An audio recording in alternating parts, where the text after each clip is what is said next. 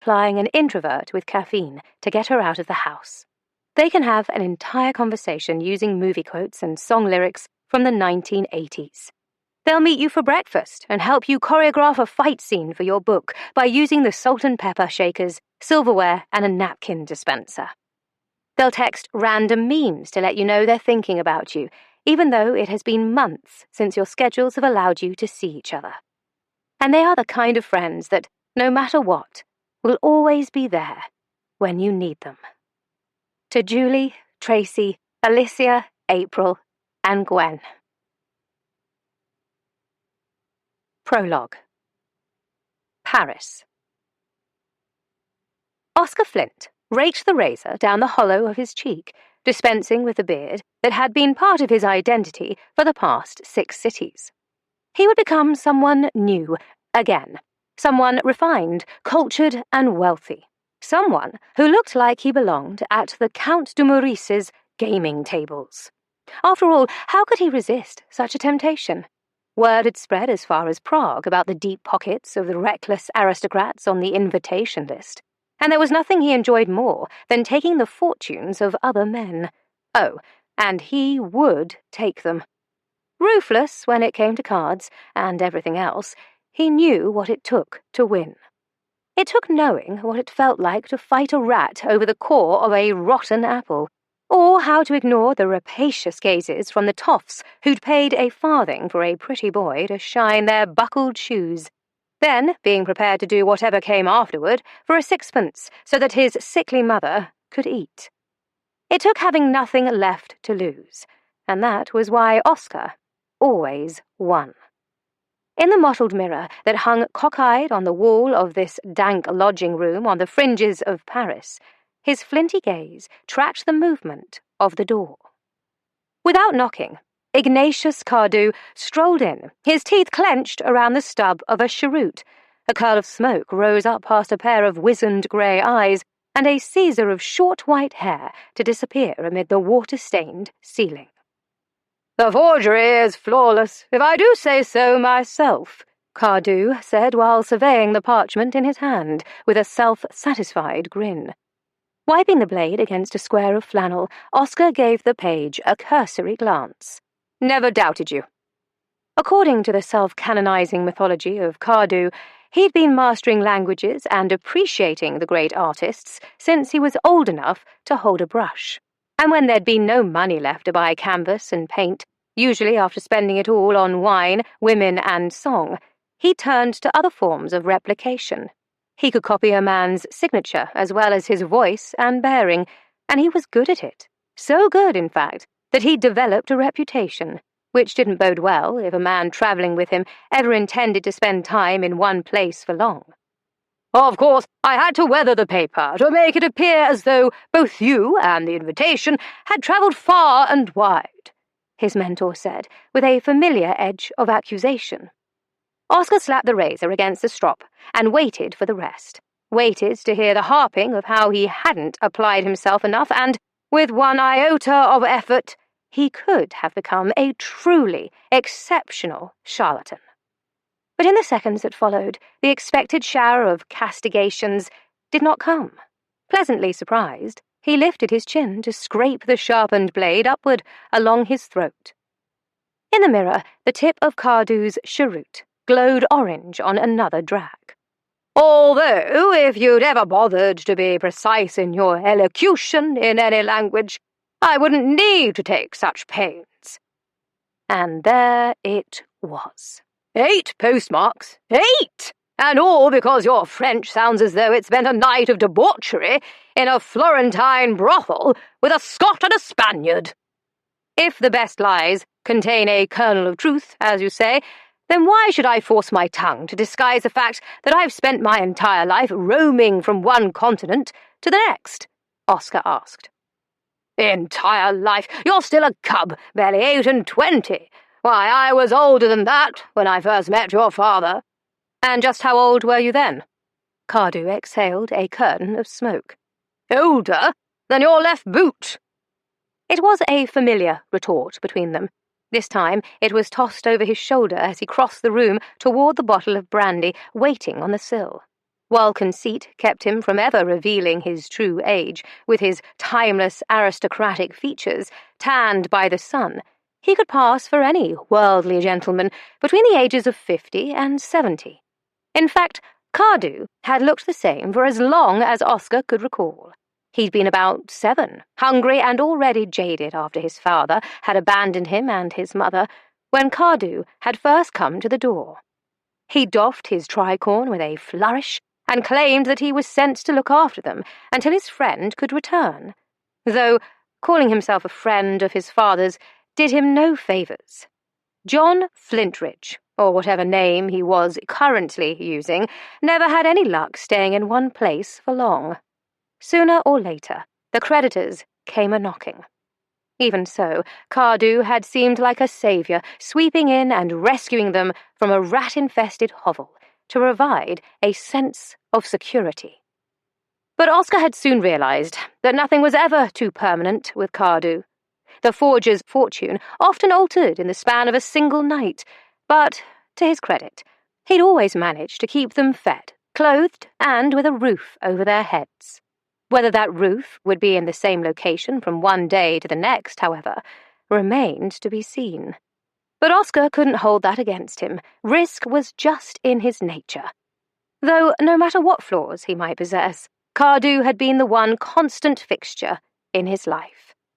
"My left boot was once an ancient cow who roamed the earth at the dawn of civilization," Oscar said in flawless French as he toweled off his face. His mentor narrowed his eyes. "Ah, so the cub possesses proper elocution, after all." "I prefer to let the cards speak for me." Cards and numbers, for that matter, had always made more sense to him.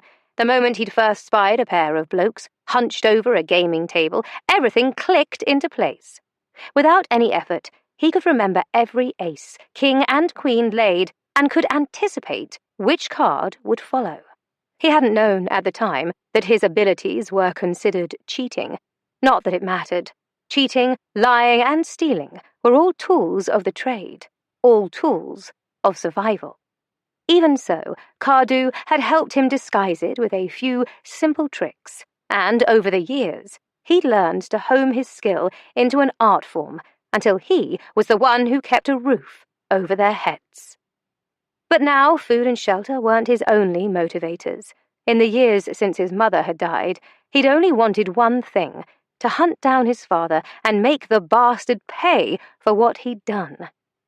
"I suppose you all do," Cardew said, his gaze appraising.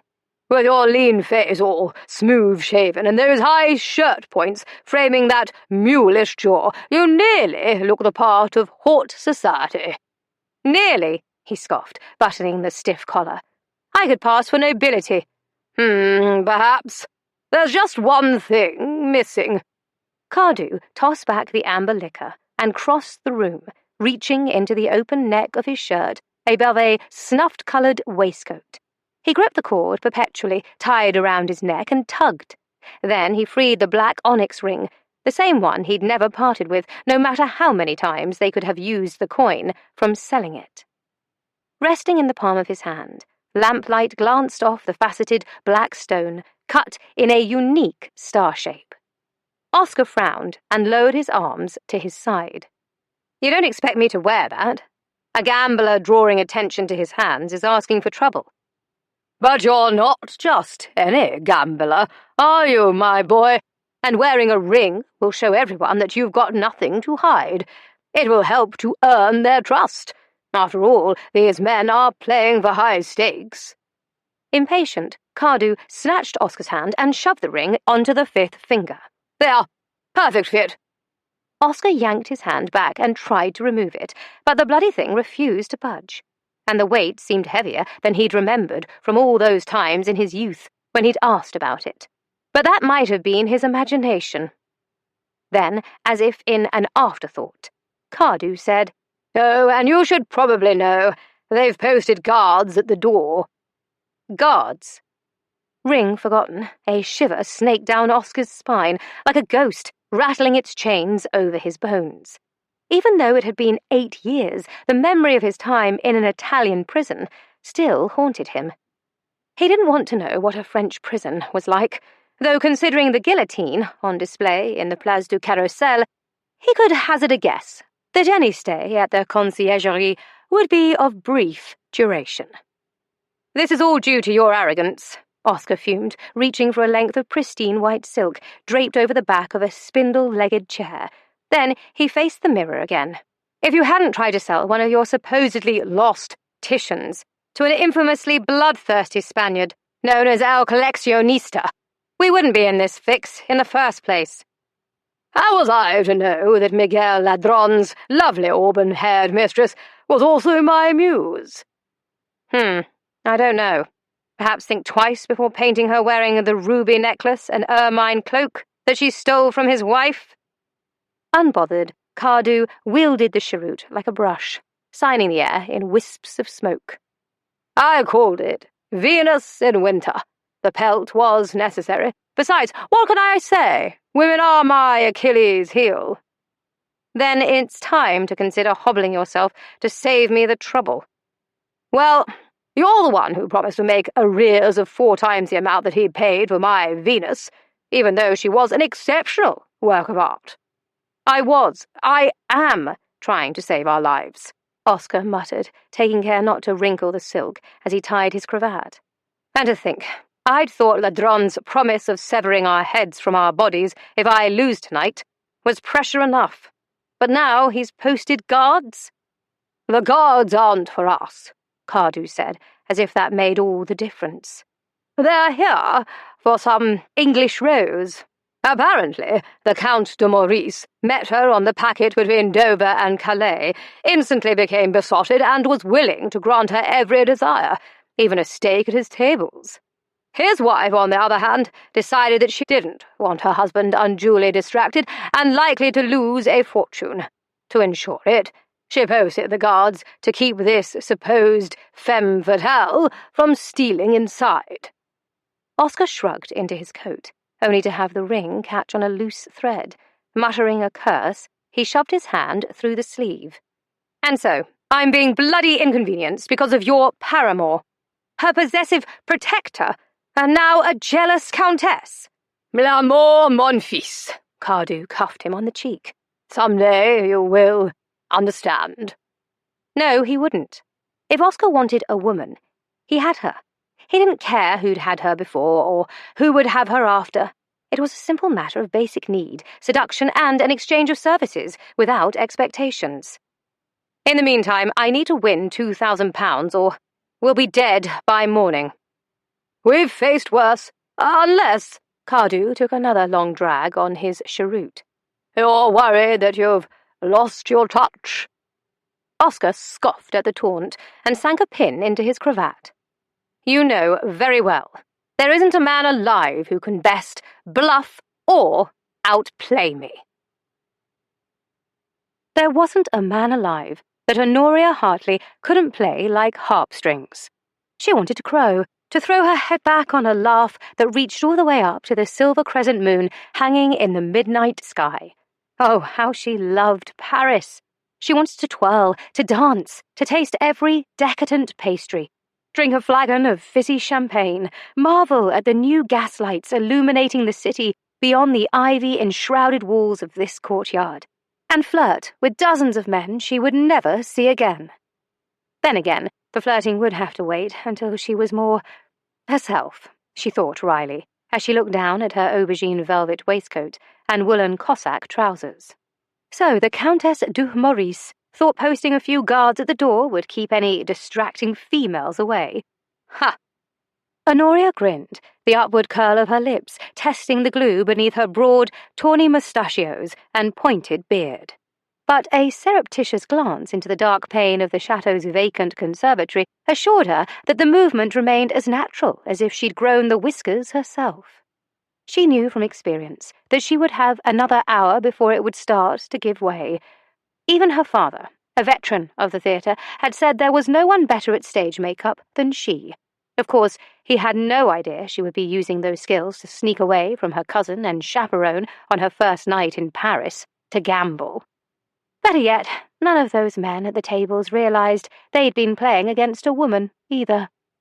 A sly giggle escaped before she could stifle it. Fortunately, no one was in the garden to hear it. And yet, no sooner had she drawn a breath of relief than she heard the scuff of a heavy sole on the tiles behind her. Devil's door-knocker! She went still and quickly assessed her surroundings. The ivied wall to her left, a fountain and lichen-speckled lion to her right, the shadows to her back, and a gate to freedom 20 paces ahead. Her first impulse was to make a dash for the gate. However, during her brief London season as a debutante, in addition to the handful of times she'd become Signor Cesario, Honoria had learned a few things about men. The male animal was a rather basic creature. Much like a dog, they were forever hungry, underfoot at the most inconvenient times, and they scratched themselves without embarrassment. Additionally, they were always up for a game of fetch or tug. Send them on an errand for one glass of punch, and they'd hang about, watching every sip and waiting for you to finish so they could do it again. Or carry a parasol through the park, and a gentleman would soon find a reason to playfully extricate it from your grasp. Though their nature tended toward mischief, they could usually behave for brief intervals when promised a treat. Unless they caught the scent of potential quarry, when that happened, nothing could dissuade them from giving chase. So, instead of bolting for the gate, she paused to place the bronze handle of her walking stick in the ever-roaring mouth of the stone lion. Casually, she breathed on her monocle, rubbed the fog from the concave glass, then fixed it in place. Taking up her walking stick, she ambled past the fountain, all the while keeping her senses on alert. After all, being dressed as a man did not protect her from pickpockets and cutthroats, and there had been more than a dozen men inside the chateau who'd wanted the £2,000 purse she now had on her person. When the clap of her booted footfalls on the tiles met with no responding echo of a pursuer on the prowl, she breathed a sigh of relief. The footfall she'd heard had likely been that of a servant, or perhaps a guest stepping out for a breath of fresh air. Not that it mattered. She was only a few paces away from the gate and the safety of her carriage, without anyone being the wiser of who she really was.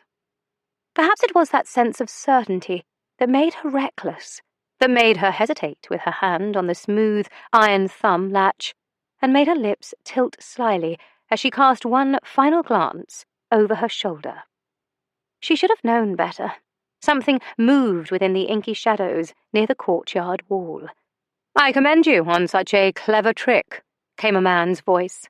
A breath stalled in her throat as she recognized the timbre of it, which was odd because the owner of said voice hadn't spoken more than a handful of words.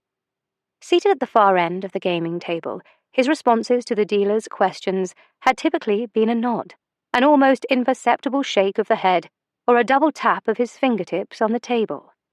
To the footman serving drinks, his manner of speaking was economical, as though every word cost a shilling, and yet there had been something undefinable in his tone that seemed to reach across the space between them and caused her skin to tingle with gooseflesh as if draped in a length of raw silk.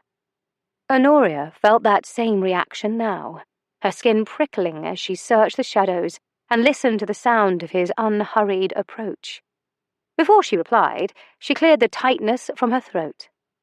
After all, it was important to keep her vocal folds relaxed when using the lower register of her voice, in keeping with her disguise as a wealthy Florentine merchant. "I am afraid I do not know what you mean, sir." The words were in English, but heavily accented with the romantic lyricism of the Italian language. "Never been choused by the likes of you." She frowned, the glue of her carefully applied wiry eyebrows puckering as she shook her head in feigned confusion. But there was no mistaking that he just called her a cheat. "Choused? Che cosa significa? Choused?" The man emerged, stepping into a patch of moonlight. The pale beam shone down on thick, wavy hair, the colour of wet walnut shells that swept back from an escarpment of a forehead, above a pair of dark, slashing brows that kept his eyes in shadow. There was something feral about him, something that strained against the layers of fine wool and silk, like a wolf in the forest, waiting for the shepherd to lose sight of one little lamb. His features were more angular than most of the pampered aristocrats she knew, puppies with soft chins, doughy cheeks, and the fleshy promise of forthcoming jowls. But this man's face was lean, his jaw hard, honed to a razor's edge. His nose, not quite straight, suggested a life beyond Eton, Oxford, and afternoon teas. A life far removed from white-gloved dances with debutantes and talk of touring the continent. This man had lived. There was something intriguing in that, if she found that sort of thing intriguing, which she didn't, at all, because she was all too aware of the weight of the winnings tucked into the padded lining of her waistcoat, and how little she knew about the man introduced to the party as Mr. Flint. Then again, she was also conscious of the poniard hidden inside her walking stick. Her gloved hand tightened around it, though as of yet she hadn't been forced to use the blade to defend herself. She knew how to fence, to win a match, but not to save her life. In fact, most of her experience with fighting consisted of what she'd learned from her eccentric father on the family stage. So she exhaled in almost slapping someone and almost running them through with a sword. To her, the choreography of a fight was like dancing in the centre of a ballroom. But this... Somehow she doubted that if this man meant to silence her or take her purse by force, he would be intimidated by her almost attacking him. Nevertheless, Honoria knew she was quick on her feet, and as her father always said during rehearsal, "When in doubt, faint." Casually, she slid one foot behind her, balancing her weight. "Let us leave the games behind us, He stopped and offered a good-natured shrug. "I merely wanted to congratulate you, from one Captain Sharp to another." Gone was the ruthless gambler she'd met at the tables as one lean cheek lifted to form a bracket beside his mouth. Earlier she'd thought he was smirking at her, which had made her immensely glad to best him at that last hand, but now the lopsided quirk seemed almost affable, charming, even. So when he held out his hand, she responded reflexively, felt his grip unfold hers. It made her feel fragile and altogether too feminine. Honoria realized her mistake at once. She tried to withdraw, but he held fast, and before she could blink, he removed her black lambskin glove, simply peeled it down from wrist to fingertip. "As I said before, you're clever, but not quite clever enough. Not even for a woman." "I beg your pardon?" Signor Cesario said with a huff of indignation and a futile attempt to free himself. The stranger took a step closer, lifting her captive hand. "If not for these nimble fingers, you might have fooled me. The bitten manicure is a nice touch, but there are certain ways women move that men do not. It's from needlework, I think, that dainty pinch of fingertips. Nevertheless, I suggest you watch the way you lift your cards from the table in the future, if you're going to continue this charade." "How dare—" She stopped on a gasp when he bent his head and licked the top of her finger. Actually, licked her, where she had painstakingly drawn and shaded a series of very masculine-looking hairs. But her outrage was quickly overshadowed when she felt the heated rasp of his tongue. The sensation was so startling that it stole her breath. Her stomach gave a curious little hop. Distractedly, she watched as the ink smeared underneath the circular rotation of his thumb, and she didn't know whether to demand satisfaction at dawn or ask him to do it again. "You are mistaken," she said in her best signor voice, albeit a tad raspy since all the saliva had dried up in her mouth. But she jerked her hand free, cradling it almost protectively. The man grinned and wagged an accusatory finger. "And that's another tell. You're too quick to shy away. Any man, even one so much smaller in stature, would have displayed a front with his chest out, shoulders back. A woman, on the other hand, will make herself appear smaller, hunching her shoulders ever so slightly to protect her soft underbelly. And yet, even as she does that, her eyes will flash with ire, just as yours are doing now, while she plots 6 different ways to murder a man in his sleep." "Only 6?" she asked, and he chuckled. "I'm not saying you're correct. However, if you were, just what would you do with that information? Extortion? Blackmail? I may be a scoundrel, but I draw the line at blackmailing a woman. Though I'm guessing you're hardly— He cast an appraising glance from head to toe, his mouth pulling at a frown. She huffed, forgetting to lower her voice. That I'm hardly what? It would be ungentlemanly of me to say. I thought you were a scoundrel. Even a scoundrel wouldn't dare suggest that you might resemble your disguise. When her nostrils flared with irritation, it only seemed to encourage him. For all I know, your voluminous mustachios are concealing a rather hairy mole. I once knew a woman who had one in the shape of Australia. It had 3 hairs growing out of it. One dark brow arched as he stared suspiciously at her mouth. This was a novel experience indeed. In all her life, no one had ever accused her of being anything less than goddess-like. Flattery was such a common occurrence that she took it for granted, and she'd had no idea that being called unattractive would cause her defences to rally. I'll have you know that I'm quite pretty. He had her so vexed that she didn't realise she'd pulled out her poniard and was brandishing it at him. His brow flattened, and his eyes, still immersed in shadow, seemed to darken even more. I don't take kindly to threats. And I don't take kindly to insults, she said, refusing to back down. Those guards inside? They're here because of me, you know. I'm that beautiful. Or that delusional. He took a step toward her. She cut through the air in a warning feint, but he was quick. Too quick. He took hold of her wrist in a punishing grip that forced her to drop the blade. Since we've apparently exhausted all niceties, I'll be blunt. I need that purse. Pocket sin from paying for your chers amis?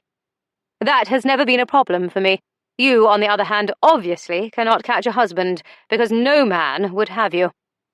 Drawing her arm down, he pinned it behind her back, bringing their bodies close enough that, even through all the layers of binding and padding she wore to disguise the swell of her breasts, narrow waist, and the flare of her hips, she could still feel that he was a wall of solid muscle. She caught the scent of him, a melange of amber, smoke, and sandalwood. Drat! He even smelled as if he'd roamed several continents and lived 3 lifetimes before they'd met. It made her light-headed. Then she felt his free hands still inside her coat and— Ouch! He drew back sharply. Knowing that he'd encountered one of the many pins keeping her disguise in place, she flashed a taunting grin. Needlework. She twisted out of his hold. Unfortunately, there was nowhere to go. He'd corralled her into a corner, the cad. So she manoeuvred into a defensive position, prepared to dodge under his arm when he came at her again. And for your information, I'm already betrothed. To a fellow troll, no doubt, he said crossly, examining the tiny beads of blood on the tips of 3 fingers. I'm certain my fiancé is quite handsome. Do you not know? Or is it that you keep him courting from a great distance to ensure that he does not see your actual face and run in the opposite direction? Oh, he would most assuredly run toward me. Then perhaps he doesn't want you to see his bold head, mottled complexion, and woodchuck teeth. She refused to laugh at that. Our arrangement has been since birth. That stole his attention. He stopped an arm's length away. Wait a moment. Are you saying that you've never actually met the man you intend to marry? The arrangement was forged between his grandmother and mine. After eloping with an actress, his father had become estranged from the family. Since he was the youngest of 4 brothers, he likely never thought his son would succeed to the title. It's entirely possible that my betrothed doesn't know that he's a Viscount. You're making this up. She stiffened. I am not. He is the Honourable Viscount Vandermeer. And you're simply waiting for this supposed Viscount to arrive on your doorstep? Obviously not, if I'm gambling to secure my future. So kindly let me pass. He shook his head, slowly advancing. As much as I've enjoyed our little tete-a-tete, I'm more concerned with my own future than yours. I've got a lot of living to do yet, and I'm not leaving here empty-handed.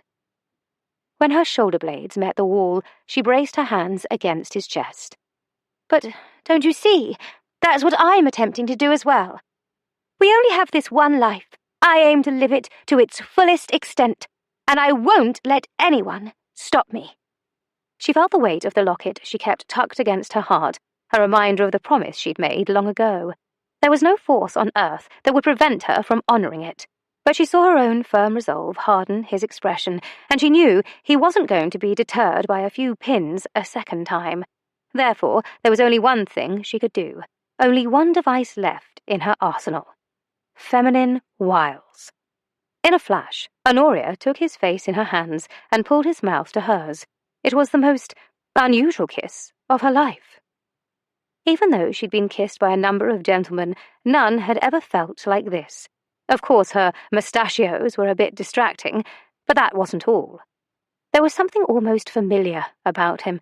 Perhaps it was his scent, reminding her of girlhood daydreams of far-off places while drowsing in the leather chair by the library hearth. Or perhaps it was the spicy essence on his breath, the hint of port and some mysterious flavour that curled low in her belly. Then again, it might have been the warm pressure of his lips as she angled her head, causing the ground to tip ever so slightly beneath her feet, as it once had when she used to twirl around in the garden amidst the twinkling lights of fireflies. She wasn't sure, but whatever it was, it caused a hum to purr in her throat. A peculiar sensation swirled in her midriff.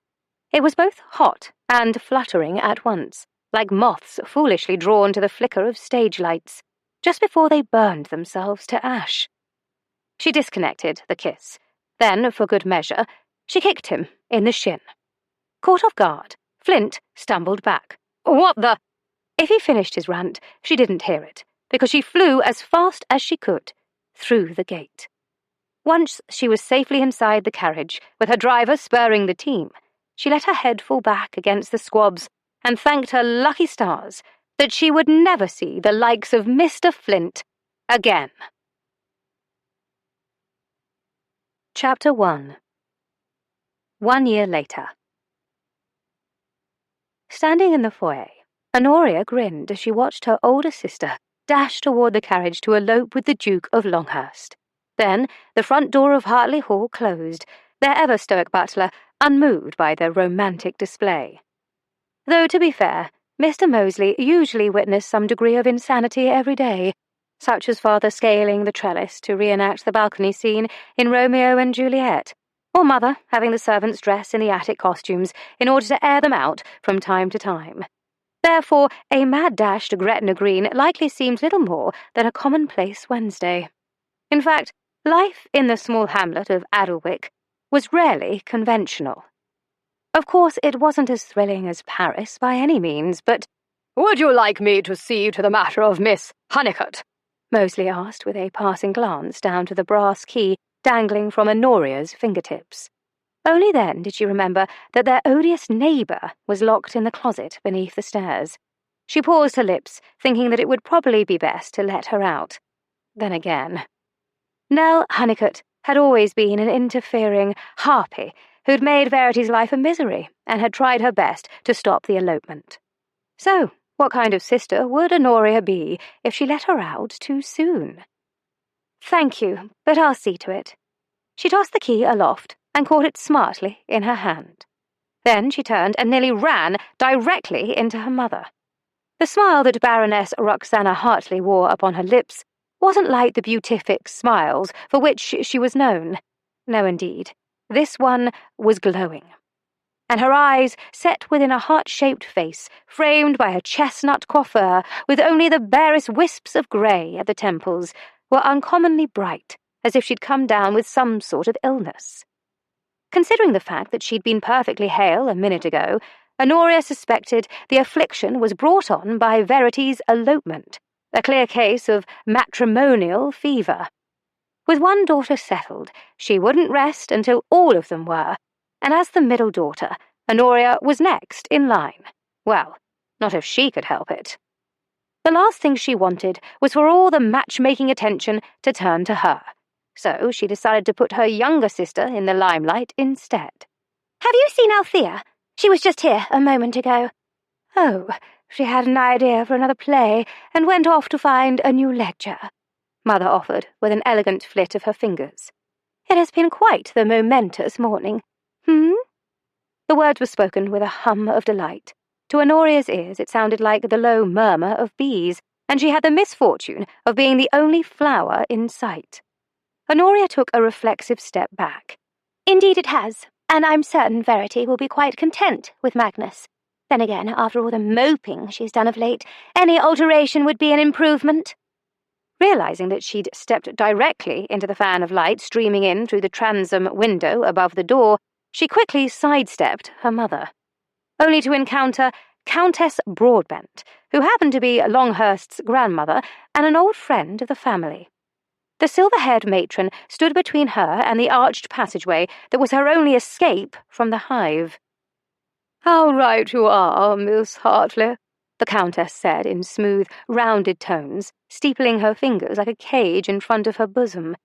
"Your concern for her welfare does you credit, and having one's sister married so well provides a sense of liberation, I should think. Perhaps even enthusiasm, More buzzing, Honoria thought. The bees were circling. She darted a sideways glance to her mother to see her eyes soften, the way they did when she was listening to father recite love sonnets. Drat! But Honoria knew that she needed to keep the focus where it belonged, on the pair who'd just run off to Gretna Green. They were today's news, not her. I have every hope for Verity's happiness. She is, more often than not, ruled by her sensibilities. In that regard, I believe she and your grandson are well matched, my lady." Honoria oh so casually feinted left, then dodged right to slyly circumvent the Countess. But Lady Broadbent was crafty. Sidling up to her, she wove their arms together to promenade down the panelled hall toward the morning room. "I admit this was my very hope from the start. I couldn't have planned it better myself, and while I have a mind for planning, I do believe we should discuss your season, my dear. Of course, I shall be your sponsor." "You are too kind, truly. However, I've already had my season." "Pish tosh," she clucked her tongue. "As I recall, your uncle chaperoned you and your cousin to a few inconsequential parties. Then his daughter quickly caught the notice of a colonel and was wed shortly thereafter. You couldn't have had much of society." "Well, there was the scandal." "Which has nearly been wiped from your family's name, or soon will be once your sister and my grandson are officially wed. A duke in the family opens many doors. Mark my words, some handsome gentleman will soon sweep you off your feet, and you'll never look back." When Honoria's mind suddenly conjured a vision of a night sky filled with a fingernail moon amidst a cluster of twinkling stars and a pair of dark eyes that had seemed to see through to her very soul, she knew it meant nothing. It had happened before, and the fact that her middle might have issued a moth-wing flutter during those episodes meant even less than nothing. Being swept off one's feet sounds rather primitive, as if men were lurking in their caves, clubs at the ready, and eager to carry off the next unsuspecting female. "That isn't far from the truth," Mother said with a laugh, falling into step behind them. "In fact, when I first met your father—" Thankfully, Mother's story, which was often too descriptive regarding how well father had looked in his snug buckskin breeches, stopped abruptly at the interruption of a rather irate voice coming from the closet beneath the stairs. "Will someone please let me out?" Mother stopped. "Is that Nell Honeycutt?" That was when Honoria remembered she had the key in her palm. Met with her mother's and the Countess's dubious looks, she shrugged her shoulders. "Don't blame me. Longhurst was the one who locked her in. Something to do with recompense. Regardless, it isn't as though that's the strangest thing to happen in this family." Lady Broadbent pursed her lips and refrained from comment. Mother nodded and held out her hand. "Better leave the matter to me, then. I'll have to smooth things over with her mother. Lady Macbeth has nothing on Elaine Honeycutt." "I heard that," Nell sneered. "Did you, dear? How splendid for you." Mother took her time in turning the key in the lock. When Nell was finally let loose, looking a bit frazzled as she pushed back a fall of straw-coloured hair, her feathered hat sagging off to one side, she pointed at each of them in turn. "You all deserve to be in Bedlam." Then she stormed off, marching toward the front door and passing Althea on the way. "Don't tell me I've missed all the excitement again," Thea groused, stomping her stockinged foot. She was a beauty in her own right, favouring their mother in form and feature, with curling mahogany hair and sooty eyelashes, so thick they could start a hurricane with 2 blinks. More than half the men in Adelwick were in love with her, but she only had eyes for her plays. "Serves you right for leaving me alone with them," Honoria muttered. When her throat cleared behind her, she turned to the Countess, who arched a rather intimidating silver brow. "Not that I mind, of course. It's simply that, with Thea at the ripe age of 19, all the talk of seasons and matchmaking ought to be directed at her."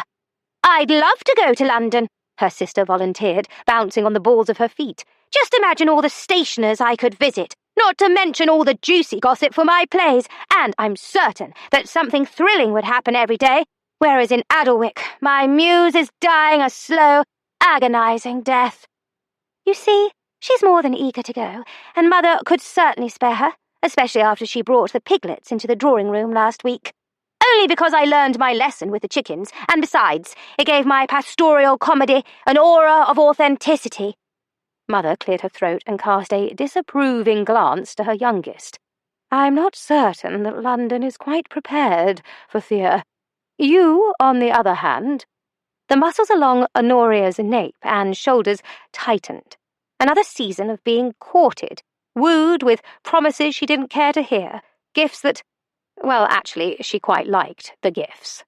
However, another season meant more expectations that she had no intention of meeting, because she had no intention of marrying. Ever. The sound of 3 succinct knocks reverberated through the house, seeming to penetrate her skull as if someone were hammering down the final nail in her coffin. Whack! Whack! Whack!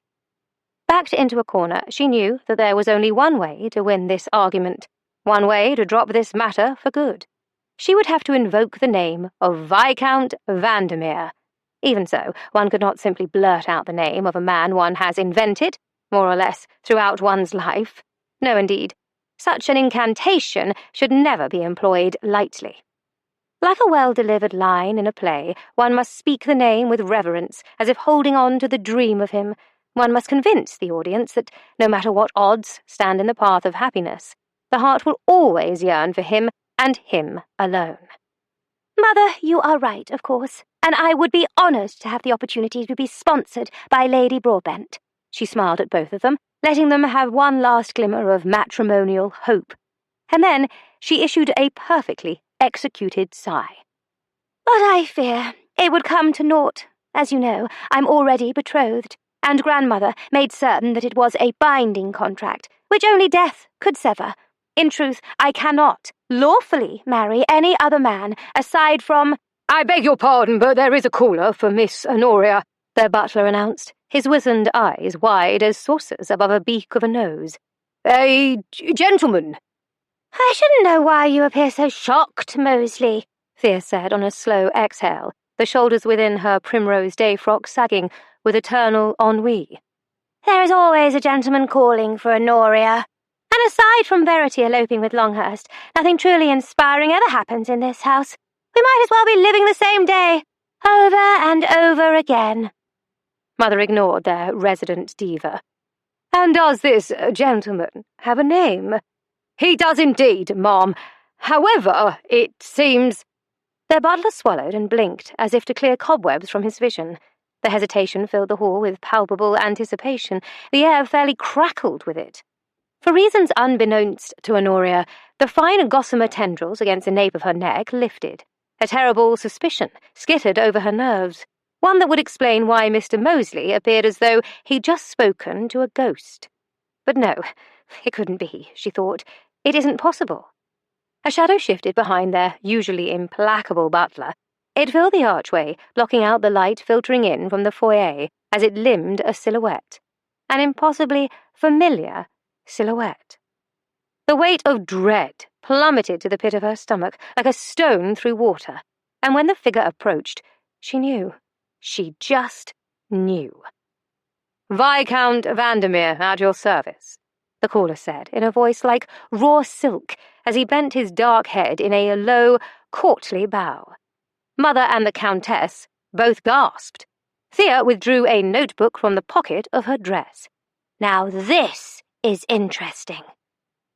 But Honoria, who usually excelled in the art of improvisation, wasn't certain what to do.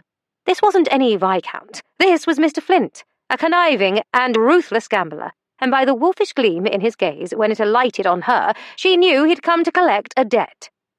Her heart faltered, stopped, then started up again, the beats too fast to count, and there was a buzzing in her ears. This stranger knew far too much, things her family didn't know, couldn't know. Things that would plunge the Hartley name back into scandal, and they hadn't even recovered from the last one yet. She needed a moment to think. The problem was, everyone's attention was now trained on her, as if she were centre stage. The stage, she thought. Of course. Years ago, her mother had taught her a simple tool to redirect an audience's attention when a scene wasn't going quite to plan. When in doubt, my dear, faint. So that's precisely what Honoria did. Chapter 2. Honoria had practiced the art of fainting countless times. To Delaquest, with a perfect blend of grace and drama, there was a proper way to arrange one's limbs to minimize injury. Bruising was inevitable, but one must suffer for one's art, after all. And yet, as she let her bones fall slack and sank to the floor, she never felt herself hit. Instead, she was gathered up into someone's arms. His arms, to be precise. There was no mistaking that strong, secure hold, no mistaking that evocative scent that transported her to a single night in Paris in one heady rush, and no mistaking the moths. Those pesky little insects were back. She tried to keep them dormant, locked in a jar, but they suddenly took flight. A frustrated sound rumbled in her throat. She heard a low chuckle in response before he murmured in her ear, "Did you miss me, Signor? Is that why you were longing to be in my arms again?" At once her eyes flew open. Then she shut them, abruptly, before anyone else saw through her pretense. But the glimpse was long enough for her to catch the smirk on his mouth, and for her to realize that she'd been wrong about one thing in Paris. Flint's eyes weren't dark. They were a shade somewhere between ethereal blue and slate grey, the colour of the sky as a storm approached. She wondered what tempest he was about to unleash into her life. A shiver of foreboding snaked down her spine. Roxana Hartley fretted and fussed, directing the stranger to carry her poor, overwrought child into the morning room. But Honoria had little doubt that Mother was up to something. After all, she taught her daughters everything she knew about commanding a stage. "Just lay her down here on the sofa, my lord. And Mr. Mosley, would you send to the kitchens for a ewer of fresh water? I am afraid that a fly has fallen into this one. Thea, fetch your sister's favourite pillow. We want her to be comfortable. And Olympia, if it wouldn't be too much trouble, would you accompany me while I search for a vial of smelling salts?" "I believe I have a vinaigrette in my reticule—" Lady Broadbent broke off when Mother cleared her throat. Then, with an amateurish exclamation, she continued on haltingly. "Oh, dear, it seems I was mistaken. Such a pity." Inwardly, Honoria rolled her eyes. Flint lowered her body effortlessly onto the gold damask cushions. She paid no attention to how weightless she felt in the sturdy strength of his arms. None whatsoever. Nor did she acknowledge that her every inhale was filled with amber, sandalwood, and him. She had far more important matters on her mind at present, like how to be rid of him. "My lord, we'll be back in a snippet for a more proper introduction after her recovery," Mother said, an instant before the graceful, unhurried patter of her retreating footsteps echoed along the corridor. And just like that, they were alone. "Damn," Flint muttered under his breath, sliding his arms out from beneath her, and she did not, absolutely not, miss his warmth. "I was afraid of this."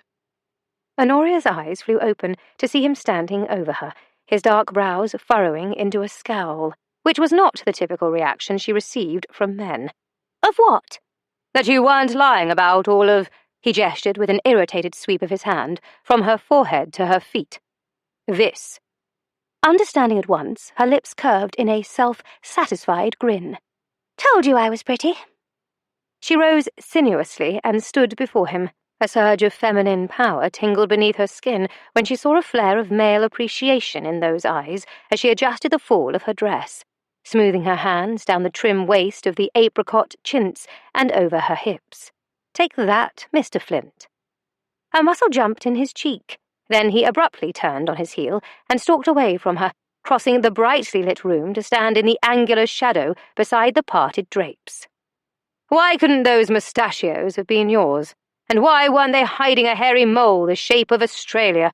It really isn't fair otherwise," he said, as if to himself, as he stared toward the garden, his profile etched in stone. She narrowed her eyes. "What isn't fair?" "I don't want to be distracted by you again. Your little adventure into the world of high flyers cost me more than £2,000. In fact, I barely escaped Paris with my head." "You can hardly blame me for the fact that someone wants to be rid of a man like you. I should think that would be a daily occurrence." He cast a glare over his shoulder. "I may be a gambler, but I pay my debts. Until you, that is. Ever since I had the great misfortune of meeting you, my luck has apparently run out. So I'm here to take back what's mine." Honoria suddenly understood why he'd arrived on her doorstep. Unfortunately, the knowledge did nothing to ease her disquiet. "How did you find me?" "An old friend, the same one who saved my neck." His hand reached up to smooth the folds of his cravat in an absent gesture as he turned away from the window and began toward her again. "When I let it slip that a woman swindled me out of a fortune." "Swindled?" she scoffed. "He naturally wanted to know how such a thing was possible. So after sharing a few pints, I told him."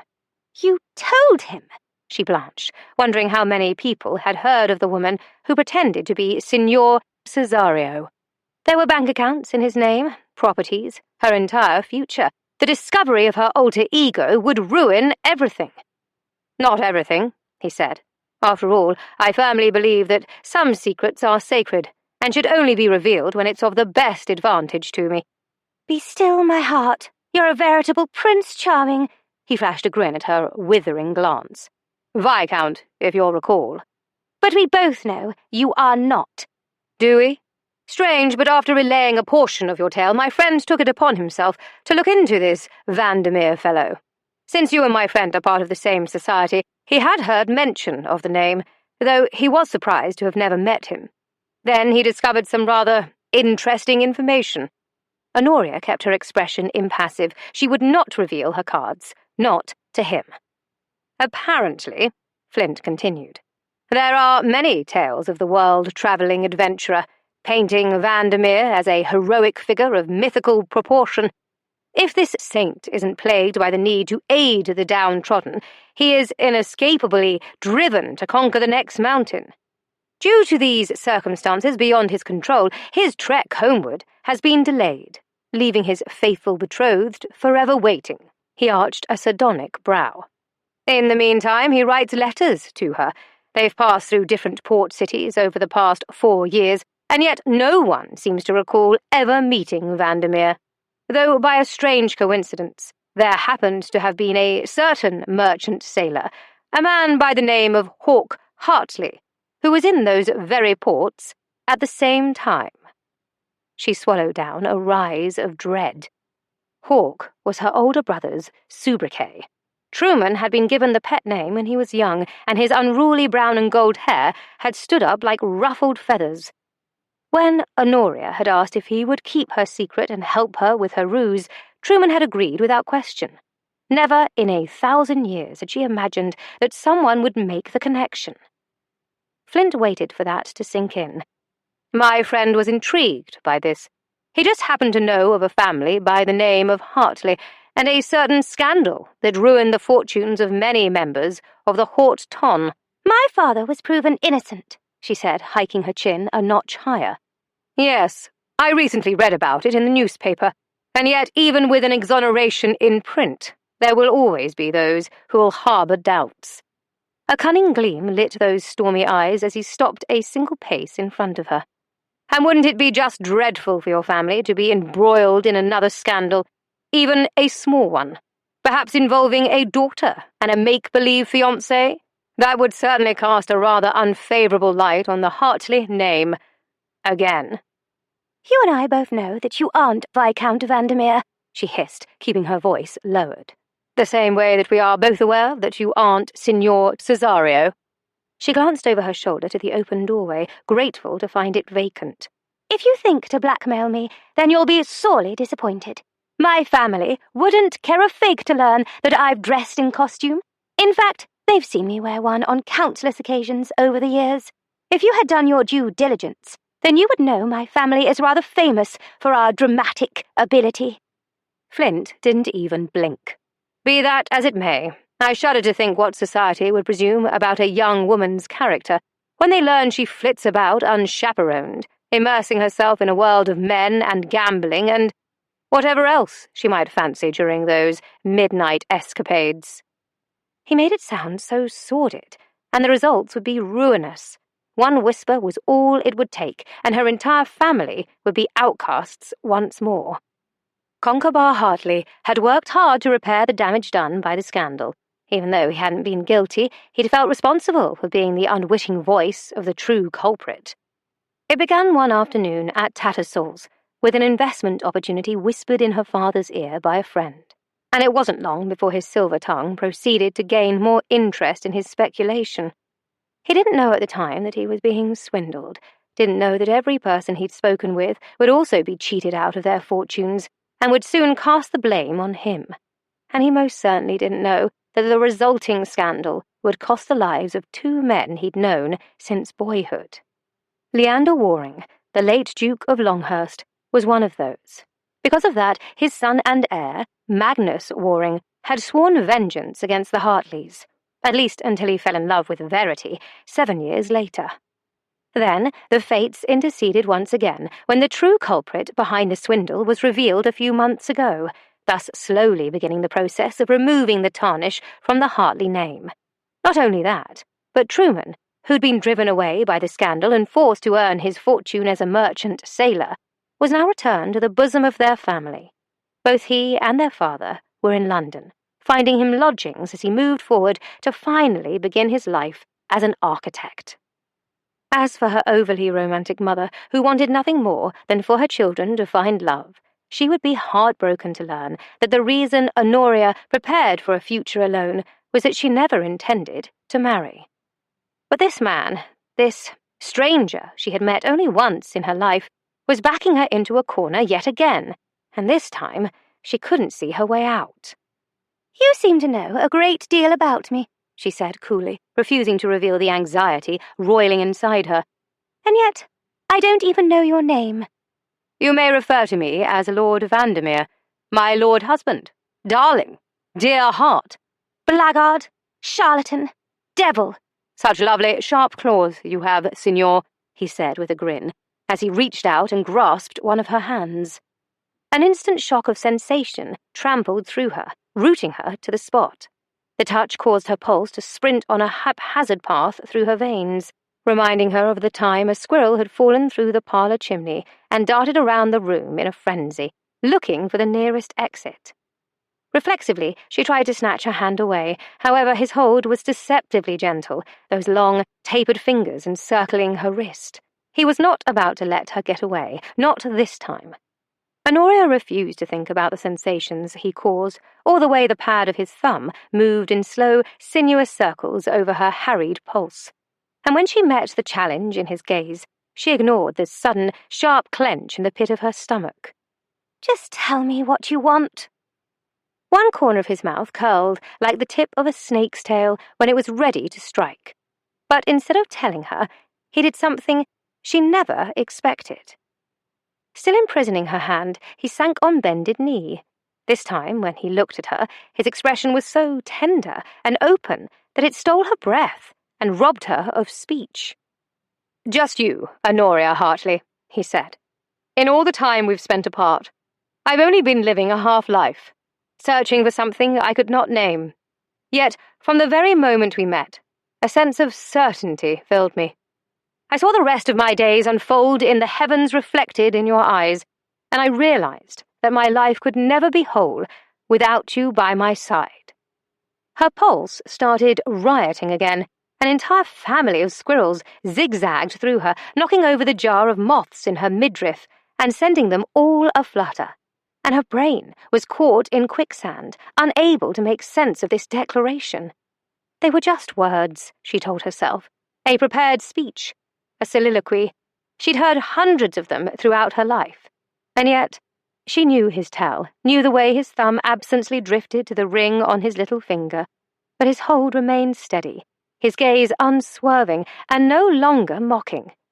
Had he, too, felt that uncanny shift that seemed to click something into place when their lips had met in Paris? She had tried not to think about it, had tried for a year to keep her thoughts away from him, away from that night, that moment, that kiss. She hated to admit it, even to herself, especially to herself. But ever since, she had compared all other kisses to that one. It had irritated her beyond belief. But now, well, now, she felt rather... Her mother squealed from the doorway. In an instant, Honoria's senses cleared. Someone might as well have dashed cold water in her face. Dimly, she heard Lady Broadbent sigh, and Thea hum with delight, her pencil scratching on a page of her pocket ledger. A coldness seeped into Honoria's veins as she caught the triumphant gleam in Flint's eyes. The liar had only been performing to his audience. She, of all people, should have known better.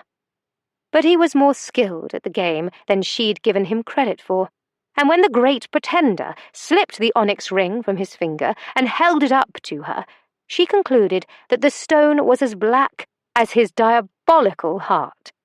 Clearly, she'd allowed her thoughts to run amok, but she wouldn't make that mistake again. So, the gambler wanted to play the role of Viscount Vandermeer, did he? Well, she'd just see about that. Chapter 3. Oscar relished the daggers that his cunning little gambler's gaze hurled at him, though, unlike in Paris, the surrounding flesh wasn't painted and powdered to provide a wizened, masculine appearance. Gone were the wiry eyebrows, the tawny wig, mustachios, and beard. In their place was hair the colour of sunlight spun into strands of silk, and a flawless complexion of the finest cream. And in the full light of day, her irises were so blue and fathomless that they reminded him of the Aegean Sea. In short, she had the face of an angel. Well, almost. The impish upward tilt at the corners of those eyes, along with a sinfully full mouth and a figure ripe with tantalizing curves, all suggested that her beauty was a gift from both heaven and hell. It was the latter that reminded him not to underestimate her. Then again, he didn't require any reminder. Ever since this diabolical creature had disappeared into the night with his winnings, leaving him at the mercy of Ledron's blade against his throat, he thought of nothing else aside from ensuring that she paid, and paid dearly. If it hadn't been for the timely intervention of an old friend, both he and Cardew would have been killed. But his friend had helped them escape and flee to Marseille, where they stole away on a cutter bound for Spain. Along the way, rum and rage had loosened Oscar's tongue, and he'd let a few things slip. Not about a chit dressed as a man. No, he'd never have survived the ribbing from that. However, he had mentioned a femme fatale who distracted him for an instant, and he'd cursed her every day since she'd slipped through his fingers. Listening to Oscar's slurred recitation, his friend had taken particular interest in the name Vandermeer. He'd heard it mentioned in passing during his life, or rather, his other life. That was when he confessed that he'd been reared among the haut ton. Then he revealed his true identity as the second-born son to the late Duke of Longhurst. Oscar had been gobsmacked by the news, even though he'd long suspected that there was more than met the eye with the devil-may-care wastrel who'd always managed to be in the right place at the right time. He had never thought of Rowan Waring as quality. A former military officer, perhaps, but the son of a duke?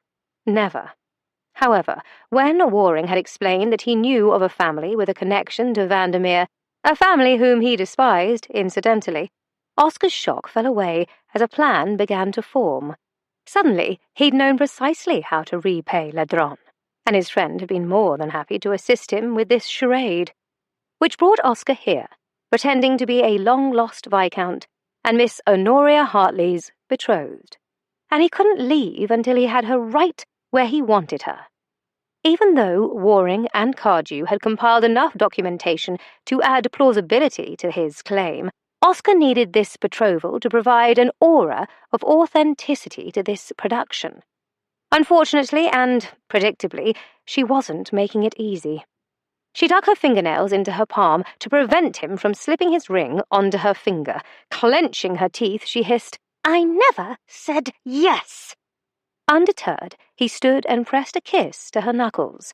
"But we both know that it is more than a mere betrothal contract that binds us. I can see it in your eyes that you feel it too." Murder. It was murder lurking in her eyes. But this was hardly his first time being the recipient of such a look, so it didn't rattle him in the least.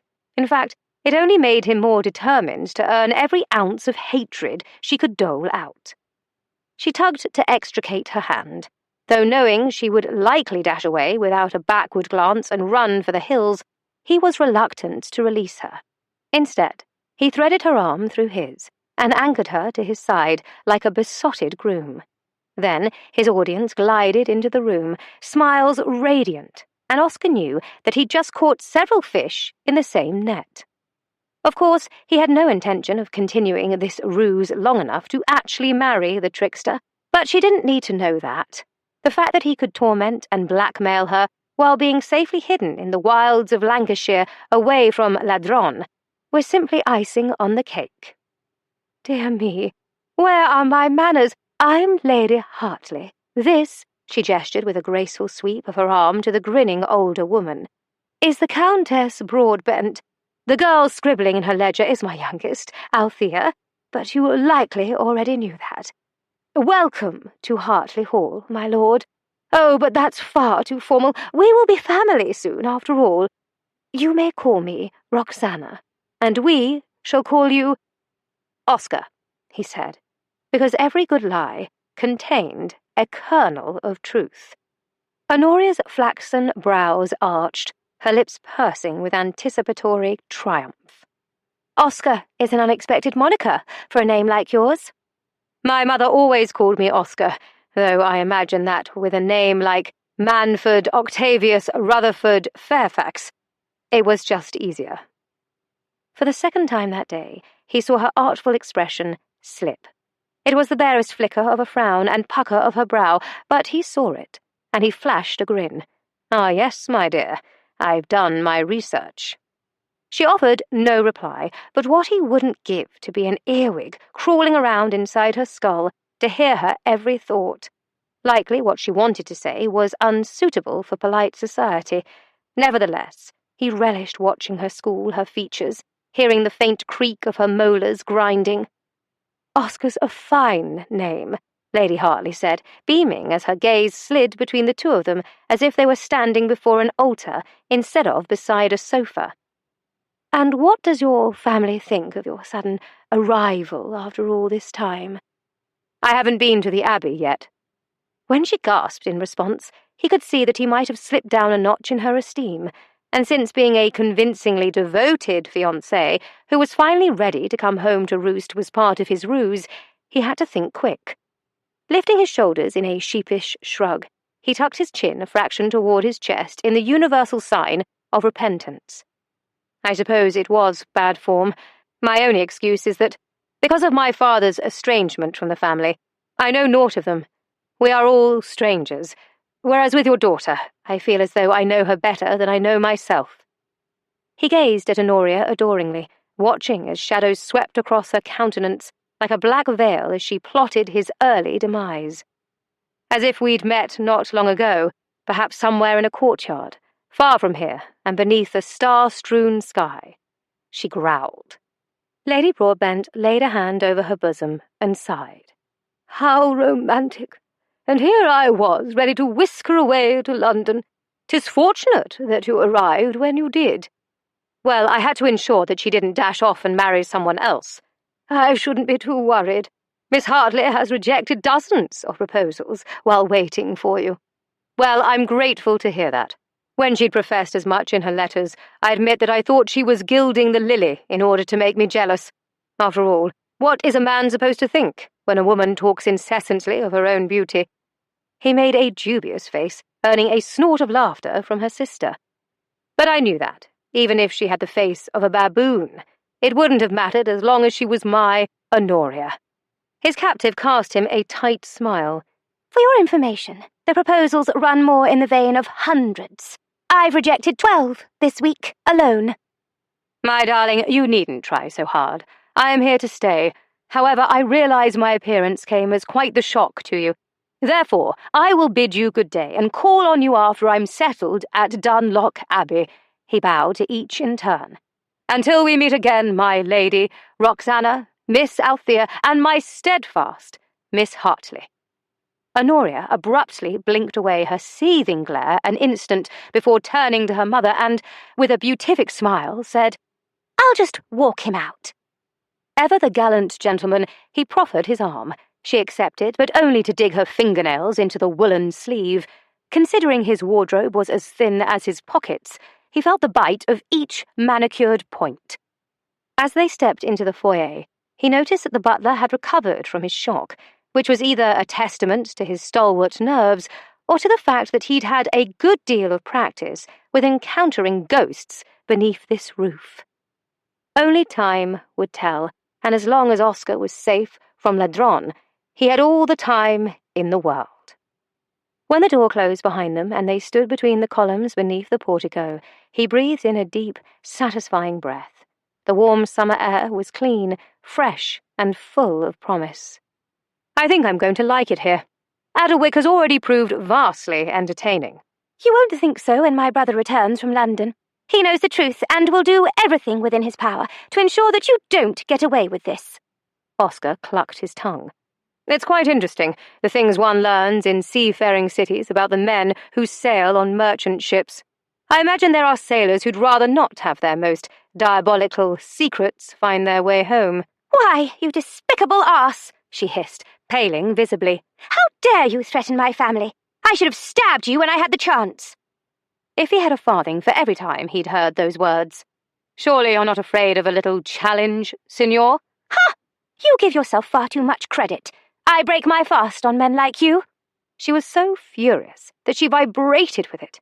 An angel draped in tiers of quivering ruffles and puffed sleeves, and there was just something about the way she stepped forward, shoulders back and eyes flashing, that brought out the devil in him. So before he went to untether his horse, he leaned in close. I'll return early on the morrow, then. Oscar wasn't certain when his love affair with old houses began, whether it was during his transient childhood or while roaming from place to place as a young man, he couldn't say.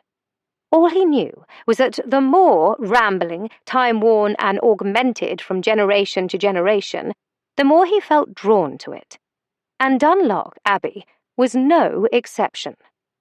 She was a sprawling grey-stone giantess, lounging on her side amid a verdant blanket of rolling hills, with her head pillowed on a thick fall of leafy wilderness, her feet tipping toward a lily-pad dappled lake. At her centre, her hips rose 3 stories and hosted a plethora of slender, mullioned windows and a broad, recessed doorway of weathered oak. He left his horse with a young stable hand wandering about. Then, reaching for the large iron ring on the door, he chuckled to himself. For a grand old lady, she certainly had a scandalously placed knocker, but he doubted that the monks who'd once lived there ever thought of this Romanesque beauty as a woman. Even so, Oscar took special care in rapping on the door. After a time, when no one answered, he rapped again. Left waiting, he wondered if all the inhabitants had gone out the backside for a frolic or whatever aristocrats did to pass the time. Rapping a third time with more gusto, he offered a silent apology to his new mistress for treating her most ill. At last, the door opened, swinging so wide it took the hoary butler with it. The raw-boned, liveried old fellow teetered off balance, then, facing the wrong direction, asked, "May I help you?" "I feel as though that should be my question," Oscar muttered under his breath as he stepped across the threshold and tapped the man on the shoulder. "Viscount Vandermeer." Turning around with a start, the man blinked a pair of cloudy blue eyes, as if trying to bat away the mists. "I'm afraid not, sir. There's been no Viscount in residence for nigh on 15 years now." "What I mean to say is that I am Vandermeer, or rather Manford Octavius Rutherford Fairfax," he said, unable to keep the syncopated rhythm from his delivery. But it was a substantial mouthful. One had to build up a rhythm to make it all the way to the end. He was just reaching for a calling card when the manservant shuffled off, disappearing behind the door. Curious, Oscar followed and watched as the man lifted a tarnished brass-eared trumpet from a three-legged stool and summarily held the small end of the funnel to his ear. Apparently, the butler was both blind and deaf. So Oscar tucked the card back into the silver case he'd pinched in Prague and repeated himself thrice. In the grueling moments of attempted conversation that followed, he learned that the butler's name was Algernon, and that the family was indeed out the backside, or rather having tea on the lawn. And after that inauspicious start, he followed the butler through the entry hall. But Oscar felt a twinge of disappointment as he took in the sights around him. He didn't know what he expected to find, but it wasn't unpolished and chalky slabs of grey stone tiles beneath his feet, or barren ash-brick walls. Weren't these cloistered monuments supposed to host elaborate tapestries, mouldering paintings, threadbare rugs, and gargantuan pieces of furniture that could only be moved by an army of Romans? But this was like walking through a mausoleum. The stale, musty odour in the air only substantiated that thought. Where were the vases of flowers, clove-pricked orange pomanders, and lingering aromas from the kitchen that brought a sense of warmth and life to a home? And for that matter, where were the candelabras, tea-stained doilies, and pointless figurines? Even the erstwhile pickpocket in him lamented over the lack of filch-worthy bric-a-brac. His disenchantment only grew as he passed a majestic marble staircase that swept upward from broad treads and curved in a perfect arc to the railed gallery overhead. The structure was doubtlessly designed to be admired as one would a nude sculpture of the female form. However, as he neared, he noted that some villain had marred all that devastating beauty by covering the gracefully curling banister and carved newel post with lacquer. Black lacquer. And worse, they'd glopped it on with a heavy hand, leaving it to look as though the wood beneath were weeping in fat onyx tears. Whoever it was deserved to be flogged. If there was one thing he'd learned from Cardew, it was that a work of art was meant to be celebrated, not concealed. Sidling up to Algernon, he nearly demanded to know who'd committed this atrocity. But then Oscar remembered that it wasn't his concern. He wasn't the real Vandermeer, and he wasn't here to stay. So he simply cast one more disparaging glance at the desecrated staircase and walked on. After traversing through a short corridor, he was surprised when it opened to a vast airy chamber. The echoed clap of his bootsteps reverberated up to the vaulted ceilings of the great hall, where painted plaster was given way in hollow blisters from a faded fresco. It took no leap of imagination to discern that, at one time, this must have been a sight to behold. He also pictured the walls as they might have been, adorned with ornate tapestries providing a welcome warmth to these Spartan surroundings. The far end of the hall resembled a crossroads with arched passageways leading off toward additional wings of the house, though, from what he'd witnessed thus far, he shuddered to think what other profanities awaited to the north and south. But that discovery would keep for another time, because Algernon kept on a steady, plodding pace, and there was no point in asking the fellow. Toward the west end, an arched doorway stood open to a wedge of sunlight that gilded dust motes in the air. They descended 3 steps, the stone time-worn and silken smooth, their centres as concave as pour-spouts on an ewer. They were magnificent.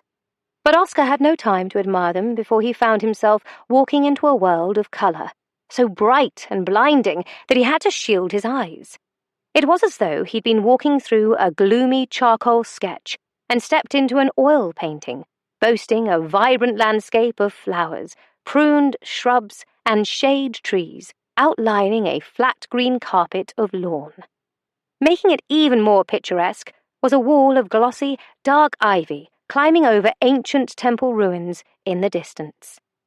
Here, he thought, was where the current inhabitants of Dunlock Abbey truly lived, and he tucked that knowledge aside for later. Algernon continued to lead the way along a flagstone path bordered by blue and red blossoms spilling from urns and the golden-tipped tufts of tall grasses that sprouted up like fireworks exploding from the ground. Around the corner, Oscar paused as two tents came into view. They flanked either side of the lawn, the sides tied to slender wooden supports with alabaster drapes, billowing like sails in the breeze. He spied the people sitting inside on cushioned bronze chairs and chaise lounges, their attention on the pair playing lawn tennis on opposite sides of a low net. From what Oscar had seen of the inside, he never would have imagined the inhabitants capable of taking part in a leisure activity. Then again, 3 of the 4 women remained charcoal sketches, dressed all in black, from hat to hem.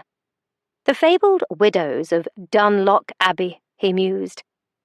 Waring had forewarned him that they would pose his greatest obstacle during this charade. Of the 3 elder sons who'd inherited the Viscountcy, none had survived or left any legitimate issue. Their widows, however, had decided to stay, none of them willing to release whatever hold they had on the place, or whatever hold the place had on them. Even so, the juxtaposition of seeing them amid so much colour made it appear as though an artist had left the painting partly unfinished. His approach apparently caught their eyes at the same time, for they all turned in unison. The widows and an older gentleman in grey scrutinised him in return. A low hum of curious exchanges drifted on the breeze as they speculated on whether or not anyone was expecting a caller. But Algernon answered those queries in short order. His surprisingly resounding voice fell upon the tableau like a thunderclap. "May I present Manford Octavius Rutherford Fairfax, the Right Honourable Viscount Vandermeer." Everyone fell silent. At the net, the ball fell with a muffled thud as the younger man in shirt-sleeves and the blonde woman in a yellow dress suddenly turned. If Oscar had thought that his greeting from Honoria had been chilly, then this could have frozen the Thames. The first of the black-draped widows to gasp was likely the eldest, if her grizzled and heavily browed countenance was any indication. According to his research, she would be Alfreda, the widow of the eldest son, Sylvester, who died in an opium den. Since then, she'd remarried the man in grey beside her, a Mr. Dudley Shellhorn. The 2 of them lived in the North Wing, along with his son from his first marriage, the young man in shirt-sleeves at the net. Toby was, by all accounts, 18 and lacking the wits to attend university or the money to buy a commission. The second widow was sharp-angled and scowling. She looked as though her happiest moments were spent stirring a cauldron.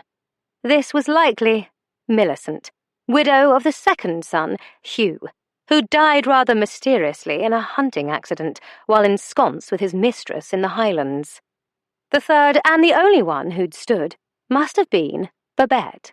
She bent over to shake out her skirts, offering more than a glimpse of her generous décolletage on display above the bodice of her form-flattering widow's weeds.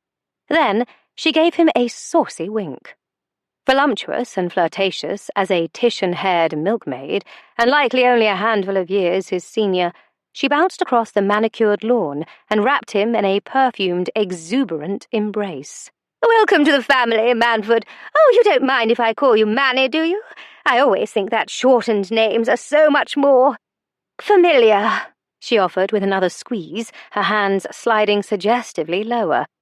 "Oscar," he corrected and politely extricated himself from her tentacles. Babette was the second wife of the third son, Frederick, who died while in the throes of passion inside the carriage on the way home from his brother's funeral. He'd been a Viscount for less than a week. It seemed that whoever held the title never lingered in the land of the living for too long. Clearing his throat, Oscar addressed the party, including the lawn tennis pair which he presumed were Shellhorn's son Toby and Cleo Dunn, niece and only blood relative of the Dowager Viscountess Vandermeer. "I realise my arrival may seem rather unexpected, especially considering we've never met," he said. "But I hope that our reunion will become a happy one in time." Elfrida stood and crossed her arms. "You cannot honestly believe that we're simply going to take your word for it. Do you have any idea how many would-be Viscounts have appeared on our doorstep?" "Aye, do you have any idea how many?" her husband parroted, standing as well. Oscar shook his head with as much humility as he could manage. "I do not, though I apologize greatly for any hardships you've suffered due to my absence. As you know, my father died when I was quite young, and so I never had an opportunity to know much about the family from which he was estranged when he married my mother." Since the absence of a father was something he had in common with Vandermeer, it wasn't difficult to sound sincere. "When she died, I was set adrift and left uncertain how I would be received. It was Miss Hartley who moored me to Adelwick, convincing me to find my way here to what remains of my family. I do hope you can forgive my delay." "Oh, you poor darling," his buxom aunt cooed, wrapping her arms around him as she shoved his head down to her bosom. "Of course you're forgiven." "Babette, let him come up for air. Don't smother him to death until after we have the truth," Millicent said, with the faintest Scottish burr growling at the end of her words, as her willowy form rose from where she'd been perched on the very edge of the chair cushion. Oscar let those words sink in as he was released from Babette's attempted bosom asphyxiation, and for some reason he felt like laughing. All this time he'd thought he had to worry about Ladron trying to kill him. But here, clearly he'd have to learn to sleep with one eye open. Chapter 4. The way Honoria saw it, she only had two options. 1. Expose Flint for the fraud he was. 2. Murder him. And since the first option held the possibility of exposing her own secrets, she was leaning more toward the second. Normally, she wasn't at all bloodthirsty. In fact, even a spill of red silk on stage for a death scene occasionally made her squeamish. But desperate times and a sleepless night called for suffocation? Poisoning? A fall from a great height? More food for thought. Oddly enough, the answer had been in the betrothal contract all along. The foolproof way out of this entanglement would be for one of them to die. And since she had no intention of shuffling off this mortal coil any time soon, it would have to be Flint, which was the reason she was slipping in through the servants' entrance of Dunlock Abbey at dawn. She was disguised as an aging maid-of-all-work, complete with greying wig and blackened teeth. But it was the frayed eye patch and the hump over one shoulder that truly added an air of authenticity to her character, she thought with a measure of pride. Not even her parents would recognize her. She'd been a servant there before, and knew her way around the abbey. After all, one must have a foundation in place when building the ideal Viscount. So, it was no trouble to blend into the hustle and bustle of below-stairs activity that morning. Keeping her head down, she picked up a cinder pail and broom, her ears perked. It was no surprise that everyone was talking about the return of the Viscount. Questions arose over where he'd been all this time, wondering if he'd been travelling or fighting in a war. There was also disapproval over the state of his boots, over the fact that his valet would arrive later with his trunks, and the inconvenience of having to promote a footman to the post when they were so short on staff. Just as Honoria was scuttling past the yawning kitchen archway, she heard a pair of scullery maids debating over his legitimacy. "Do you reckon it's true, Moll? I mean, if he really is the Viscount, then why do you wait so long?" "I don't know, but I've heard from Sally, and she heard from Mrs. Todd herself, that his lordship brought a letter from a cleric at the church what baptised him in Africa. I reckon that's proof enough." "Then why'd Lady Elfrida tell the cook to serve the lamb stew last night, when we all know it ain't fit for pigs, let alone quality?" "Don't be daft, Gertie. It has to do with inheritance, don't it? With a Viscount in the flesh neath this very roof, The widows can't declare him dead no more, and that's been their plan for nigh on 7 years. If you ask me, he ought to be warned about. Back to work, you hens! All that pecking and chattering ain't going to scrub those pots, the cook shouted. Honoria startled with a jolt at Mrs. Blandings's booming voice. Before she was caught lurking, she scrambled up the stairs, her pail and broom rattling in the narrow corridor. This wasn't the first time she'd heard that the widows intended to declare Vandermeer dead. Several years ago, she'd heard a rumour that the Dowager Viscountess had been corresponding with her youngest son's widow, the actress whose charms had led him to become estranged from his own family. Though no one had known anything about the letters at all until they'd abruptly stopped. The Dowager, fearing the worst, tearfully revealed the correspondence to one of the widows, swearing her to secrecy, which, of course, guaranteed that the news was fleet of foot.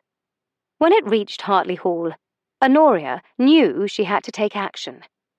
She'd been 16 at the time, and her overly romantic mother had already begun talking about the delights of marriage, most notably the marriage bed, stating the vital importance of women being equally, if not more so, satisfied than the men they married.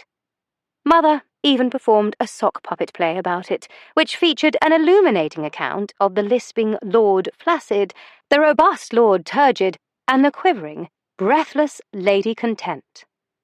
The play was quite intriguing to Honoria, until she learned that when Lord Turgid was in Lady Content's bedchamber, it sometimes resulted in a child being born some months later. But she didn't want children, and since having a husband would likely ensure that she did, she wanted nothing whatsoever to do with marriage. So, she'd begun inventing stories and fabricating letters from her adventurous, world-travelling and oat-sowing Viscount, essentially clinging to the betrothal contract like a shield. And now that shield was being wrenched from her grasp by a despicable, blackmailing, swindling cad. She heard the footman approach and slunk back into a recessed alcove at the end of the corridor. As they carried dishes into the breakfast room, they left the scents of coffee, porridge, bacon, and baked breads in their wake. Her stomach grumbled, and she laid a hand over it to muffle the sound. It was only then that she remembered she'd been too irritated and fretful to eat dinner last evening. In fact, her last full meal had been yesterday morning. The only thing that was sustaining her was the pot of tea she'd guzzled before leaving at first light, which, she was beginning to realise as she shifted from one foot to the other, hadn't been the most brilliant idea.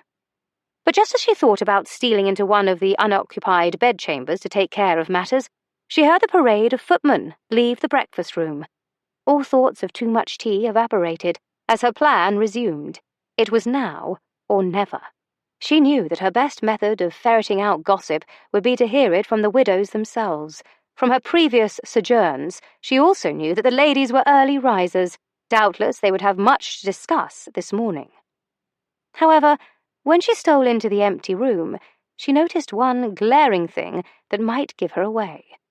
There had been no fire in the grate, hence no ashes to sweep. Drat! She should have thought of that. It had been too warm of late. Even the casement windows of the narrow, panelled room were spread open to let in the morning breeze. Casting a baleful glance down to her pail, she wished she'd chosen a different prop. But it was too late now. She could hear the sound of footfalls in the corridor. Hastening to look busy, she kneeled at the hearth and started sweeping out the already empty grate. But realising that her eye patch prevented her from seeing the door in her peripheral vision, she switched it to the other side, dishevelled strands of her grey wig falling against her cheeks. To complete her portrayal of her character, she arched her back like a cat, wanting the pillowed hunch she stitched beneath her drab woolen work dress to take centre stage in case gazes fell upon her, though she wasn't too worried on that account. Most members of the ton paid little attention to servants.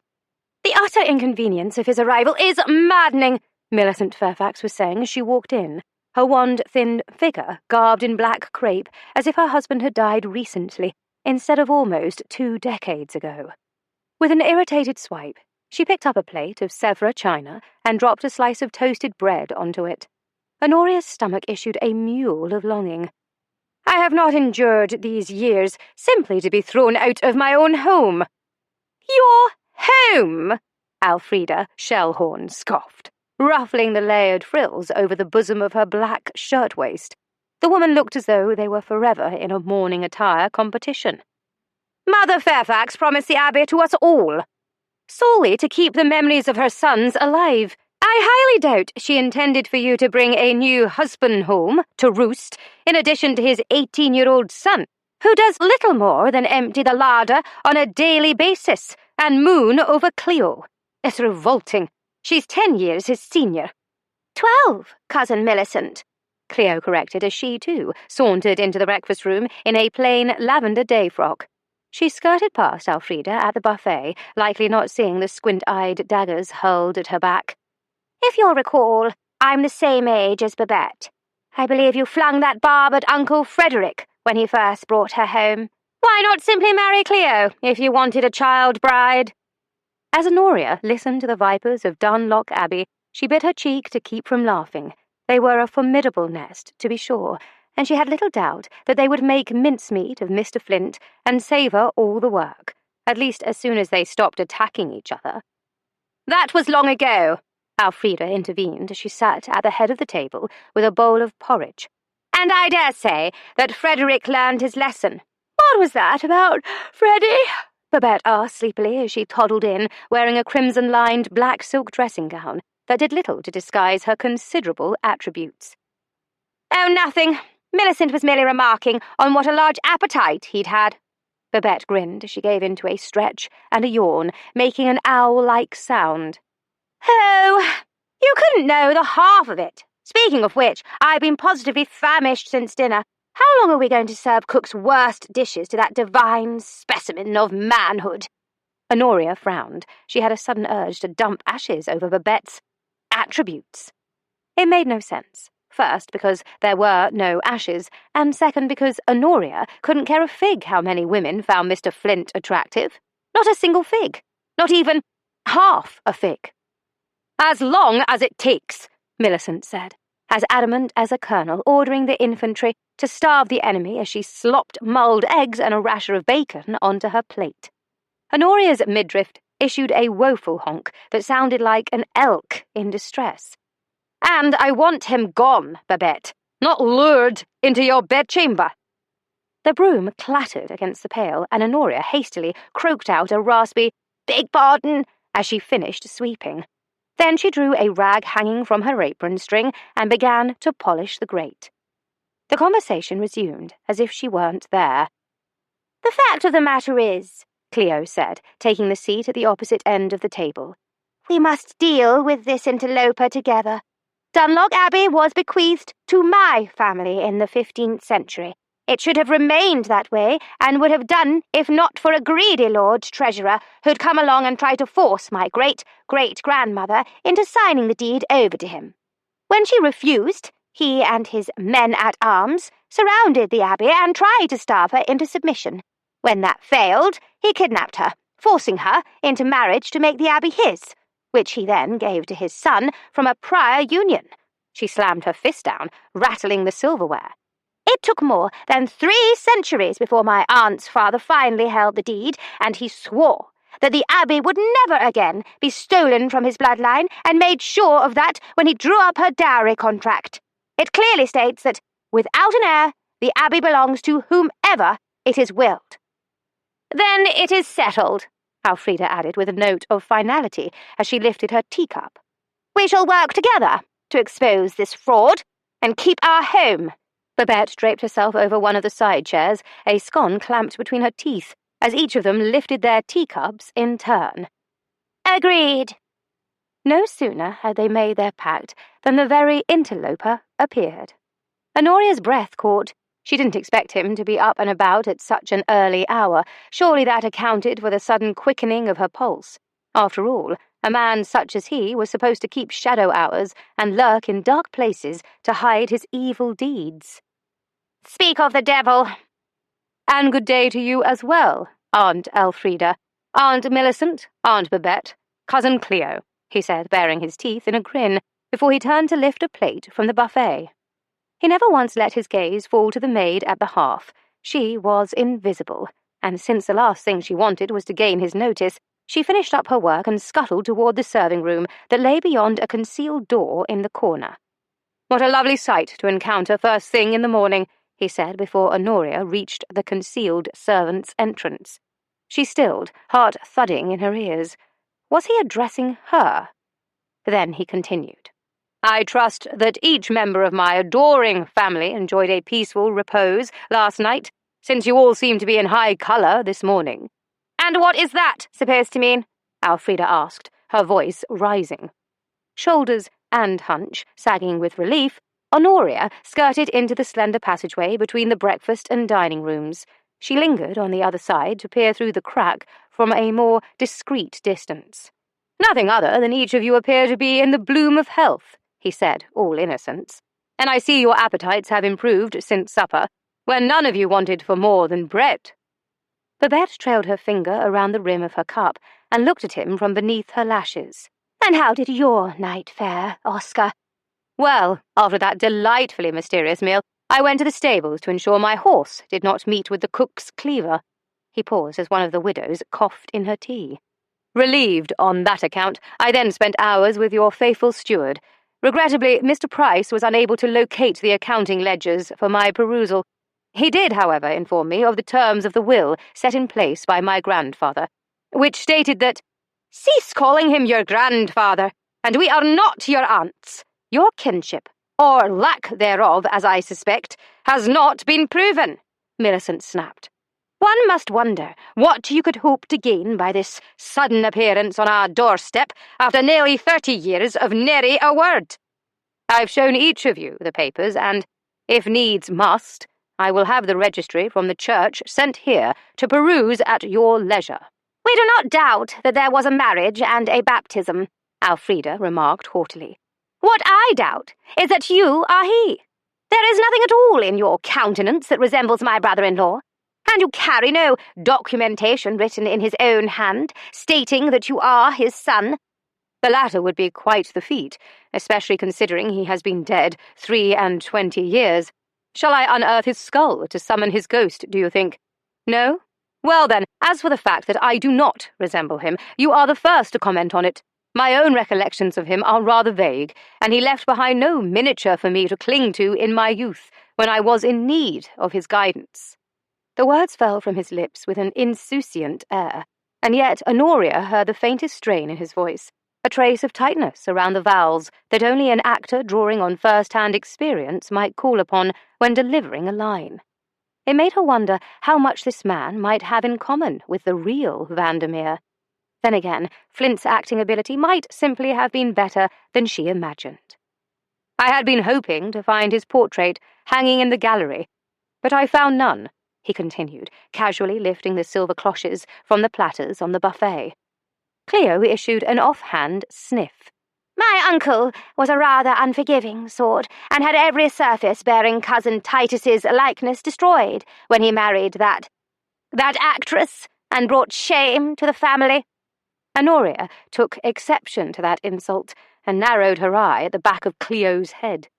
"Ah, yes, because there was no shame at all in having an opium-eater, adulterer, or libertine in the family already," he said dryly. "How dare you!" Elfrida and Millicent said in unison.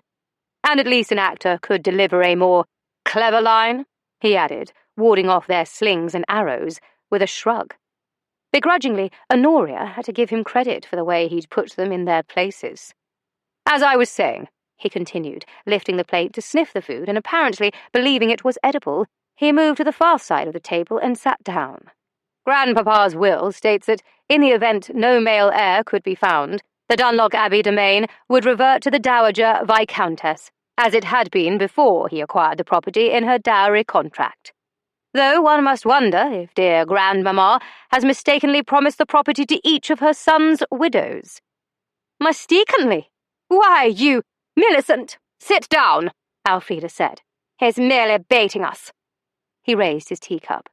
"Testing the waters, shall we say?" "Then I will politely inform you that you're in over your head, unless you can produce definitive proof.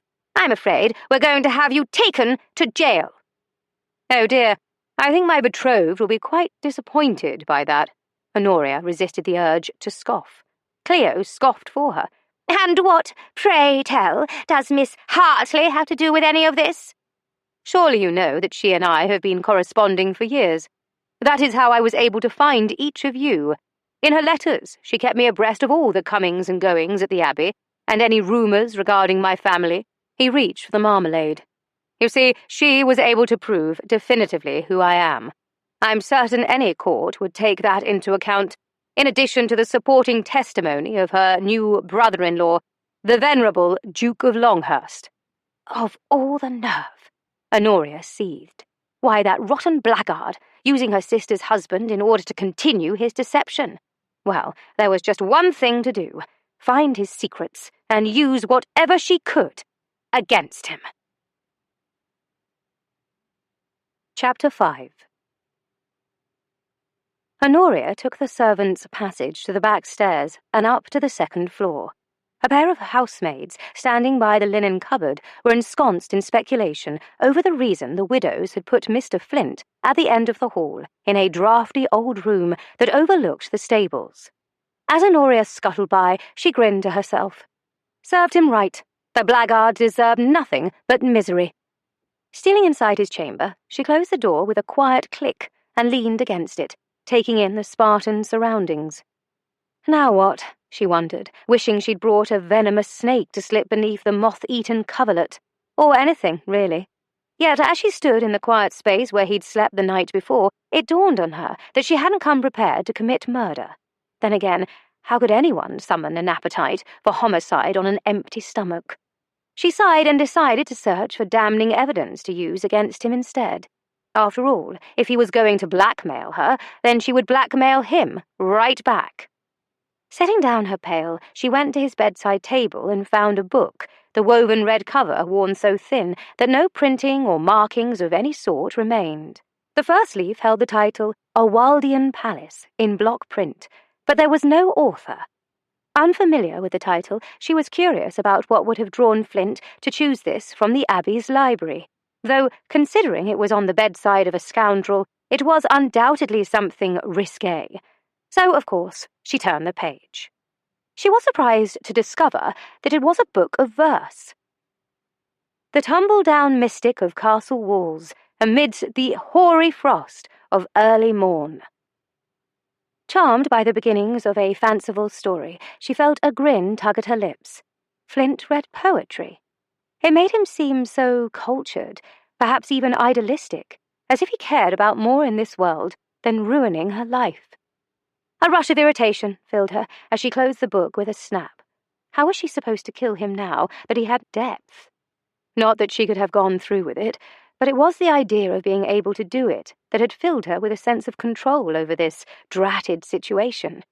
"There has to be something here that I can use against him that won't damn me in the process," she muttered, absently setting down the book. Unfortunately, her inner marauder was sorely disappointed. He had few possessions to pilfer, but she left no stone unturned. Pausing by the washstand, she examined his razor, poked at his shaving soap. Her fingertip came away with a faint residue of froth. It had a pleasant, spiced scent that curled low in her belly. An image of him standing there shirtless at his morning ablutions drifted into her mind. It wasn't until she caught herself distractedly dragging the soft bristles of the brush against her lips that she realized her thoughts had bolted away from her like a pair of thoroughbreds on Rotten Row. She abruptly reined them in and put the brush back. Crossing to the wardrobe, she found only one change of clothes. A coat, neatly brushed, trousers pressed, cashmere waistcoat, shirtwaist and cravat, freshly laundered. And yet the scent of him still lingered in the fine weave, especially near the open collar, and suddenly she heard a throat clear behind her, an all-too masculine throat. Flint. And he just caught her bent at the waist with her head buried inside his wardrobe. Then again, he hadn't caught her, not really. He'd discovered a maid-of-all-work. So there was only one thing she could do in a situation like this: put on a convincing performance. Continuing her ruse, she grabbed the rag at her waist and began to scrub the wardrobe doors as she closed them. "Begging your pardon, me lord," she said in the cracked voice she also used to portray the witches in the Scottish play. "Thought to shine your boots for ye." "I'm wearing the only boots I have at present. However, since you seem so determined..." Flint walked over to the small hearth and propped one booted foot on the stones. She bristled. The very thought of lowering to her knees to perform such a menial task on that cad made her blood boil. But what else could she do? If she refused, he could easily accuse her of trying to steal from him, take her by the arm and drag her downstairs to be dealt with. If he did, she didn't know how she would get away without revealing herself. So, keeping her one exposed eye lowered, she shuffled over, staying in character. She issued a smattering of grunts and groans as she sank to her knees. Rag in hand, she roughly scrubbed the top of his boot. When she made an impatient gesture for him to lift the other, he paused to consider. There's a bit more along the stitching. Work your fingernail into it. Some spit will give it a good shine." And just like that, murder was back on the menu. "Done and dusted," she muttered when she finished. Oh, and she was so finished with him. Standing, she snatched up her pail and went to the door, but just as she reached it, a hand fell on the wooden frame above her. Then a steely arm snaked around her waist and turned the key in the lock. "You aren't fooling anyone, Miss Hartley." "To know any Miss Hartley? Just going about me work, that's all." His responding chuckle was low and deep in her ear, and sent a shiver trampling through her as his warm body pressed against her. She drew in a breath, his scent invading her nostrils in a dizzying rush. "You're clever." Without warning, he spun her around to face him. Before she even knew what he was doing, he slipped his fingers inside the neck of her shapeless dress and patted the pillow that served as her hunch. But not quite clever enough. The basting stitches gave way with the barest tug of resistance. He tossed the lopsided thing over his shoulder and onto the floor. "Blimey, where'd that come?"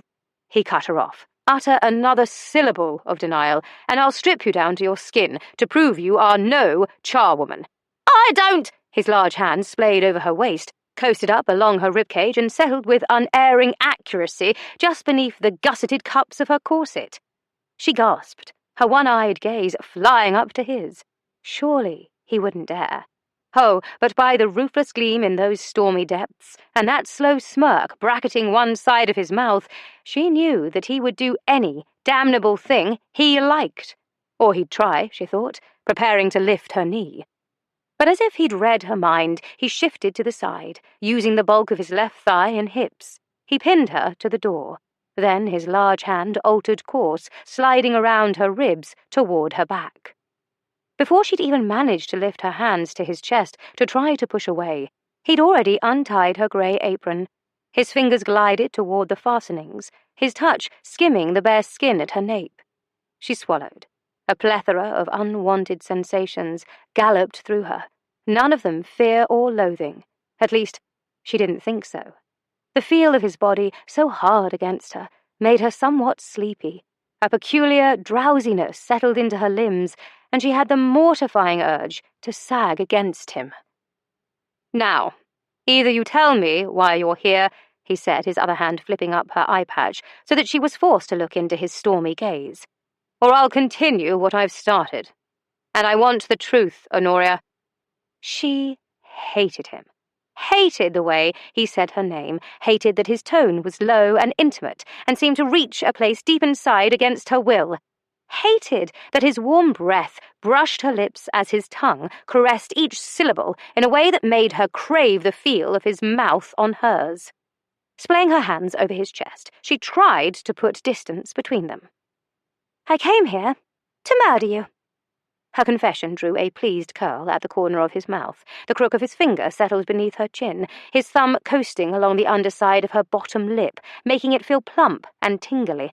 As if he could sense it, he leaned in. She shouldn't let him kiss her, shouldn't let him ease the unwanted ache with the firm pressure of his lips. Dimly, she saw her own hands curl around his lapels. A breath stalled in her throat, anticipation thrumming inside her like a promising rumble of thunder when the garden was in desperate need of a quenching rain. I do enjoy a woman who knows precisely what she wants. How splendid for you, but if you think I'm going to kiss you again, then you're sorely mistaken, she said, and honestly tried to mean it. His brow furrowed. Again? Just like in Paris. Her reminder was met with a blank stare. I dare say I must have scrambled your wits quite soundly. She'd heard other men declare as much after stealing a kiss from her. She, on the other hand, had always been left utterly unmoved. Until the night she'd met this scoundrel and felt, well, not unmoved. You are delusional, madam. We've never kissed. The only noteworthy incident I recall is when you kicked me with your gargantuan foot and nearly hobbled me. She blinked as he straightened and glanced down at her feet.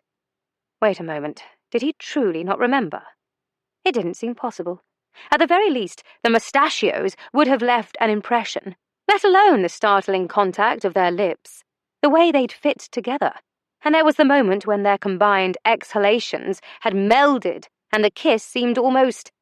She didn't allow herself to finish that thought. All the pleasant heat thrumming through her body turned frigid. Is that really the size of your feet?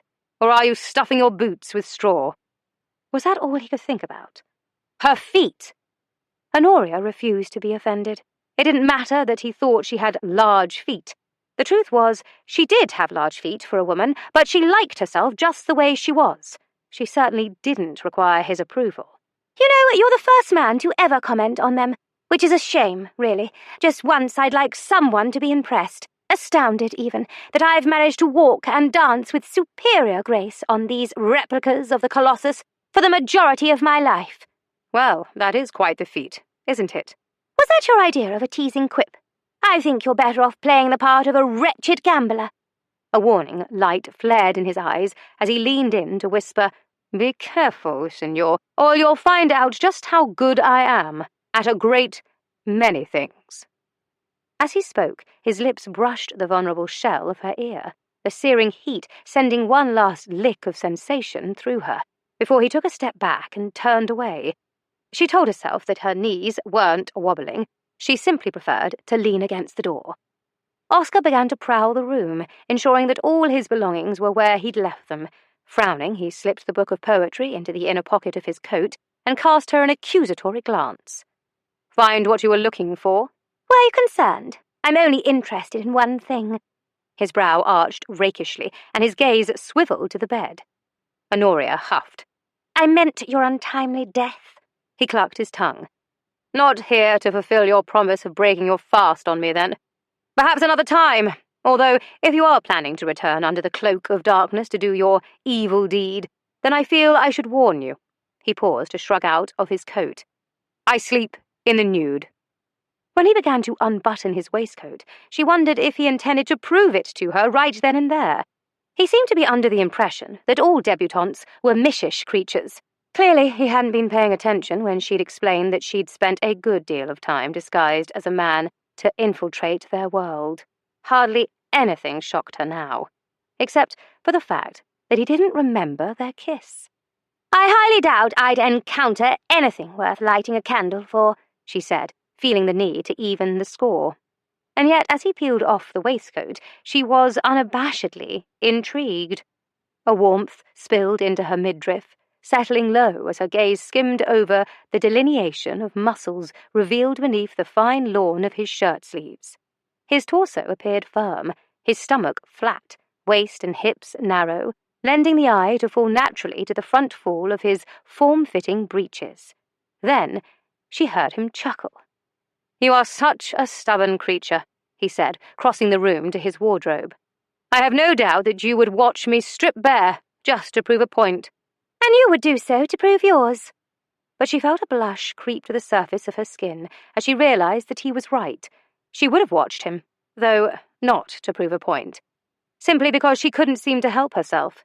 Even now, her gaze followed him, admiring his finely honed backside. Distractedly, she wondered why men wore such long coats. It seemed rather unfair. Pity that I have no time to indulge you. I am on my way to see the Dowager Viscountess, and did not want to wear the coddled eggs that my dear aunt threw at me." Then he turned back, that insufferable grin lingering on his lips as he shrugged into his cashmere waistcoat.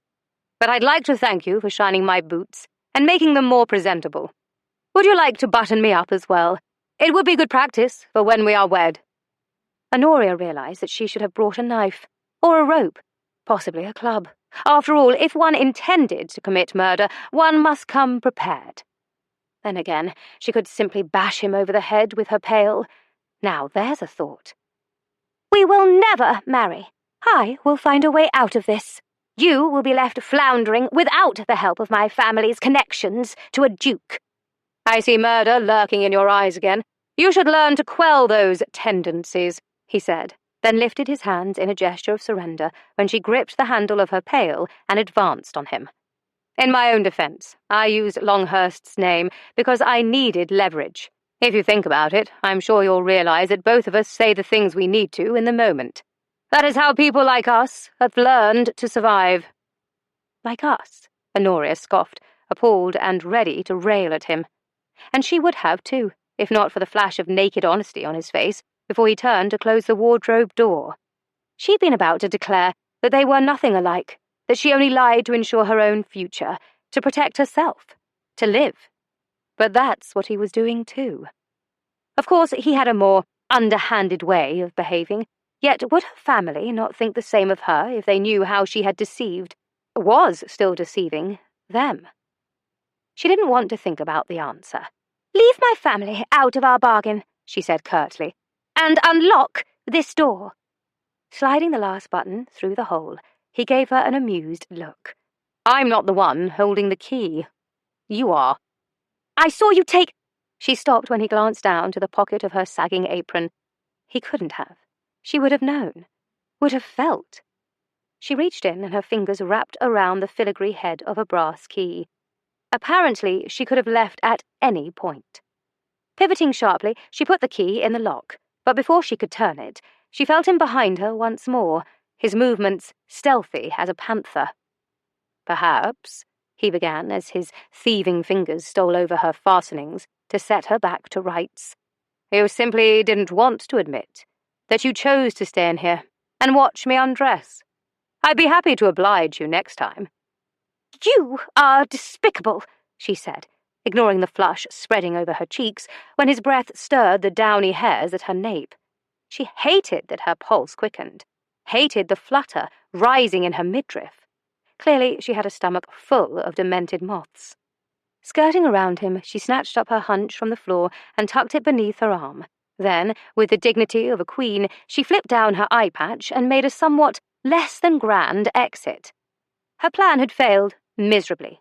She was no closer to being rid of him than before, and she absolutely hated that he'd bested her. She would have to redouble her efforts. All she needed was a new plan of action. Surely it wouldn't be too difficult to— "Oh, and Miss Hartley—" She nearly leaped out of her skin when Flint suddenly whispered in her ear as she reached the servants' stairs. Whipping around to glare at him only made him grin. "Be prepared," he said ominously. "I'm going to take you on a picnic tomorrow." Before she could utter a caustic refusal, along with a threat to tie a bell around his neck, he was gone like a puff of smoke, disappearing around the corner. A picnic? If he thought that she would even consider an outing with a man who— Her thoughts trailed off as an idea occurred to her. While Mr. Flint may have an uncanny ability to see through her disguises, he hadn't been so self-assured yesterday in the morning room. She wondered if her best disguise was no disguise at all. He was just a man, after all, and perhaps all she needed were her natural feminine wiles to ferret out the information she required to be rid of him for good. Chapter 6. The following day, Oscar knew Honoria was up to something. He'd known it from the instant he'd arrived at Hartley Hall, and she'd greeted him with a heart-stopping smile as she'd sauntered down the stairway in a dress the colour of sea foam. And now that they were situated beneath the elm at the top of this hill, There was something all too cunning in those Aegean blue eyes as she arranged an assortment of tasselled pillows over a raft of fringed shawls. The siren was, most decidedly, up to something. All would be revealed soon enough, he thought, but she was about to discover that he was steering this ship. She wasn't. In the meantime, he just wanted to relax and enjoy some edible food for a change, or at least he hoped it would be edible. His last bite of anything remotely palatable had been the single forkful of bacon he'd had yesterday morning, before Millicent had brought her fist down onto the table and upended a spoon of coddled eggs at him. Then, last evening, the cook served a sort of greyish fish after the first course of grey soup, followed by an aspic of something mysteriously cloudy, and he was convinced that the main course had been the sole of a boot. This morning the breakfast room had been empty, the widows having chosen to dine in their rooms, and beneath a cloche on the buffet had been a putrid grey sludge. Apparently the widows were trying to starve him into retreating, and yet as he warily peered into the hamper of picnic fare he'd requested from Mrs. Blandings, he wondered if each dish had been sprinkled with arsenic. Then again, a little rat poison might improve the flavour. On second thought, he turned his attention to the smaller basket stuffed with straw. I wonder if the wine survived, though if it did, it wasn't with any thanks to my driver. Indeed, she said, her gaze passing from Hartley Hall's hamper to where her maid was sitting near the carriage down the hill, and looking a rather bilious shade of green, even from this distance. However, it does point to the reason the widows rarely leave the Abbey. I'm afraid that was for my benefit. Apparently both the usual driver and the well-sprung landau have taken ill, he said wryly, which left the stable hand and that torture chamber we rode in as my only option. Yet another warm welcome from the widows. I am surprised that they didn't leave you with 2 lame horses as well, so that you would be forced to shoot them and trudge back on foot. I doubt they would have provided me a pistol. A smirk tugged at the corner of her mouth. No, they wouldn't have done. Ah, huzzah, he said, brushing the straw from the bottle, though I highly suspect that the wine is either a dreadful vintage, or the contents are merely leftover violet dye from the laundress. It could not be worse than mine. This will be more than half water. With a wry shake of her head, she held up the pale, faintly pinkened liquid from her own basket. Our cook believes that we're all still children. Mother, on the other hand, ensured that these were in the hamper. She calls them mad dash, catching the heavenly scent on the breeze. Even before she withdrew the scrap of toweling, he snatched the plate out of her grasp. Biscuits, she concluded, as he gobbled up the first. He closed his eyes on a sigh of pleasure. Then he proceeded to inhale 5 more of the sweetly spiced, buttery bits of crumbly perfection before coming up for air. Her light laugh drew his attention, and he begrudgingly offered her the plate, but she declined with a shake of her head. You are welcome to them, she said. As for me, I try to avoid that particular family recipe. Mouth full, he eyed the remaining biscuits with suspicion. Why is that? Fear not, there's nothing wrong with them. It's just that Mother claims they have the power to make a couple fly off to Gretna Green. He swallowed in relief. Is that all? I prefer to stay far afield of anything relating to matrimony. She watched him devour 2 more, her head tilted slightly to one side as she studied him. How long have you had such a fondness for biscuits? And there it is, he thought, his suspicions prickling when he saw that smile return. Setting the plate aside, he brushed a few errant crumbs from his cravat. I'd wondered when it would begin. When what would begin? The seemingly innocuous small talk that leads into probing questions, though I hardly think the answer regarding biscuits will give you leverage over me. And that is your ultimate design, is it not? To find a way to send me packing? She rolled her eyes. Oh, yes, of course. I fully intended to take the empty plate of biscuits, along with the secret knowledge I'd gleaned, directly to the magistrate. Honestly, are you incapable of engaging in polite conversation? And no, that wasn't an actual question, in case you were wondering. Heaving out a sigh, she shook her head and went back to sorting the contents of their picnic. Atop a sunny woolen shawl she laid out the dishes from her basket, hard-boiled eggs, roasted fowl, mutton chops, sliced tomatoes, and assorted pastries, cheeses, and breads wrapped in cloths. But she piled the congealed calf's head and various grey foods from his basket off to the side, which he didn't mind in the least. What he did mind, however, was that the smile was gone from her face, and along with it, their easy camaraderie. In his own defence, his deflection had been a reflex, a knee-jerk reaction. "Tell you what," he said, trying to lighten the mood as he wrenched the cork from the Abbey's wine. "I'll be first to drink this, and if I die, then all the better for you." "Fine." That word, spoken in that ice-pick tone, was most certainly not fine. Bloody hell, he supposed answering one question wouldn't be the death of him. "Today," he said reluctantly, "today is when I discovered I had a fondness for biscuits. There, are you happy?" Her flaxen brows drew together, making them appear as though they were caught by an invisible thread to form the most delicate of furrows. "You've never had biscuits before?" He'd smelled them before, lots of times. He remembered being chased away from a townhouse for sneaking up from the mews to peer through a kitchen window. He'd been about 6 or 7 when he'd spied a plump cook in her apron, taking biscuits out of an oven and placing the cooled ones on a plate that rested on a trellis table. When her back was turned, a boy and a girl in fine clothes, sitting on stools and swinging their feet, would steal a few and dunk them in their tea. They'd gobbled them up before the cook pretended she'd just caught them, fondly wagging her finger. But ogling from afar was all he'd done as a lad. Confections had never been a priority. Back then, he'd known that if he was going to steal anything, it had better be meat or money, or something he could pawn for money. In the years after Cardew came along, they'd stayed in places that served fancy tarts, iced cakes, and rum-soaked puddings set ablaze. And there had been biscuits all tied in a box with string, even broken pieces served in a cone by some shops. But those never tempted him.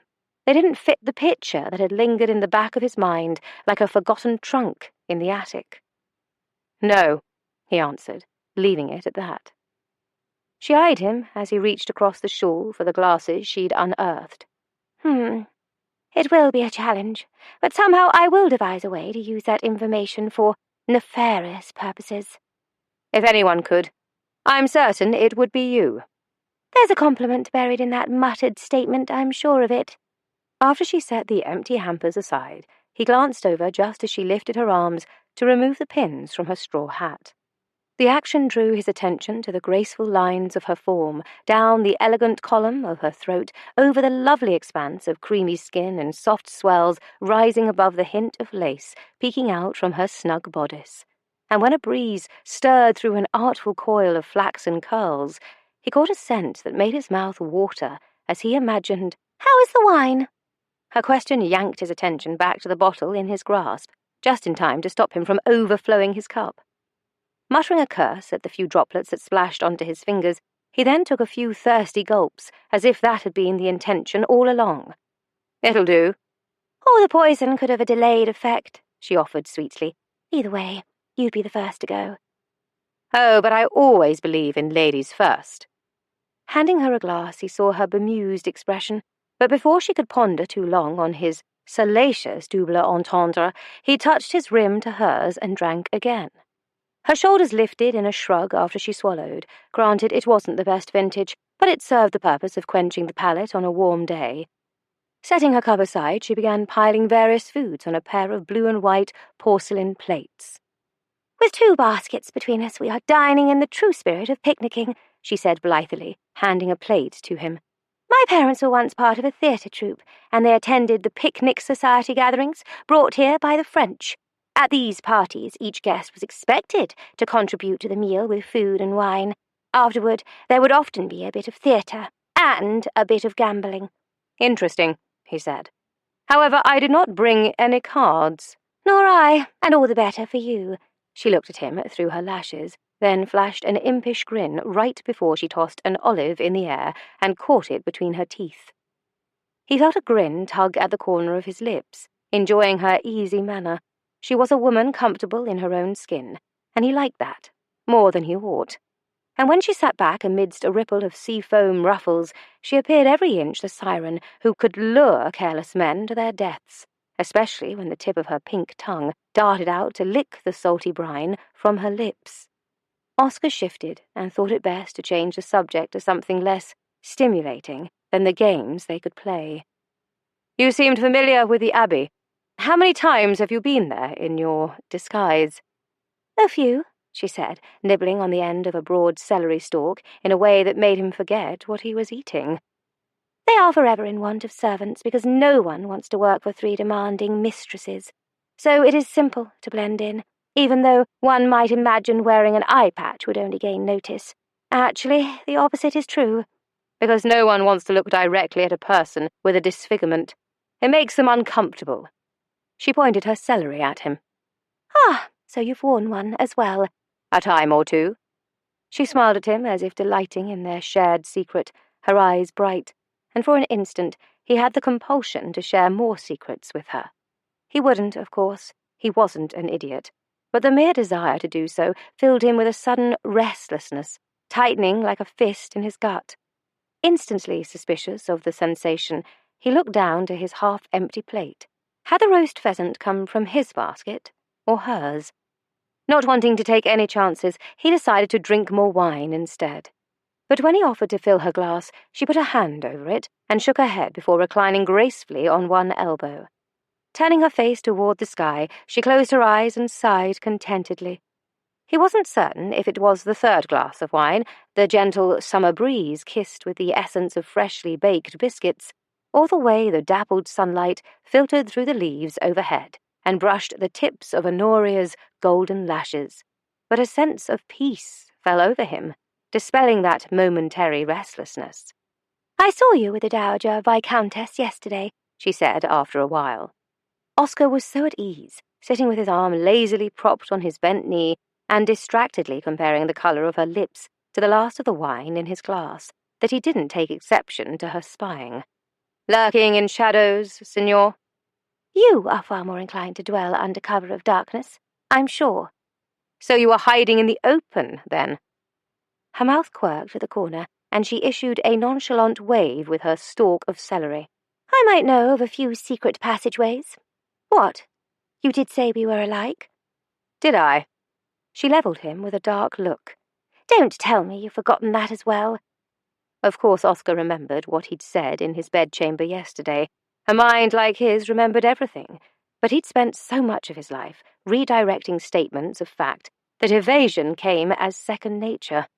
He was always playing the game, reading his opponent, assessing their cards, and yet, as he sat on the opposite side of the blanket and saw those blue eyes harden to frozen pools, he felt a tug of war begin between his need to be ruthless and his enjoyment of their unusual camaraderie. "I actually have an exceptional memory," he admitted. That was something only 2 other people, his mother and Cardew, knew about him. It wasn't his fault that Honoria took it the wrong way. "Except for when it comes to Paris," she said coolly. Disliking the icy wall building between them, he reached across and stole her celery. "I beg your pardon," she huffed, but when he took a large bite out of it, she rolled her eyes. "You are such a cad." Seeing a reluctant twitch at the corner of her mouth, he felt better. Before he eased back again, he tossed the remainder into the hamper so she couldn't torment him each time the stalk disappeared between her lips. "Is that what you saw yesterday in her sitting room? A cad?" He heard himself ask and wished he could swallow down the words along with the last of his wine. Just before he'd visited the Dowager Viscountess, he'd learned that she'd suffered an apoplexy and no longer had the use of the right side of her body. He hadn't known what reaction, if any, to expect when the nurse had introduced him, but it certainly hadn't been the smile he'd received or the tears shimmering in her eyes. A flood of guilt and panic swept through him. Responding to the animosity from the widows had come as second nature to him, but utter unspoken joy? He had no idea how to react. The last time he'd witnessed an emotion so raw and tender had been when his mother was alive.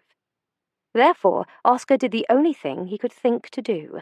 He'd reached out and smoothed the tears away, her flesh soft and papery as vellum beneath the gentle brush of his thumb. In response, she'd lifted her good hand to cover his, her eyes still shining in a way that made his throat tight.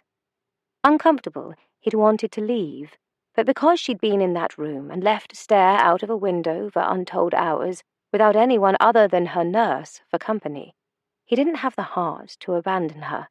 So he'd slipped the book of verse from his pocket, the only thing his father had left behind, then sat on the window ledge and read to her about a Waldian palace.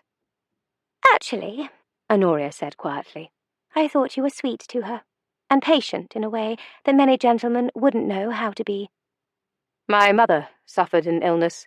During her final months, she was confined to a sickbed, the life slowly draining from her, he admitted, regret tightening his throat. When I looked at Lady Vandermeer, I imagined all the years she'd lived before, and all the suffering she'd endured after losing 4 sons and a husband. Therefore, I chose to respect the life she once had, and the one she still clings to. The instant he finished, he wanted to kick himself. Damn it all. She had done this to him, using her wiles, putting him at ease, loosening his tongue, and he'd played right into her hands. Overhead, the leaves rustled with mocking laughter, and he felt the muscles in his jaw clench. If she dared to utter a word of mockery, or to use this information for her own purposes, she would soon learn how ruthless he could be. When she gave no response, he scowled in her direction and saw that she was turned away, her face tipped to the clouds. My apologies. He bit out the words like gravel between his teeth. I didn't intend to bore you with my... His words broke off the instant he saw her profile and the tear that clung to the tawny strands of her bottom lashes. He didn't know why a breath fell out of him, or why that peculiar restlessness returned, striking hard like a fist in the center of his chest.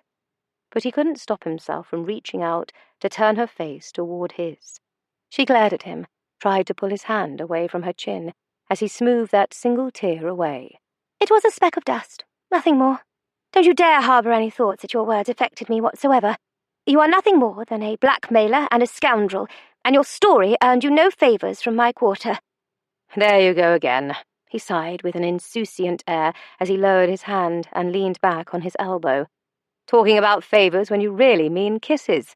My dear, I do believe you are obsessed with the very idea. Ha! I wouldn't kiss you if you were the last man on earth. You are like an apple that rots from the core out. It may look perfectly tempting on the outside, but once you take a bite, you're sure to come back with half a worm in your teeth. The desire, no, the bloody need to slide his hand to her nape and draw her mouth to his was almost unbearable. But he'd be damned if he would reveal any more of his cards to her. So he goaded her instead. Then you admit it. You find me tempting. She stood and brushed out her skirts with swift, agitated swipes as if they were on fire. Then she crossed her arms beneath her delectable breasts and tapped her foot. I should like to return home now. And I should like you to pay me £2,000. Shall we see which one of us wins this hand? On a growl that would put a lioness to shame, she turned on her heel and began to stalk down the hill. He crossed his legs at the ankle. Before she could get too far, he called out, "Oh, Miss Hartley!" She spun around, her brows arched as if expecting him to concede, apologize, or do whatever it was that an actual gentleman would do. He waited a beat, ensuring that she was good and vexed. Before you send the servants to collect the hampers, would you happen to have any more biscuits? He'd never seen a pair of eyes turn the colour of a blue flame, but hers did, incinerating him to ash with a single glance, right before she stormed down the hill. Oscar could easily catch her. Instead, he linked his hands behind his head and decided to call his opponent's bluff. Chapter 7. Oscar lounged on the top of the hill, knowing that as soon as he walked to the carriage, she'd give him an earful. After all, someone as beautiful and privileged as Honoria was likely used to having men trail after her. Well, that wasn't going to be him, and he didn't feel an ounce of guilt over making her wait. Besides, with all these fringed shawls and tasselled pillows, she'd made quite a comfortable encampment beneath this tree. As he plucked a grape from a platter of assorted fruits and cheeses, his sole regret was that he'd have to leave, eventually. A quarter of an hour later, he decided he'd let her stew long enough. So he stood, straightened his coat and cravat, then sauntered down the hill. He expected to find Honoria pacing around in high dudgeon, when she wasn't, and all around him was quiet aside from the melancholic burble of the creek and the low scuff of a hoof as the horses shifted in their harnesses. He wasn't worried. She was likely sitting inside the carriage, plotting his early demise. A smirk tugged at the corner of his mouth. It wasn't until he opened the carriage door and found it empty that he felt the first beat of alarm. He walked around to the other side and saw his driver throwing stones into the slender creek. Alone. "Where is Miss Hartley?" he demanded. Unconcerned, the young driver tossed another stone. "Said she was going to walk for a spell and not to bother you." "Not to bother?" Oscar felt his jaw harden and the flesh around his knuckles tighten as his fists clenched. "And you just let her go? Alone? Don't see her maid around, do you? The two of them went off together." The boy couldn't have been more than 17 or 18. He still had spots, devil take it. So when he merely shrugged and issued an offhand gesture down the road in the direction she must have gone, Oscar told himself that murdering him would be wrong. Instead, he settled for taking the miscreant by the lapels of his livery coat. "You are a driver in the service of a respectable family. You do not allow a woman to walk unescorted through the countryside without informing your master." "But the widow said you weren't nothing but a charlatan," he stammered, his copper-penny eyes wide. "They told me to make sure you wished you'd never come to the Abbey. Promised me a sixpence, they did." Rage was too calm of an emotion for what Oscar was feeling. This was something darker, and the fear that shot through him only intensified it. There was guilt, too, because he alone knew what Honoria was capable of, such as disguising herself as a man to gallivant around Paris on her own. Bloody hell, he never should have let her out of his sight. On a low growl, he pushed away from the boy and turned to the carriage, climbing up into the perch without delay. This was no longer a game. He knew where he'd gone wrong. He'd been playing the wrong part. The aristocrats he'd encountered throughout his life had been pampered and self-entitled. So that's how he acted, essentially embodying the insouciant mannerisms he'd always despised. A clear misstep. No, worse. Because of it, Honoria had put herself in danger without fear of consequence or reprisal. "Please, sir, I don't want to lose my post. They told me you wasn't the real Viscount," the boy called up to him, peeling his felt cap from his head and clutching it to his chest.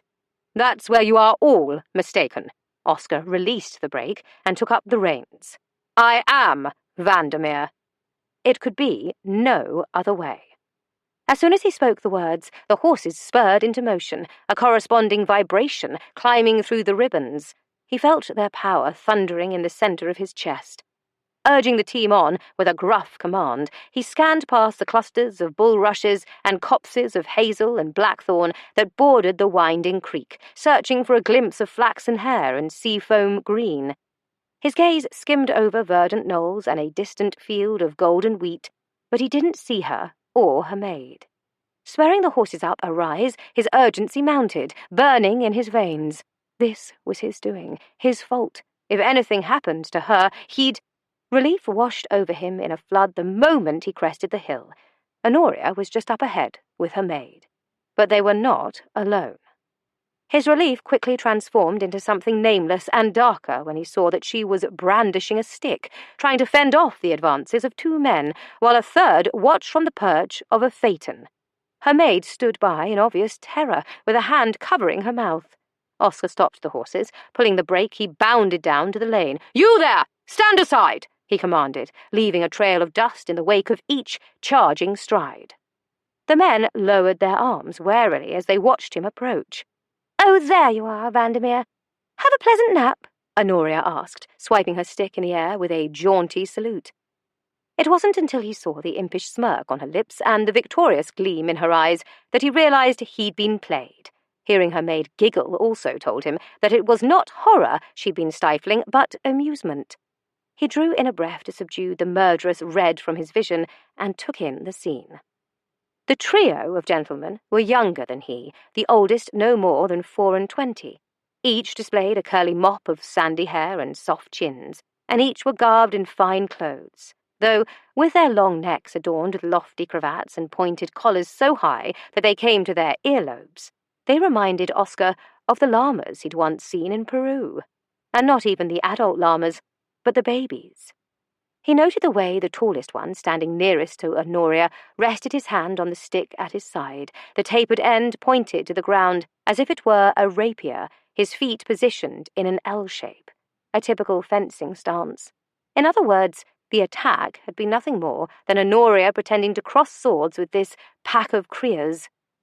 These observations did nothing to lessen his black mood. "Allow me to introduce you to these fine and ever-so-handsome gentlemen," she said, flashing a flirtatious grin as she gestured to each.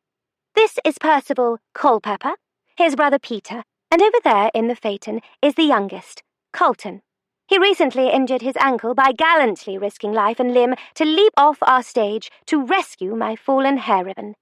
Oscar was a man who found a woman's confidence utterly enthralling, and Honoria had that in spades, along with a lion's share of audacity and boldness, which he found equally attractive. So, as his jaw clenched, he was almost ready to bare his teeth in a grin and allow her to continue this new game of hers, alone, as he rode on without her. But Vandermeer? Well, Oscar was fairly certain that the Viscount wouldn't take too kindly to his fiancée traipsing along the countryside, where anything might have happened, only to find her coyly flirting with other men. No, Vandermeer wouldn't like it at all. There must have been some shred of that emotion on his countenance, because Honoria's smile faltered as he approached, her throat constricted on a swallow. "Need I remind you that you are a gentleman? And gentlemen do not make primitive displays." He'd been about to offer a semblance of a greeting to the men, then politely escort her and her maid back to the carriage. Yet after Honoria's muttered warning and the way she brandished that stick of hers, he decided to show her just how primitive he could be. "Don't you dare!" she shrieked wide-eyed as he tugged her off balance by seizing control of her sword, then scooped her up and tossed her over his shoulder. As he carried her off, she began to beat him with her fists, striking his lower back and buttocks, all the while railing at him for being a brute. If she had even the smallest inkling of the control he was actually exhibiting, she would be grateful that embarrassment was all she'd suffer. Wrenching open the carriage door, he summarily deposited the flinty-eyed vixen. Red-faced, scowling and cursing a blue streak, she didn't seem to realize how fortunate she was that there had been no transients or evildoers skulking nearby, looking for the perfect peach to pluck from the tree. And it was the thought of what might have happened to her that kept him from feeling any shred of remorse over his actions. Even so, he was far gentler when handling her maid into the carriage, leaving her with the instructions to keep the doors bolted until they reached Hartley Hall.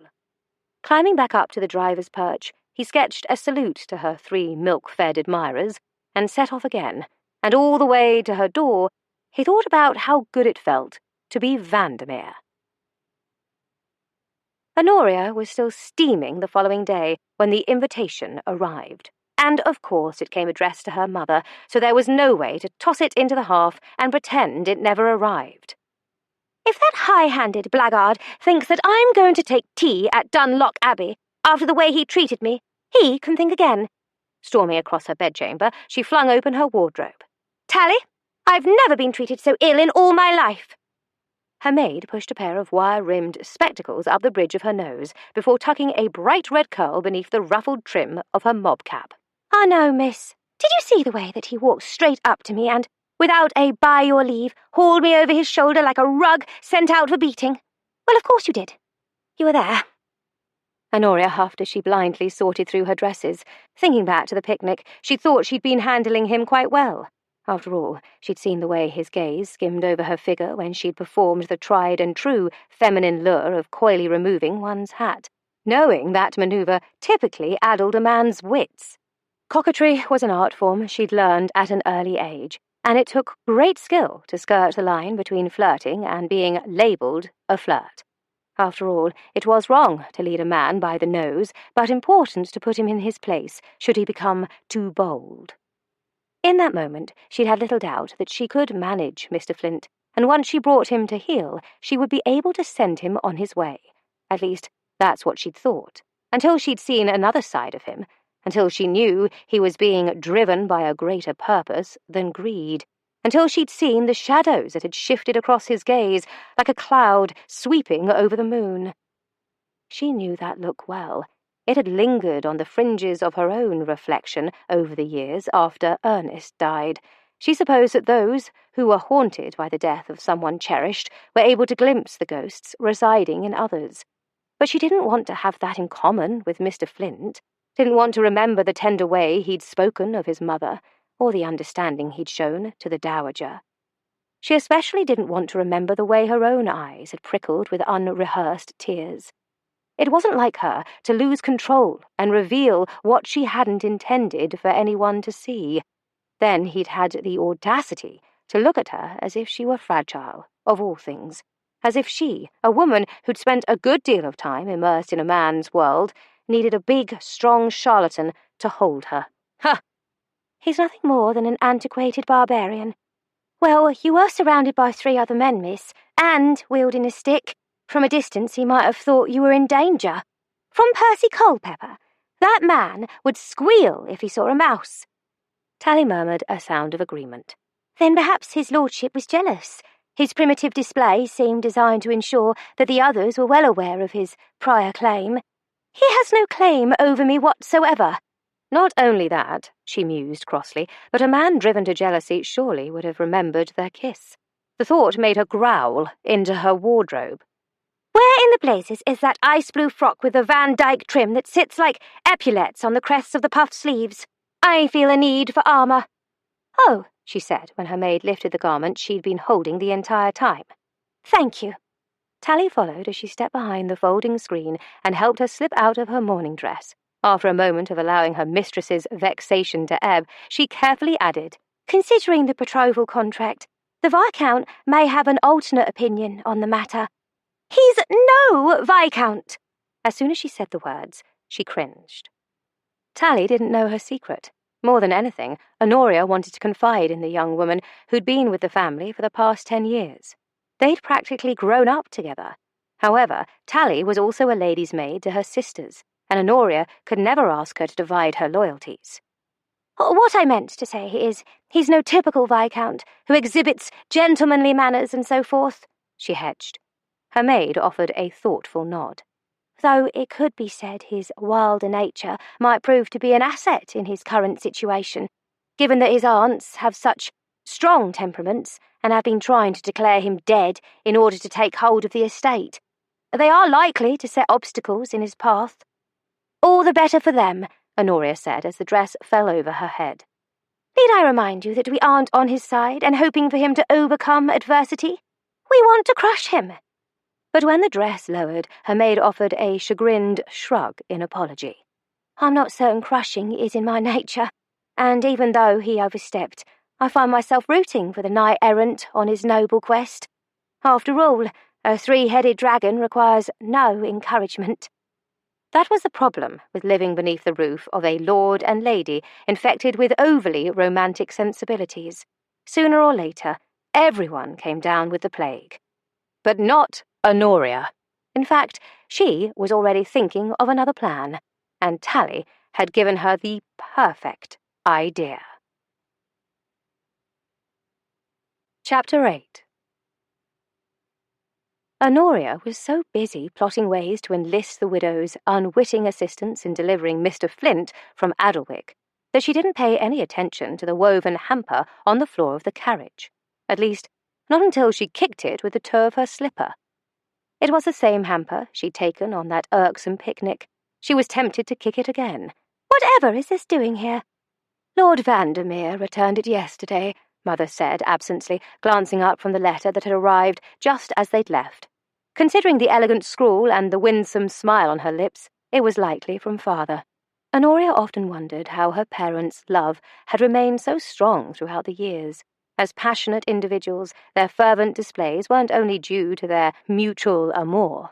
They could also rail at each other until the roof tiles rattled, or they could live at opposite ends of the house as if the other didn't exist. Yet, through all their trials and tribulations, they always came back to each other, stronger than before.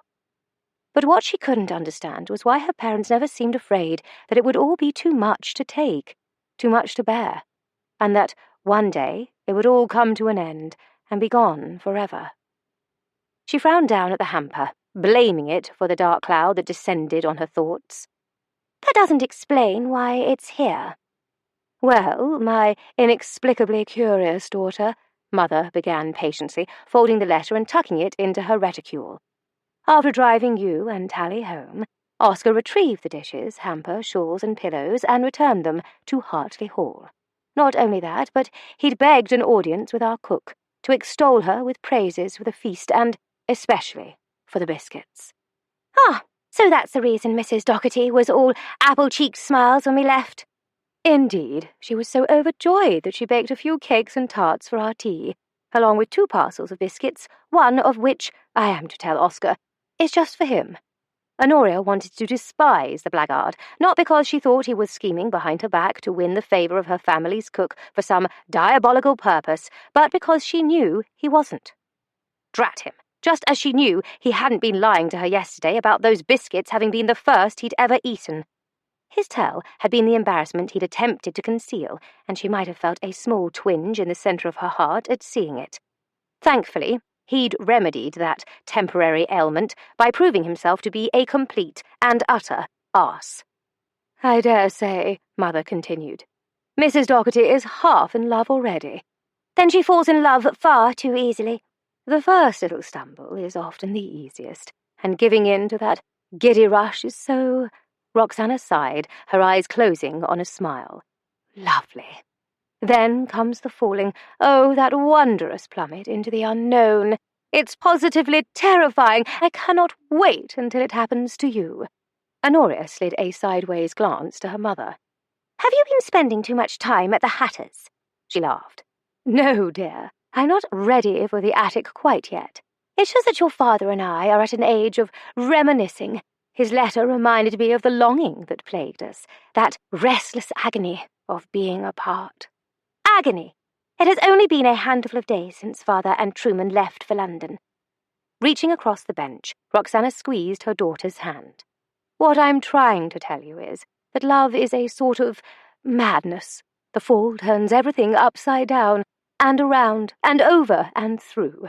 It is an ever-constant and changing thing, and all you have is each other to cling to. But that is what makes the journey so achingly beautiful, because when you come to know the heart of that person, only then will you understand the immeasurable capacity of your own. I want that for you, and for all of my children. Realizing that her mother was caught in the current of another one of her romantic episodes, Honoria wished the postman's horse had gone lame. The last thing she needed before stepping into the dragon's lair was for Roxana Hartley at her side, offering her up as a sacrifice. What she wouldn't give to trade places with Althea, who only had to suffer Lady Broadbent's quizzing glass this afternoon. Mother, surely you would agree that knowing someone, truly knowing them, takes time. A good deal of time in certain circumstances. Years, even. For some, perhaps. Not you and Oscar, of course. You already have a long history. We only just met, she lied, keeping every memory of Paris hidden behind a carefully bland expression. It has been 7 years, dear. You were 16 when you began writing letters to him, were you not? I suppose. Roxana's lips curved, her chestnut brows arching suggestively. Then there's the matter of the sparks I saw between the two of you that first moment. That sort of animal attraction doesn't take any time at all. I thought we'd have to fetch a fire pail from the kitchen. I wouldn't say that there was any sort of... Ah, splendid. We're here, Mother interrupted. Honoria wasn't sure if their arrival saved her the bother of having to produce a plausible denial, or if her mother had foreseen said denial like a Shakespearean soothsayer and refused to give it any credence. Not that it mattered. Whatever initial attraction she might have felt for that scoundrel had certainly dissipated after their picnic. She continued to tell herself that even as those demented moths in her midriff took flight when she saw him waiting for their carriage and when he handed her down, And it was surely revulsion that caused her pulse to quicken when the tip of his index finger brushed the inside of her wrist, just above the buttoned cuff of her kid glove. "Miss Hartley," he said, bowing over her hand as the soles of her shoes settled onto the gravel in front of his. When he did not release her, it became clear that he was waiting for her to greet him in turn, waiting for her to address him by the title that was not his own, the title that she had practically handed to him in Paris. At the challenge in his gaze, her temper flared, incinerating the moths in one seething breath. It pained her. Oh, how it pained her. But she managed a taut, "Vandermeer?" Then she jerked her hand free as he flashed a grin. She looked forward to wiping it off his far too smug face. After directing a footman to retrieve the hamper, Roxana stood beside Oscar and relayed the message from their cook. For a man who typically revealed only what he wanted others to see, it surprised Honoria to catch a brief glimpse of naked, unexpected joy cross his countenance, and all because of biscuits. Her throat tightened on a swallow the way it did on unstirred sugar at the bottom of her teacup. She hated him for it, hated that he quickly concealed his response, as if uncertain how to react to a show of simple kindness, and hated the fact that she could no longer murder him, at least not with a clear conscience. The widows stood in the stark entry hall like three pillars garbed in black. Elfrida Shellhorn and Millicent Fairfax did not bother to alter their dour expressions with any pretense of pleasure in having company. Their youngest sister-in-law, however, smiled genially. "Welcome to Dunlock Abbey. How lovely it is to have visitors," Babette said in her breathy, effervescent voice. But as a throat cleared beside her, she sobered marginally. "Though Oscar was very naughty to send the invitation without informing us first." Elfrida slid a reproving glance to him. "Indeed, it is the lady of the house who sends the invitations. Or ladies, as the case may be," Millicent said tightly, her voice threaded with the barest hint of a Scottish brogue. Before any reply could be offered by Oscar or the unwanted guests, Cleo Dunn entered the hall, the hem of her lavender skirt rustling, her blonde head bent in conference with the slender, toffee-nosed steward walking beside her. The pair of them stopped, blocking the path of the footman carrying the hamper to the kitchens. Beneath a receding mousy brown hairline, Mr. Price's sparse brows lifted. Affecting a gasp, he splayed a hand beneath the foppish waterfall of his cravat. "Dear me, I did not realise that the family's cook had taken ill." "I had not heard of any ailment or incapacity on her part either," Cleo remarked, and looked with exaggerated innocence to the widows. The steward swept a glance around the room and then, as if in understanding, proceeded to shift awkwardly. "Oh, I see. Though I'm certain your esteemed guests meant no insult to Mrs. Blandings or her ability to prepare a simple tea." Honoria bristled at his implication. "That will be all, Mr. Price," Oscar cut in, his words sharp as teeth.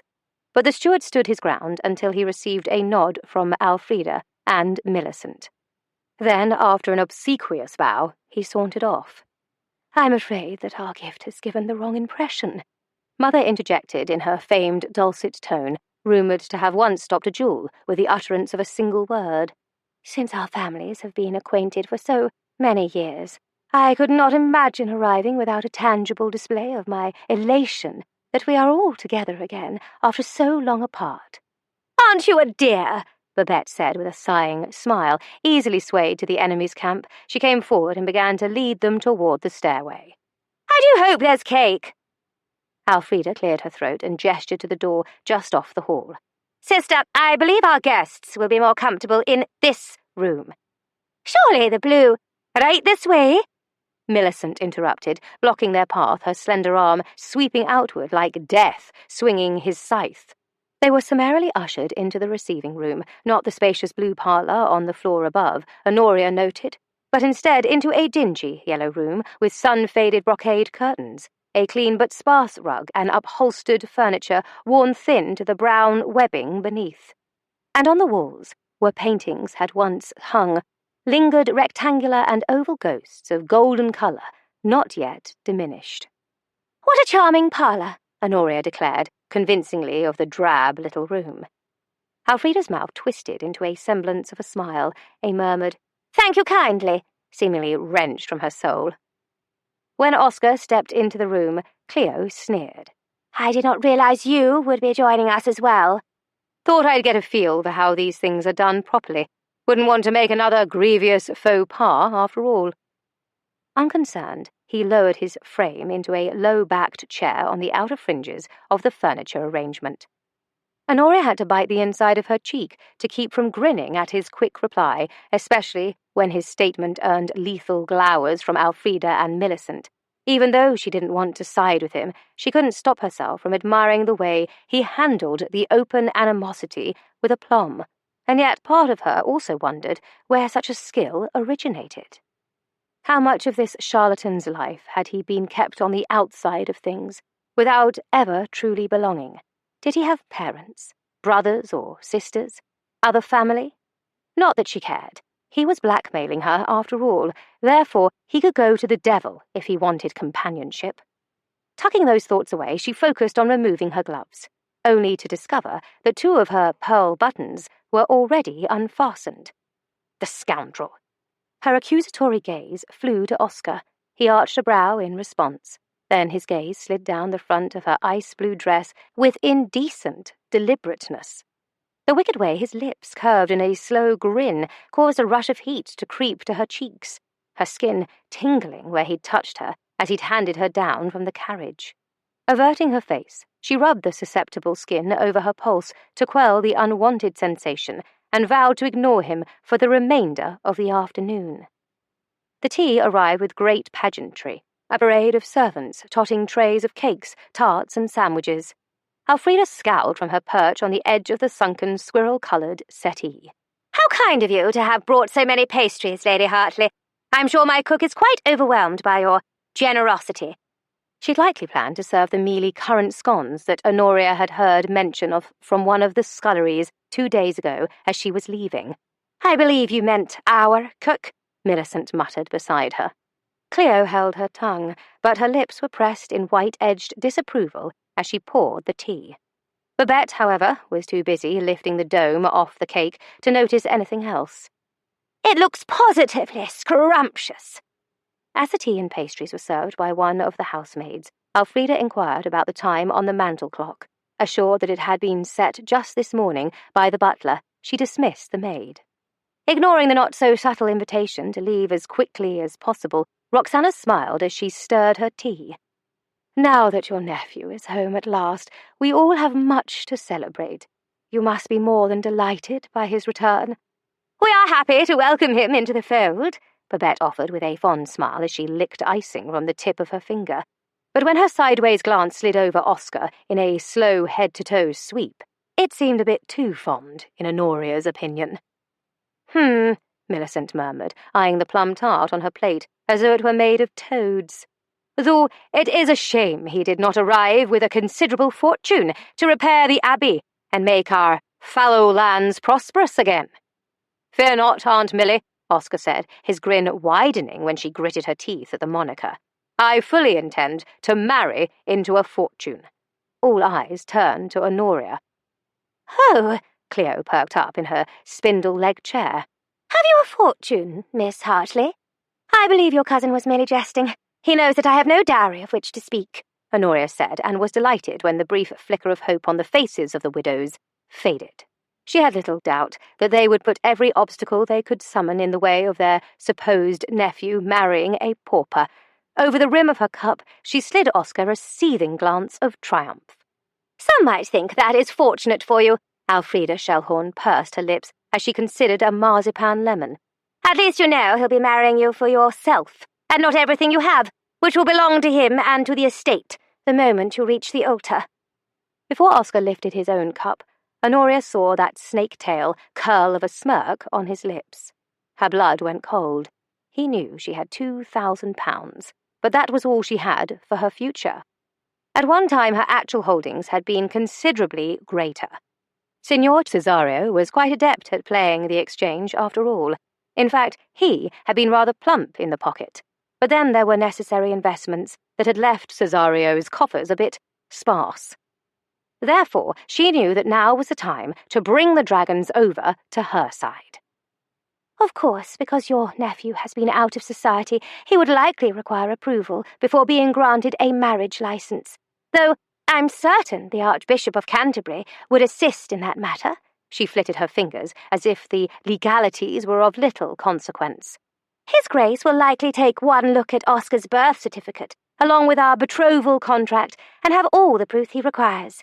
Then the Viscountcy and this estate will be completely and irrevocably his. Millicent's cup clattered against the saucer in her slackened grasp. Elfrida spluttered her tea on a cough. Cleo blanched. That cannot happen. A storm brewed in Oscar's gaze. An answering smile curved Honoria's lips. Why ever not? Roxana inquired. If the children wish to wed, then I see no reason to wait. What our niece meant, Elfrida interjected in a carefully measured tone as she dabbed the corner of her mouth with a napkin, is that we have a tradition at Dunlock Abbey, a tradition where the male heir marries in our chapel. Millicent nodded. Quite true. However, at present, our chapel is in need of repair. Extensive repairs, Cleo added with a nod. Honoria took a happy sip as another obstacle fell into place. I'm certain my husband and our tenant, Mr. Lawson, would be more than happy to assist. We are almost family, after all, and besides, our situation is not quite as dire as my daughter led you to believe. She does indeed have a sizable dowry, Mother declared, the lie rolling off her tongue, as smooth as honey.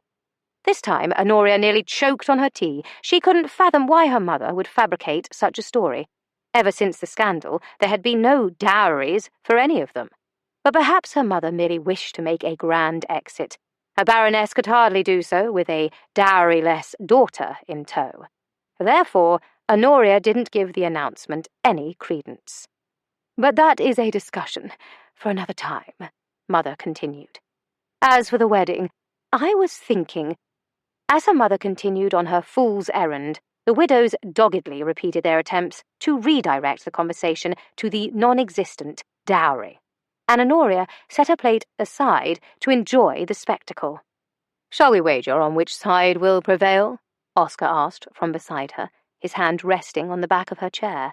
She'd like to tell herself that the sudden escalation of her pulse was due to him startling her because she had not seen him cross the room. But that was a lie. The truth was, from the moment he'd entered the parlour, her entire being had been attuned to him, to his every glance in her direction, and to every shift of his body. It seemed as though his every move sent a corresponding vibration through her, as if they were tied together with puppet strings. It was maddening, and now he was caging her in on one side of the chair, the heat of him practically incinerating her clothes. No, I would not care to wager because I don't believe either side will win. Needing space and a heady gulp of air, she stood and moved toward the open doorway. He bent to pick up the gloves that had fallen from her lap and went to her, a smug grin on his lips as he thumbed one of the buttons. You didn't finish your cake? Most of it, she said as she snatched her gloves out of his grasp and began to put them on. It was rather good cake after all, but I never eat the last bite. Why not? The instant his brows drew together in curious speculation, she wanted to kick herself. Her reason for never finishing the last of anything, whether it was cake, porridge, partridge, or coddled eggs, was not something she talked about. The habit had started when she was little, and a nursemaid had told her a fanciful tale about leaving an offering to visiting angels. Then, in the months after her twin brother had died, whenever the servants had seen her crying, they would comfort her by saying that her brother was an angel now. Ever since, she'd always left the last bite for him. But that was a story she would keep to herself. It's common knowledge that one cannot have their cake and eat it too, much like your biscuits, which I noticed were absent from the tea tray, she pointed out with an arched look. Surely you do not intend to eat all of them yourself. Indeed I do. When it comes to things that bring me pleasure, I always indulge, until I'm fully sated. Was that a thinly veiled barb concerning the kiss he'd forgotten? She narrowed her eyes and was about to strike back in kind, but just then her mother stood, drawing their visit to a close. As if he pitied Honoria's failed rejoinder, He proffered an arm. "May I escort you, Miss Hartley?" "I would prefer a slug to you," she hissed, but smiled sweetly.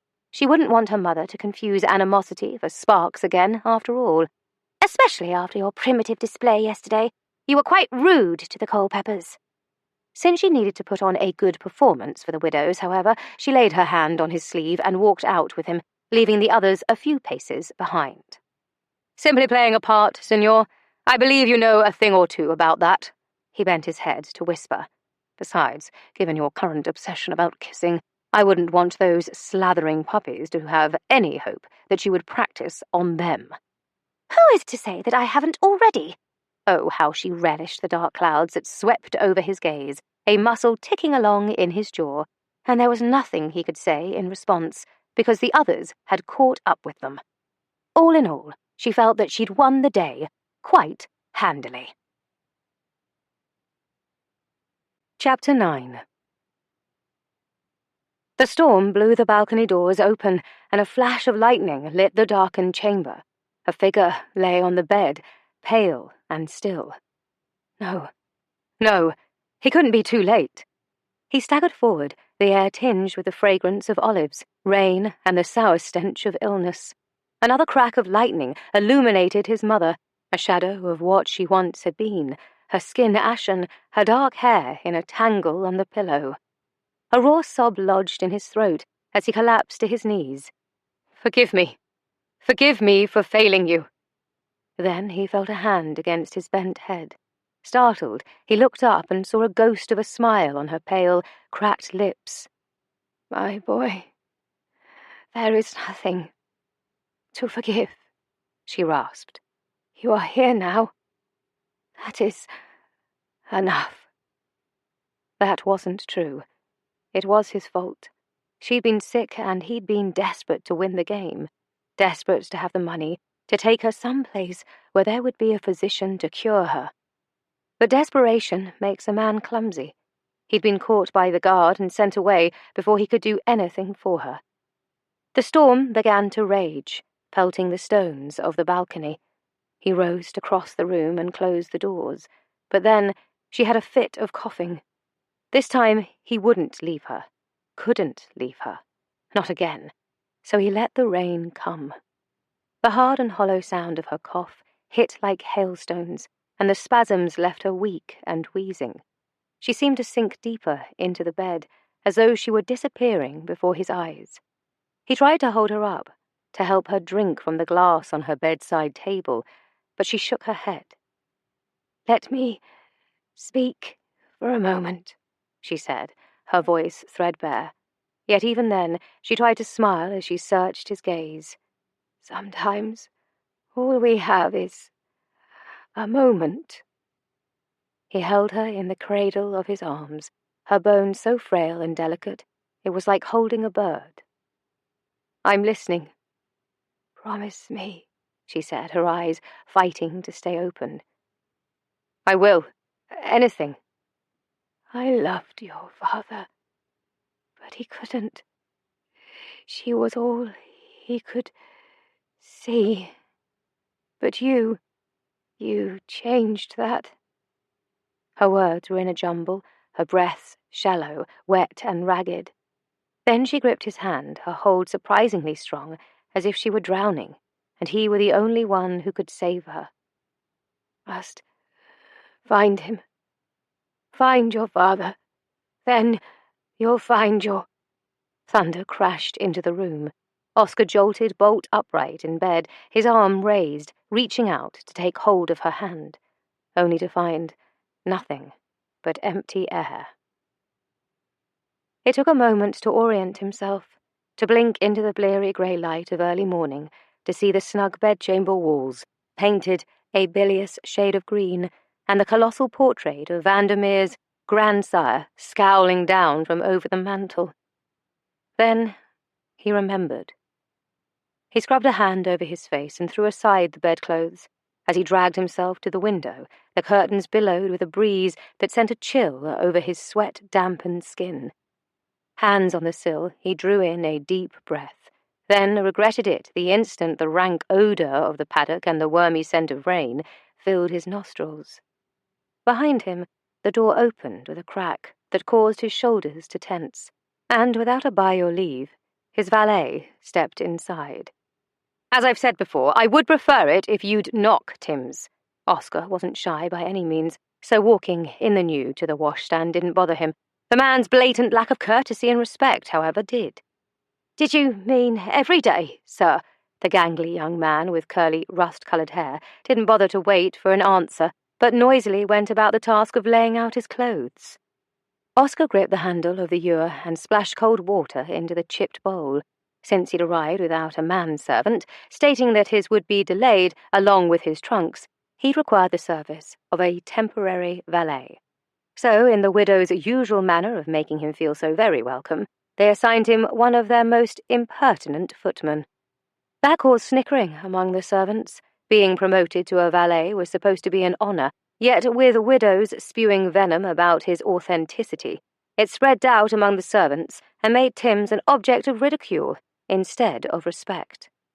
There was nothing Oscar could do about that other than continue on his course, so he would just have to manage with Timms while waiting for Cardew and news of Ladron. Once that was settled, he'd leave the Abbey without a backward glance and return to searching for his father. "That'll be all, Timms." "What about your shave, sir?" he asked, the last word spoken with a sneer. The fact that all the servants called him Sir instead of my lord didn't really matter. It shouldn't bother him in the least, and yet for some inexplicable reason, it did. Shoving that thought aside, he rasped a hand over his stubble. He knew from Waring's tutelage on the behaviours of men born into privilege that acting like a helpless, pampered toff was expected of him. It would likely earn him more credibility with the widows, too. However, when he looked at the horizontal red scar just beneath his Adam's apple, the memory of Ladron's blade kept him from doing what was expected. "Word of advice, Timms. Never let a man who doesn't respect you hold a blade to your throat." And with that, he bent his head to splash cold water on his face again, and tried not to think about what new horrors awaited him in the breakfast room. That first morning in the Abbey was the last time he'd seen the widows and Cousin Cleo in the breakfast room. Collectively, they had decided to have trays sent up to their bedchambers, where they were likely dining on actual food, the edible variety. He, on the other hand, was offered watery gruel, and a foul scent assailed his nostrils when he lifted the cloche. He lowered it with a clang. Oscar didn't know what that greyish-green dish was supposed to have been, but it resembled what was found in city gutters, some sort of offal that wouldn't even tempt a rat. Ah, the joys of having a family, he thought dryly. All his boyhood dreams were coming true at last. Though, if they thought they could break him, they were in for a surprise. His will was hard as an anvil. They could heap fiery coals or white-hot blades of steel on him all day, but soon enough they would find themselves bending. Besides, at least there was burnt toast. Picking up a slice, he left the breakfast room and went out to the stables. He looked forward to his morning ride. After all, the horses never tried to starve him or plague him. They likely felt a particular kinship to him, considering the fact that they practically shared his bedchamber. Stepping beneath the open pitching door, he strode down the sloped cobbled floor. He didn't bother to request to have his horse saddled. From previous encounters with the stable-master, he knew he'd be met with the usual disregard. So he offered a curt nod to the man who was conferring with the actual coachman over the quality of oats and fodder. As expected, Oscar earned little more than a steely stare from both of them, and so continued on to his horse's stall. But he was surprised to find it recently mucked, and with fresh straw underfoot. Hermes's cloud-grey coat was even brushed and glossy, and he was currently munching on a carrot, which was a pleasant surprise until he saw the one responsible. "You," Oscar said to that whelp driver who'd let Miss Hartley walk off on her own. "Get out! I don't want you anywhere near my horse." The spot-cheeked boy peeled off his hat and bowed. "Begging your pardon, my lord, I thought you'd be wanting to go for a ride this morning, so I aim to get Hermes all ready for ye, see?" He gestured to the waiting tack that had been polished to mirror shine. "Suddenly deciding to do your job properly does not excuse your actions." The cub's brows ruckled together fretfully. Then he lowered his head in a nod. "Thought about what you said," It was unpardonable what I did. Me father reared me to know better. Would have walloped me on the head, he would. You can wallop me, my lord. I'm not going to strike you. Oscar gritted his teeth in exasperation when the idiot bowed lower, looking every inch the kicked puppy. And stand up. Show some pride. He did, still wringing his cap. I aim to make amends, me lord, no matter how long it takes, no matter what I must do. Apparently he meant it because he stayed glued to Oscar's side as he saddled Hermes and walked him out of the stables. Worried that the lad planned to trot alongside him for the entire morning, he stopped and considered his options. What's your name? James, me lord. James Raglan. And you're about 17? 18, last month. Old enough to know better, Oscar said, and received a nod. Well, Mr. Raglan, if you ever plan to drive a coach in the future, then it is your duty to ensure that it is safe and comfortable. It is a representation of your house and your self-respect. You alone are responsible for keeping it in good standing. That contraption, he gestured to the dilapidated carriage that stood beside a landau in pristine condition, could jar the bones out of a dead man's coffin. Make sure it doesn't do that any longer. Without another word, Oscar mounted his horse and rode away from the plague that was Dunlock Abbey. He wished Cardew would hurry along, even though the man put them in more scrapes than he cared to think about. He was the only real family Oscar had, at least until he could find his worthless father and keep the promise he'd made to his mother. The bitter taste of burnt toast lingered in the back of his mouth. He swallowed it down as he spurred Hermes into a gallop, trying to leave behind the ghosts that haunted him. It wasn't until he saw the stone Palladian mansion ahead of him that he realized he'd taken a few turns that led him toward Hartley Hall. Stopping at the mouth of the lane, he considered simply turning around and going another way. However, since he was already there— "What say you, Hermes? Should we see if the cook has any biscuits in the larder? Perhaps an apple from the orchard?" At the sound of his favourite treat, the stallion's ears twitched, and his hoof pawed once over the hard-packed earth. Oscar made a clicking sound at the corner of his mouth, and they trotted down the lane. He took in the beauty of the well-situated country house. If Dunlock Abbey was a grey giantess lounging on her side, then Hartley Hall was a sandstone minx, supple belly on the ground, elbows bent with her chin resting on her hands, her portico greeting visitors with a come-hither smile. It was a handsome house. The only thing that detracted from her beauty was the familiar phaeton in the semicircular drive. Apparently the Culpepers had also been drawn to Hartley Hall this morning. Something that sounded suspiciously like a growl rumbled in his chest.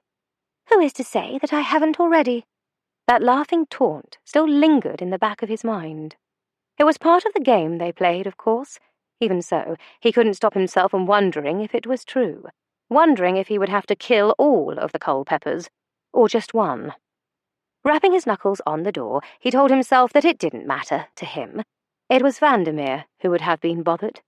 Therefore, in the interest of Vandermeer, Oscar would make a show of staking his claim. Besides, doing so would irritate Honoria, which would, in turn, put him in better spirits. Mr. Moseley appeared to be completely recovered from his shock at seeing Oscar that first day, and now greeted him with a bow. "Lord Vandermeer, Miss Hartley and Miss Althea are entertaining in the drawing-room. Would you care to wait in the parlour while I announce you?" He thought about it for a half-second, thought about the Culpepper's phaeton. "Actually, no, I should rather go with you, if it's all the same." Surely, in Hort society, the word entertaining couldn't have meant bacchanalian orgy, the way it usually did in the world he knew. Even so, Oscar wouldn't put it past Honoria to be laughing and flirting with 3 men at once. He was led upstairs to the drawing-room. It wasn't until he saw a pair of Irish wolfhounds growling at the door that alarm jolted through him. Then one of the male inhabitants inside the room called out, "I've got you now!" "You missed," Honoria said with a tusk. Another male voice said, "Well, I caught the little one." "Ow! You scratched me, you goose," Althea cried. "Not fair," a third man's voice said. "You've got hold of the bird I wanted." Oscar rushed for the door but found it locked. Suddenly, the image of his temptress flirting coyly with her callers, only to have them turn into rapacious, clawing beasts, filled his mind with a lurid tableau of her and her sister fending off unwanted advances. He rattled the handle. "Honoria!" In response, he heard a string of helpless shrieks. Without waiting an instant longer, he rammed his shoulder against the door and barreled into the room. To find utter chaos. And feathers. So many feathers. Chapter 10. "Close the door!" the Hartley sisters shouted in unison. Thankfully, Mosley had his wits about him and managed to haul the dogs back as Oscar nudged their wiry snouts free of the door before shutting them firmly out. Then Oscar stood and took in the scene. Scanning past the harried trio of young men he'd have to deal with later, he saw downy yellow feathers everywhere, a pair of angry flapping ducks on the 2 window ledges, an overturned sofa, a raised dais in the corner swathed by burgundy drapes, and a wooden bathtub centre stage with a half-dozen paddling chicks on the surface of the water. As he heard the peeps that he'd mistaken for shrieks, part of him wondered if he was lost in some sort of strange dream. What the devil? In a blur of jonquil skirts, Honoria disappeared behind the curtains. "Found another!"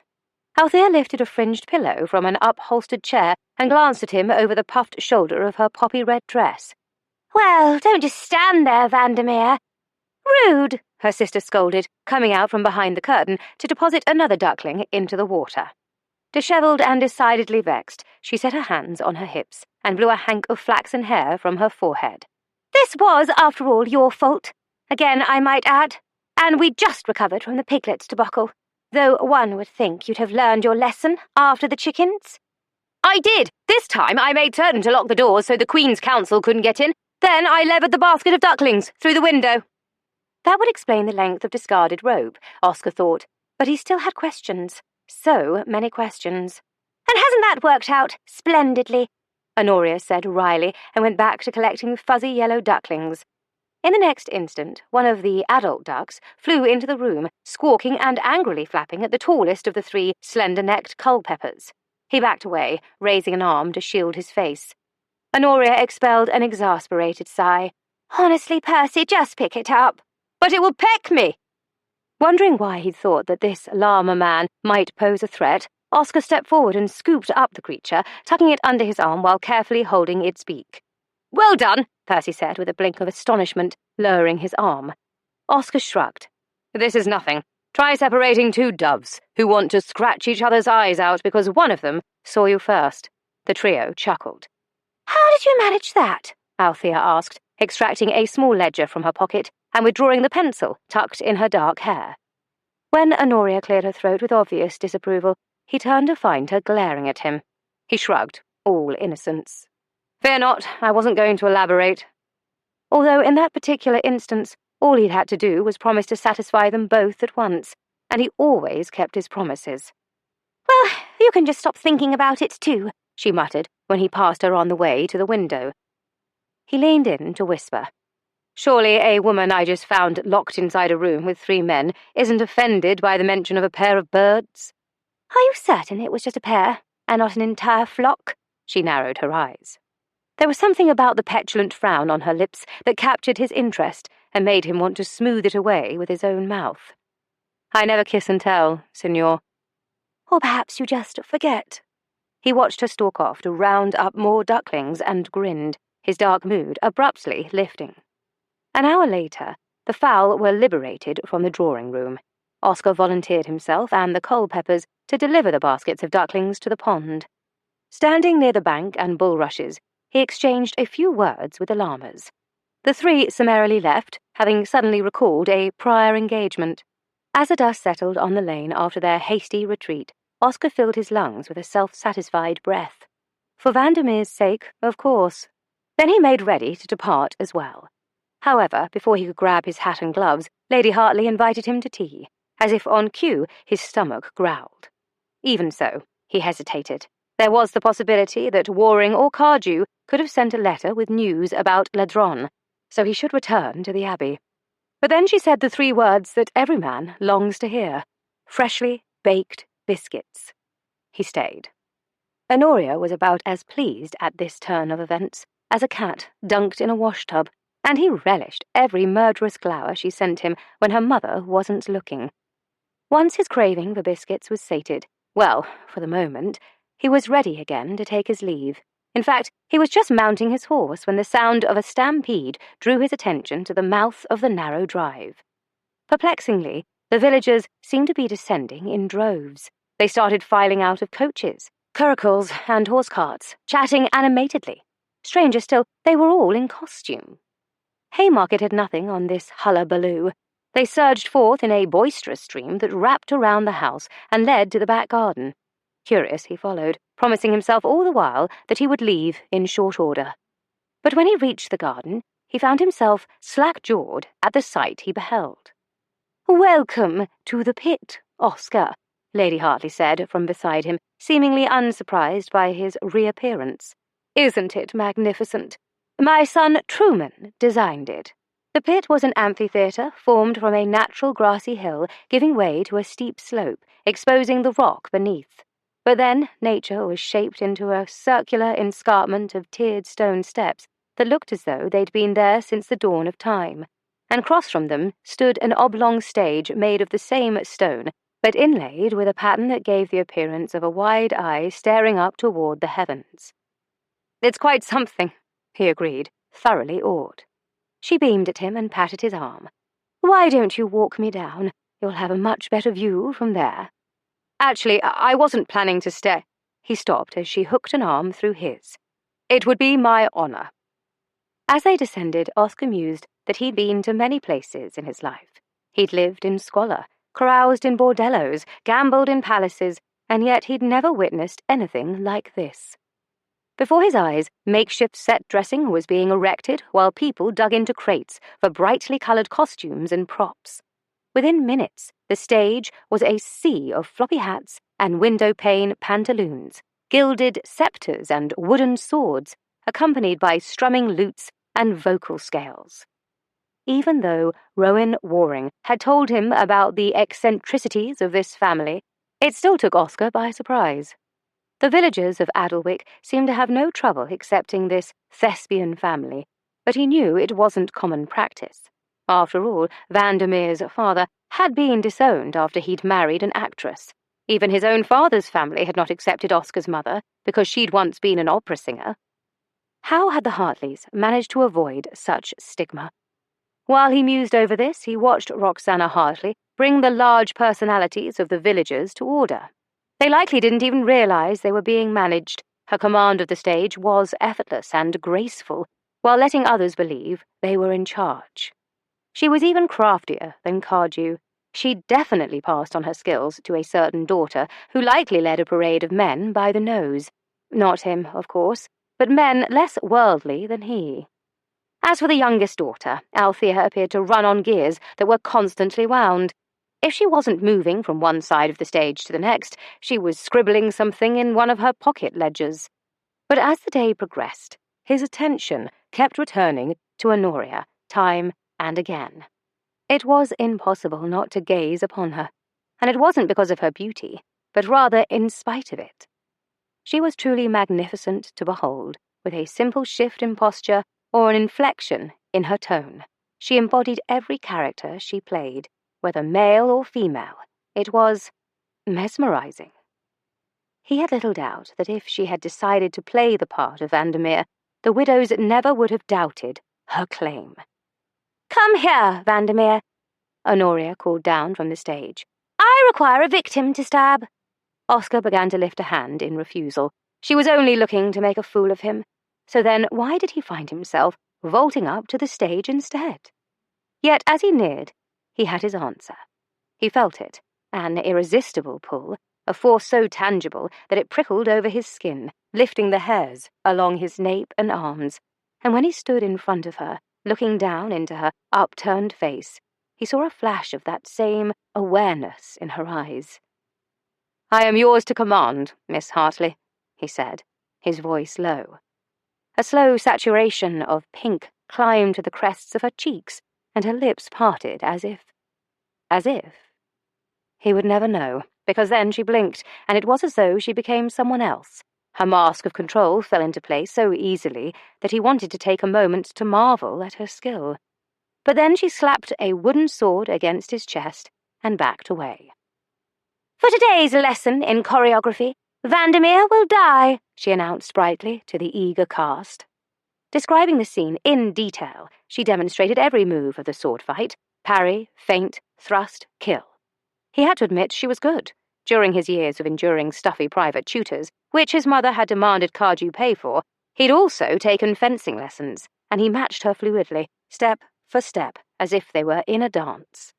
A fatal dance, at least for him.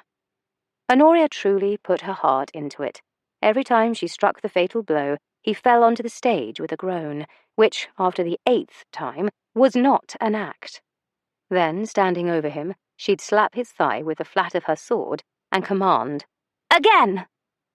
Through the mask of choreographer, he could see that the little sadist was enjoying herself.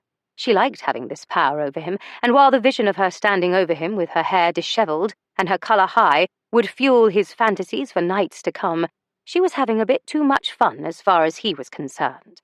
So, naturally, he had to take her down with him. With her final lunge, her sword hit the mark, sinking neatly between his arm and rib cage. But instead of staggering back with the blade pinned to his side, he reached out and clutched at her hand over the hilt. Then, when he went down, sagging back against the stage to die, she went down with him. Kneeling over his body, a heady laugh erupted from her lips. "You are such a cad!" Her fingers splayed over his chest to push away from him, but before she could, he reached up to tuck a fallen flaxen curl behind her ear, lingering in the silky strands. "But you like me this way. Admit it." A brief instant of confusion stitched her brows as she searched his gaze, though whatever question was in her mind, she shook her head in answer to it. "Not till God make men of some other metal than earth," she said, haughtily quoting the bard's Much Ado About Nothing. Applause swiftly followed. It was only in that moment that Oscar recalled they were on a stage, not alone but in front of half of Adelwick and her mother and sister.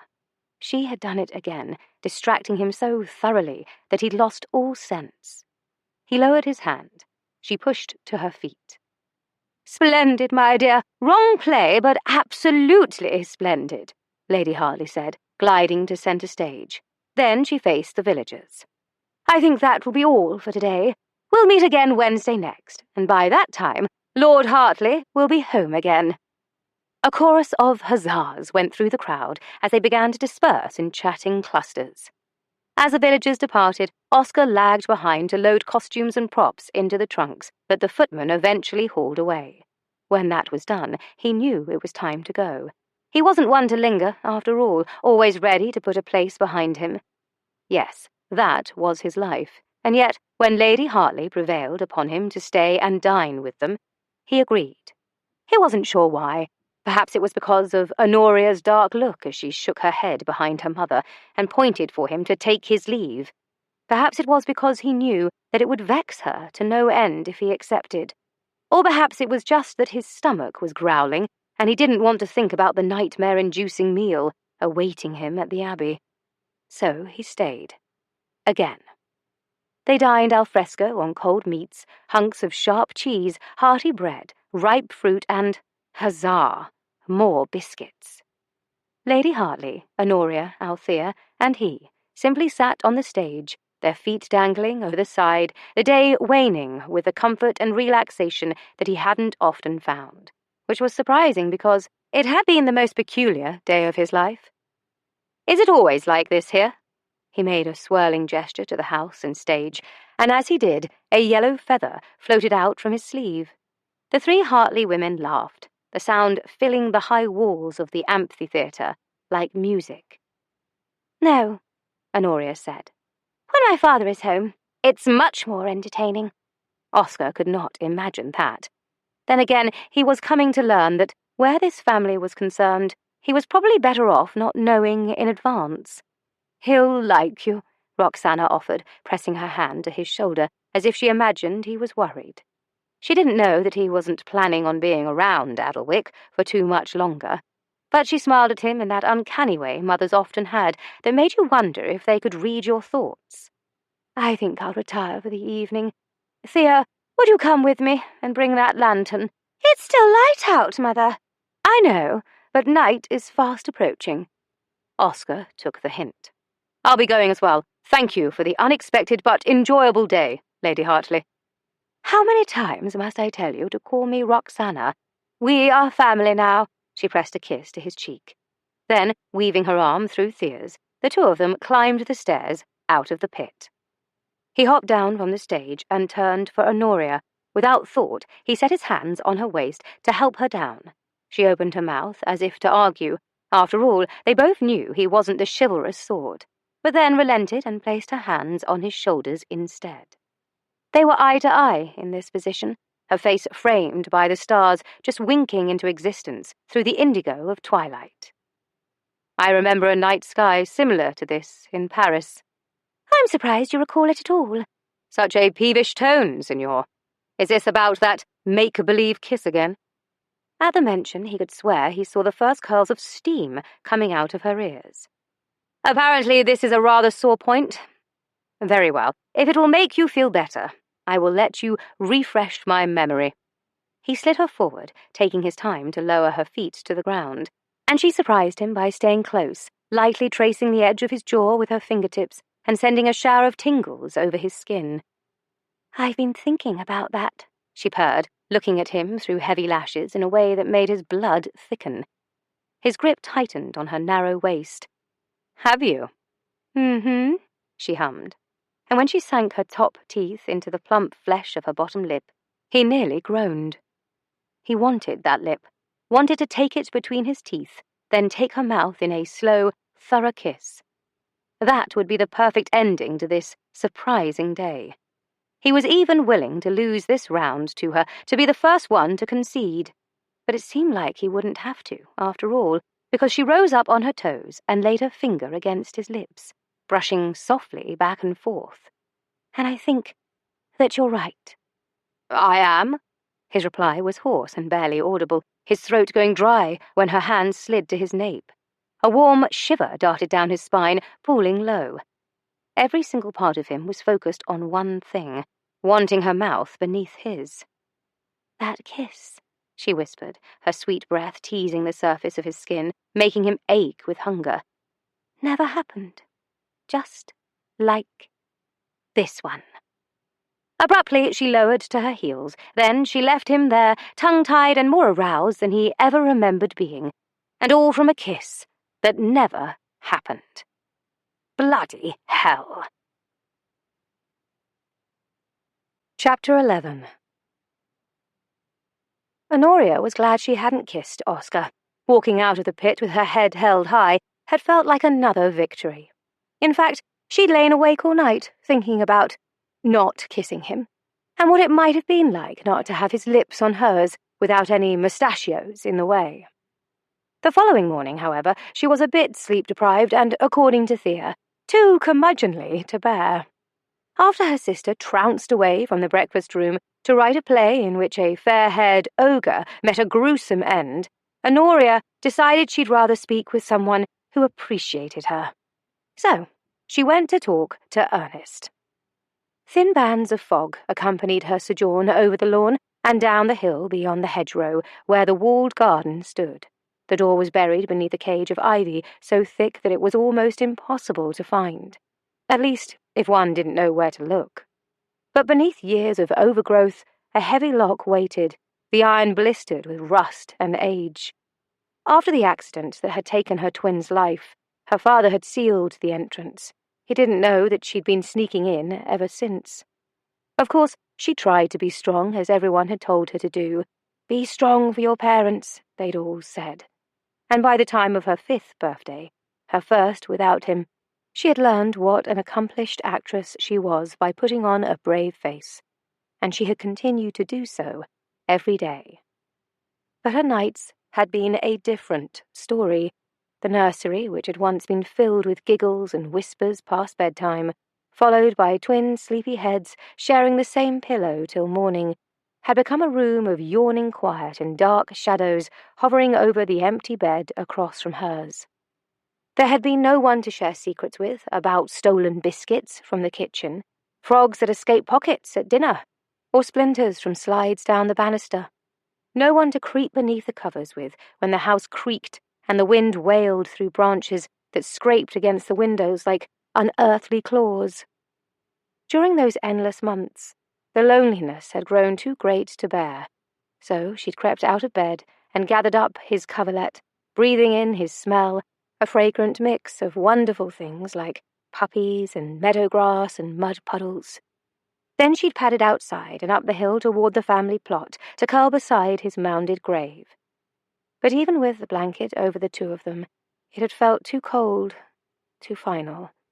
She'd needed to be some place he had lived, some place he had loved. That was when she'd first started coming to the garden. She'd stolen the key that Father tucked away at the back of his desk drawer.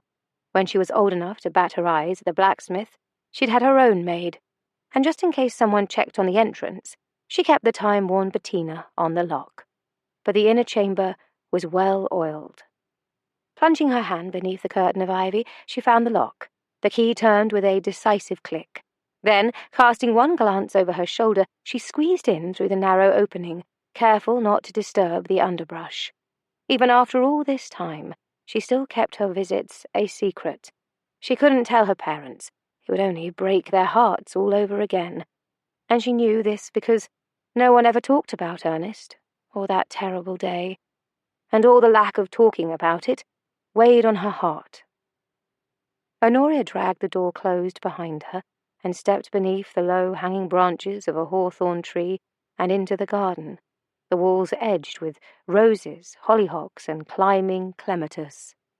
Spears of sunlight shone through the clouds, turning the last remains of mist into a cascade of crystals, and she smiled as if this were proof of her brother's presence here. Breathing out a heavy sigh, she reclined on a cushion of dewy clover, beside the hexagon base of stone where the fountain had once stood. "Do you remember when I mentioned that man I met in Paris?" she asked without preamble, as though they were always in the middle of a conversation. "No, not Lord Holiday. The other one. The gambler." She waited for Ernest to consider this. Even though he wasn't present in physical form, that didn't stop her from sharing her deepest secrets, as they'd always done. "To be clear, even though I may have mentioned him on occasion, that doesn't mean I ever wanted him to appear on my doorstep. Quite the opposite. Remember that trip to Brighton Beach, when we were little and came away with all those pesky sand flea bites? Well, he's like those, a constant source of irritation." Unfortunately, her vehement declaration only reminded her of last night, and the way his eyes had darkened, his hands flexing on her hips. And since she had been on her toes, all it would have taken was one small tug, and her mouth might have collided with his. Accidentally. Not that she'd given the matter any thought. "I suppose one might consider him somewhat attractive, if one preferred the tall, dark, and dangerous sort, which I do not, at all. And no, I'm not crossing my fingers. That's just how I hold them when I'm thinking." Casually, she uncrossed her fingers, then scoffed as if in outrage of a ghostly accusation. "Someone is rather impertinent today. Very well, I may have kissed him once in Paris, but only as a means of escape. And no, I am not, absolutely not, obsessed with the notion of kissing him again. Oscar Flint can go to the devil, for all I care." A breeze rustled against the decaying silk and wood frame of a forgotten kite, tangled in the branches. To her, it sounded like mocking laughter. "Fine. He's the only one who's ever given me moths. There. Are you happy?" The kite rustled again, and she stuck out her tongue at the cloud-dotted sky. She was quiet for a while, absently plucking the leaves from a stem of clover. Years ago, she'd made a vow in this very garden to live life for two, because Ernest never had the chance to live one. She intended to keep it. Therefore, she wouldn't allow this unfortunate attraction to Oscar Flint stand in her way. "Though, to be completely honest, I'm worried that it's more than moths," she said quietly, half afraid of the words coming true. "He sees through me in a way that no one ever has, and if this blackmailing scoundrel ever displayed a true redeeming quality, I'm afraid that I could actually begin to like him." She expelled a rush of breath, as if the confession stole some vital force from within her. "Oh, Ernest, please help me send him away before I do anything foolish." "And why did we have to walk into the village on the hottest day of the year?" Thea asked, trudging along the road beside her, a parasol in one hand and a fan in the other. "To distract us from the insufferable heat, of course." The misty morning had cleared away in time for the sun to steam the earth like a pudding in a copper pot, and Honoria was a sweaty plum in the batter, though unlike Thea she decided to forego wearing a hat in addition to carrying a parasol.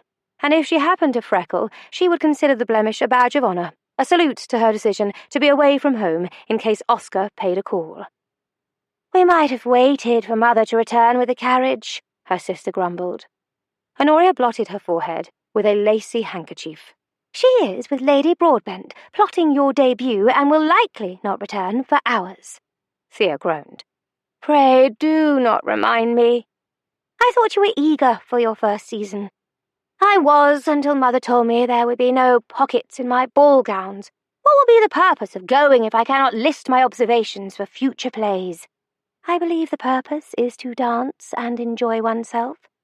"I thought you didn't enjoy your season," she said, her dark brows lifting as if in question. Honoria considered her response. "It was entertaining. However, because of the scandal, there were many members of the ton who'd made it clear that the sole reason I was invited to parties was because of my beauty," which had been rather tiresome to hear. Repeatedly. "There were also gentlemen who made offers for me that were, shall we say, less than respectable. And I tell you this only because the black mark upon our name is not completely scrubbed clean. Therefore, you may encounter the same. Just be on your guard, though I highly doubt Lady Broadbent will permit you to be in the company of such men. In other words, I am not to encounter any man interesting enough to inspire a future character." Honoria shifted her parasol to her other hand and laid an arm around her sister's shoulders. "Trust me. In London, you shall encounter a multitude of characters." "It's too warm for placating," she said, shrugging out of the partial embrace. "Ugh, how I wish the weather wasn't so— Oh, look, our saviours have arrived." Thea waved merrily to the Culpepers, Percy on horseback, with Peter and Carlton in the phaeton. The three of them lifted their hands in greeting. But then they stopped and exchanged looks between them, and for some peculiar reason, they turned around on the narrow road and went back in the other direction. "That's odd." Honoria felt her brow pucker. "I wonder why they did not come toward us. Perhaps they are returning with a more suitable conveyance for all of us." "I wouldn't hold my breath if I were you." "Why ever would you say that?" "I saw Vandermeer talking to them by the pond yesterday. Then the Culpepers left directly, and they looked rather pale, too. As though someone, and I'm not saying who, might have dangled a threat over their heads if they should happen to flirt with a certain someone betrothed to him." Honoria was already shaking her head. "Oscar would not have done that. And before you romanticize whatever it is you're thinking, he has no cause to put on a pretense of jealousy, for that is all it would be. A pretense. We are barely acquainted." "I don't understand. What about the letters? Not to mention the fact that for years you've turned down countless proposals, citing your betrothal to Vandermeer as the excuse." "I wouldn't call it an excuse." It was absolutely an excuse. "Furthermore, I have no intention of marrying him just because he happens to be here. For all I know, he'll be gone next week." "Oh, please let him be gone next week." "But you have to marry him." "There is nothing in the contract stating that I must marry, only that if I do, it'll be to him. Otherwise, he means nothing to me whatsoever."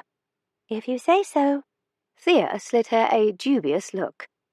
"Though, to be honest, I cannot imagine why our parents allowed our grandmother and his to set the contract in place. It is all so very archaic.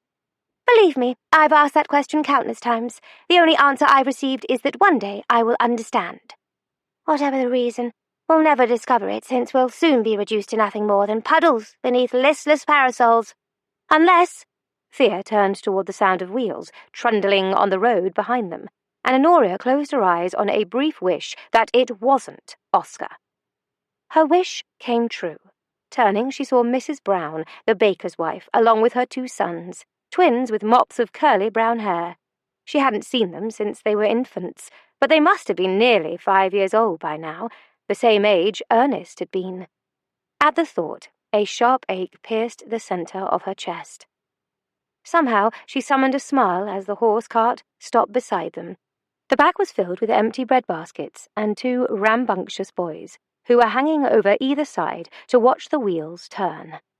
Mrs. Brown, what an unexpected pleasure to see you. I hardly ever have the chance to see you out making deliveries.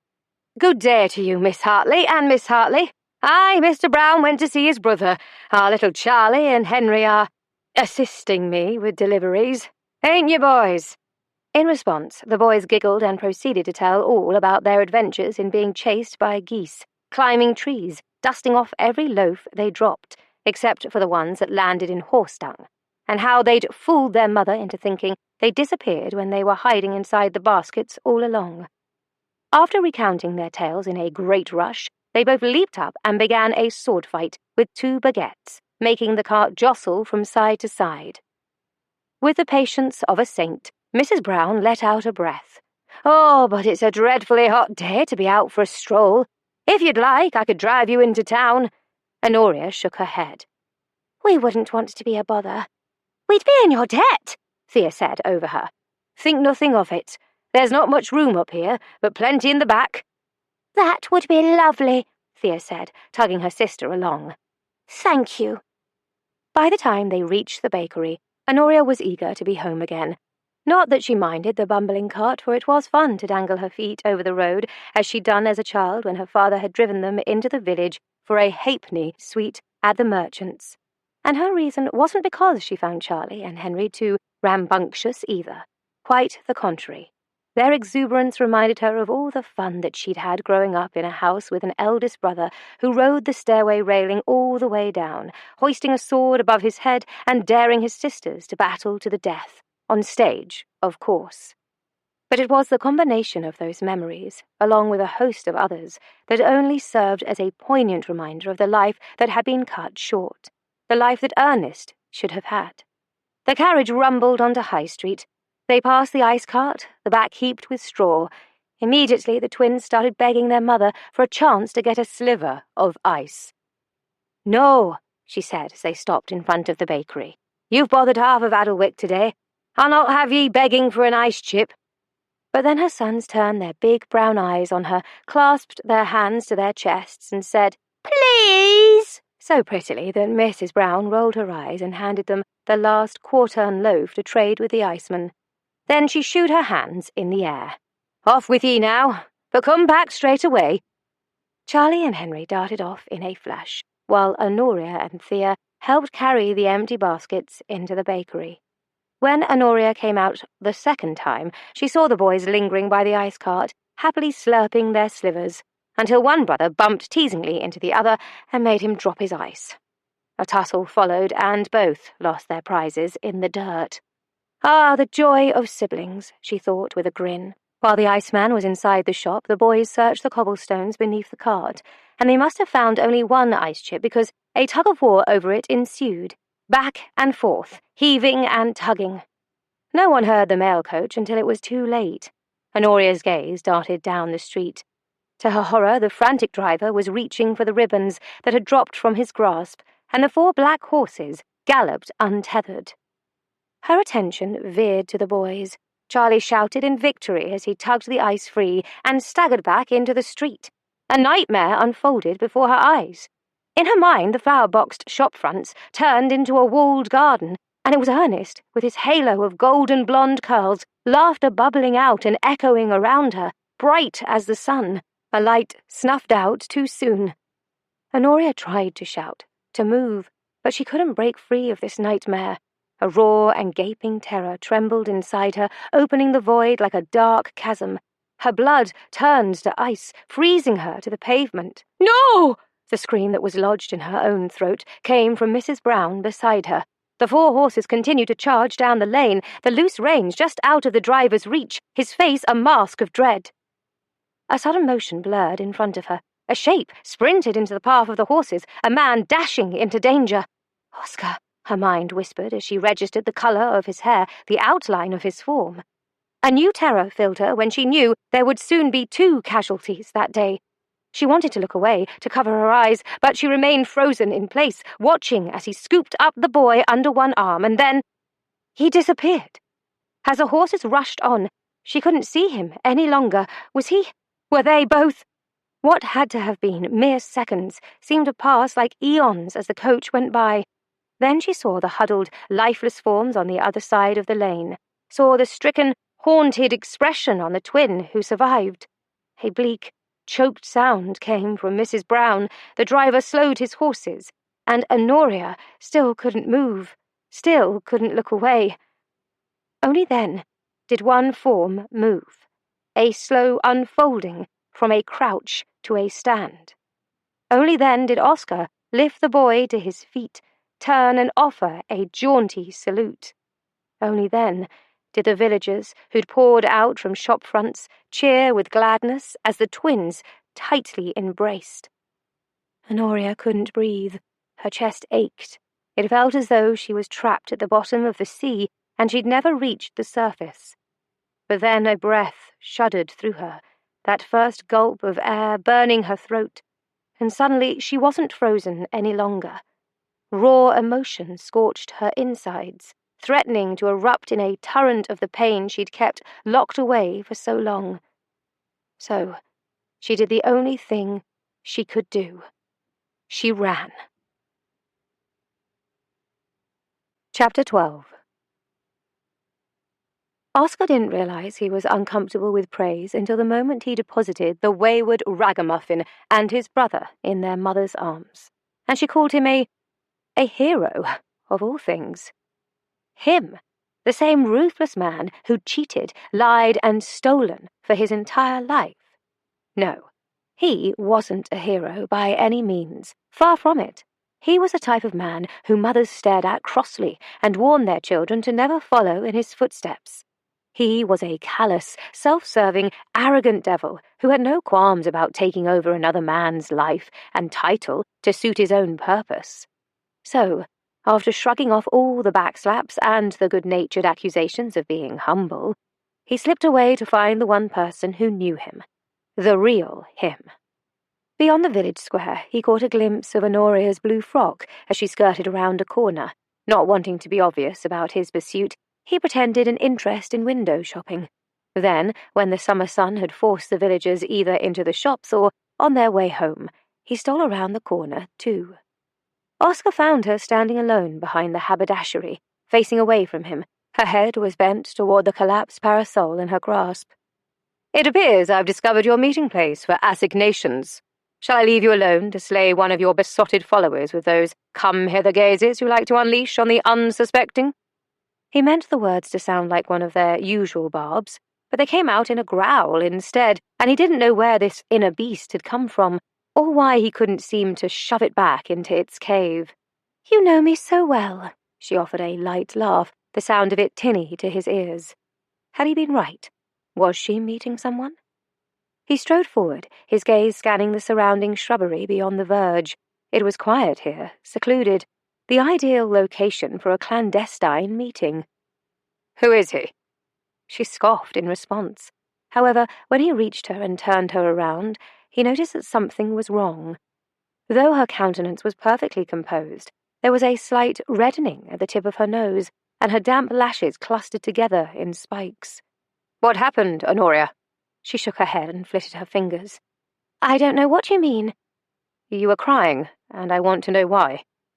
All the gruffness had gone out of his tone as he reached out to smooth away the last trace of dampness at the corner of her eye. Her chin trembled ever so slightly, yet even then, even when he was staring directly at her cards, and they both knew she was bluffing, she still tried to sound flippant. "I thought I'd finally gotten rid of you, and in such a convenient manner." "Ah, I think I understand," he said gently. "You are thoroughly vexed by the knowledge that you'll still have to kill me yourself." "Precisely." "Let me guess. Death by parasol?" Taking the frilly accessory from her, he leaned it against an empty crate. "There, I have disarmed you. Now you'll have to find a new method." She followed his actions, staring vacantly at the parasol. When she spoke, her voice was almost too quiet to hear above the distant clamour of horse hooves on the lane and the soft susurration of the wind through the leaves. It all happened so fast. 1 minute he was beside his brother, laughing and teasing. The next he was stumbling into the street. She gestured with her hand as if the tableau were playing out again before her eyes. Then you just appeared. If you hadn't, I shudder to think about the outcome. He didn't want to think about it either, so he simply shrugged. Sometimes all we have is a moment.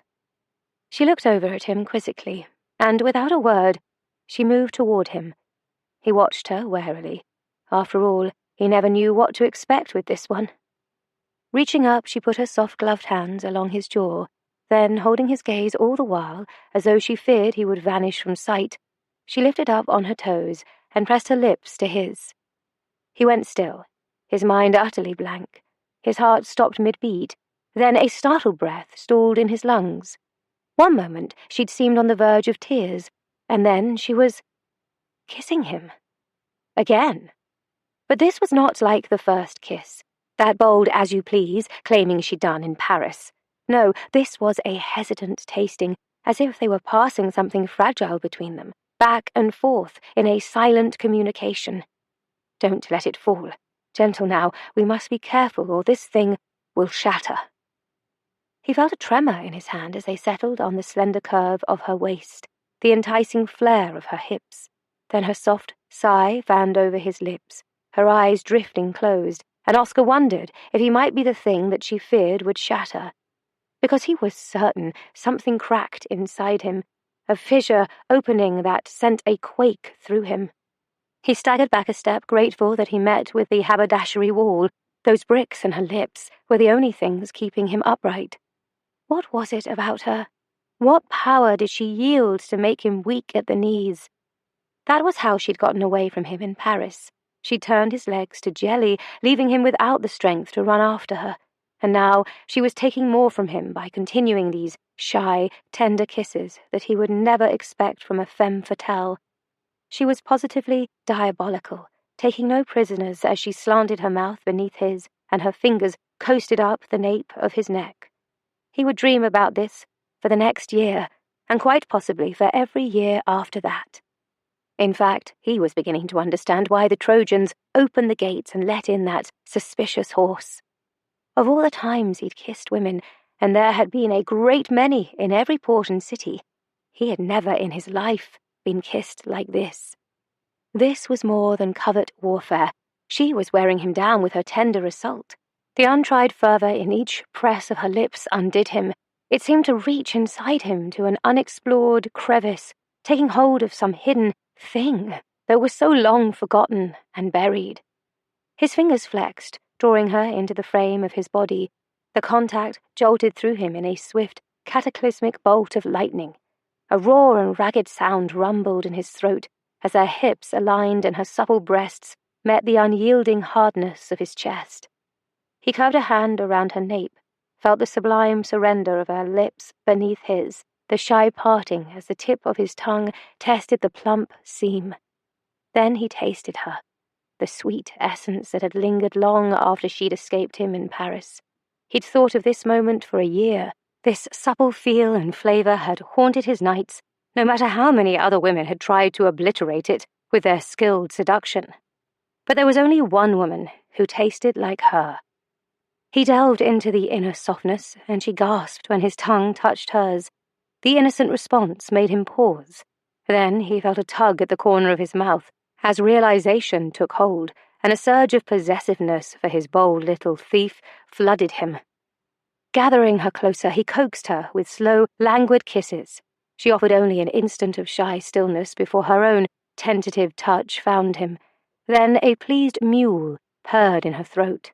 The vibration tunneled low inside him, reaching a primitive place that wanted to claim, to slake, to devour. He pulled her flush against him, his pulse thickening, his blood hot, their lips locked, tongues twining with searching strokes. She gave back every ounce of passion he gave her. Then she upped the stakes by raking her teeth over his bottom lip. Damn, this woman would be the death of him. But oh, what a way to go! Her fingertips curled against his scalp to pull him closer. Her throat emitted a greedy sound as she gently sucked on his tongue. He sagged back, certain his knees had again turned to jelly, and she began to pepper him with fervent kisses until her throat cleared. The kiss ended with an audible smooch as they broke apart, or rather as Honoria shoved away from him at once. His own reaction, on the other hand, was a bit slower, his head and other parts of him still lost in a haze. He was only too thankful that it was Thea Hartley standing there instead of Ladron. Even so, her scowl was rather formidable, her arms crossed, one mahogany brow arched at her sister. No interest in him whatsoever, This was just... Her sister raised a hand, effectively cutting off Honoria's explanation. I will be directly around the corner, prepared to declare that I saw nothing and never speak of it again. However, if you make me wait in this insufferable heat any longer than 10 seconds, at dinner this evening I'm going to mention what I stumbled upon. Then Mother will drive the two of you to Gretna Green by morning. Then she turned on her heel and marched away. Devil's door-knocker! What have I done? Honoria muttered to herself through her teeth as she snatched up her parasol and tried to open it. But the thing wasn't cooperating, and she growled at it. It wasn't the most flattering of reactions. Slipping the contraption from her hand, he opened it and gave it back. What have you done? Well, I'd say you've shown your cards. Nothing of the sort. That was simply a reward for saving the boy's life. If that is true, my dear, then please look away while I toss a dozen other children in the street in order to save them all. The corner of her mouth twitched as she attempted to school her features. I'm afraid, Mr. Flint, that my moment of gratitude is over.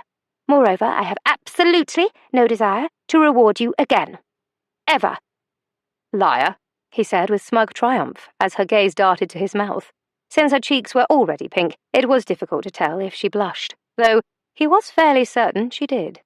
But as she walked away and disappeared around the corner, he felt as though he'd been cheated out of something. He wasn't sure what. All he knew was that he wished she hadn't started this new game of theirs. Chapter 13. Honoria jolted up in bed, panic hammering beneath her breast. It was a dream, she told herself, only a dream. Though, just in case, she touched her hands to her face and her arms, ensuring that her skin was still intact, and, finding it cool and damp with perspiration, instead of charred to a crisp, filled her with untold relief. She never wanted to have a dream like that again, ever. It had begun ominously with her standing in front of the chapel. She'd been garbed in a crimson dressing gown, the fitted bodice cut so low that she feared her next inhale would cause her breasts to spill over. Apparently her dream self had visited Babette Fairfax's modiste. Even so, Honoria's scandalous attire hadn't stopped her from reaching out for the long, wrought iron door handle. The feel of it was solid and smooth beneath her grip. But then it was wrenched away, the doors flinging open to reveal a chapel that looked very much like Adelwick's, with only one difference. This one was red, all the way from the runner down the central aisle to the pews, and even the walls. But not like red paint or even a red sash. No, this colour seemed to glow as if alive, a living, breathing red. She didn't want to go inside, but her feet left the ground, and she started to float toward the altar. That was when she saw Oscar, his lips curved in a smirk as the doors slammed shut behind her. As she floated closer and closer, the air grew hotter. Panicked, she suddenly realized that they were no longer in a church. They were inside an oven. She called out to Oscar as the blaze encircled her. Her hem caught fire, then her cuffs, and within seconds her clothes were incinerated, leaving her naked. The flames licked over her bare skin, simmering inside her. She called for Oscar again, but all he did was watch her with hooded eyes, and she feared he was just going to stand there and let her burn. Then he held out a hand. Blindly, she reached through the flames, hoping he would save her. Yet, when he pulled her through the glowing red inferno and engulfed her in his smouldering embrace, she realized it was too late. The fire was consuming them both. That was when she woke up. In the pink light of early morning, she threw back the coverlet and padded across the bedchamber toward the washstand. She understood the symbolism. After all, she was an intelligent, modern 19th century woman, and clearly she never should have kissed Oscar. It only compounded the issue by making this betrothal nonsense seem far too real and far too inescapable. The problem was, since she decided against murder, there was no feasible way to rid herself of him, no stopping her family from pushing her toward the altar, and the last thing she wanted was to be married at all. It seemed her only option was to tell her parents the truth. "The truth," she said grimly into the wash basin, her voice bleak and echoing against her wavering reflection. Cupping cool water in both hands, she splashed it over her face. Confession was the only way. Unfortunately, once word spread, there would be another scandal. It was inevitable, but she could only hope they would forgive her. On a resigned sigh, she rang for Tally and dressed for the day.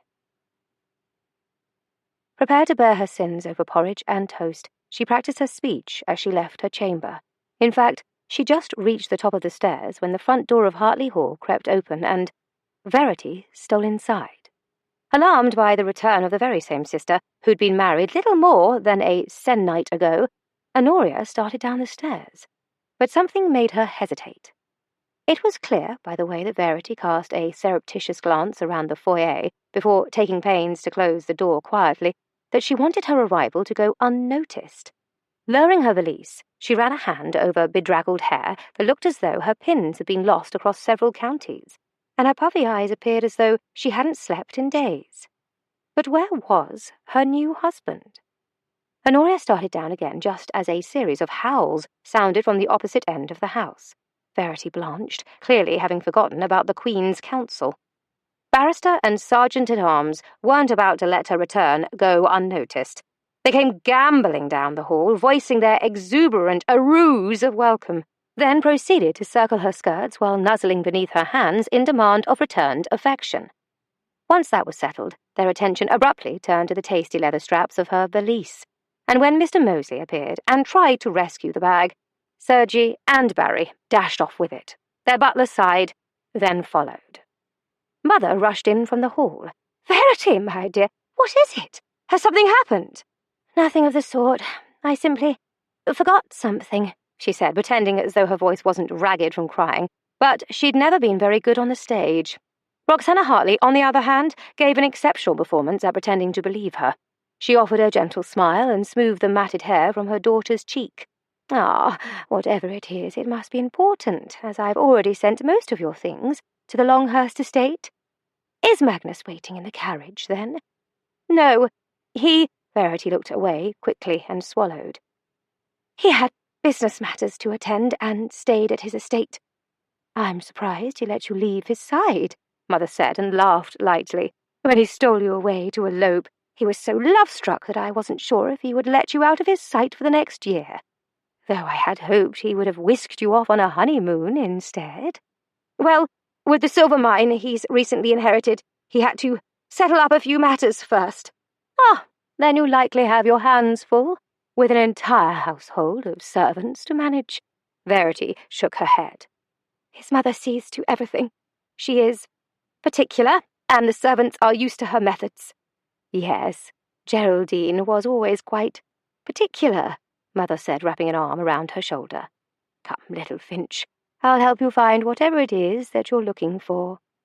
When Verity's eyes flicked to the stairway, Honoria managed to conceal her worried frown with a mask of delight. "Huzzah! The prodigal sister has returned. Do not tell me you have actually missed our family dramatics and are eager to take part in Thea's next play?" "If you have need of a potted ficus on your stage, you may call upon my skills," Verity said, attempting a wry smirk, but even that faltered, quivering around the edges. Taking a page from Mother's script, Honoria pretended not to notice. Being introspective and reserved was simply Verity's way, but it broke Honoria's heart to see all the pain she held inside. Her sister had spent so much of her life trying to maintain a level head, to keep the peace between siblings, and to bring a sense of sanity to this rather eccentric household that she never learned to express herself. Honoria had hoped that Magnus would have brought her out of her shell. She knew her sister loved him dearly, but clearly there was something terribly wrong, something that not even love could fix. Then again, in Honoria's experience, love was the very worst thing that could happen to anyone. That morning, Oscar heard arguing through the open door of the Dowager's sitting room, the discordant rumbles clambering up the staircase. The sharp, higher tones of feminine voices tried to drown out the low, unfamiliar baritone. Standing, he closed the book of poetry and tucked it back into his inner coat pocket. He'd been reading to Vandermeer's grandmother every day, sometimes from his own book, and other times from the books of verse in the library. He liked the collection. It made him feel, well, he didn't want to say that reading them made him feel closer to his own father. He barely remembered him. After all, he'd been 5 years old when his father had left without a backward glance. Even so, he did recall how much the little book of poetry had meant to his mother, and how adamant she'd been that Oscar should keep it safe all throughout his life. "That is all for today," he said, lifting the Dowager's knobby hand to bow over it. But when he tried to pull away, she held on with a surprisingly strong grasp. "Here," she said with the H silent, as though she had a Cockney accent. "Fear not, you haven't gotten rid of me yet," he teased, believing she'd been asking him to stay. "I have other duties at the moment, but I will come again tomorrow, Grandmamma." He chose to call her that because, well, there was no reason not to. He had never had a grandmother, at least none that he'd known about, and since Vandermeer hadn't bothered to visit the one he had, someone might as well call her Grandmamma. After all these years, she deserved that at least.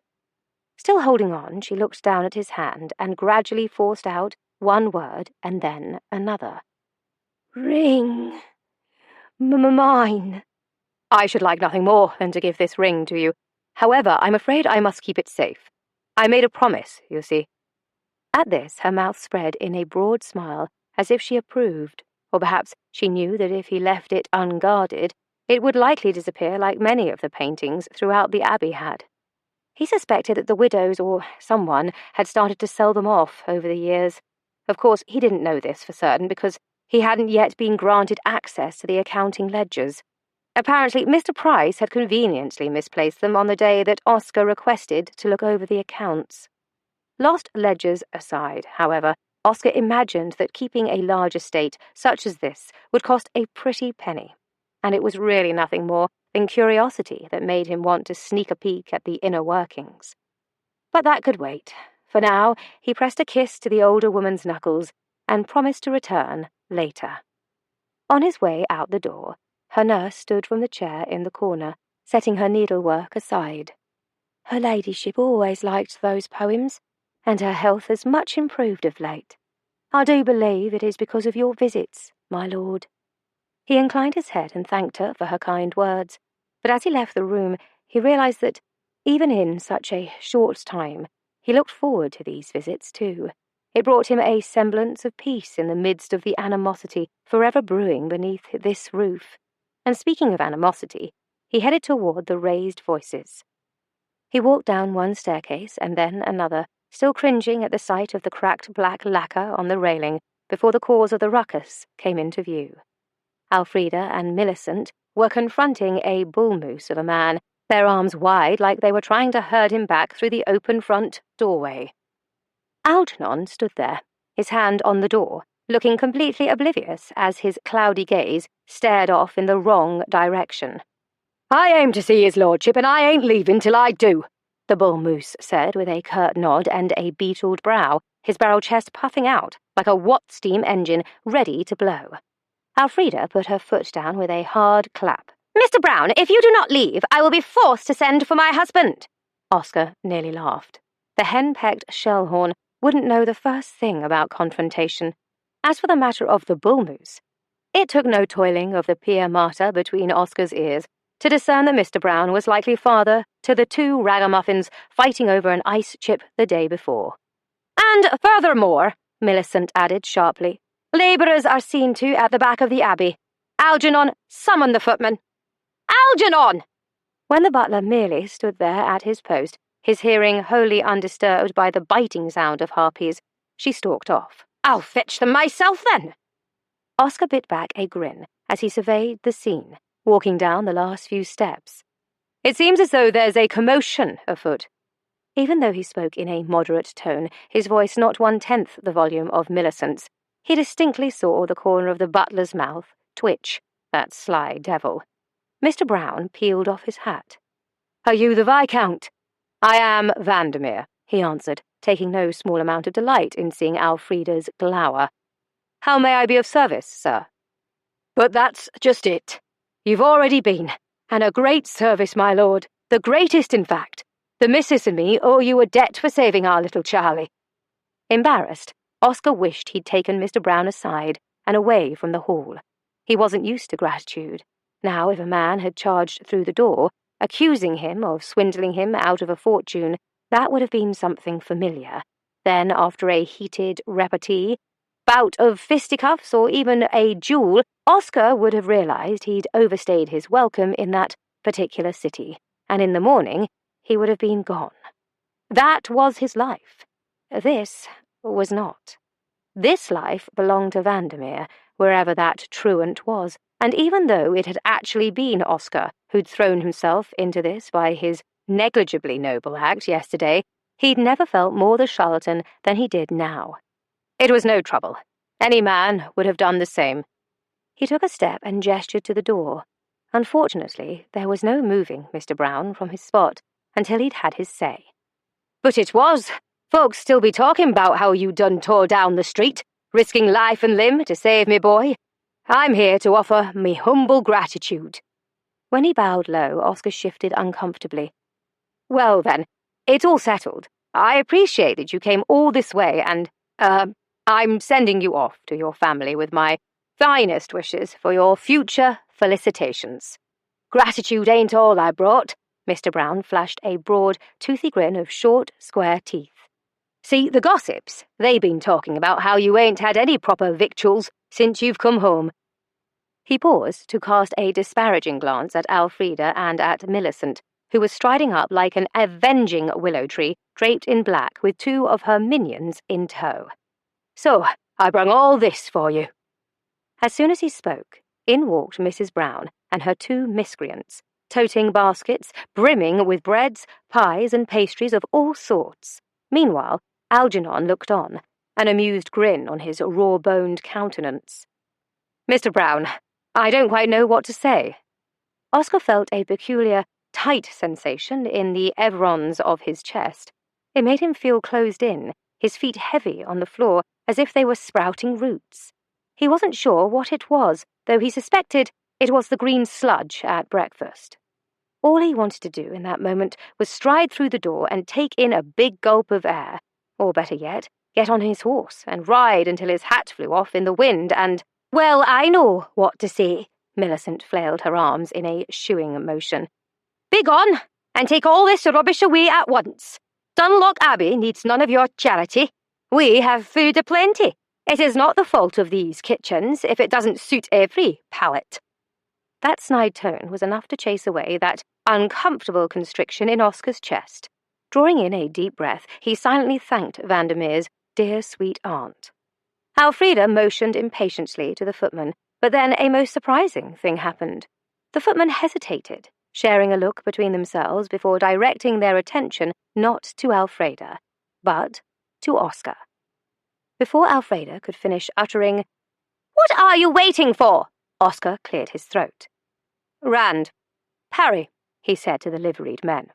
"See to it that these generous gifts are taken with care to the kitchens, the contents unloaded, and the baskets returned to my friends." They bowed and said in unison, "Aye, my lord." It wasn't until the instant he saw Millicent and Elfrida stiffen that the "my lord" registered, and he realized this hadn't been the first time that day either. The nurse had also addressed him with deference. Apparently there was a contagion running amok beneath this roof, starting with the servants. He grinned at the aunts, filled with a sense of peevish delight. "Oh, and one more thing," he said to the footman. "Since Mr. and Mrs. Brown have been so generous, I believe it is only right that they should have a jar of the rose honey that Lady Millicent is forever declaring to be the best in all of England." His grin only widened when Millicent fumed.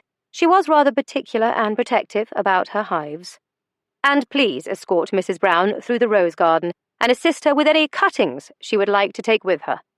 The men nodded without hesitation. Mrs. Brown beamed, her hand splaying over her bosom.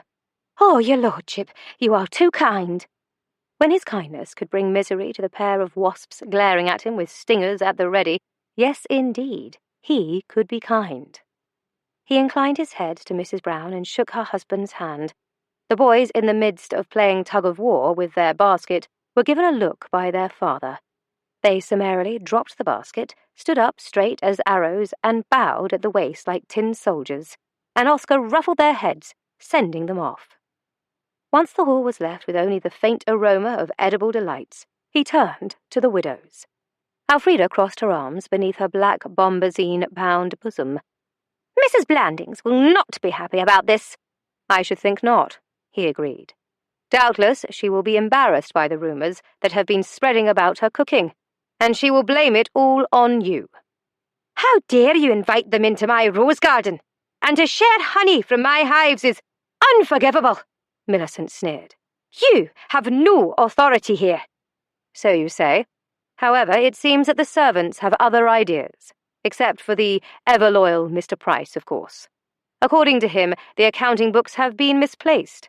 If that is true, I have to wonder what tasks keep him locked up in his office for hours on end." He pursed his lips, eyeing her with suggestive speculation.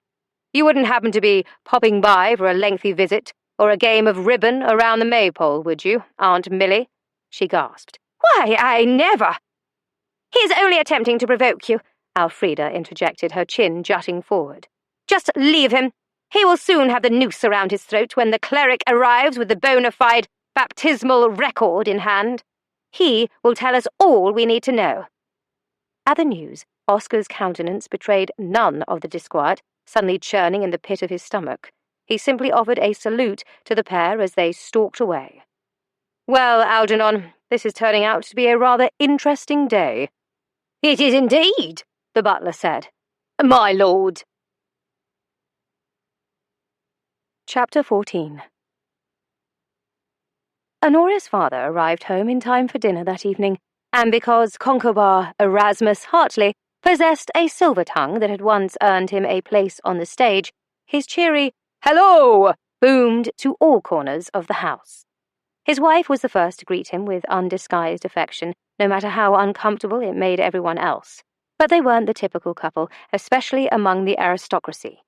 According to the tales spoon-fed to their children, theirs had been a fated match that no force in heaven or on earth could have stopped. And after Con had wooed and married the toast of the ton, a debutante of famed beauty whose wit and skill in entrancing an audience matched his own, they started an acting troupe and toured the English countryside together, which they had done all the way up until Thea was born. They'd settled into a quieter, mostly modest life, limiting their stage performances to the drawing room or the pit. And even though society frowned upon dramatic displays that were typically seen as common, Con and Roxana had managed to retain the respect of their peers. At least, until the scandal. At the thought, Honoria wondered how his reception had been in town. He'd been in London ensuring that Truman was settled in new lodgings as he prepared to take a post in an architectural firm. But whatever concerns she had dispersed at the sight of the broad smile on her father's face. He drew in a deep inhalation of the sense of home, as if all were right in his world, until his gaze fell on his eldest daughter, her eyes red-rimmed as she stepped into the foyer to greet him, and her husband nowhere to be found. Whatever affection he might have felt for his new son-in-law extinguished in that instant. "I'll kill him," was all he said before turning on his heel and ordering one of the grooms to saddle a fresh horse. Verity rushed forward and tearfully clung to him. "No, please don't. Magnus did nothing wrong. The fault is mine alone. Please, father." After exchanging a speaking glance with his wife, he stroked his daughter's honey-blonde hair and pressed a kiss to her forehead. "Very well, then, if that's what you wish." "It is." She straightened her spine and smoothed her skirts before gesturing woodenly to the stairway. "In the meantime, I'd better return to my search." He watched Verity with concern as she fled up the stairs, her hand pressed to her mouth. Then he turned to Mother. On an exhale, he bent his forehead to hers for a moment of unspoken communication. Then Mother stepped away to speak with the servants about readying a bath. Knowing that the entire story must wait, he turned to Honoria in eagle-eyed appraisal. According to the missive I received from your mother while I was in London, Viscount Vandermeer has returned, and his first order of business was to see you. Then you are well informed, she said with careful evasion, and pressed a kiss to his cheek. Whenever possible, she tried not to lie any more than she had already done. After all, if the vicar was correct and there was a golden scale in front of the pearly gates, with one side bad and the other good, then St. Peter was surely only a pebble or two away from sending her bad deed pan plummeting with such force that it would set all the good deed pebbles flying. Father stared at her for a beat, as if expecting her to say more. In that fraction of a second she wondered if, heaven forbid, he'd seen the letter Honoria had written to Truman. The very letter with the first line in bold letters, "Whatever you do, do not let Father read this." The contents including all of the details, well, most, concerning Mr. Flint and his unexpected arrival in Adelwick. It had been a plea for advice, though as of yet her brother had still not written a reply. Since her father waited for her to speak, she decided a change of topic was in order. What news of Truman? Did he find suitable lodgings? He did indeed. Father handed his coat and gloves to Mr. Moseley. A flat of rooms on Bond Street near a tailor's shop, in fact. I dare say he'll be the sharpest-dressed architect London has ever seen. Splendid, Mother said, hearing this as she descended the stairs. Your dinner will be sent up. Then, after you're settled, we'll have pudding in the parlour, and you can tell us all about it.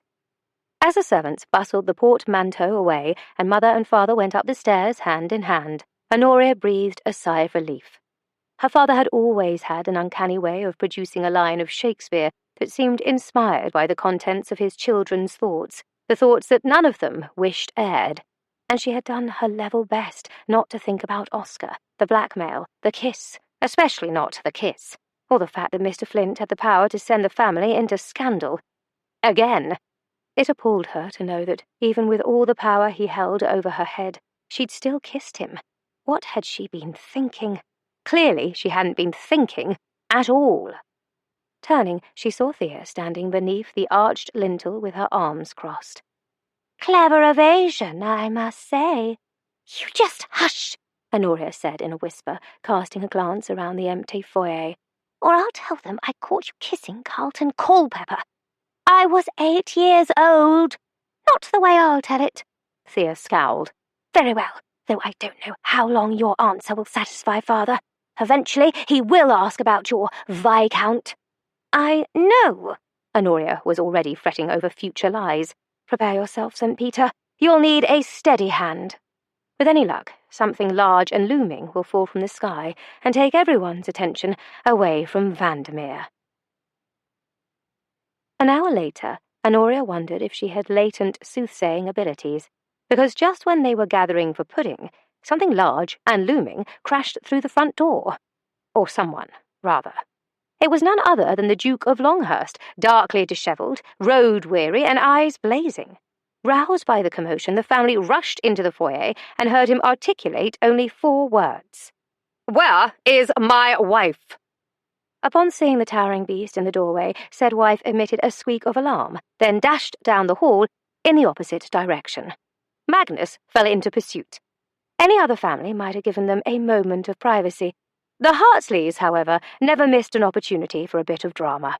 So they followed at a discreet distance. Verity ran all the way through the house, out the side door, through the birdhouse garden, over the hill, and toward the pit. "As if dashing off in the dead of night and leaving me to search frantically for you wasn't enough," Magnus bellowed after her. "Now you're running away from me. If you think for one moment that I will ever stop coming for you, then think again, Verity. You are my wife." "I am the yoke around your neck. Your mother said as much," she called back over her shoulder as she hastened down the stone steps. "I'll never be a proper duchess." "I didn't want a proper duchess. I wanted you." "That's a dreadful thing to say. You all but admitted that I fall short." Verity, you're being ridiculous. Come here, and let's settle this like sensible people. Magnus growled and started down the steps after her. Verity looked left and right, searching for an escape. Then she clambered up on the stage. No, your mother hates me. Do you know how hard it is to hear about the things I'm doing wrong all day long? She checks the clock each morning as I enter the breakfast room, as if I've arrived late. Then she presents me with a list of tasks to be done that I'm not certain there's time enough to complete in one lifetime, let alone one day. My mother is merely afraid of being sent to the dower house, so she wants to seem useful. And she doesn't hate you. She doesn't know you yet. Give her time. Time for her to poison my tea, you mean? She grumbled. However, the acoustics from the stage were so marvellous that one could hear all the way to the terrace, precisely where Honoria and her family happened to be, all lined up at the balustrade, shamelessly watching the spectacle. They had the best seats in the house. Thea took out her ledger and made a note. Verity is in fine form. I don't think she's ever performed this well.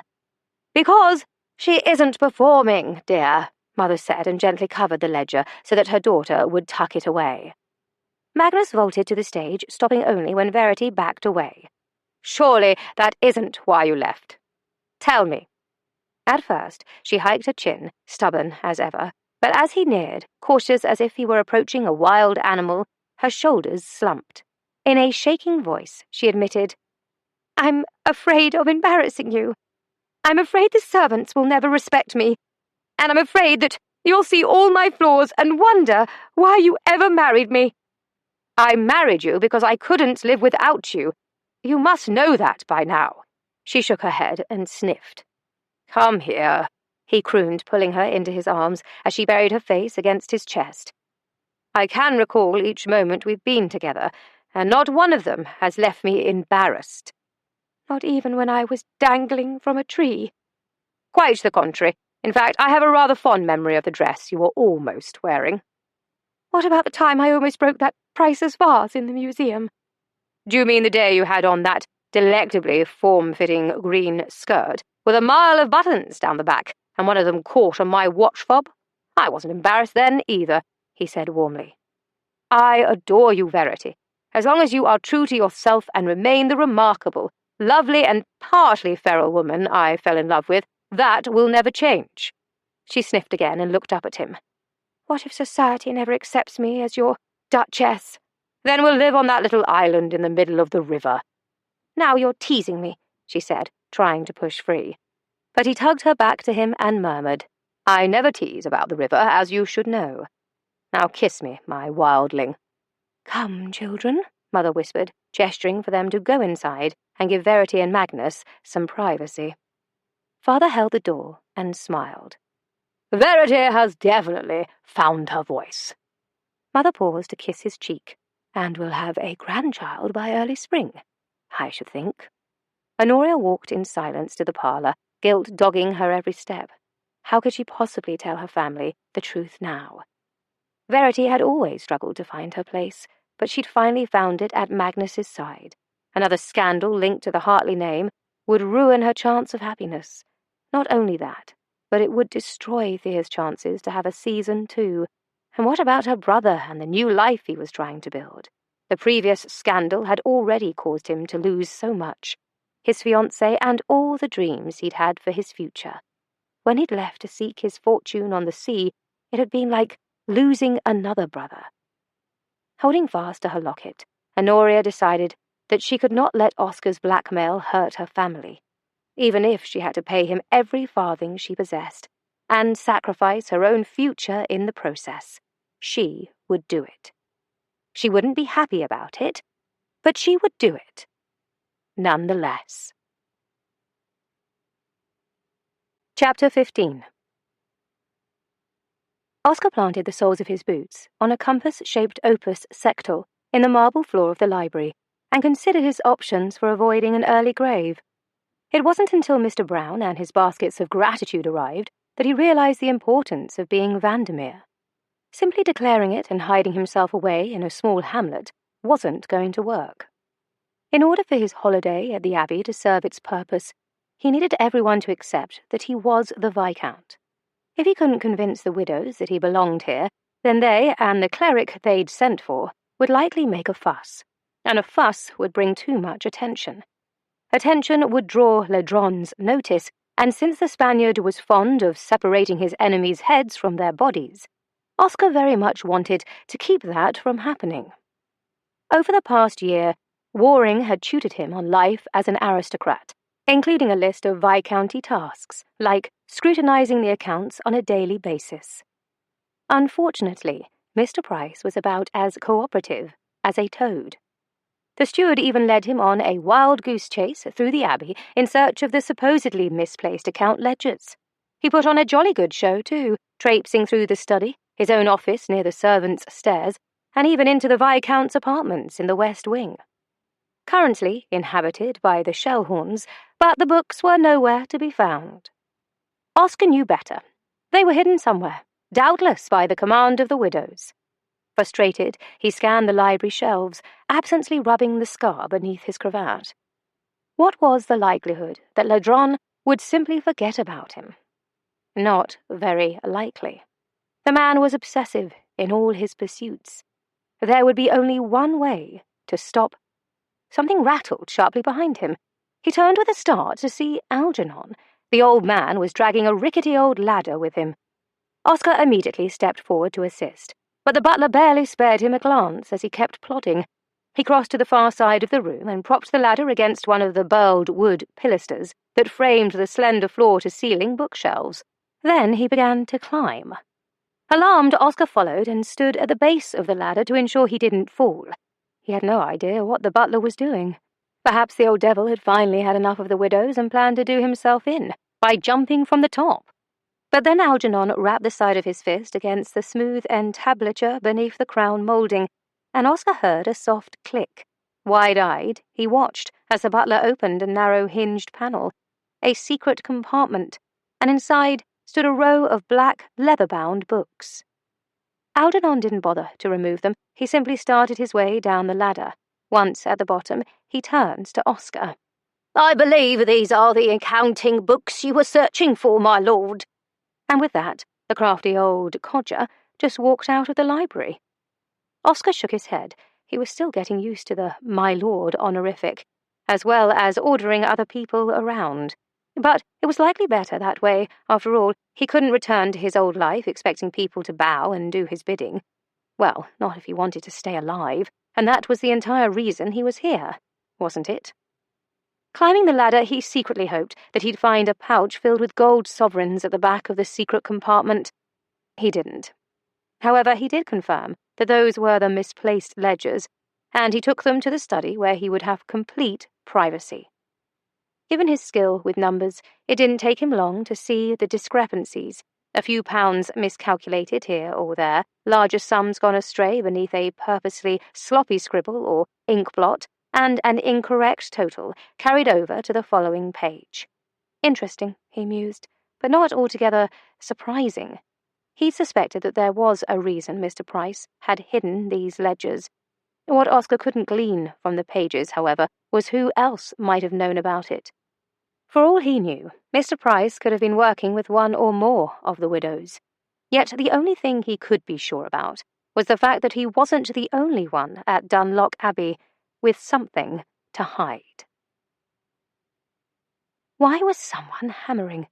Disoriented, Oscar lifted his head, his neck cracking with the effort. He blinked, the faint glow of embers revealing a panelled room and a dark expanse beyond the open window on the opposite wall. The study, he recalled groggily. Looking down at the ledgers strewn across the desk, he realized he'd fallen asleep and that the lamp had gone out. Lifting the glass chimney, he attempted to light it, but quickly surmised that there was no oil, yet another expense that was likely misrepresented in the ledgers. Searching warped drawers that tended to give way in unpredictable increments, some lodging in place at barely a hand's width, and others cracking open with the force of a battering ram enacted from the opposite end, he finally found a grouping of candles. But the instant the strong odour hit him, he muttered a curse. He hated tallows. They were greasy and foul-smelling and smoked excessively. However, he knew they were cheaper than beeswax. He didn't have to look at the ledgers for that information. It was something he'd learned in his youth when his mother had held on to their last beeswax candle for as long as she could after his father left. When it had burned out, it was like all the hope his mother had clung to had been snuffed out as well. The knocking came again, pulling him from his thoughts, with the realization that it was that sound that had woken him, and it seemed to be coming from the front of the house. The clock on the mantel read 2:15. The odds that Algernon was still awake at this hour, not to mention able to hear the racket, were slim to none. So Oscar took the stinking chamber stick in hand, unlocked the study, and went to the foyer. A moment later he slid open the Judas hole and peered through to find a road-weary Cardew, wavering on his feet. A breath of relief left Oscar. At once he turned the latch, threw open the front door, and pulled the man in for a hearty embrace. "Cardew, you are a most welcome sight." Oscar slapped him on the back, disturbing the travel dust from his coat. Then he sniffed and wrinkled his nose, drawing back. "What is that horrendous smell?" Cardew shook his head. "Let's just say that I was distracted by a particularly buxom tavern wench. Her husband came along at a rather inconvenient time, and I was forced to flee from an upstairs window and landed too near the chicken coop." "When are you ever going to stop chasing the wrong women?" Oscar chuckled and shook his head. But he already had the answer, and they said in unison, "As soon as you find the right one." But they both knew there was no such creature. A bedraggled James Raglan appeared in the doorway. "I saw the carriage drive up. Shall I assist with the trunks, my lord?" "Aye, just set them in here. Then see that the driver has a bed and a meal for the night. I'll ensure that he's compensated in the morning." When Oscar turned toward the stairs, Cardew cast an arch look his way and mockingly mouthed, "My lord." "Come along," Oscar said, rolling his eyes. "We have much to discuss, but it will keep until I can stand the smell of you." After Cardew was settled in an attic room among the servants' quarters, Oscar returned to the study to finish perusing the last of the ledgers, taking time to pilfer a lamp from the parlour and build up the fire. At his desk, he'd given up hoping to find a surplus of treasure and instead focused on the patterns, formulating a clearer picture of Price's bookkeeping. Cardew entered the study in a fresh change of clothes, his trousers and shirt sleeves a bit wrinkled from the journey. With a wry quirk of his wiry white brows, he said, "A little light reading? I seem to recall you hating your schoolwork." "No, just the pompous tutors." Oscar closed one ledger and picked up another. "It took so long to get hold of these that I don't want to let them out of my sight before I peruse them all." Cardew moved around the study with idle interest. "Changed your mind about raiding the coffers? As long as you're pretending to be an aristocrat, might as well behave like an entitled prig and take whatever you want." "As I said before, we're not going to steal or draw any more attention than necessary. We're here for one purpose, and besides, there is no money in this estate. Even if there were, the widows and their loyal steward wouldn't allow me anywhere near it until they verify my legitimacy." Cardew stopped short. "Surely you showed them my letter?" "And they sent for a cleric of the church where Vandermeer was baptized to verify it." "That was my best work." A reluctant grin tugged at the corner of Oscar's mouth as he skimmed the figures. "You say that about everything you do." "It happens to be true each time," Cardew said oh so humbly. "I suppose we're fortunate that Vandermeer was born in Africa instead of Scotland as you were, or else their cleric would already be here. How much time do we have?" "A month, perhaps a bit longer." Cardew cursed. Agitated, he withdrew a cheroot from the case in his pocket. Moving to the hearth, he lifted a stick to light it, puffing as the tip glowed orange. After he blew out a satisfied stream of smoke, he tossed the stick back into the flames. "That doesn't give us long. Or you, rather. Ledron made it clear that he wasn't interested in me any longer." "Surely that cannot bother you," Oscar said, looking up in time to see Cardew's shoulders lift in a petulant shrug. "I cannot believe it. You're pouting because a murderous villain is no longer after you." "I'm very good at what I do. It would be nice to be appreciated for once." Oscar pinched the bridge of his nose to ease the sharp pain pressing against his skull. He wasn't going to remind Cardew that all this had begun because he'd tried to sell a forgery to a man known in the darker quarters as El Coleccionista, or that Oscar had saved his life by offering to pay back 4 times the amount that Ladron had originally paid for the painting. None of that mattered any longer. The fact of the matter was, after losing the £2,000 he'd needed to pay Cardew's debt to Honoria, Oscar had proceeded to put himself in Ladron's sights by using his particular skill with cards to win every franc he'd needed by dawn that very same day. The problem was Ladron had observed him in action and decided that he needed to add Oscar to his collection of rare objects. When Oscar had refused, he was informed by way of the sword at his throat that declining the invitation wasn't an option. It was only due to Rowan Waring's timely intervention that he'd survived at all. "I appreciate you," Oscar offered placatingly. Cardew flicked his ashes. "You're just saying that?" "I'm not, and I'm sure that if Ladron ever saw your series of Rembrandts, he would have wanted you for himself." When Cardew nodded and appeared suitably mollified, Oscar closed the ledger and sat back, returning to more pressing matters. "What news of Sonia?" She'd been inconsolable after Ladron attempted to use her as a means of coercion, but men like him were used to preying upon the frailty of others to get their way. That night, when Oscar continued to fight off his men, Ladron had tied her to a chair and threatened to pluck out the eyes that had drawn his notice in the beginning. One a rare emerald green, the other a flawless sapphire blue. When the monster didn't hesitate to produce a bejeweled dagger from his boot, Oscar had relented at once. "Sonia was still unsettled when I left her in the care of Marie, Fiona, and Helga, but I have every faith that the 4 of them will be good for each other," Cardew said as he strolled over to the window to stare out at the darkness. "Leave it to you to have an entire harem living under one roof and at your beck and call." He blew out a cloud of smoke as he looked over his shoulder. "As I said, I'm very good at what I do." Refusing to think about that, Oscar walked to the sideboard and poured a dram of whiskey from the bottle he'd filched from Dudley's Shellhorn. Tossing it back, he hissed as it burned all the way down. It wasn't the finest, but it wasn't the worst either. In other words, it would do. So he poured 2 glasses and crossed the room. Cardew lifted his in a salute. "Have you heard from Waring?" "Not yet. Therefore, I'm holding fast to the plan and trying to stay as inconspicuous as possible." "What is this will? Warn a fellow before you attempt to murder him." Cardew cringed and thrust the glass back at Oscar. Then he took a few deep pulls on his cheroot, as if to cleanse his palate. "But tell me about your mustachioed charlatan. Have we any cause to worry on that front?" Oscar knew that he was asking about the blackmail. They'd formed a plan, after all.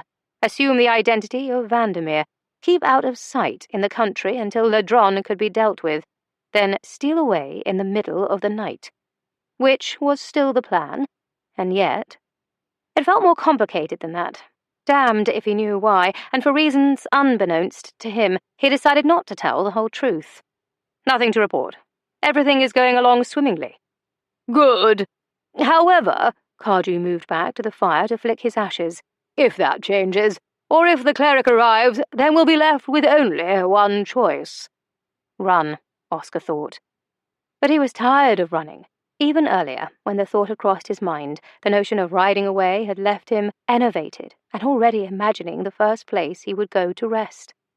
The answer had startled him because it was Honoria's face he'd seen. It meant nothing, of course. The only thing it had proved was how thoroughly she'd scrambled his wits the day before. He couldn't help but wonder how many other poor sods the siren had left in a similar state. Hadn't she said herself that she had scores of men falling at her feet proposing marriage? Pathetic. And if she thought one insignificant kiss put a ring in his nose so she could lead him around by it, she could think again. "That won't be a problem, will it?" Cardew asked. "No, I'll be ready."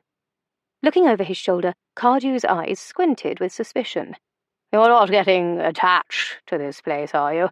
Because you know what happened the last time. Complacency leads to sloppiness. A lesson you learned in Italy, I should think." "I don't need to be reminded," he said tightly, "and there's no chance of becoming comfortable here. Once you meet the widows, you'll understand." And your femme fatale? You already asked that question. Cardew casually puffed on his cheroot. I'll phrase it differently, then. You are Vandermeer, right? She, for all intents and purposes, is your betrothed. I merely wondered if there is more than just blackmail between you. Oscar thought again about the kiss, about the way she'd held his face so tenderly and tentatively pressed her lips to his. And at the time, it had felt so... He stopped before finishing the thought and remembered that she was a cunning, shrewd, and intelligent vixen who knew precisely what effect she had on men. Whatever happened between them was nothing more than a continuation of their charade. He would let her save her come-hither glances and slaying kisses for some bloke who didn't know any better. Miss Honoria Hartley means nothing at all to me.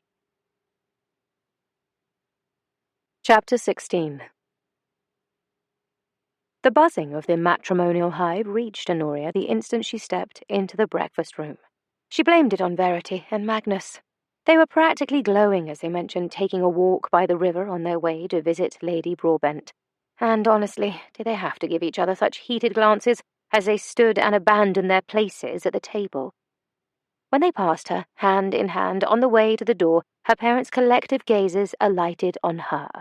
Pretending not to notice, she chirruped, "Good morning, one and all," as she sauntered to the buffet. Tense and waiting for the first mention of the betrothal contract, she began to fill her plate with eggs, a rasher of bacon, halved tomatoes, a buttery scone, a slice of honey cake. "Someone certainly has an appetite," Thea said conspiratorially as she retrieved the jam pot. "Or are you trying to ensure that your mouth will be too full to answer questions about our walk into town the other day and a certain Utter another syllable, and I promise to stab you with a fork," she threatened through clenched teeth. The imp grinned from ear to ear and practically skipped back to the table, her plait of mahogany hair swishing like a tail. The worst part about having siblings who knew far too much was that you couldn't murder them, at least not without putting forth considerable effort to make it appear an accident. To avoid any further attention about her appetite, Honoria put the honey cake back before she went to the table.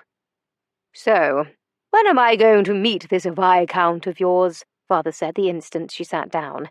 Thea snickered. Honoria surreptitiously slid her fork beneath the table and brandished it at her sister. "He is certainly not mine, nor can I account for either his whereabouts or his plans. I have not seen him these past 2 days." "That was the day Oscar rescued the baker's son, was it not?" Mother asked, drizzling honey on her toast.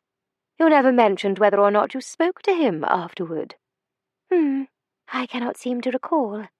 "Well, with all that transpired, I imagine it was a rather eventful afternoon." Thea coughed to hide her laugh, and then, "Ow! What is it, Poppet?" Father asked, his tawny brows furrowed. "Oh, nothing. Just assessing your reactions to a sudden exclamation," she said tersely, rubbing her leg just above her garter ribbons. "Research for a play I'm writing." Since this was scarcely different from any other day, the rest of the family continued without surprise. Thea even pulled out her pocket ledger to make a note with the stub of her pencil, before brandishing the lead point back at Honoria beneath the table. In a gesture of faith, and because she was wearing skirts of pale yellow, Honoria put her fork back beside her plate, then stirred a nip of sugar into her tea. But she would hate to be forced to spill the cup all over Thea's lap if she suggested anything about the events of that particular afternoon. "From what your mother tells me, Vandermeer popped by every day since his arrival. At first." "If Mother says it, then it must be true. I wasn't paying much attention." "But now that I learn he hasn't returned since the day of play rehearsal, I'm concerned that we might be rather more eccentric than he expected. You did tell him about us, did you not? In your letters, I mean." "Of course," she lied. "And I'm certain he has his reasons for staying away." "Did the two of you have a falling out, dear?" Mother inquired with a tusk as she dabbed a napkin to the corner of her mouth. "There is nothing to fall out over. He likely has a great many responsibilities that have been keeping him away." After all, even a charlatan would have to put on a convincing show. At least, that's what she'd been telling herself. Otherwise, she might have become rather vexed that he hadn't bothered to acknowledge her existence after they'd kissed. Not that she needed any sort of acknowledgement from the likes of him. At all. It was just rather rude of him to simply disappear after such an unimportant and not life-altering kiss. And besides, she was grateful that he hadn't darkened their door. She had no desire to see his absurdly handsome face ever again. Her father chewed thoughtfully on his bacon, gesturing with his knife and fork when he spoke. "Perhaps you are right. It would be difficult to acclimate oneself to a new home and new responsibilities in just a few short days. Not to mention, the Fairfax widows haven't exactly been known for their hospitality." Mother punctuated that comment with a dry, "Ha!" "Therefore," he continued, "I'll invite him to dine with us. It is important that a man feel welcome when he's in a new place. As for our part, we must all gather him into the bosom of our family." Unable to contain it a moment longer, Thea let out a rolling laugh, then quickly darted from her chair before Honoria could pinch her. "Good heavens, Althea," Mother sputtered as her teacup clattered to the saucer. "Whatever has gotten into you this morning?" "Nothing at all," she said, her eyes dancing with mirth as she gamboled to the buffet for a buttered crumpet. "I was just thinking about Romeo's last line and how amusing it could be if told in different context." "Thus with a kiss I die," Father intoned, considering as his gaze slid from one daughter to the other. "What do you think, Honoria?" "I think anything in the right context could be amusing. Even murder," she said sweetly, smiling at her sister. Oscar had acclimated to the way of things at Dunlock Abbey. His days began predictably with a disdainful tete-a-tete with his valet. The presentation of a meal fit to turn the stomach of a mongrel that regularly feasted on its own excrement. A few scathing glances from the aunts and cousin Cleo, a ride over the grounds, then a visit with the dowager. Aside from the welcome arrival of Cardew, albeit with some rather unwelcome news, nothing really altered, except for this morning, when someone tried to shoot him. Just minutes before he'd set off on a ride with Cardew to be well away from prying eyes and ears. They'd stopped along the ridge that overlooked the tree line and the lake beyond. As Oscar surveyed the vast woodland and rolling hills, he wondered how Vandermeer could have all this waiting for him, and yet didn't seem to want it, or want his betrothed, for that matter. A betrothed who could turn a man's knees to jelly with a single kiss, slay him with a single glance, and bedevil his dreams every single night. Aye, Vandermeer was one lucky bastard. Oscar loathed him. "It's been a few decades since I've ridden. Thankfully this old girl prefers a more sedate pace," Cardew said, stopping next to him. He leaned down to pat the dappled mare's neck, then looked out over the ridge. "Not a bad prospect." Oscar nodded. "It could earn a tidy profit if well managed. Unfortunately, Shellhorn has taken over most of it, and he doesn't have enough sense to put his boots on the correct feet. His son is even worse, as far as I can tell. The only thing he does is follow Miss Dunn around all day, making sheep's eyes at her. If Miss Dunn is that voluptuous vixen I saw leaning out the window to spy on us this morning, I can well understand that. That was Babette, widow of the third son, Frederick. By all accounts, she's a veritable man-eater." Cardew grinned. "And I've just happened to be a man." "Not in this world, old chap. I am sad to report that you are a servant, and therefore beneath her ladyship's notice." He chuckled at Cardew's affronted scowl. "It was your idea to masquerade as a gentleman's gentleman. We were sailing the Atlantic after our narrow escape, and I was under the influence of a good deal of rum, if you'll recall." They'd both been imbibing a great deal of rum during that voyage. Perhaps that was the reason Oscar hadn't anticipated things becoming more complicated than a little blackmail while hiding out of sight. He could lay the blame for that at Honoria's feet as well. "I have a proposition for you," he said. "This morning my valet offered to assist you in your duties. This was likely due to the fact that you told him to sod off when he had attempted to wake you this morning." Cardew grumbled. I'd been in bed for barely an hour before he came knocking, and I don't need that nuisance following me around all the bloody day. That's what I thought you'd say. For that reason, I've decided it would be better if you gave up your dedicated service as my valet and retired. But Hear me out, he said, holding up a hand. The Abbey requires quite a few repairs. First and foremost, paint in several rooms, not to mention the splintered black lacquer on the railing. A sacrilege! And I thought you could take care of that, he said. Seeing Cardew's eyes twinkle at the prospect of picking up a brush, Oscar was reluctant to continue. However, there's just one caveat.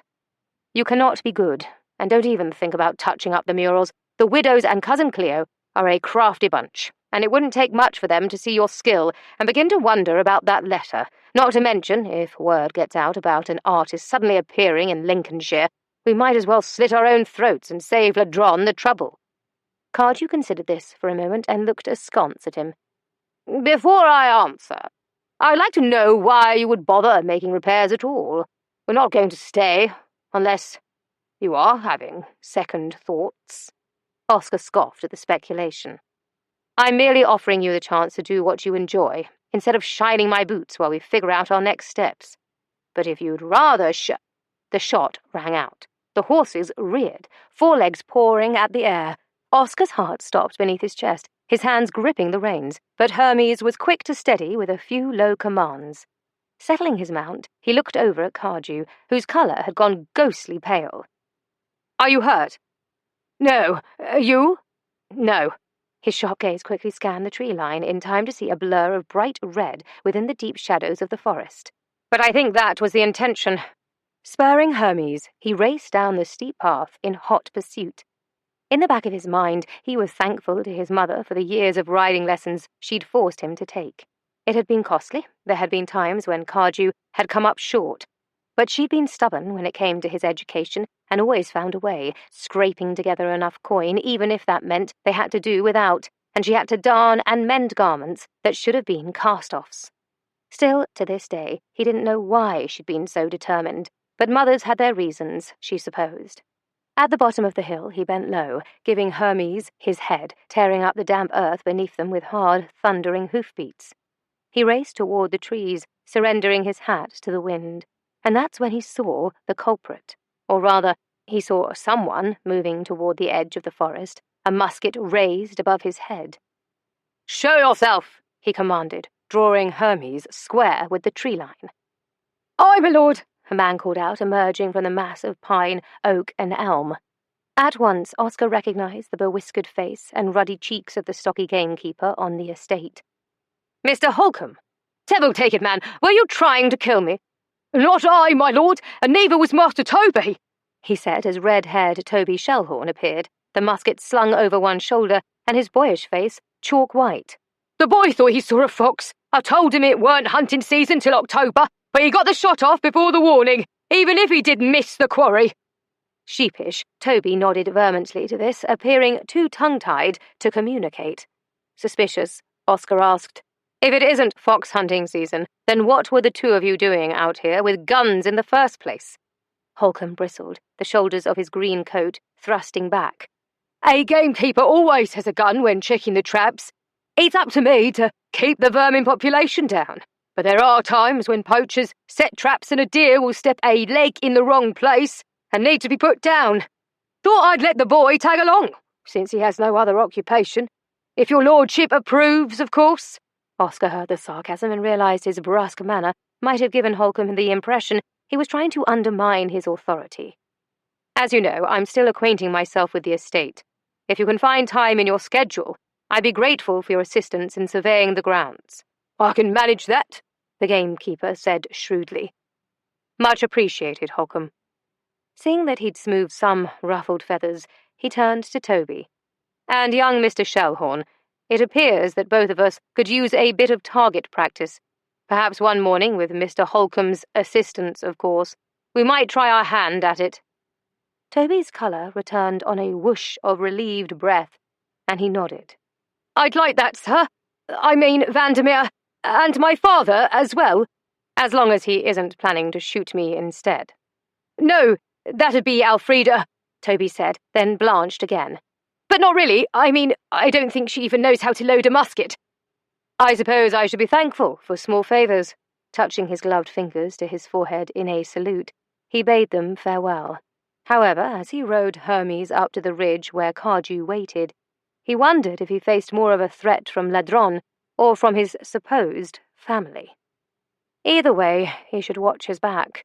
Then, as if he didn't have quite enough people who were likely to kill him once they learned the truth, Algernon informed him that he'd been invited to dine at Hartley Hall this evening at Baron Hartley's special request. Oscar felt a prickle of uncertainty about attending. From the information that Waring had given him, apparently Baron Hartley had known Vandermeer's father. This would be a test. If he couldn't convince the Baron that he was Vandermeer, then his ruse would end abruptly. And yet, it wasn't the prospect of being outed and losing the concealment his disguise provided against Ladron finding him that bothered him most of all. For some strange reason, it was that he wouldn't see Honoria again. That alarming realization was even worse than being shot at. Chapter 17. From the age of 15, Honoria had never been in want of admirers. In fact, she kept a cachet of polite refusals or stern set-downs at her disposal to keep the number of devotees to a more manageable level. Much of the time she was able to thin the herd by explaining the paltry amount of her dowry. Pretty though she might be, she knew a gentleman required something more tangible than mere looks. For those who had ample funds and were more determined to possess her, as if she were little more than an objet d'art, she resorted to explaining about her betrothal to Lord Vandermeer. Some weren't deterred by that either, which was why she'd learned to defend herself. But what was she supposed to do with a man who cared nothing for how she looked and, apparently, spent no time even thinking about her? Oh, the fates were having a jolly laugh at her now, because for some inexplicable reason, this short-sighted, unscrupulous man was the only one who she couldn't stop thinking about. She growled at herself the instant she realized she was gazing out the parlor window, waiting for Oscar. It was so unfair. The moths were determined to flatter whether he was near or not. All she had to do was think about him. Dash it all! It made her positively ill to know that he'd reduced her to this state. Where was her feminine power, her sense of agency, her knowledge that she could have any man she wanted, even though she'd never wanted any of them? By the time she heard his carriage on the gravel drive that evening, she was flustered, and she was never flustered. And when he appeared in the drawing-room doorway, her nerves were on tenterhooks. It vexed her to no end that he looked positively delicious in his slate-grey coat and trousers. The high points of his collar and the slim precision of the mathematical knot on his cravat only enhanced his chiselled features.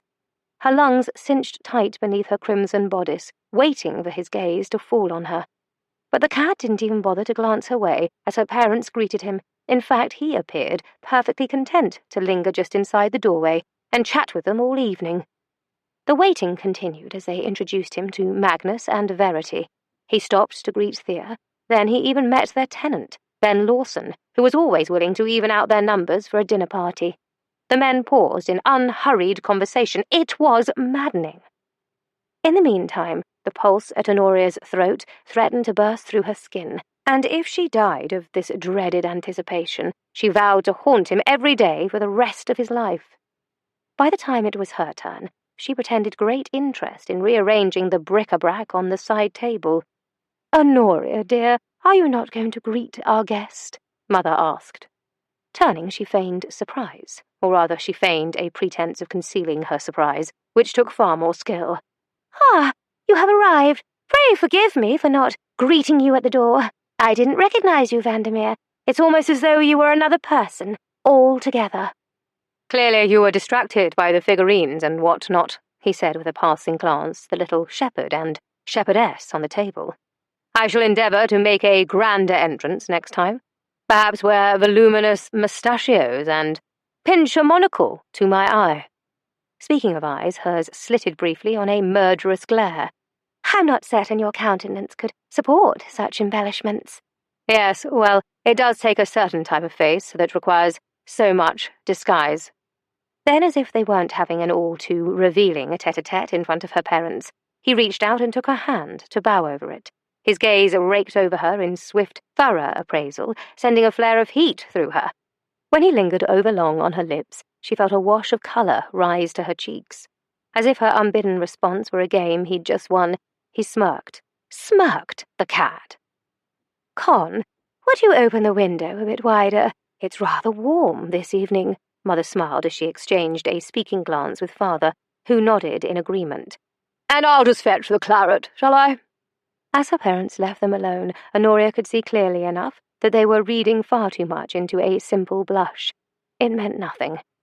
Though, when she drew her attention back to him and saw the scorching appreciation in his gaze as he took another, more leisurely perusal over the bare expanse of her shoulders, exposed above a ruffle of lace adorning the bodice that flawlessly skirted the line between modest and brazen, she felt rather vindicated, at least until he spoke. "My darling signor, you look positively delectable in red. Forbidden fruit has never been so tempting," he said, his voice low. "However, while you are exercising your feminine wiles, you do not want to play the I can reveal your secrets game. That is one you will never win. Not with me." A frisson of warning replaced the enticing heat, as she felt like an idiot. While she'd spent the last 2 days thinking about a kiss, she'd forgotten the reason he was there in the first place. Money. He wanted her money, her future, the only security she had. Oscar Flint was a ruthless scoundrel, and she would do well never to forget that.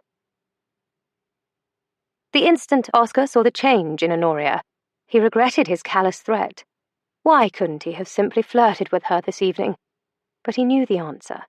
He'd been on edge since the gunshot, and having her dangle his secret in front of her family made him feel exposed, defenseless. In fact, she made him feel defenseless, not only because of what she knew of him, but what she did to him. She made him made him feel like a boy begging on the street, willing to do anything for a farthing, made him feel as if he were peering through a kitchen window at a life that could never be his. He hated it. He especially hated that, the instant he delivered his threat, he'd wanted to beg her forgiveness. But he didn't do that. Instead, he escorted her into dinner and let the tension linger between them like a splinter wedged deep beneath the skin. It was better that way. He had too much at stake, having dinner with a man who'd actually been acquainted with Vandermeer's father. Any hole in his research could expose him for a fraud at a moment's notice.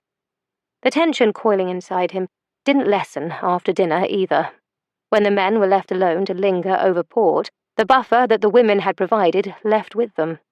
This was his true test. Oscar directed the conversation to a safer topic, namely by telling the Duke of Longhurst that he was acquainted with his younger brother. Rowan and Oscar had contrived a carefully scripted history of how they'd become friends in the event that the ostensible Vandermeer came face to face with Longhurst. It was supposed to establish Oscar with a history and solidify his claim to the Viscountcy. However, Longhurst was so distracted by the desire to return to his bride that his attention to the conversation was split between his checking the clock, a brief conversation with Lawson regarding the construction of the birdhouses that Verity liked, and then glances to the dining room door. So even if Oscar had erred in his locations or dates, the Duke wouldn't have caught it. When Moseley came to announce that the women were waiting in the drawing room, Longhurst nearly upended his chair from standing with such haste. Hartley ambled down the corridor and issued a chuckle behind Longhurst's back, who walked with a purposeful stride ahead of them. "I remember those days when being apart from Roxana for even an hour felt like a year in prison." At the eerily specific comparison, Oscar shot a glance to Hartley. Could he know? Was this a trap, waiting to spring shut? But there was nothing sly or suspicious in his countenance, only a good-natured grin. So Oscar relaxed, or tried to.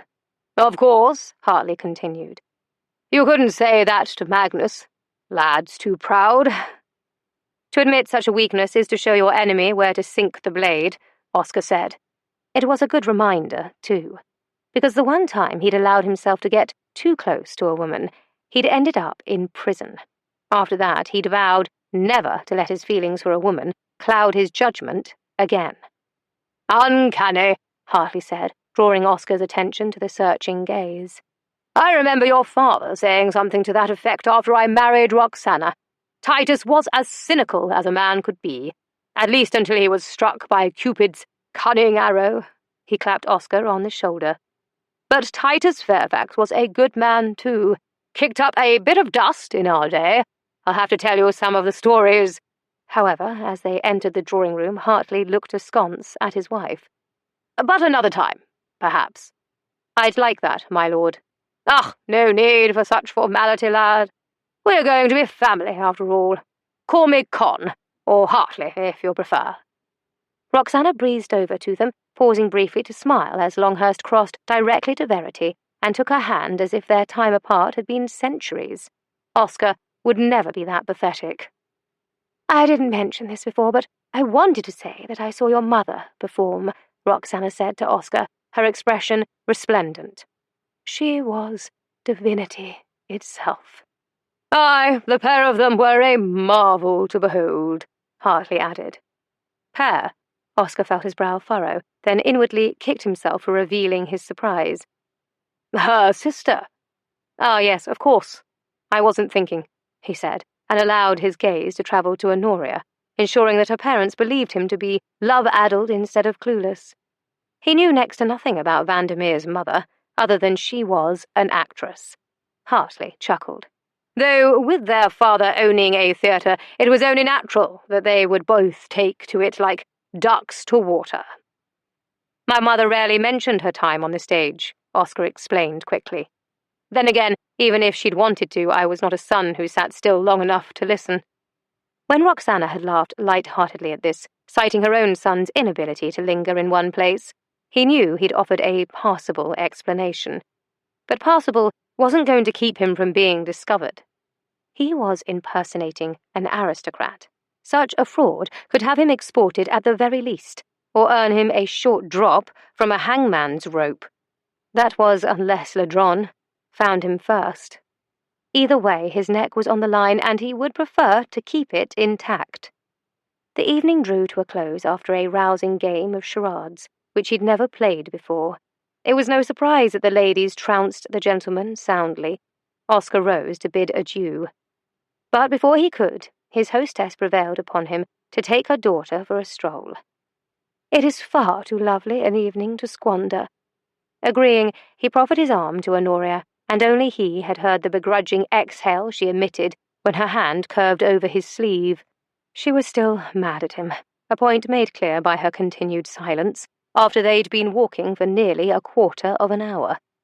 This was another game, he supposed, and the first one to break the silence would lose. "You seem rather cross this evening," he said, willing to forfeit. "And you seem rather distracted," she countered, as if they were playing a rapid hand of snip-snap-snorum, and she was determined to match card for card. He laid another.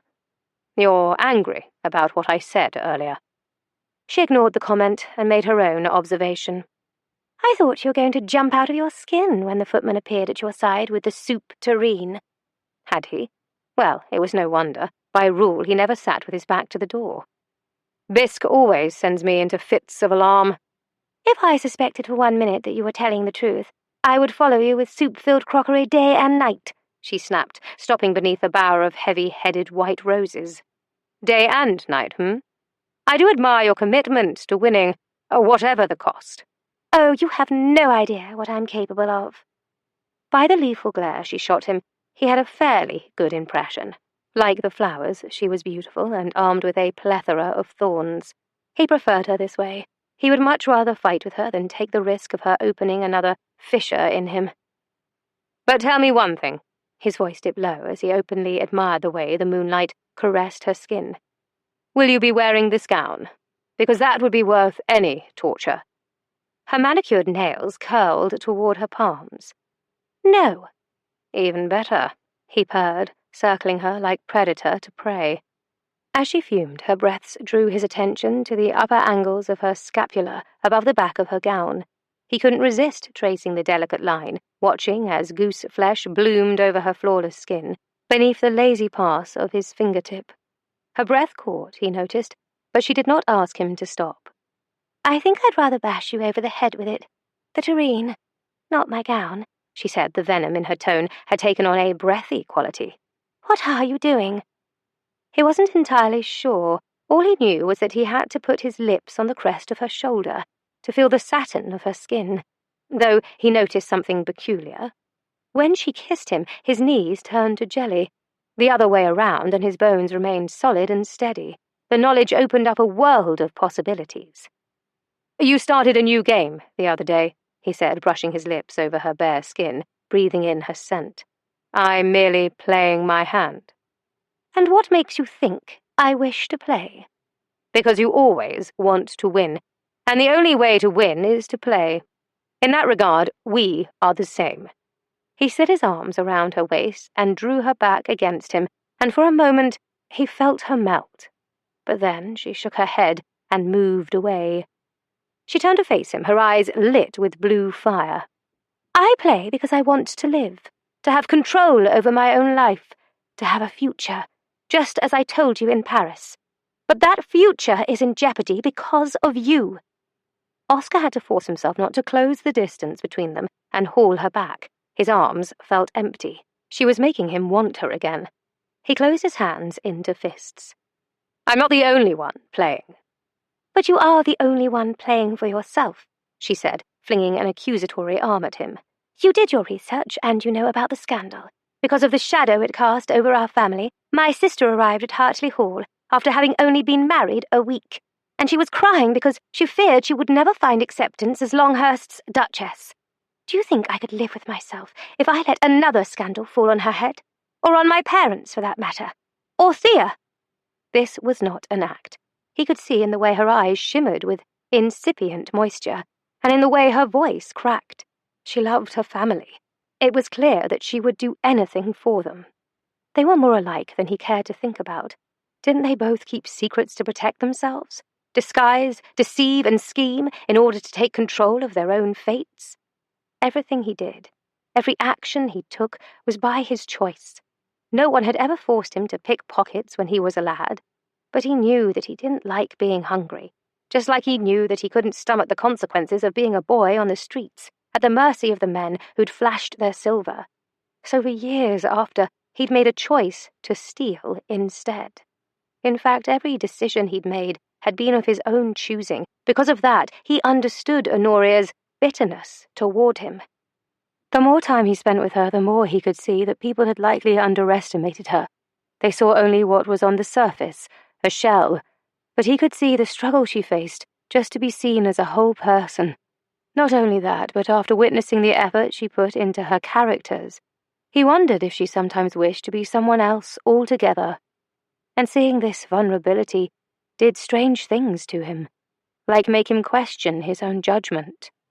But he'd put his faith and trust in a woman before, and he still bore the scars from her betrayal.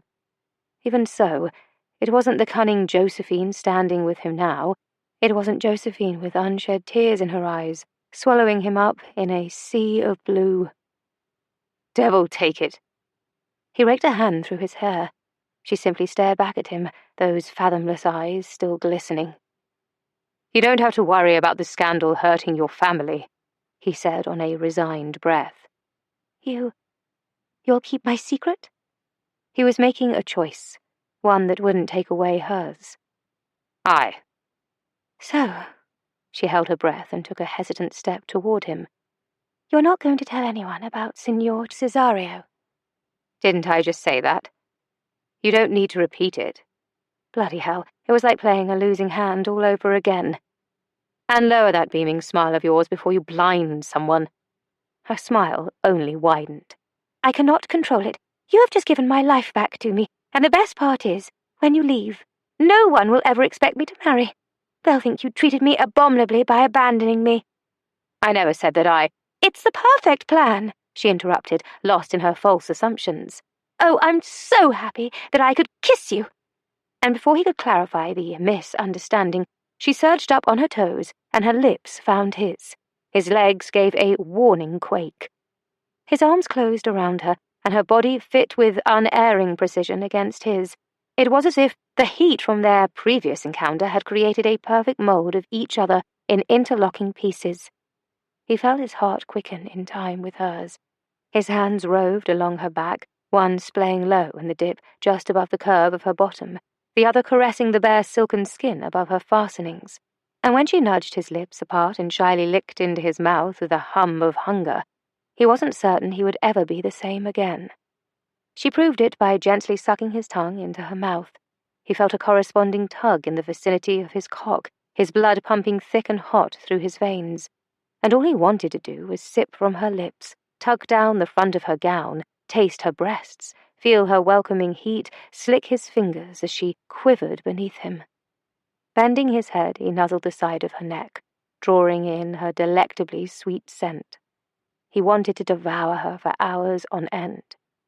"Are you hiding a parcel of biscuits under your skirts, by chance?" Her soft laugh vibrated against his lips. "Is that all you ever think about?" "Yes," he said, whether or not she was referring to biscuits or to the paradise hidden beneath yards of muslin and cambric. "You smell all sweet and buttery, like you've been freshly baked in sunlight." "I'm sure I should be insulted. Aren't men supposed to compare women to flowers?" "You're not insulted. I can feel by the jump of your pulse beneath my lips that you like being irresistible. And edible." Her neck arched on a sigh, her soft hands drifting to his hair. "And will you next tell me that I am crumbly too?" "No, that's the best part. You're the kind of biscuit that stays all in one piece. The kind I can keep eating and never be full." He nibbled his way along her throat to the salty perspiration gathered in the diamond-shaped hollow.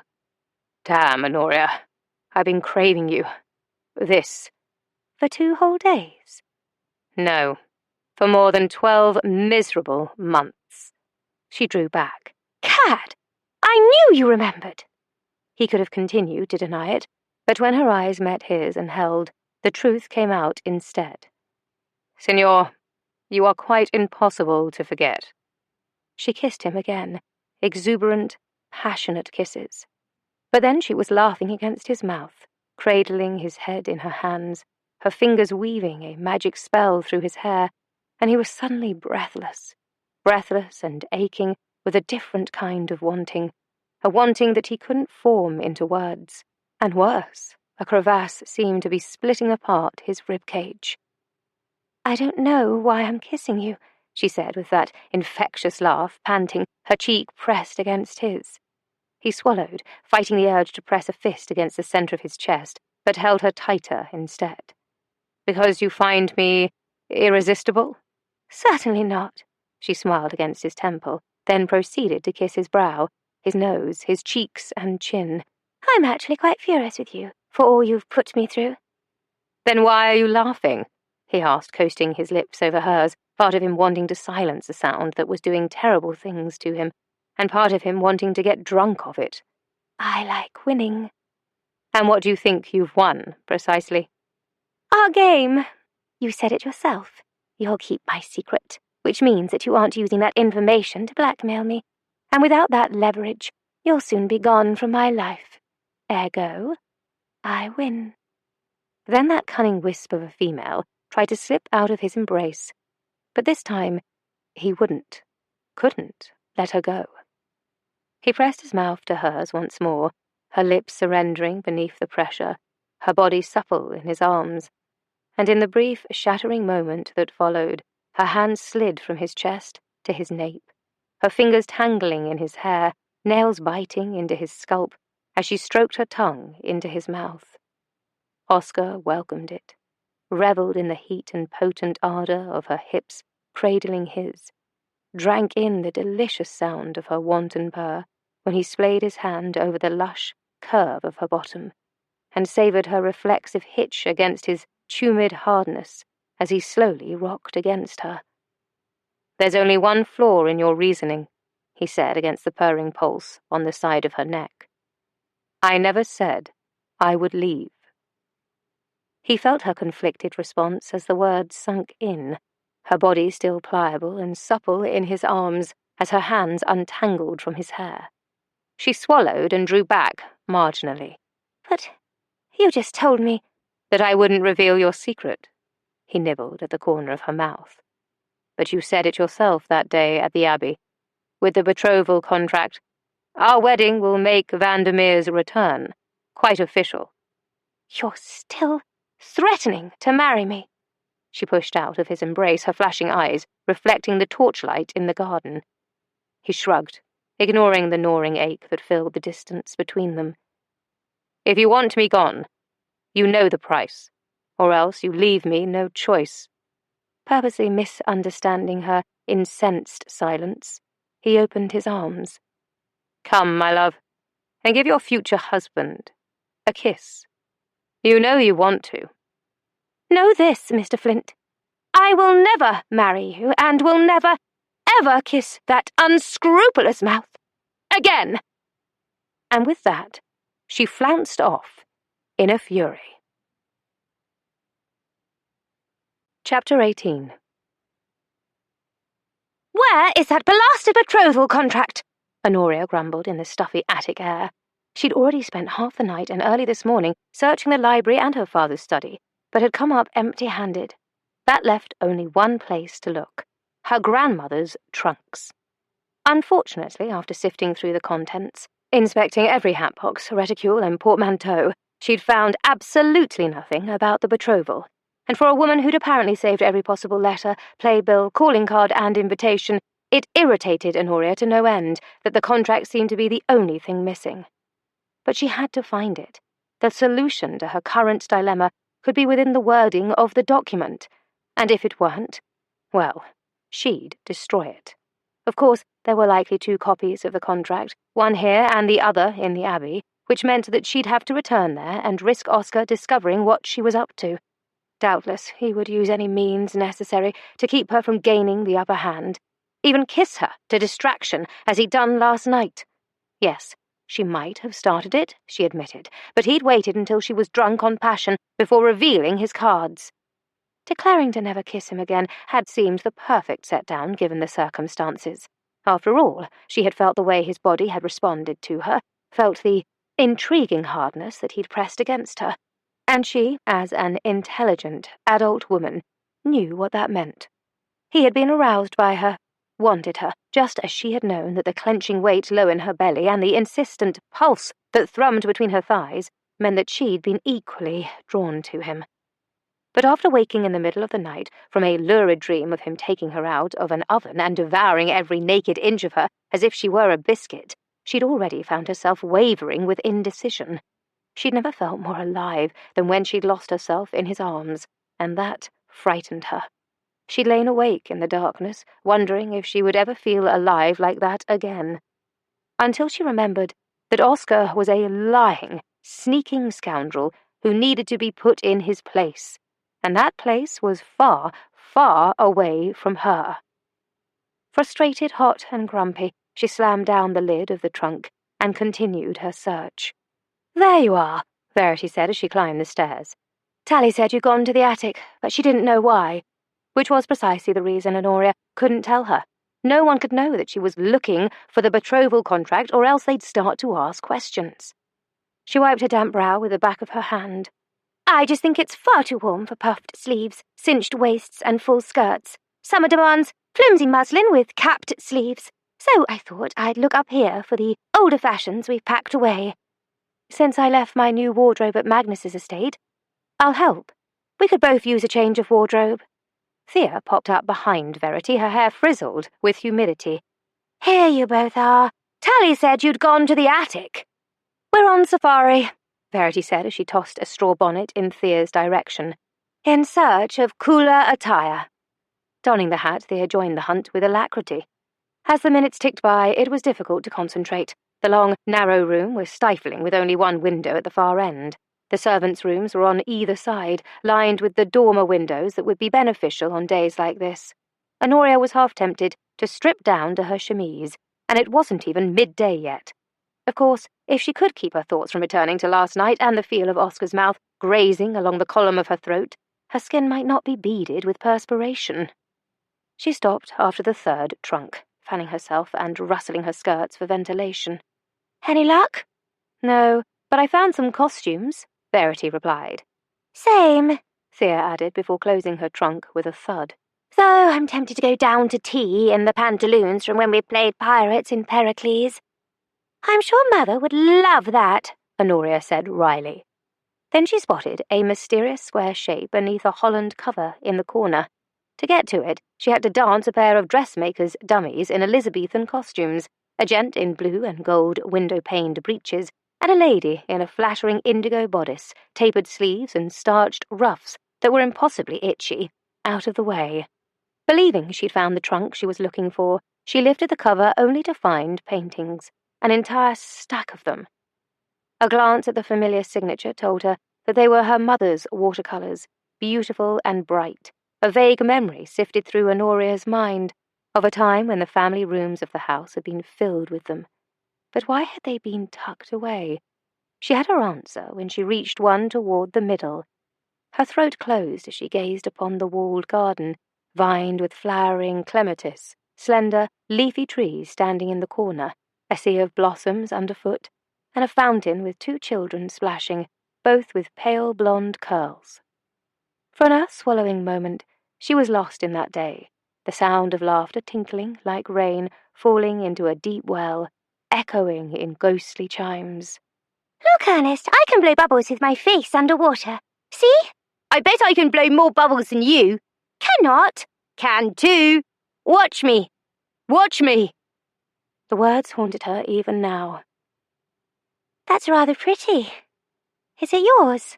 Thea asked, peeping over her shoulder and nearly startling her out of her skin. Honoria took a breath and slid the painting behind the others before issuing a practiced shrug. Oh, just one of Mother's.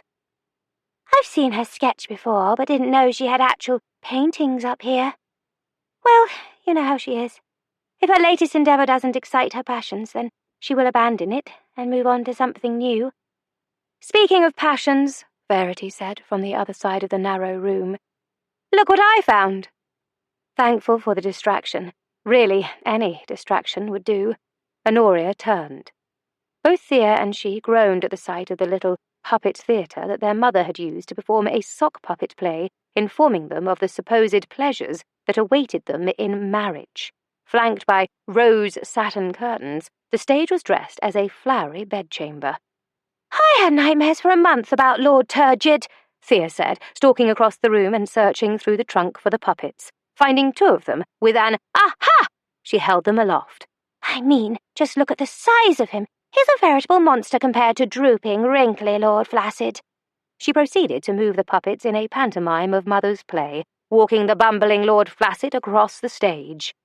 I'll just be 2/6 of a lamb's tail, my sweet, he lisped, disappearing behind the miniature dressing screen in the corner. Then out popped Lord Turgid, with a low, comically sinister chuckle. Where are you, Lady Content, my little rosebud? Don't be shy. Not with me, your husband. Honoria and Verity stifled a giggle. Thea returned to the trunk and found the puppet dressed in the petals of a silk flower. Her voice became high-pitched and trembling. Oh my, Lord Turgid, how big and strong you are!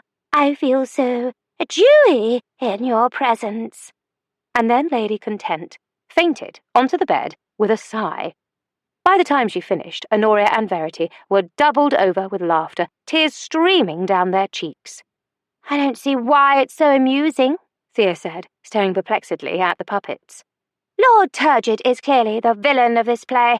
Just look at how he's proportionately larger than the painted doorway, and more than twice the size of Lady Content, which left me to wonder if I was watching a tragedy. Do you think Mother was trying to frighten us? Honoria dabbed the wetness from the corners of her eyes. We could ask our resident expert on the matter. Well, Verity, as the only married woman of the 3 of us, did Mother exaggerate? I am not, absolutely not, answering that, she said with a gasp, her cheeks poppy red.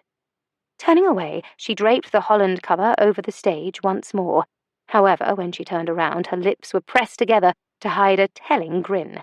Thea didn't see this look or the perceptive eyebrow waggle that Honoria cast her eldest sister.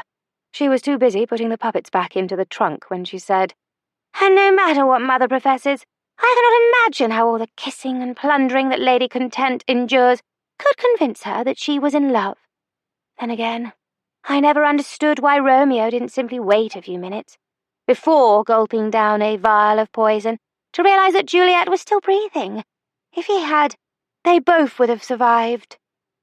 He did make a great number of assumptions in the span of a few seconds. Not very sensible, if you ask me, Verity said wryly, and Thea snickered. But this time Honoria didn't join their amusement. She moved to the window and looked out over the garden, her attention distracted by the words kissing, convince, and in love. She'd forgotten that had been part of Mother's lesson, too. That a woman who wasn't necessarily in love could be convinced by pleasure that she was. Essentially, falling in love against her will, which was the very reason Honoria had decided not to marry at all. She didn't want to fall in love. Love was painful and wretched and empty. It was half of her gone, and gone forever, and it certainly wasn't necessary to experience life to the fullest, to feel every single beat of her heart as if for the first time, to taste every breath as if it were her last, and to live inside the moment that fell in between. Unfortunately, the only time she'd felt that way was when she was kissing Oscar. She'd felt something bloom inside her like a star in the heavens, beautiful and destructive all at once. She wanted to keep her distance, but she was drawn to him by a force that she couldn't explain, even to herself. He was calculated and ruthless, but he was also a man who'd run into the path of danger for a boy he didn't know and who'd been swayed by a woman's tears. And, for reasons unbeknownst to her, she was curious about him. Not curious enough to want him to remain here, of course. She just needed to remember that for the next time she was with him, because she knew that unless she found the contract, there would be a next time. Therefore, she made a vow to herself. There would be no kissing. Absolutely no more kissing. Chapter 19. I believe you owe me one kiss, Signor, Oscar said the following afternoon, as they sat beneath a shade tree, attempting another picnic. He had the audacity to sigh and shake his head, as if he were wholly blameless. You drew the Queen of Hearts, after all, and I don't make the rules. She glanced down at the card in her hand. The Queen looked back at her archly, as if fully aware of her inner struggle. She squinted at him. This is your game. You just made up the rules 2 minutes ago. When they'd first settled in their shaded spot, before she'd set about unwrapping the contents of their picnic, he'd stayed her hand and oh so casually suggested they make a game of their meal. The winner would be the one most satisfied in the end. Intrigued in spite of herself, and welcoming a distraction from her thoughts, she had agreed. Then he'd deftly withdrawn a deck of cards from his coat pocket, shuffled and fanned them out for her to choose first. The rules were simple. Black cards allowed him to choose what she would eat, red put his fate in her hands. But the only trump card was the Queen of Hearts. When she'd balked at his proposal of making it worth a kiss, he'd accused her of being intimidated by the prospect of playing for such high stakes. Of all the nerve! He knew very well she couldn't back down from a direct challenge. It left her no choice but to accept and make him eat his words. And yet she'd mysteriously drawn the trump card on her first turn. Ha! I highly suspect, she continued, that you devised a way to make me choose this card. I am wounded, madame. That is a completely unfounded accusation. I've never cheated at this game in my life. Because it has never been played before. She threw the card back at him, and the cad caught it between his teeth, flashing a grin. Next time she would throw a rock. He tucked the card back into the deck with a sigh. I'm afraid the rules of forfeit are 2 kisses. Rules seem to be swarming this game faster than flies to horse shit. Sit back down, Miss Hartley. I promise there will be no additional rules. He crossed his heart. She glanced at the spot dubiously, suspecting the blackguard had no heart at all. Then give me your hand. After all, there was no part of the rule that mentioned the kiss must be on the lips. There, she showed him, she thought. I will remember you said that. His low promise sent a wayward thrill through her. Too late. She saw the glimmer of heat in his gaze. Brief, unbidden curiosity made her wonder where he might kiss her. But she quickly banished the thought from her mind. Mostly. Oscar presented his hand like a king expecting a pledge of fealty over his ring. Pushing off from the blanket, she pressed a brief peck to his knuckles. It wasn't a real kiss, therefore she was still holding fast to her declaration. When it was clear that he intended to wait until she paid the 2-kiss forfeit, she leaned forward, fully intending to bite him. But then she had a better idea, something assured to make him regret this game of his. Honoria licked his finger instead, slowly and much the same way that he'd licked hers in Paris. She wanted to tease him, to taunt him, and she felt a measure of triumph when his stormy eyes darkened as he watched her, his lips parting on a breath. He shifted toward her. Knowing that she could affect him as much as he affected her filled her with a sense of feminine power. She sat back, a feline grin on her lips. I do believe that round went to me. It isn't about a single hand, my dear, he said. But who wins in the end? The diabolical shimmer in his gaze reminded her that she was dealing with a rather ruthless gambler. There wasn't anything he wouldn't do to win. She ignored the unbidden thrill that coursed through her as she cast an uncertain glance down the hill. We should throw away the Queen of Hearts, if my maid or your driver sees us. My reputation will be ruined, and that is not part of our bargain. Clever attempt at skirting the rules, but I'm afraid your point is invalid, he said. Because while you were up here, arranging the shawls and pillows, I was pointing out a rather tasty grouping of blackberry bushes around the bend of the creek, which just happens to be in the shade, and not in direct sight of the top of the hill, he grinned. Though, if you are concerned, I have another solution. He proceeded to borrow her parasol and wedged it into the side of the basket. Then he moved the basket nearer to the log and balanced his hat upon a stick, so that it looked as though her parasol and his hat were a respectable distance apart. You have quite the devious mind, and that is no compliment to your character, she groused. Perhaps not, though I highly suspect that's one of the reasons you're drawn to me. I'm different from other gentlemen of your acquaintance, she scoffed. Reasons, My someone certainly thinks highly of himself. And to be clear, you are no gentleman. Truer words have never been spoken. I doubt there are many men at all who can boast of living in the number of cities I have done. There it was again, that blasted curiosity. Putting on her most uninterested expression, she asked, Did you travel greatly with your family? His mouth curled with bitterness. My family, as you put it, consisted of my mother and a father who abandoned us when I was 5 years old. But even before then, we were stealing away in the middle of the night because we were unable to pay for our rooms. Scandalous, I know. He splayed a hand over his chest with comic insincerity, and yet there was something lurking in his eyes that made her heart ache for the boy who'd never had a home. Flit forward 23 years, and I'm hieing off to a small hamlet in Lincolnshire because a bloodthirsty Spaniard wants to sever my head from my body. So you see, not much has altered. Like father, like son, I suppose. A jolt of alarm sliced through her. Is that true? Do you want it to be true? His brow arched with insouciant disinterest. Must you always be so aloof?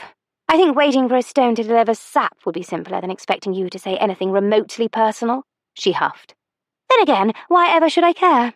If I knew more about you, I might be plagued with concern, and I wouldn't know what to do with that. She saw the instant the shutters fell in place, and he stepped into the role of the bored rake. I could offer a few suggestions, if you like, he said, his voice suggestive as he absently shuffled the cards in his hands, his gaze skimming over her with prurient intent. Or we could just play our game. I'm simply ravenous.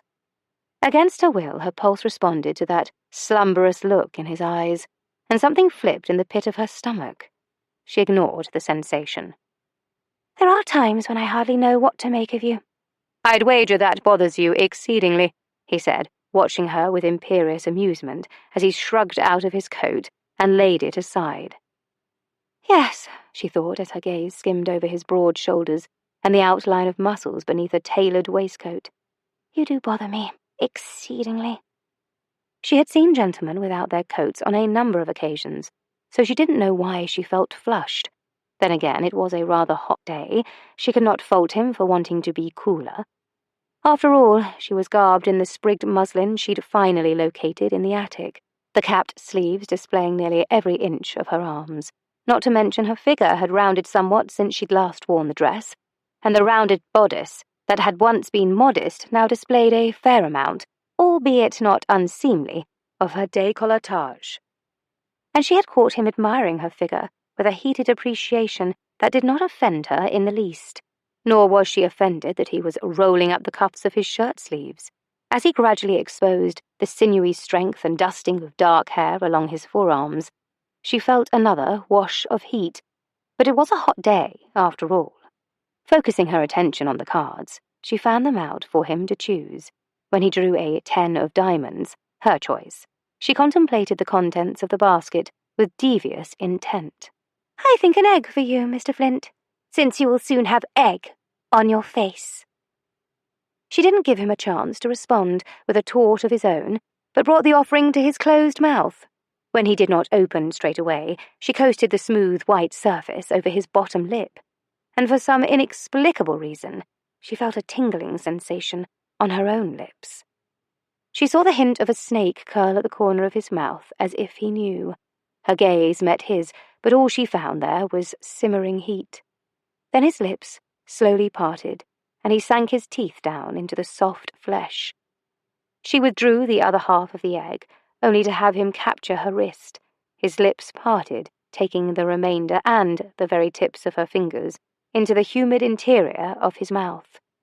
His tongue flicked over her flesh, tasting her as tingles chased up her arm and scattered over her skin like errant sparks from a Catherine wheel. She slipped free. He wasn't playing fair. "Delicious," he said, with erudite satisfaction before reaching for the cards. Refusing to reveal any of her unwelcome responses, she primly slid an ace of spades from the deck. His choice. Dash it all. He murmured, peering into the basket. "A radish will certainly suit your spicy temperament today." "You have no idea." "Now, close your eyes." When her eyes turned flinty with suspicion, he said, "It's just a radish." He was asking her to trust him, and since he'd trusted her a bit, she could do the same. Closing her eyes, she felt the fan of her lashes resting on the upper curve of her cheek as she waited.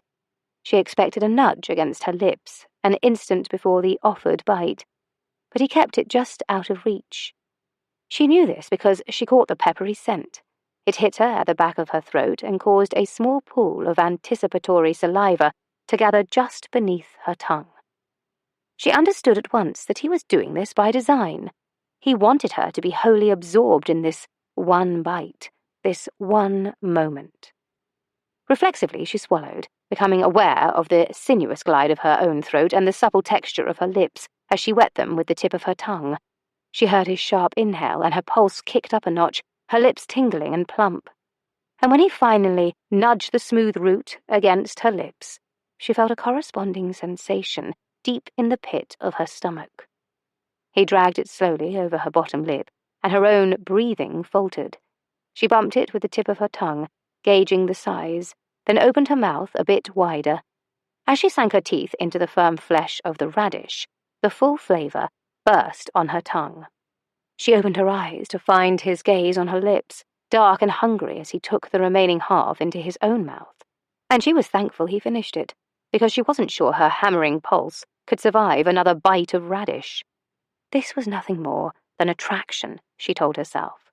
Perfectly innocent animal attraction, and she was strong enough to resist it. His turn came next, 8 of clubs, and he wickedly declared that he would like to feast on tongue, the scoundrel. In the basket, the beef and lamb were in slender slices within a shallow earthenware dish. She lifted out a long sliver of spit-roasted tongue. Shifting to her knees, she leaned forward to dangle the tip for him. But he surprised her by closing his eyes. He tilted his head so that she was obliged to feed it to him, bit by bit. Distractedly, she watched the muscles of his jaw flick and the way his throat worked on a swallow. Then he suckled the juices from the tips of her fingers with a hum of pleasure, and, she realized belatedly, He wasn't holding her wrist captive. She was lingering all on her own, dash it all. When her cheeks flushed with colour, he chewed with relish. Your turn. She could just imagine that he was tallying up points for that round as well. Gathering her composure, she drew the king of spades. His choice, again. It seemed that every hand had given him the advantage. He withdrew a peach the colour of a perfect sunrise, a soft, pinkish orange. She had been waiting for the fruit to ripen in their orchard and had yet to sample this year's crop. The aroma was so sweet, her mouth watered in anticipation. But he didn't offer it straight away. Instead, he held it to his own mouth, his nostrils flaring as he drew in a deep breath. I'm tempted to keep this for myself. There's only one in the basket. Don't you dare! Her hand curved around his wrist. She wouldn't put it past him to devour it himself. But this round would belong to her. She felt the jump of his pulse beneath her fingertips, the masculine strength of hard bone and sinewy muscle beneath the taut layer of heated skin. He allowed her to draw his hand to her mouth, and she held his gaze as she parted her lips. The light furring of the fruit tingled against her skin. The ripe fragrance assailed her nostrils, teasing her tongue, then her teeth sank into the flesh. Her eyes closed on a moan of pure ecstasy. Nectar, lush and sweet, flooded her mouth with so much decadent juice that it dribbled down her chin. She tried to catch it with her fingertips before it dripped onto her bodice, but Oscar was faster. As her mouth fastened on the fruit, his other hand cupped her chin, collecting the syrup before bringing it to his own lips, sipping thirstily before coming back for more. She took another bite, the tender, succulent flesh melting on her tongue, and his hand returned to her chin. And she didn't know if it was gluttony, an insatiable appetite, or something else altogether, but she took another greedy bite. A river of nectar surged forth, and Oscar leaned in, his mouth opening over her chin. The flat of his tongue loved the vulnerable skin beneath, licking along the runnel of juice to the corner of her mouth, and then he sealed his lips on the other side of the peach, his eyes dark with desire as they both devoured the fruit, making hungry sounds as if they were animals ravaging their newly felled prey. When the pit was all that was left between them, he took hold of her hand and licked away the sticky sweetness from wrist to fingertips. A prickle of gooseflesh danced over her skin. Her nipples tightened, a pulse rabbited through her body, exciting nerves along the way before settling low between her thighs. Thrumming, she leaned closer to skim her thumb over his lips and capture the glossy traces and suck them into her own mouth. He growled and drew a card without looking, then urged her hand into the basket. She wasn't even sure what she chose. It didn't matter. After the peach, their picnic turned rather salacious. Before long, they were dipping into jam pots and suckling the sweetness from each other's fingers. They were not taking their time to select with care, but delving into the basket blindly, sharing whatever they found. A wedge of sharp, tangy cheese, rich, succulent roast duck, currant scones, clotted cream, pear tarts, ripe plums, their mouths only a morsel apart. In the back of her mind, she knew that this was far more dangerous than kissing, and yet it made her feel so alive. Every taste, nibble, and sip made her acutely aware of the pleasure in each moment until she wasn't even certain she'd been living before at all. It was her turn, and her heart was racing in anticipation. Her gaze fell from the cards to the hedonistic remains on the shawl. One would think a bacchanalian orgy had taken place. Panting, she surged through cards in a frenzy, tossing the wrong ones out of the way. But she couldn't find it. Looking for this, he held up the Queen of Hearts between his fingers. When the corner of his mouth curled with the smugness of victory, her fevered skin suddenly felt chilled, as if she'd been buried beneath an avalanche of snow. This had been a mere game to him, and she was mortified to realize that somehow it had started to feel like something more to her. What that something might have been, she refused to think about. "Congratulations, Mr. Flint," she said coolly. "It appears that I'm the one with egg on my face." That wasn't my intention. "You intended to win. That was the purpose, was it not?" The prize wasn't to make a fool of you, Honoria. I wanted, he growled, raking a hand through his hair. Refusing to reveal her curiosity by prodding him, she went about cleaning up. They had certainly made a mess of things. Damn it all, I wanted you to kiss me. More than that, I wanted you to want to kiss me. "Forgive me if I doubt your sincerity. After all, I already kissed you on 2 previous occasions." "And you said you wouldn't ever again, and that—" He scrubbed a hand over his mouth, his words muffled when he added, "bothered me." She was not so angry or embarrassed that she couldn't see that this confession was difficult for him, nor did she revel in her own sense of triumph, well, not too much, at the fact that the threatened withdrawal of her kisses had been the catalyst of his actions. He had done all of this, inventing a game not simply to lord a victory over her, but to ensure that she kissed him. What an idiot. She felt the tug of a smile at the corner of her mouth, but quickly subdued it. "I didn't quite catch that last part." "I said, Miss Honoria Hartley," he growled, "that you bother me. Exceedingly." Facing the hamper, she gave in to a small grin. "You bother me, too." Chapter 20. Oscar was still bothered the following morning. He was ruthless when it came to gambling, so why hadn't he just taken what he wanted, or let his mouth naturally drift to hers? He knew that she had wanted the kiss, too. But that wasn't the game they played. What might have begun with Honoria and him pitted against each other, both holding secrets over the other's head, now felt more like a partnership. The secrets they kept from everyone else had somehow forged a bond between the two of them. He wasn't sure how he felt about that. Unsettled, he supposed. So then, why was he wondering what Honoria would think if she knew the whole truth about him, even the things he hadn't shared with anyone, not even Cardew? Hoping that a morning ride would bring him clarity, he set out on the bridle path, then spurred Hermes onward toward the ridge, where the rising sun turned dew-dappled grass into jewels, and the air was sweet as clover nectar on the tongue. A man could get used to this. Yet as he gazed out over the expanse of tree, rolling hill and jutting rock, he thought of the real Vandermeer, and wondered if he would have to plot and scheme for Honoria's kisses. No, he thought, Vandermeer would be worthy of them. He wouldn't have done the desperate things that Oscar had done to survive. Beneath him, Hermes shifted and expelled a hard breath through his nostrils, as if weary of the burden he carried. Oscar could relate. Still thinking about Vandermeer, he rode toward the fenced graveyard on the hill. Oscar left his horse to munch on tall grasses, then stepped through the squawk and judder of the old iron gate.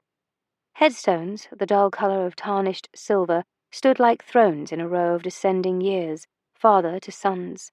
A rage-induced heart seizure had claimed the patriarch in 1800, incidentally the same year that his youngest son eloped with an actress.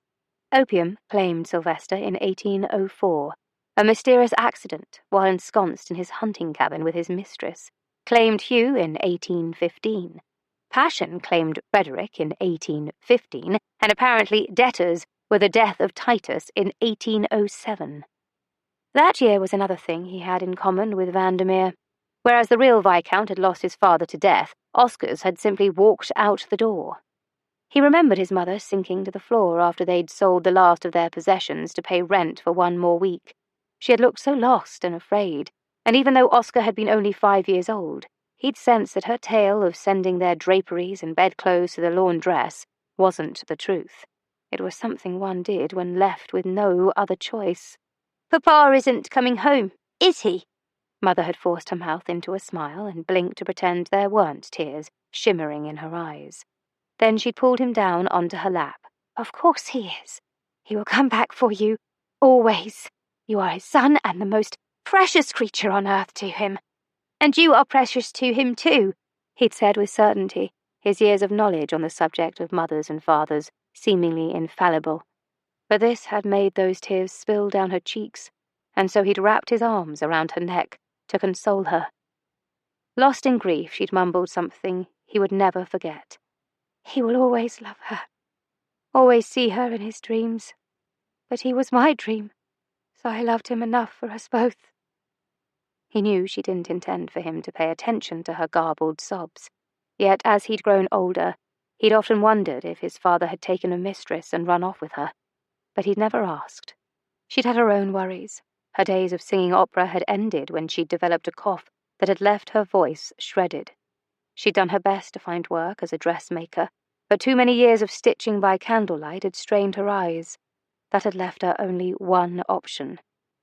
Even though Oscar hadn't known at the time why she could come home with her dress torn and sometimes with a bruised cheek or red marks on her neck, he'd known it had something to do with the hollow look in her eyes and her sudden ability to purchase a few scraps of food.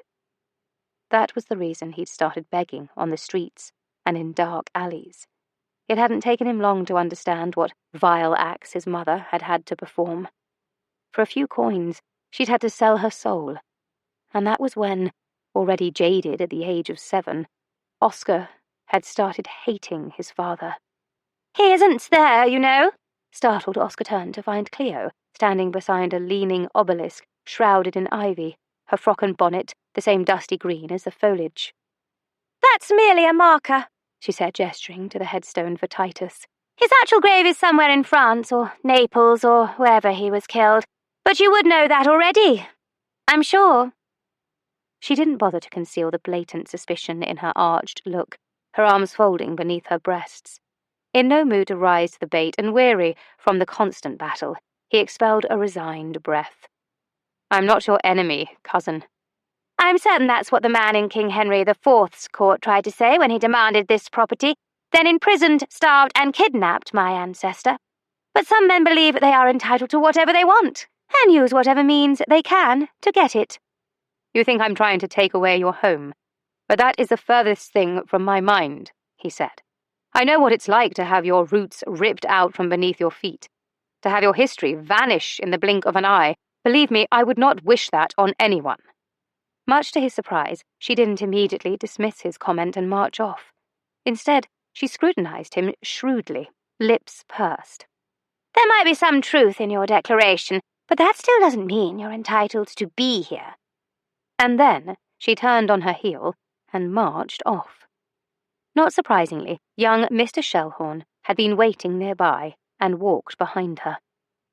The 18-year-old was forever slathering at her heels, seemingly with no direction in his life, though it was no wonder with his father content to linger on the estate without any occupation, other than to nod his head in agreement at whatever Elfrida said.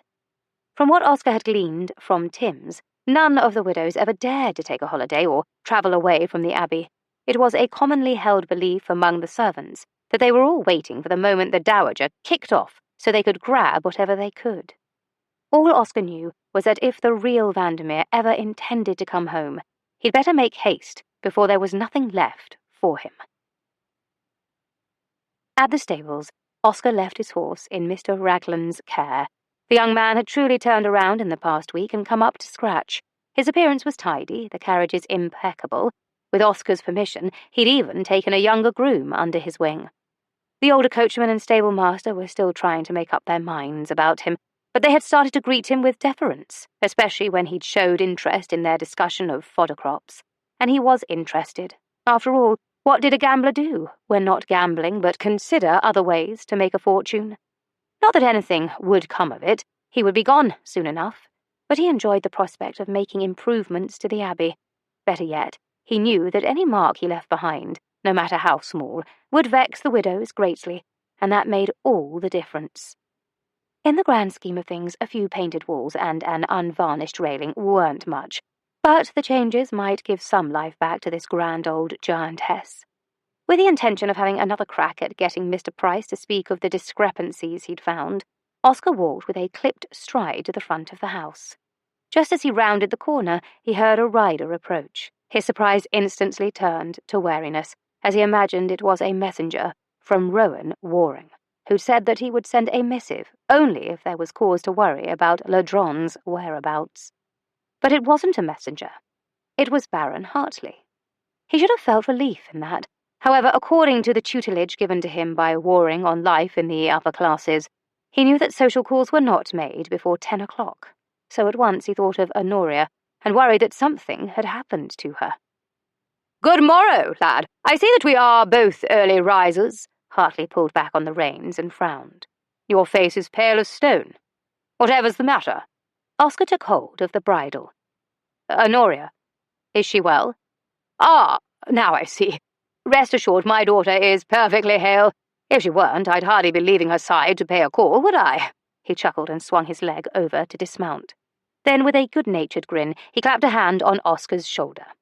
"Allow me to offer you a bit of marital advice, which is to know your audience.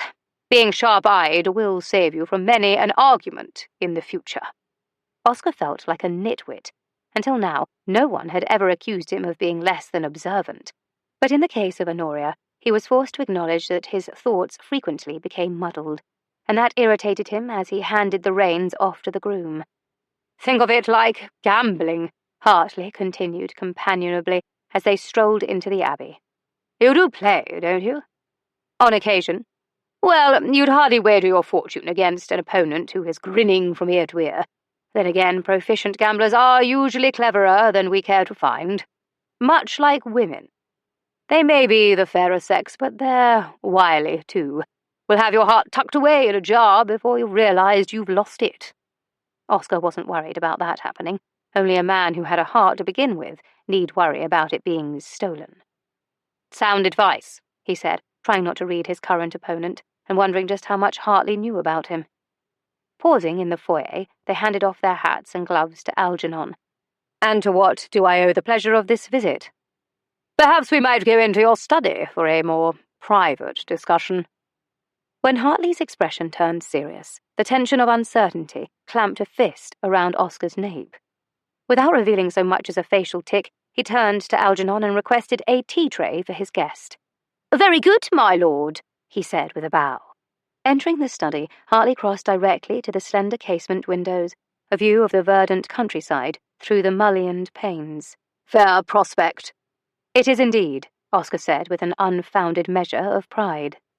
Reminding himself that none of this was his, he felt an unexpected twinge of longing, a pinch he hadn't felt since he was a boy, and tired of moving from place to place, craving the feeling of belonging somewhere. He'd become so numb to it over the years that the sensation took him off guard. Sensing Hartley's attention on him, he shoved the thought aside and closed the door. "As fond of loquacity as I am, there are times when a man needs to be direct," Hartley began ominously. "With that said, have you looked over the betrothal contract?" Wary, Oscar shook his head. "To be honest, it has been something of a challenge to locate most of the papers within the Abbey." "I'd thought as much." He glanced over the shoulder of his green riding coat. "Servants tend to gossip. I'm sure you've discovered a great deal, then." "Enough." Oscar's nerves were taut as piano wire. Bloody hell, even his palms were starting to sweat.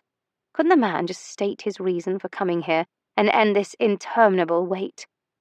"You came to discuss the betrothal?" "In part," Hartley said, refusing to give an inch. "It was my mother's doing. The contract, I mean. My mother and your grandmother had a romantic notion when they drew it up." Romantic? Oscar thought it was archaic. In fact, as of this moment, he considered it a medieval torture device, as excruciating as the Iron Maiden. "I, myself, thought it rather Shakespearean," Hartley continued.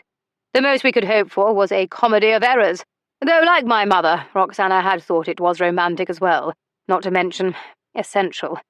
Therefore, I agreed." "Essential?" "Well, as you know, your grandfather didn't approve of your father's marriage," Hartley said. "He then proceeded to destroy every trace of his youngest son, cutting him off completely. In fact, he even made certain that if anyone in the family ever assisted Titus, they would be cut off as well, and he wasn't allowed to return to the Abbey under any circumstances." "Tender-hearted soul, my grandfather." Hartley nodded thoughtfully. "He had a particular plan for each of his sons and didn't want any of them to be without direction. As you might imagine, he did not approve of my friendship with your father, either. He believed my parents should have tightened the reins. He waved a hand dismissively in the air. "Be that as it may, he did everything he could to ensure that your father would regret disobeying him. Then his heart failed him. Shortly following his death, your grandmother tried to locate Titus, but to no avail. Then, 4 years after that, her eldest son died.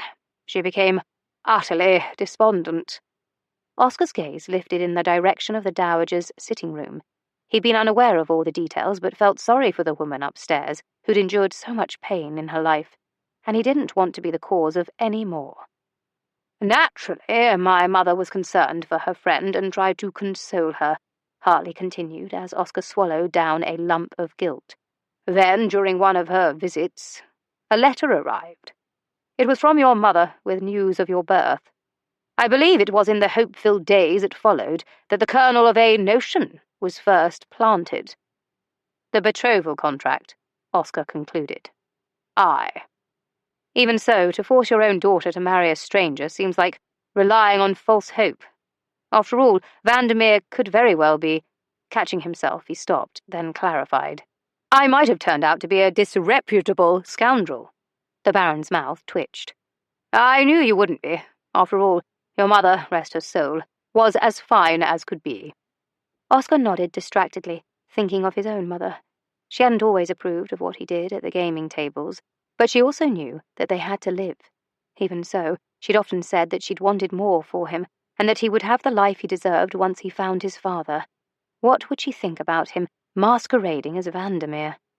But he knew the answer. "Besides," Hartley continued, "there's nothing in the betrothal contract forcing my daughter's hand, or yours, for that matter. It clearly states that death or elopement renders the contract null and void. So if Honoria ever fell in love and chose to elope, there would be nothing any of us could do."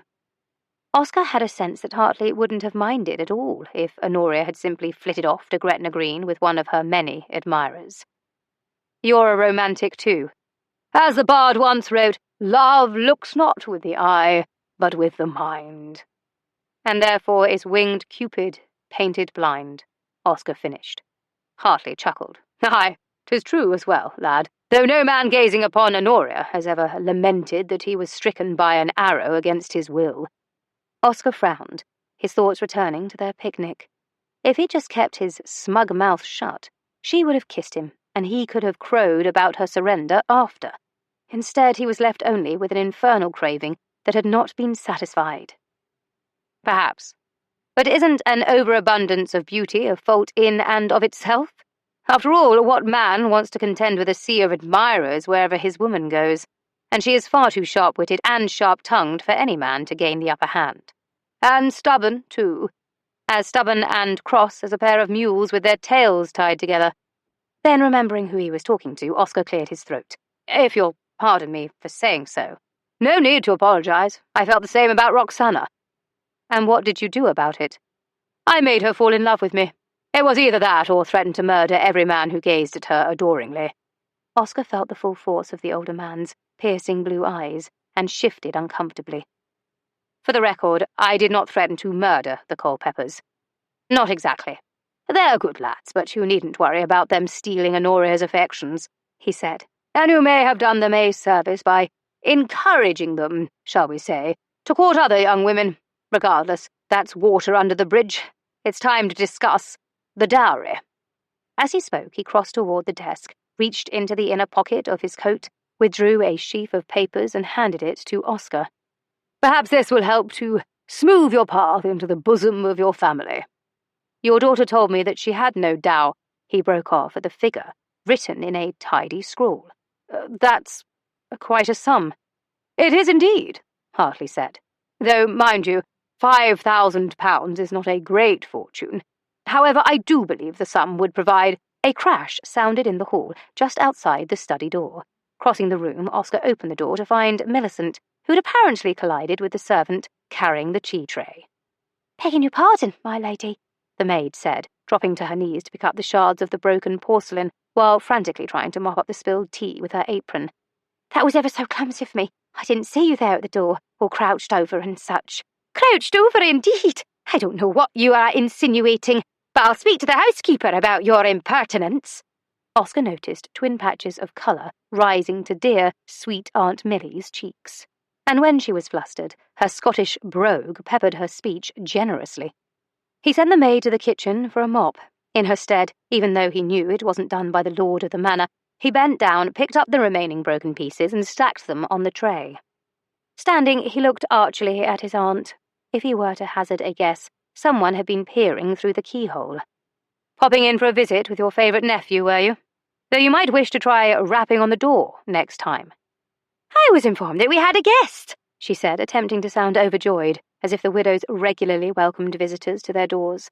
And he wasn't sure if that was supposed to be a polite grin on her lips, or if she was about to be ill. "And since Baron Hartley will soon be family, I thought it only polite to greet him."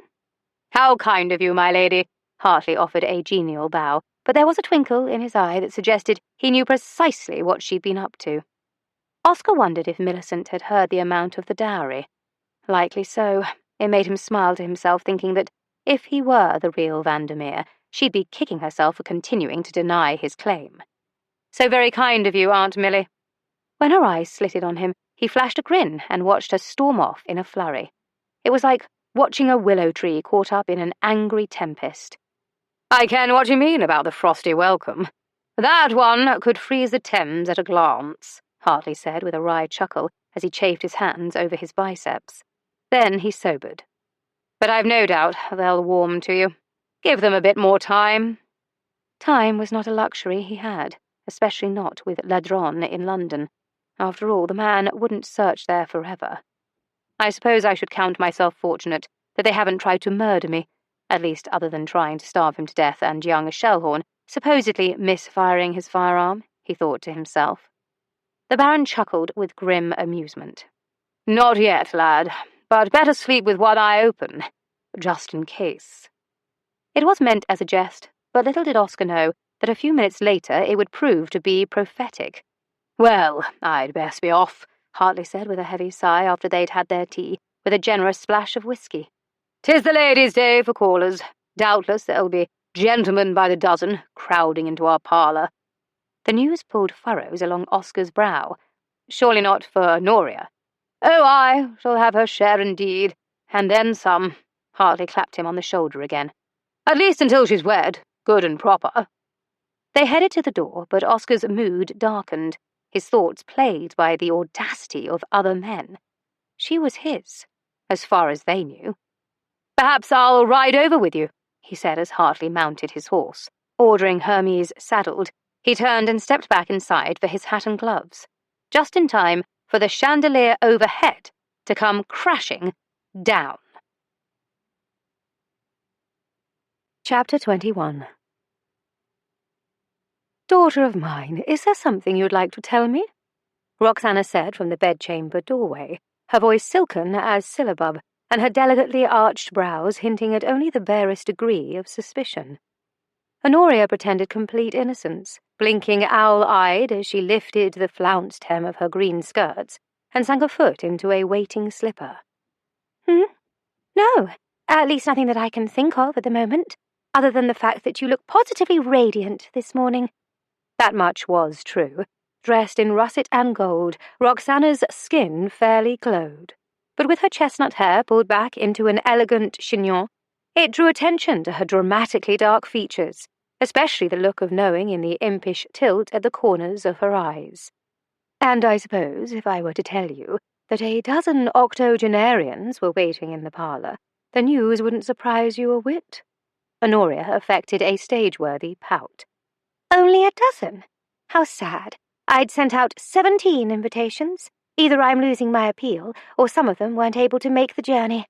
I should make a note of it and visit those who couldn't be here." "There is also an ample supply of suitably aged gentlemen in attendance." "Well, I certainly didn't invite them." At the moment, she was only interested in interviewing candidates for elopement. The more aged and infirm, the better. She would also prefer him to have plenty of sons, so no one would expect her to conceive. Until now, she'd never really given the thought of elopement fair consideration, but it was time to rethink her options. After all, marriage might not be too unbearable as long as it was on her own terms. and the fact that she'd come to this decision after her picnic with Oscar had nothing to do with it whatsoever. "No, I don't imagine you did," Mother said. "The others are likely here because word has spread about Vandermeer's return, and the fact that the banns have yet to be read has given them a semblance of hope." She lifted a hand to her temples. "Consequently, the entire house is beginning to smell like a hothouse from all the bouquets they brought, giving me a megrim. And Verity and Magnus have fled to Swanscott Manor to spend the day with his grandmother." An Aubusson rug in rose and ivory muffled Honoria's steps as she crossed the bedchamber. Dutifully, she pressed a kiss to her mother's cheek. "I think the solution is to send all the younger gentlemen on their way." Roxana slanted her a look of omniscience that motherhood had honed to perfection, but Honoria refused to feel guilty, so she offered an offhand shrug. "Unless, of course, Thea wishes to entertain them." "Your sister's primary interest in the horde waiting below is to cast them in a Homerian epic, then have them entertain her on the stage. She has already asked if she could borrow the servants to throw pails of water on the men drawn helplessly to the sirens for the shipwreck scene." "Oh, that's actually quite—" Honoria faltered when her mother's look darkened. "clever, isn't it?" "I'm more concerned with the cleverness of my middle daughter at the moment, or lack thereof. I just hope you know what you're doing." Honoria swallowed. "Of course I do. You've always taught us to let our hearts guide us, and that's just what I'm doing." Because her heart was telling her to stay far, far away from Oscar Flint. By the time Honoria entered the overwarm parlour, her dozen octogenarians had dwindled to 7. She discovered that 2 had been caught up in fits of sneezing from all the flowers. A third had an attack of gout. The last 2 had fallen asleep and were taken away by their nursemates. Those who remained were fading fast in the summer heat. It seemed an hour of plying the men with strong black tea to keep them awake had backfired somewhat. 5 of them required the use of the retiring room. 4 of those never returned. She imagined them lost somewhere in the house, ambling endlessly in the corridors and stopping to chat with a marble bust. Stifling a giggle at the thought, she trained all her wiles on the final 3. She was thankful that Thea had been willing to take the younger men to the music room, with Roxana as chaperone. Honoria didn't want their mother to witness what she was about to do. But as every woman knew, desperate times called for décolletage. With a graceful lift of her hands to touch her hair, she pretended that she had no idea that the action offered her breasts a little boost in their gusseted cups. And when she lowered her arms, the firm swells strained against the pink, beribboned edge of her bodice. "More tea?" she asked as she bent over to pour a cup for Baronet Roth, who was, incidentally, a perfect candidate at 89. His wiry brows lifted as he followed the gesture, a tea-drunk grin on his lips. Then his eyes glazed over, and a dribble of saliva pooled over his bottom lip. Oh dear, perhaps she'd gone a touch too far. Losing another, she rang for Mr. Moseley. Just as the butler and one of the footmen were helping Lord Roth back to his carriage, and his travelling physician, a white-haired termagant, stormed in on a huff. She went directly to the portly Lord Windrow and slapped his plump, ruddy cheek. "Just going for a drive, my pet, you said. Won't be but a minute, you said. Only to find you in the company of this harlot." She cast a disparaging glance to Honoria and her mostly modestly covered bosom. "Ain't I given you the best years of my life? Baked your bread, washed your stockings and drawers, gave in to your slap and tickle for nigh on 20 years now? Said you'd make an honest woman of me. Well, no more. I refuse to be strung along, and mark my words, I'll never cook or clean for you, or rub that belly when you've ate too many Banbury cakes, ever again."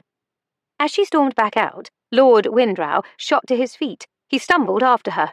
"Pudding, don't go. You know that you and your Banbury cakes are all I've ever wanted. Pudding, please."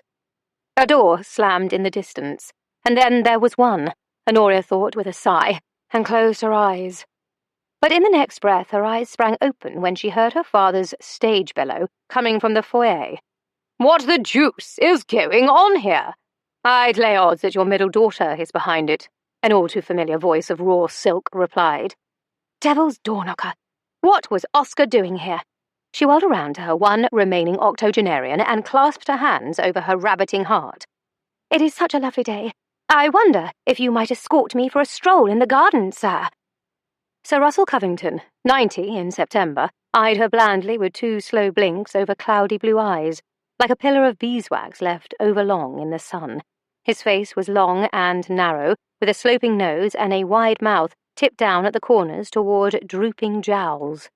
When her question was met with that blank stare, she recalled that he was hard of hearing, and tried again, a bit louder. "I'm not one for flowers and such," he answered after a third attempt, his voice a cool monotone. He cast a withering glance to the bright bouquets bursting from the vases and pitchers that crowded every flat surface. Hearing footsteps on the stairs, she took 2 more steps into the room. Then, perhaps the library?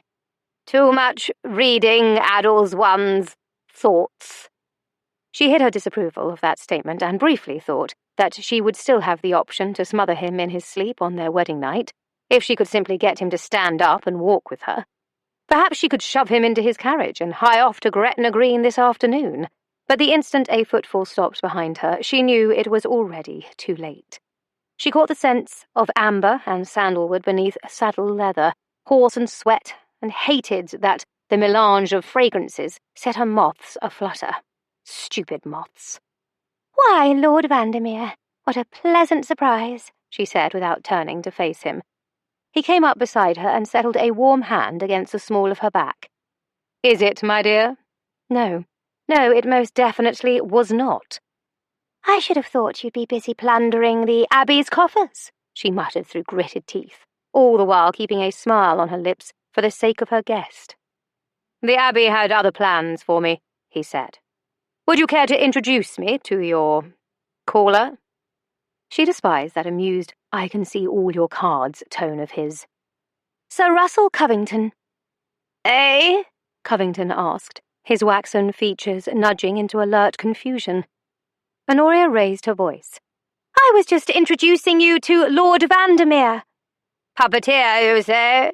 Bah!" He sneered and pushed a gnarled hand through the air. "Never been one for puppets. Childish things. No man should waste." Apparently, the sudden burst of activity exhausted him, and he nodded off, the sagging lids over his rheumy eyes drifting shut. As his chin melted against the voluminous folds of his cravat, he let out a snore.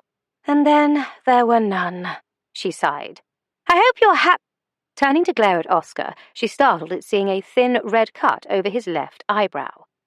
"What happened?" When she reached up, he covered her hand and drew it down. "It's nothing. A wayward chandelier. Thankfully, no one was hurt." "You were hurt?" Hearing the tenderness in her own voice and realizing that her hand was resting over his heart, she stepped back and issued a shrug. "Of course, I would have preferred a fatal accident." He smirked and seized her hand, tugging her out of the parlour. "For that cruel remark, I believe you owe me a walk." And when she tried to pull free, he added, "Unless you'd rather speak with your father. I believe he's in the music room, making inquiries."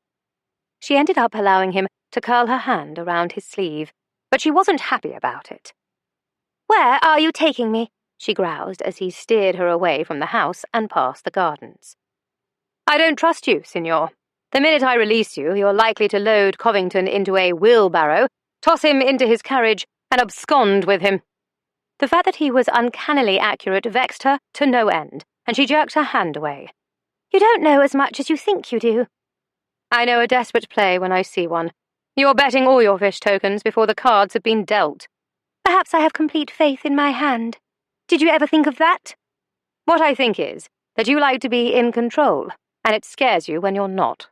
She scoffed, but her pulse scurried in a panic. It felt as though she were dressed as a target, and he had just struck the red eye in the centre. She hated being so transparent to him.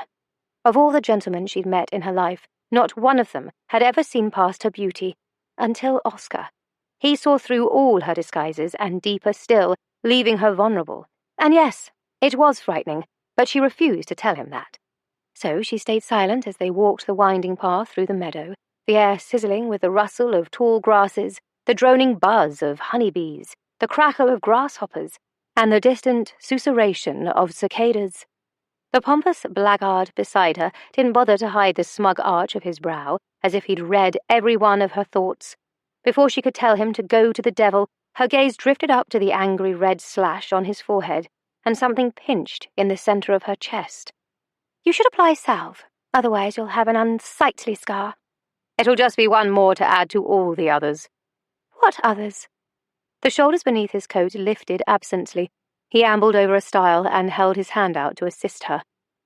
Where is the woman who planned to murder me in my sleep? Still perfecting her poison, she countered, choosing to ignore his open palm. But he refused to let her proceed on her own, and set his hands on her waist before slowly lowering her to her feet. The churning maelstrom of unwanted feelings made her want to run in the opposite direction. Either that, or wrap her arms around him, hold him close and reassure him that she would keep him safe. Him, the very man who'd been blackmailing her. It was absolutely ridiculous. Before those all-seeing eyes could read those thoughts as well, she shoved away from him and stormed off around the bend. Her steps faltered when she saw where they were. She rarely walked by the river. Even though it was a hot day, seeing the sun glinting off the surface of the water gave her a chill. She chafed her hands over her arms. Why did you have to lead us here? I thought we might enjoy a change of scenery. We haven't strolled by the river yet, and it's hot as blazes, hot enough to take a swim. Behind her she heard the splash of water. Her blood suddenly ran cold. As if caught in a bog, she turned slowly. She saw him remove his coat, saw him walk toward the river's edge, saw him lose his footing and sink down. No! Without thinking, she bolted, charging toward him with her arms outstretched. She caught him around the waist just in time to drag him back onto the path. He fell with a hard thud, her body sprawled over his. What in blazes, Honoria? 1 minute I'm bending down to wet my face, and the next you're— He broke off, his scowl abruptly fading into concern as he looked up at her. That was when she realized what she'd just done. She'd barreled into him, for heaven's sakes, just launched herself at him out of the blue, and she felt like an utter fool. Mortified, she tried to push herself off him, but her limbs were too weak. What is it? You're whiter than my backside, and you're trembling. Oscar sat up, pulling her onto his lap, his hands cradling her face.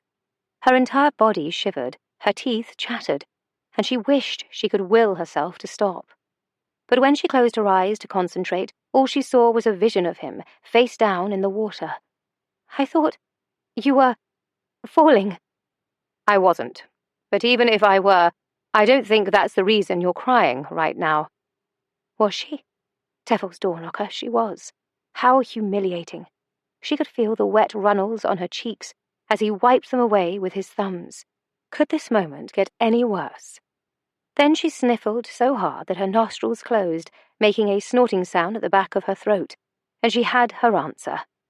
When she tried to scramble away, he held her close. Shh.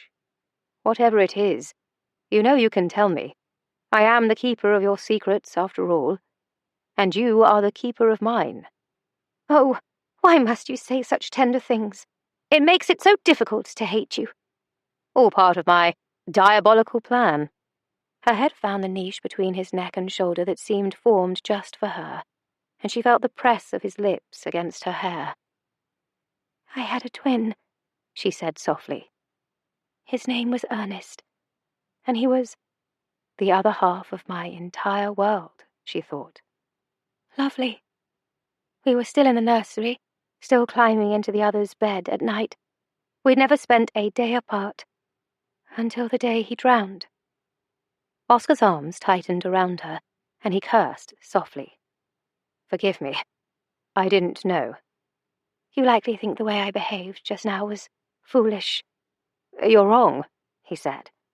I know all too well how a loss at that age can change everything. It's hard to have the world you know crumble beneath your feet.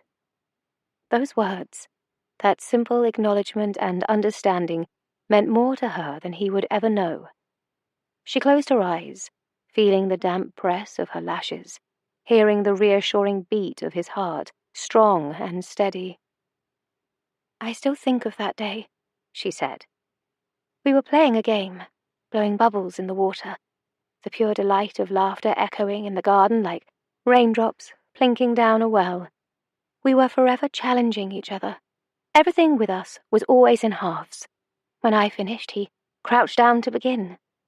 I still remember his dimples, and the way his eyes turned to crescent moons when he smiled, the way his flaxen hair looked like curls of sunlight, and how they fanned out like threads of a silken halo around his head when they touched the surface of the water, and he said, "Watch me!" A breath shuddered through her, and Oscar held her closer, his lips brushing her forehead. But I'd heard a strange sound, a cry or shout of alarm. It came from my grandmother.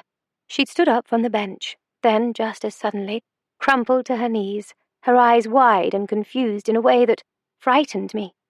So I climbed over the side of the reflecting pool and ran off to find the nurse who was fetching flannels for Ernest and me. Honoria remembered everything, every moment, the shouts of her grandfather to summon a surgeon from the village, the commotion of the servants, the strange and terrible chill that had crept over her. She shivered, and Oscar rubbed his hands down her back in soothing passes. I think I knew even before the nurse screamed, even before the gardener lifted his limp body out of the water, even before I saw that his pink cherub's mouth was tinged blue. And the last thing I remember about that day was the howl of anguish from grandfather as he fell to his knees holding my brother's limp body and grandmamma in his arms. And all because I didn't watch. "No," Oscar interrupted, his tone hard, even as his hold remained soothing. "It wasn't your fault. You were a child and saw the world through a child's eyes. There was no way for you to know. But if I had just stop. No amount of guilt or regret can alter the past. Those pages of our stories have been glued in place. Trying to pry them apart and rewrite them so they have a different ending is not only impossible, but leads to misery." He tilted up her chin and forced her to meet his gaze. "You will never learn to live your life, truly live it, until you stop trying to change what happened and let yourself mourn for what was lost, not for what might have been." She wanted to shove away from him, wanted to ball her hands into fists and pummel his chest for his audacity, wanted to rail at him for daring to think that they knew anything about her. But when she opened her mouth to do just that, a cry came out instead. It was an angry sound, almost a shout, hard and bitter, her eyes slitted. She almost convinced herself that it was only anger, that all she had to do was yell at him. She didn't know that releasing it would break the dam that had been holding back years of the agony and utter loneliness she'd been hiding for most of her life. When the emotions rose up in a sudden torrent, she wasn't prepared. They streamed from her eyes, stuttered from her throat, and drained her of the strength to hold them back. Oscar held her tightly as she sobbed. She couldn't stop the torrent, not even the reminder that she was humiliating herself in front of her adversary could stop her. And he simply let her cry, holding her all the while. Wrung out, she allowed herself to sink against him and heard him breathe in as his lungs expanded. Gradually, her own breathing slowed to match his comforting scent reaching inside to soothe her. Oscar's lips brushed her temple. "You've had that locked inside you all this time, haven't you?" "We never talk about Ernest in my family, and I refuse to force it because I don't want to upset my parents. But he should be talked about, remembered. He's still part of this family." "It was the same for my mother," he said after a while. "She lost her sister, her twin, before I was born, but she said it was too difficult to talk about her because she felt as though half of her had died." Honoria looked up at him in surprise. "That's precisely how it feels." He pressed a kiss to her forehead. "I think I understand you better now. The loss behind the reason you keep yourself guarded. We are alike in that, as well." She didn't argue. Even so, it seemed impossible that this vexing, black-hearted man could know her better than anyone, and even more impossible that all she wanted to do was burrow closer to him, to let him fill that emptiness she carried with her. But that wasn't something she was willing to do. Therefore, She stood and brushed out her skirts, attempting to make herself look presentable. He did the same, moving around behind her as she carefully avoided his gaze. Now that the moment was over and she was no longer in his arms, embarrassment crept in again. "Don't," he said gently, settling a hand beneath her chin to tilt up her face. Her mouth opened on an argument, and he pressed his damp handkerchief to her lips, silencing her. "Don't start building your walls again, believing that I won't scale those, too." Then, holding her gaze, he proceeded to tenderly wipe away any residual traces of her tears, and whatever diatribe that waited on her tongue for his impertinence simply dissolved away. She put her hair back to rights, setting a few loose pins in place before brushing the dust off his shoulders. She even reached up to comb back the wayward dark curls that had fallen against his forehead, which seemed to amuse him. With a grin tucked into the corner of his mouth, he captured her hand, then tugged her along the towpath, their fingers interlaced. She kept pace beside him, but inwardly wondered how this had happened. She didn't have the answer. Then again, it wasn't a question she wanted to spend too much time thinking about either. He stopped at the old ash tree, its trunk as wide as a carriage. "Look at this grand beauty. I've yet to see its equal on the Abbey grounds." "We used to climb this as children. Reaching the top became sort of a rite of passage for us." She traced the names they'd carved just above the first knothole. "It began with Truman, of course. Not to be outdone, Verity soon followed. You wouldn't think it by looking at her, but she climbs a tree like a monkey. Then came me, and—" She swallowed as her fingertips skimmed the letters. "Thea." But there was one name missing. Ernest never had the chance to climb this tree. She still remembered the day she'd carved hers, and that night how she'd cried herself to sleep. Oscar gave her one look, just one, then reached down into his boot and withdrew a dirk. When he stepped behind her, one hand anchored on her waist, she asked, "What are you doing?" "What should have been done long ago." He stuck the tip of his dirk into the soft grey bark, exactly beside her name. Then he wrapped her hand around the hilt and covered it with his own. "We'll do this together." Together. By the time they finished, her eyes were swimming with bittersweet tears. That painful pinch in her heart suddenly gave way to something else, something that she wouldn't think about until much, much later. Chapter 22. The following morning, Oscar rode out across the estate lands with Mr. Holcomb. The gamekeeper was a quiet man, keeping his cards close, but his keen gaze made it clear that he was always thinking. Doubtless a vole couldn't make it onto the property without the man knowing about it. As they headed east toward the ridge, Oscar was struck by a peculiar rush of amusement. Not for any particular reason. It was just that never in his boyhood dreams had he imagined himself a country gentleman, and yet there he was, or at least Vandermeer was. His interest peaked with every grunt and frown the gamekeeper made over various animal tracks, a crooked fence post, or strips of bark scored from the trunk of a tree. He'd even perused the library's shelves and found a first edition of The Gardener's Labyrinth by Thomas Hill. The widows had been quite cross when he'd mentioned the improvements he planned to make to their cutting garden, extending the flagstone pathway, expanding the rose bower, adding additional beehives. It pleased him to no end to drop little nuggets like that for them to grumble and grouse over, and he was beginning to suspect that their genuine dislike of him was more show than fact. Then again, thinking back to the chandelier, perhaps not. Oscar and Holcomb were just approaching the ridge when the gamekeeper stopped and turned his mount. Oscar followed his gaze as another rider approached. A beautiful rider, in fact. Honoria Hartley, by morning light, was definitely a sight a man could get used to. Today she was garbed in a burgundy riding habit, buttoned all the way up to the neck. Her jaunty hat set perched to one side of her luminous flaxen hair as she rode toward him with unsurprisingly fluid grace atop her side saddle. When she reached them, she beamed. "Good morning, Vandermeer, and Mr. Holcomb. Aren't you looking ruggedly handsome this fine day?" Even though the gamekeeper's impassive countenance did not alter when he issued a nod of greeting, His cheeks suddenly looked a bit ruddier than usual. Oscar actually felt sorry for him. No man stood a chance against Honoria's charms. "And to what do we owe this unexpected pleasure, Miss Hartley? Or is it that you came all this way to speak to Mr. Holcomb? If so, I'm afraid I would be forced to challenge him to a duel. Unfortunately for me, he's a crack shot, and my chances of survival are minimal at best." She tapped her gloved finger against the side of her pursed lips, her gaze drifting coquettishly to the gamekeeper.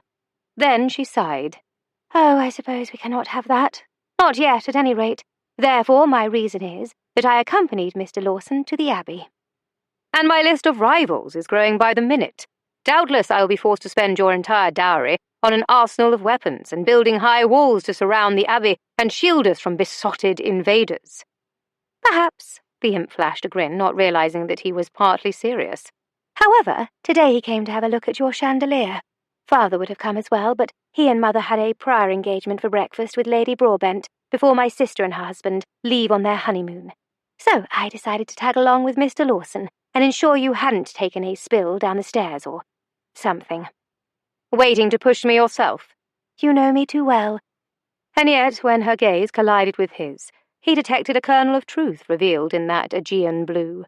She looked away quickly, her cheeks colouring as she gestured with an absent flick of her wrist. "Be that as it may, Mr. Lawson began his inspection, and when the groom said that you were with Mr. Holcomb, I decided to find you." Oscar was glad she had, but he didn't tell her, confess such things to a woman like Honoria, and she would win every hand. "I regret to inform you that we were just concluding our tour of the estate," he said. "However, since you're here, might as well take in the best view from the top of the ridge." Without hesitation, she spurred her horse and dashed past them. Over her shoulder, she issued a taunting laugh. "Race you!" Oscar didn't know if the grin he wore as he charged after her was one that appeared on his face the moment he saw her, or if it was a new one because she'd managed to surprise him yet again. If he wasn't careful, he might actually start to like surprises. She beat him to the ridge, triumph glowing in her lifted cheeks, and when Holcomb joined them, Oscar could have sworn he saw the ever-impassive man smirk. The view from the ridge had become Oscar's favourite place, sloping hills, blending into forest and fen, and green as far as the eye could see. And sitting on his mount with Honoria beside him, he almost felt like Vandermeer. "It is quite a lovely prospect." Honoria lifted a hand to the brim of her hat to shield her eyes from the sun that rose higher in a sea of cloudless blue. Oscar nodded, feeling a surge of pride, unfounded though it might have been. "What about that outcropping of rock over there?" she pointed, "peeking out just beneath that copse of trees." "That's the old keep, or what's left of it," Holcomb offered.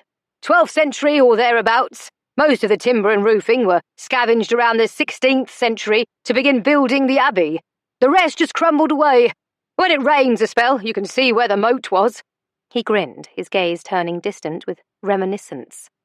"The young masters used to wage wars over who could be king of a Waldian palace." A shiver tightened Oscar's scalp, lifting the hair at the back of his nape. "I beg your pardon?" "A Waldian palace," Holcomb repeated. "Oh, but that was just something Master Titus invented. The actual name is Bramsley Castle." A Waldian palace, just like the book of poetry his father had read to him. "I should like very much to see it," Honoria interjected, casting sidelong glances to both men. Holcomb cleared his throat, his cheeks flame bright. "It's a fair pace away, Miss Hartley, and I have a fence to repair." "I'm sure Lawson is expecting me," Oscar said. She clucked her tongue, pouting prettily. "What a pity."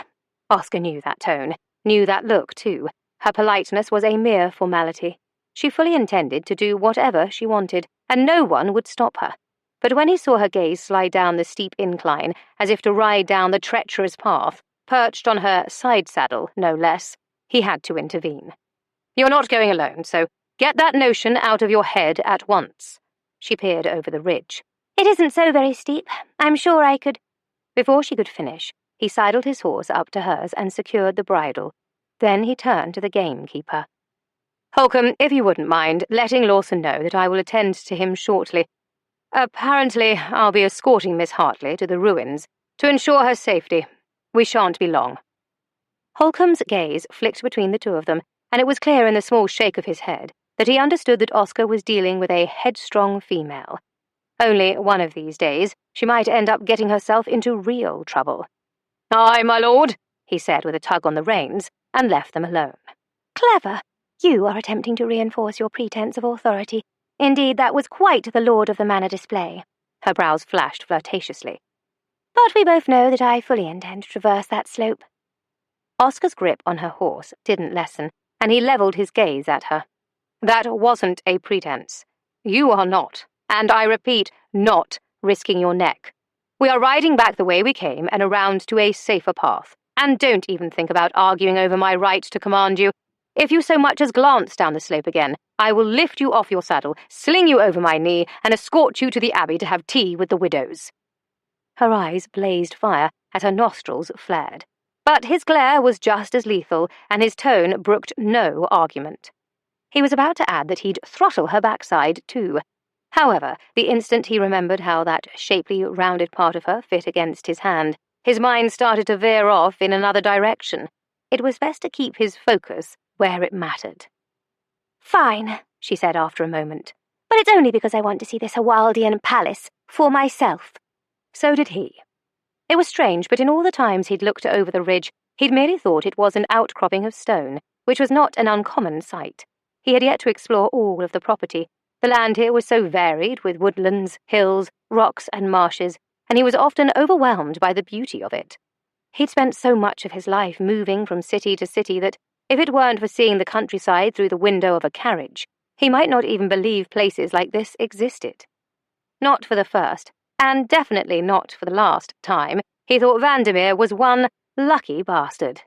"Are you through with pouting yet?" he asked as he urged Hermes forward and matched the pace of her mare until they were side by side across the fen. Thus far, she'd been keeping ahead by 2 lengths, her back stiff as a pole. Her chin jutted out.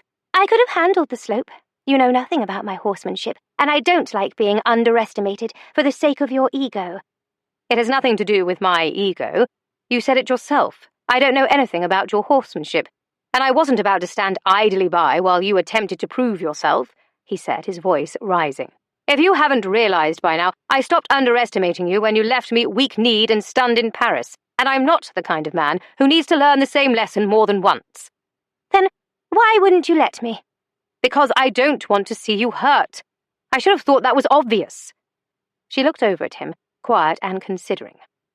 "Fair enough, I suppose." He arched a brow back at her. "And this is where you confess to coming here because you were worried about me?" "Hardly," she scoffed. "My primary concern is that your death would force me to invent a new Viscount." "Ah, yes. Wouldn't want to inconvenience you." He saw the corner of her mouth twitch, just as one gilded curl slipped free of the coil and rested on her shoulder. It reminded him of a sumptuous dream, filled with images of silken limbs tangled with his own, of Honoria's pale hair falling in a golden curtain around him as she kissed him, rising over him to sink down onto him, her neck arching as he filled her again and again. "Oscar?" Hearing his name, he realized he'd allowed his attention to drift, and lifted his eyebrows in silent query. "I asked about your plan." "Plan?" "To pay your gambling debt. At least I presume it is a matter of money.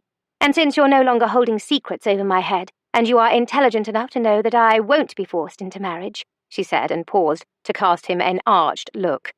"I'm wondering what your plan is." He shifted in the saddle. Clearly, the only undulating happening here was in the sway of the broom shrub as yellow flower-tipped branches bent and bowed in the cool breeze that swept over the fen, stirring the air with a sweet fragrance. "First of all, I always pay my debts, and second, it's a little more complicated." "Then enlighten me," she said. "Oh, come now, Oscar. I am the keeper of your secrets, as you are of mine. Remember?" She was diabolical, using that soft look against him. What man stood a chance? It began with one of Cardew's paintings. "Cardew?" For an instant he caught himself wondering why the 2 most important people in his life hadn't been introduced. But just as quickly, he cast that thought aside as a mistake because Honoria wasn't in his life. Not really. Therefore, she couldn't possibly be important to him. "Ignatius Cardew is something of a mentor to me," he explained. "After my father left. Cardew stayed and provided for us in his own unconventional manner. He's an artist, a rather exceptional artist, but one whose skill lies primarily in replication. In other words, he's a forger. A very good one, he clarified. He just made the poor decision to use Ladron's mistress as the muse for his Titian, while she was wearing the ruby necklace which she'd stolen from Ladron's wife. Honoria considered this for a moment. I don't understand. If Cardew was the one who cheated him, why is Ladron after you? That's where it gets a bit muddy. When the bloodthirsty Spaniard had Cardew by the he coughed. Let's just say that he threatened to relieve Cardew of his favourite appendage. That was when I made the not altogether brilliant boast that I could quadruple the amount that he'd paid Cardew and settle the debt. The bargain earned a temporary stay of execution. And you were to pay that debt the night we met? She surmised. Most memorable night of my life. A frown knitted her brow as she stared ahead toward the ruins where white stones were heaped in parallel piles, as if it might have supported a wall or drawbridge. Off to one side, a massive moss-shrouded sisal oak stood guard like a ghostly sentinel.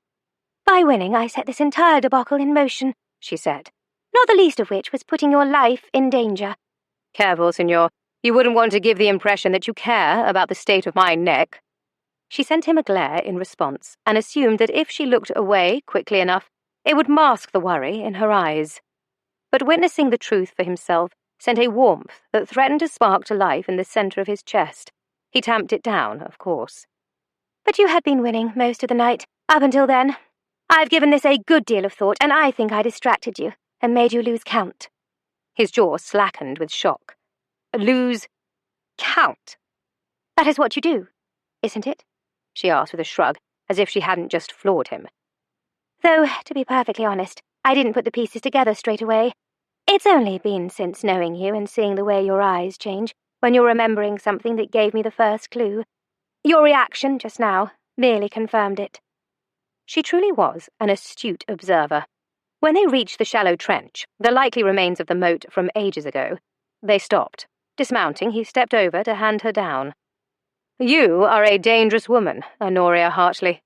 So then it's true, she said, hollowly, as he lowered her to the ground.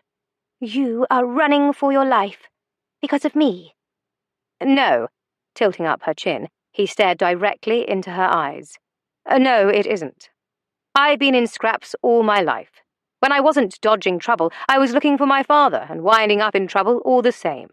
And making a living as a gambler doesn't keep a man in one place for too long. Surely it wasn't always like that for you. It couldn't have been. He knew she wasn't doubting his word. It was clear enough in the tender concern in her expression that she simply didn't want to believe it. So he was gentle when he said, I don't even know my real name, Honoria. One of my last recollections of my father was when we'd had to leave our rooms in the middle of the night in order to escape creditors. The names my parents went by would change from one city to the next. My surname of Flint is a shortened version of Flintridge, which was the last alias we had before my father left. He lowered his hand, but not before she reached out and took hold of it. Even through the layers of their gloves, he felt the jolt of contact. I'm sorry, she said softly. For what it's worth, I wouldn't have wanted anyone else to blackmail me. You're only saying that because I'm no longer blackmailing you. Well, you're no longer blackmailing me because you're attracted to me, so it's a wash. That wasn't the reason, but it was amusing that she thought so, and why not let her go on believing it?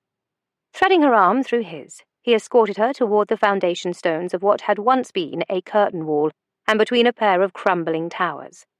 As they approached, he thought again about the uncanny coincidence of the book of poetry his father had read to him.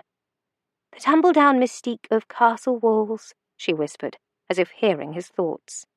He stopped and met her gaze. You read my book? Well, you're the one who left it on your bedside table for anyone to stumble upon. She issued an unapologetic shrug. Did you already know about this castle, then? And the name Titus Fairfax had given it? Not until today. My father used to read those poems to me. Honoria's lips parted on a soundless gasp. I thought the book came from the Abbey's library. No, and I'm just as puzzled. The book was printed, and yet there appears to be no author named. Either that, or it has worn away over time. All I know is that my mother told me to keep it safe." Perhaps the author was someone who knew Titus Fairfax and spent time here. She stepped toward him, her hands lifting to his lapels, her eyes glowing with excitement and possibility. Or, better yet, perhaps your father was the author, and he knew the family. He might have grown up nearby. There's a chance that his home, your home, is not far from here. As she spoke, that unsettling warmth filled his chest. This time it came on too fast, and he couldn't guard himself against it with his usual cynicism. It was as if her every breath was a spell blowing over ashen coals, stirring the sluggish embers until they caught fire. Why was she forever doing this to him, making him want all the things he'd convinced himself long ago he was better off without? "Stop," he said, taking her by the shoulders. "But surely you want to uncover the mystery of it at last. There could be someone here who met your father," she continued, her words blazing inside him. "Someone who knows his surname, where he was born, and where he is now. Together we could—" He kissed her into silence, sealing his mouth over hers. His shoulders sagged with relief when she stopped spinning her enchantment. All he needed was a moment to think, a moment to remember that he was a nomad without any roots to a place or family, and he didn't need anything or anyone. But then he tasted magic on her sigh of surrender, felt her sweet breath kindle the blaze inside him, her body melting against him like candle wax. Her lips moved in a wordless incantation that burned inside him to the point of agony as her palms glided over his chest, up along his cravat to cradle his face. He tried to steel himself against it, tried to hide the secret yearnings he'd had as a boy behind the jaded facade he'd developed over time. It was no use. She'd pushed him too far. She'd started a conflagration that consumed his barriers, turning them to cinders as her arms wrapped around his neck, and she held him, clinging and vibrating with fierce tenderness. He never had the chance to warn her, to tell her that the barriers he'd kept carefully in place for most of his life weren't only there to protect himself. No, they were also there to protect anyone who might breach them and unleash what he'd locked away. But now, because of her, there were no walls to salvage. They were all burning to ash. Crouched in the center was a hungry, needy thing, feral and raw, and when it felt the thumping of her heart against the wall of his chest, it growled, "Mine." Chapter 23. Kissing Oscar again was a terrible idea. He was like the last bite of cake. She should resist. She wanted to resist. Mostly. But unlike the last bite of cake, leaving Oscar's lips seemed impossible. Her body and will were at an impasse, negotiating, bargaining, then bending with a final concession as his hand slid along the sensitive curve of her throat to cup her nape. As his tongue teased past her lips, stroking slowly into her mouth, she felt heat drop into the pit of her belly. The intensity of it made her arch against him, and when her hips met the thick hardness of him, she gasped. Needless to say, she was no longer thinking about cake. Turning her head, she rested her cheek against his, panting. "I didn't give you permission to kiss me." "Then give me permission," he said, nuzzling the corner of her mouth, his hands splaying over her back, drawing their bodies chest to chest, belly to belly, hip to hip, awakening every pulse beneath her skin. Entranced by this skilled caress, she practically purred.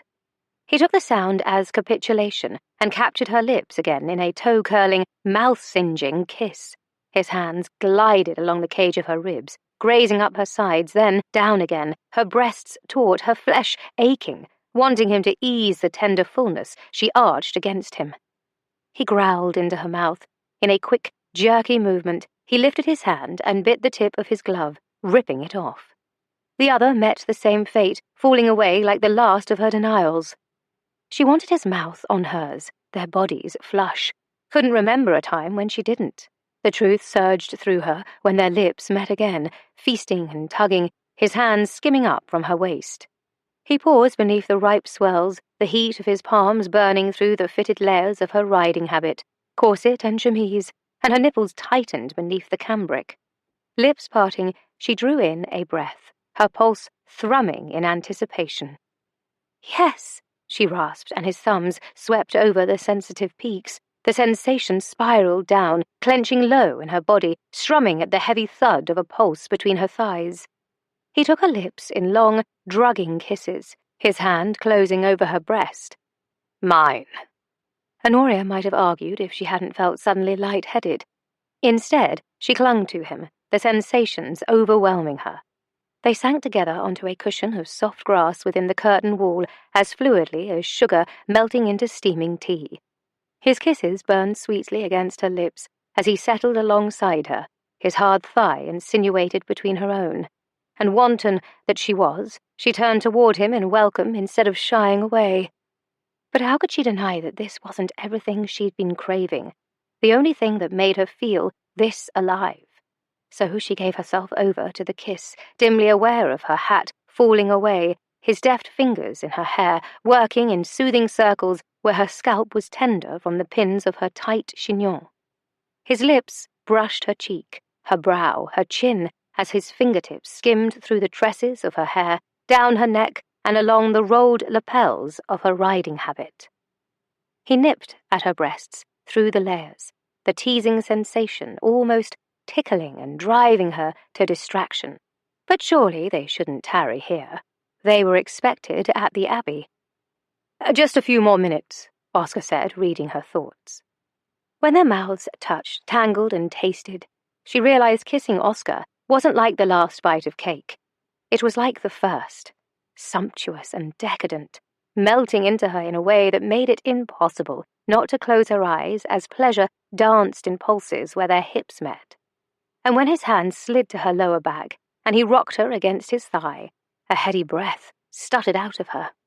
It was only then that she realized she could breathe because he'd unfastened the row of buttons along the front of her stiff-boned jacket, revealing the habit shirt beneath. It was a simple, sleeveless garment that fastened along the back and ended just beneath her breasts. But because she was so warm, the fine lawn was transparent, the fabric clinging to the rise and fall of her perspiring flesh. Irises, the color of a stormy sky, darkened to midnight as he gazed down at her. His fingertips traced the swells rising above the gusseted cups of her corset, his palm covering the pebbled tip. She arched reflexively, thrusting her breast into the cup of his hand.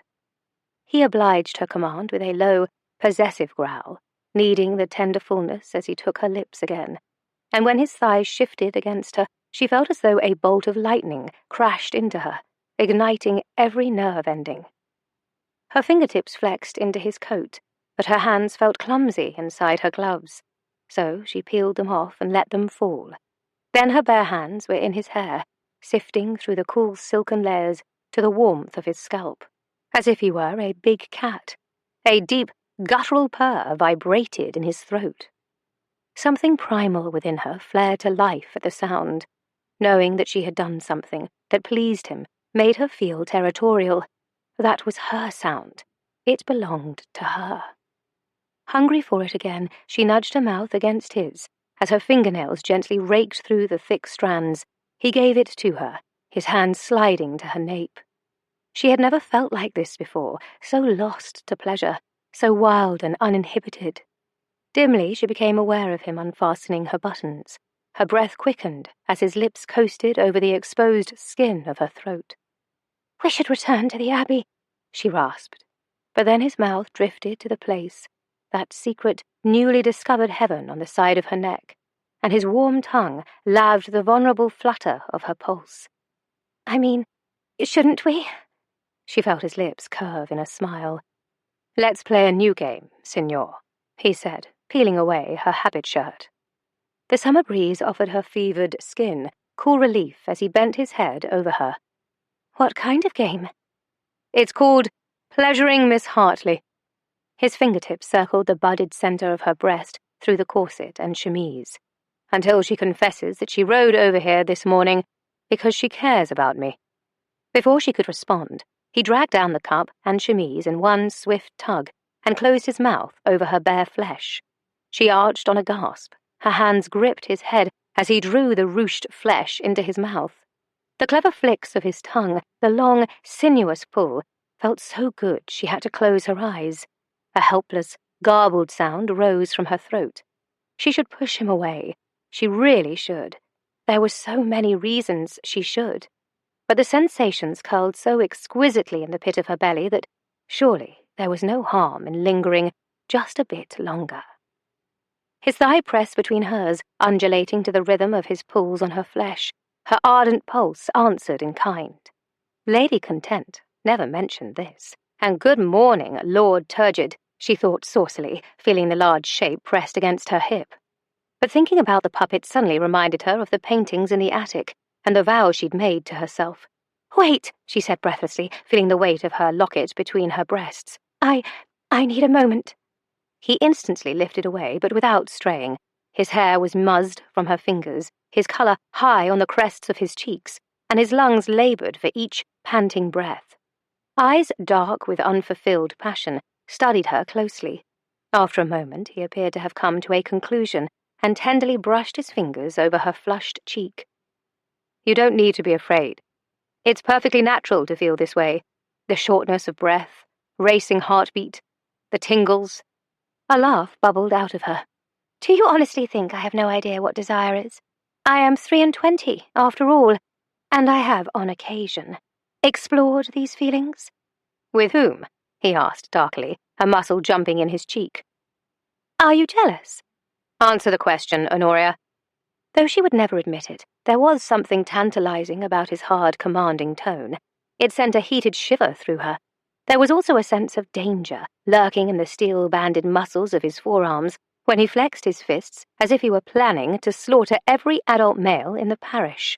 Propped on one elbow, she brushed a curling lock from his forehead. "With no one other than myself, silly man. A warm bath, a splash of scented oils, a bit of brandy, and, well, I'm certain a scoundrel like you can gather the rest." It was strange how swiftly a murderous glower could transform into primal lust, and yet it only took a blink and his intentions became abundantly clear when he shifted closer. Before he could gather her in his arms again, which would only bring them back to this exact place, she splayed her hand over his chest, keeping him at arm's length. "I don't intend to have a dalliance with you, or any man for that matter, when it is my understanding that tender feelings will sprout from sexual congress, whether one wishes them to or not." "Who told you that?" "My mother. She has always been rather forthcoming about such matters. According to Roxana Hartley, a woman should embrace her own desires, but she should also guard herself against the illusion of love. Passion, while potent, is also fleeting, and Hartleys only marry for a deep and abiding love." His brows crowded in confusion. "In Paris you said you weren't interested in marriage. You said you wanted to—" "Live," she supplied. Touch that, he remembered. The moths attempted to flutter toward her heart, but she swallowed to stifle their upward trajectory. "That hasn't changed." "Then I cannot see the problem." "I don't want to fall in love with you," she blurted, showing her cards, "even if it's only a temporary illusion." He held her gaze for a moment. "We're not blindfolded adolescents. We both know what we want out of our arrangement, and right now I only want to make you feel good." His sincerity surprised her, as much as it caused her body to clench with sweet longing. Looking down, he delicately traced the outline of her hand on his chest before turning it over to do the same with the lines on her palm. She wanted to curl her fingers around the tickling sensation, but he held her open to his touch, forcing the sensation to tunnel through to the center of her body. Unable to help herself, she closed her eyes and absorbed it all. Tempted. Oh, she was dreadfully tempted, and the arousal he incited in her body wasn't helping her think clearly. "Why?" she said, waiting for him to make some shallow observation about her beauty and to fuel her with enough indignation to push out of his arms. "There must be dozens of reasons," he said. "Because you're bold, because your confidence is utterly tantalizing, because you know what you want and you're not afraid to go after it." He brushed his lips over the surprised, fluttering pulse at her wrist. "Because you want to seize your life with both hands, because you know that living is the difference between merely breathing in and out and actually drawing in the scent of the air, the perfume of the earth as sunlight warms it. Because I want to show you how to wring out every ounce of pleasure from each moment, because you smell like biscuits and—" Somehow she was in his arms again, her lips pressed against his in wordless yearning. She just couldn't take it any longer.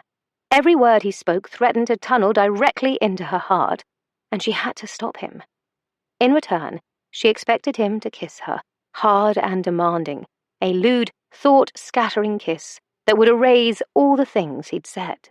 But he was tender instead, slowing her down, his lips coaxing and mesmerizing her with small nibbles as he eased her back onto the bed of grass. He brushed the wayward locks from her cheek and kissed her there, cradling her jaw as if she were precious to him, cherished. The idea caused her heart to thud in panic, her arms trembling as she held him. "Shh," he crooned softly, his mouth trailing down her throat, between the gold chain to press a kiss over her heart, just above the locket. "Shh," he said again, and the hard thumping beneath his lips quieted as his hand caressed in soothing passes along her sides, her hips, her thighs. Then his mouth was on hers again, his kiss languorous and unhurried. She fought against it, tried to pull him deeper, but he remained deliberately patient, the tip of his tongue teasing and retreating, making her want. His hand splayed over her belly, warmth seeping into her as he moved in slow circles until she accepted this gentle seduction. It was no use. She was clay in his hands, and he knew very well that she couldn't stop craving his kiss, his touch. Her breath came out on a sigh, her body welcoming the slow simmer of this passion. He deepened the kiss as his hand slid down to the juncture of her thighs. He cupped her there, and she sucked in a gasp. The feel of that large hand was so foreign, so masculine, that a small quake trembled through her bones. Her hips hitched reflexively, and he murmured a sound of approval against the corner of her mouth. So she did it again, on purpose. But his hand lifted away, gliding to her hip. She nearly moaned in frustration, not understanding the rules of this scandalous game. Then, lifting her knee, he followed the heavy folds of fabric down to the hem. A cool breeze brushed against the damp saturation of cambric between her thighs, and at the first touch of him against her stocking above her half-boot, her leg trembled. But not with shyness, with need. She wanted this, wanted him so desperately, that she ached with it. "Let me," he said, raking his teeth over her bottom lip. She gave her acquiescence with a kiss, long and deep as a calloused fingertip traced the bare skin above her stocking and beneath the lace hem of her drawers. His touch trailed along the inner seam, higher and higher, and when he reached her center, his breath came out ragged. "You're wet for me. So wet." "I'm sure you shouldn't say such things," she said on a gasp as his fingertips grazed the thatch of honey-blonde curls. He grinned against her throat. "I'd wager you like it.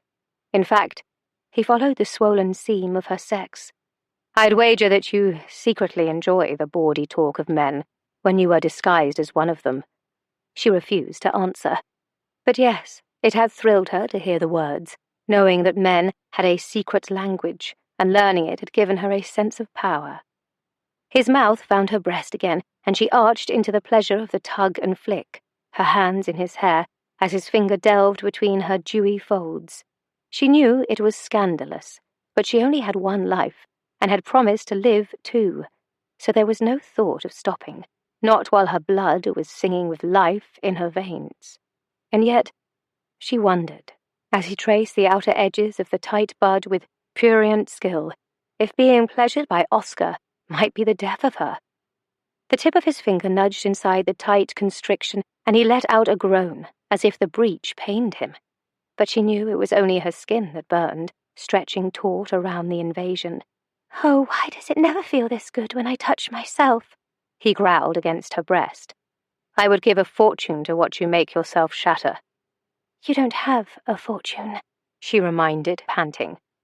"Then I would give my soul." She moaned, her neck arching as he slowly stroked into her, the slick walls clamping around him in a ripple of sensation. An imprecation passed her lips, a prayer, a plea. She had explored her own body and knew that a few light brushes over her nipples, a delicate pass around the tender bud beneath the hood of her sex, felt delightful. But this was too intense. Her body was coiled so tight she wondered how she would survive. "Open your eyes, Honoria. I want to see you come apart."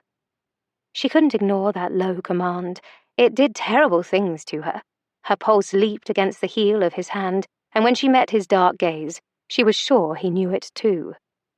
Then the blackguard withdrew and slowly pushed 2 fingers into her. The fullness was nearly too much to bear. "Now, I want you to think of how it will feel to have my mouth on you, my tongue inside you, licking all this hot honey flowing from your impossibly snug little Don't," she said over him. His words were too wicked, his touch too scandalous. It was heaven. Then he hooked those fingers and rubbed a secret place with each thrust as the heel of his palm pressed in glorious circles that... A strangled breath caught in her throat.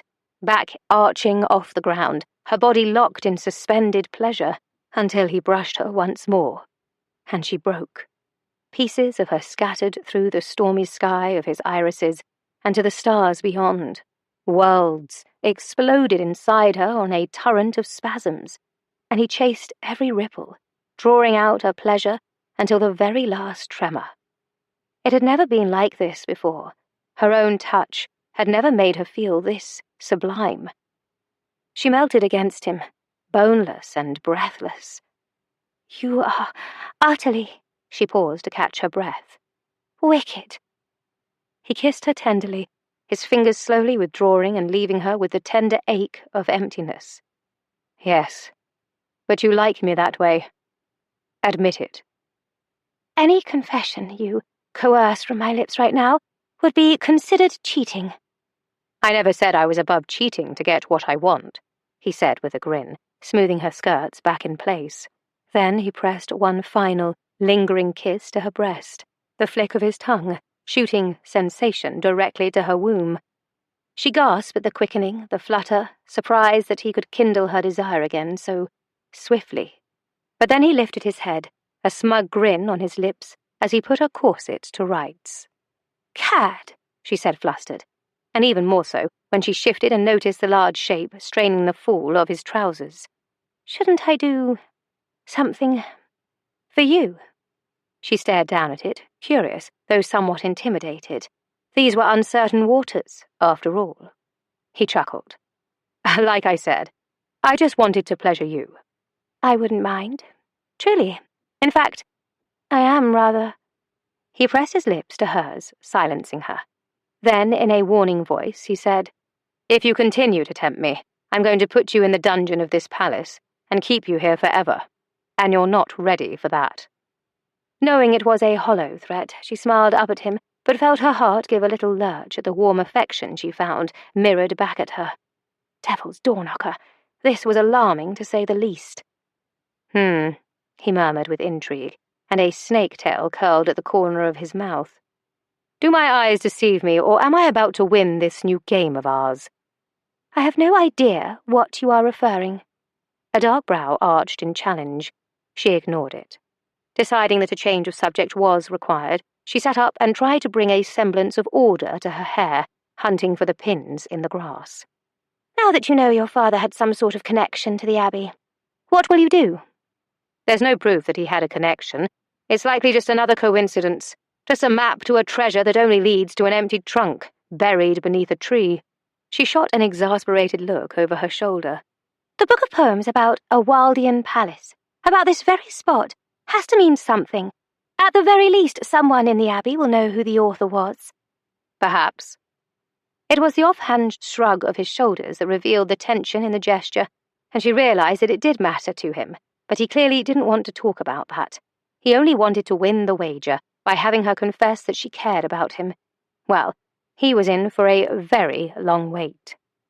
She moved on to her next question. "What do you plan to do about the man who wants to kill you?" "My, aren't we curious?" he practically purred, his eyes the colour of a storm approaching, instead of the soft aftermath she'd witnessed moments ago. "Here, let me fasten your buttons before I ravish you again." He tugged the jacket from her shoulders and deftly refastened the gaping half-shirt. Her shyness reappeared. How strange that the act of dressing seemed almost more intimate than undressing had. It was rather domestic, something a husband might do. Honoria jolted at the thought, her spine stiffening, heart hammering. "What's the matter?" She shook her head. Nothing. Nothing at all. I think I know," he murmured, lifting the downy hairs from above her collar and trailing his lips in a tingling caress over her nape. "You're ticklish, aren't you?" Breathing a sigh of relief for his misunderstanding, she allowed herself to be pulled back against him, his arms a strong, sinewy band around her waist. And in that instant, she vowed never to allow such musings to enter her mind again. Perhaps. Alas, we'll have to explore that another time. Finishing, he stood and brought her up with him. He made quick work of her jacket buttons as well, then took hold of her lapels. "Now, are you prepared to pay the forfeit?" Only then did she remember the so-called new game they were playing, and the true reason she'd ridden here this morning.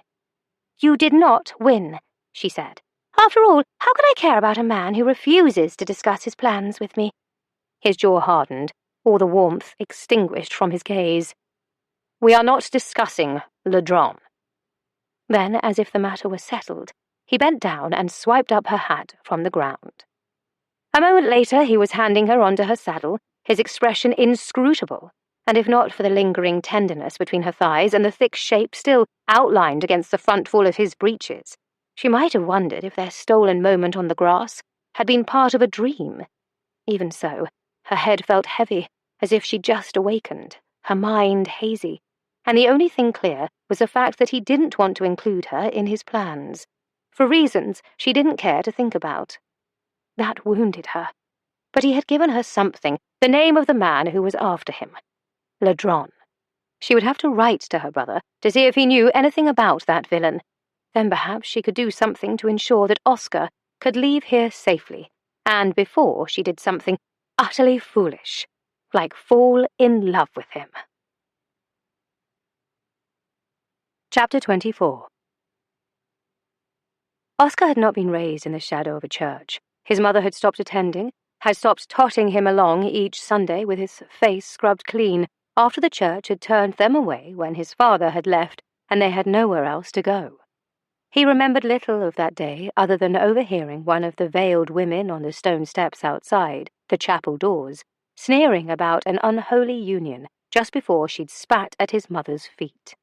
But he remembered walking endlessly, the soles of his shoes already worn thin and soaked with gutter wash before finding an alcove to huddle in his mother's arms for the night, sitting atop all their belongings tied up in a shawl. No, he'd never been one for churches or prayers or even wishes that would cost a copper penny when dropped in a well. He could never afford wishes.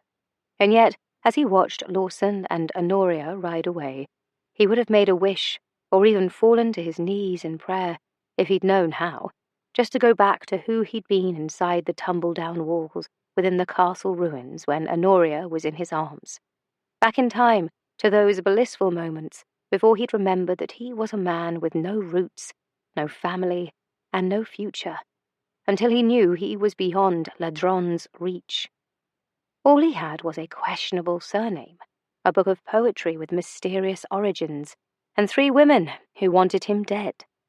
Because according to what Lawson had said when he'd pulled him aside a short while ago, there was a chance that rope holding the chandelier hadn't frayed. It might have been cut. Peculiarly, Oscar's first reaction to the news had been amusement. The widows were a crafty bunch, to be sure, and any man who'd made the choices he'd done in order to survive had to admire their determination. In fact, he actually respected them all the more for the effort. If they weren't careful, he might even start to like them. So when he turned around and saw the 3 of them at the upper gallery, railing in their widow's weeds, he tossed them a grin and touched 2 fingers to his forehead in a salute. "It's a glorious day, isn't it, aunties? Makes a man glad to be alive." Elfrida and Millicent scowled down at him. Babette, however, laughed and waggled her finger at him before they all turned their backs and skulked off to their coven. "Well, Algernon, I think I'm beginning to win them over." The old butler decided it was better to feign deafness in that moment, but his mouth twitched. Oscar crossed the entry hall in search of Cardew, since he wasn't in any of the rooms marked for painting, or removing the hideous lacquer from the railing. Oscar went below stairs. Yet, after checking the servants' hall, scullery, cleaning room and laundry, believing he might have required Holland covers or turpentine, the task still came up empty-handed. Growing tired of mysteries to solve, he mounted the stairs again and tried the portrait gallery. No Cardew, but he did find the Dowager Countess. Her nurse was pushing her in a wheeled wicker bath chair, and when Vandermeer's grandmother saw him enter the long, sunlit hall, her eyes brightened, and she smiled in instant recognition. He couldn't quite explain why that made his heart feel like it was in the basket of a Montgolfier balloon. Perhaps it was just that her greeting was a welcome change from what he usually received beneath this roof. Whatever it was, it made him smile in return. "You are as pretty as a picture this afternoon, Grandmamma," he said, bowing over her hand in greeting. She sniffed in amusement and looked askance at him. Her reply took effort, the sound a slow susurration, like the first hiss of steam from a kettle. "Stuff." "I'm deeply offended, madam. You look quite fetching in that periwinkle frock. In fact, I dare say there isn't a portrait among these that can compare." She managed an arched silver brow before she turned to her nurse. A silent communication commenced whereby the nurse nodded and then proceeded to wheel the chair to a portrait on the far wall above the black marble fireplace.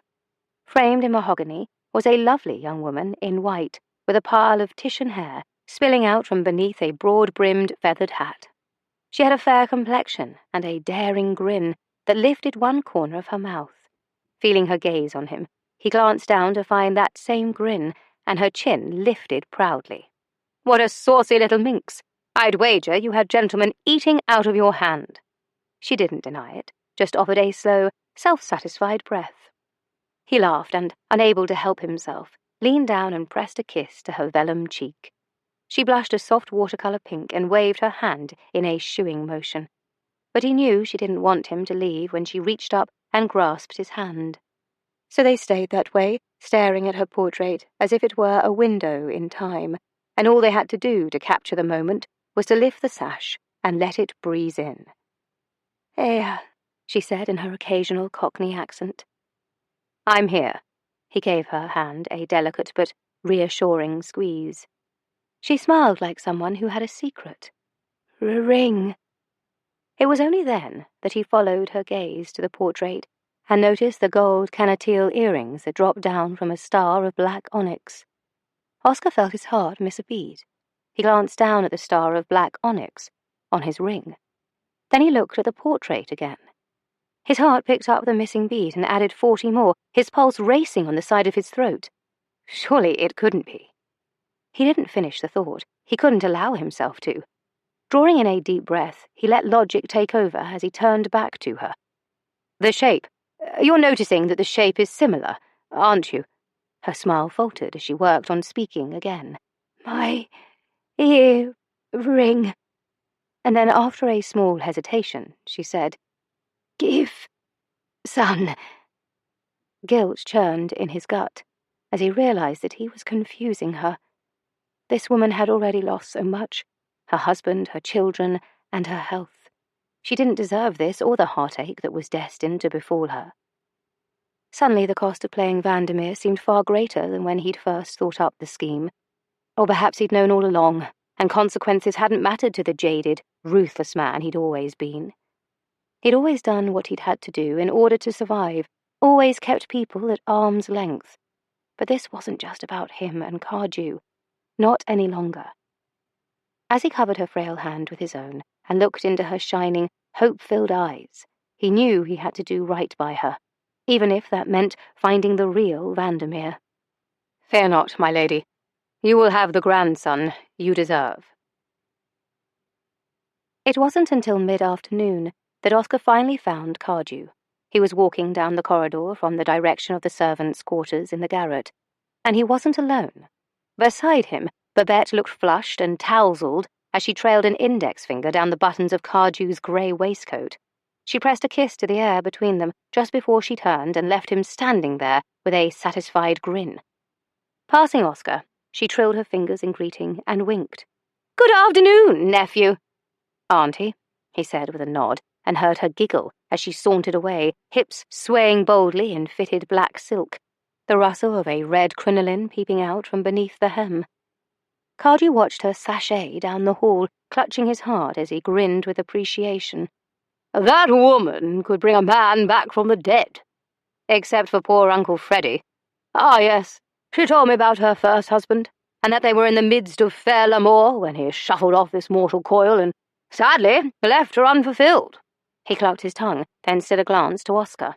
Don't give me that disapproving glower, cub. I was merely performing my duty as a gentleman's gentleman by consoling a woman who hadn't been properly pleasured in over a decade. Did you have to choose a woman beneath this roof? For all intents and purposes, I am the head of the household, and they are under my protection. A pair of wizened white brows lifted. My, aren't we taking the role of nobleman to heart? Shall I polish your gleaming silver armour? Saddle your white steed? Oscar knew very well that he was about as far from a knight-errant as any man could be, and it was no secret that the women, with the exception of the dowager, held little affection for him. However, that didn't mean he wanted Babette to become another in a long line of Cardew's conquests, ones who were quickly cast off and replaced with the next. But he didn't want to argue either, so instead he walked to the nearest doorway and peered inside. By the looks of the moth-eaten curtains, dusty little table and pair of small beds with moons and stars carved into the headboards, it was the nursery. He gestured for Cardew to follow and closed the door behind them. Without preamble and wanting to get to the bottom of the Awaldian palace mystery, he asked, Did my father know Vandermeer? And what's put that question into your noggin? You said you were his friend. So do you know if he knew Vandermeer? Cardew turned to a cobweb-strewn shelf and set a tiny rocking horse into motion. The truth is, I didn't know your father for very long. But you've always said he saved your life. Ah, and in turn, I vowed to look after his son before he... He gestured with a dismissive wave, the breeze bending a corner web like a sail. Went away. Aside from that, I knew little about him. Damn, Oscar said. He was afraid of that. To be honest, he'd suspected as much over the years. Cardew was a man who knew how to spin a good yarn, but when it came to his friendship with John Flintridge, he'd never had much to say. Then again, Oscar had spent so many years hating his father that he hadn't cared to ask about the past. The only thing he was interested in was the present whereabouts of the bastard who'd left his wife and child behind. So this didn't surprise him. Not really.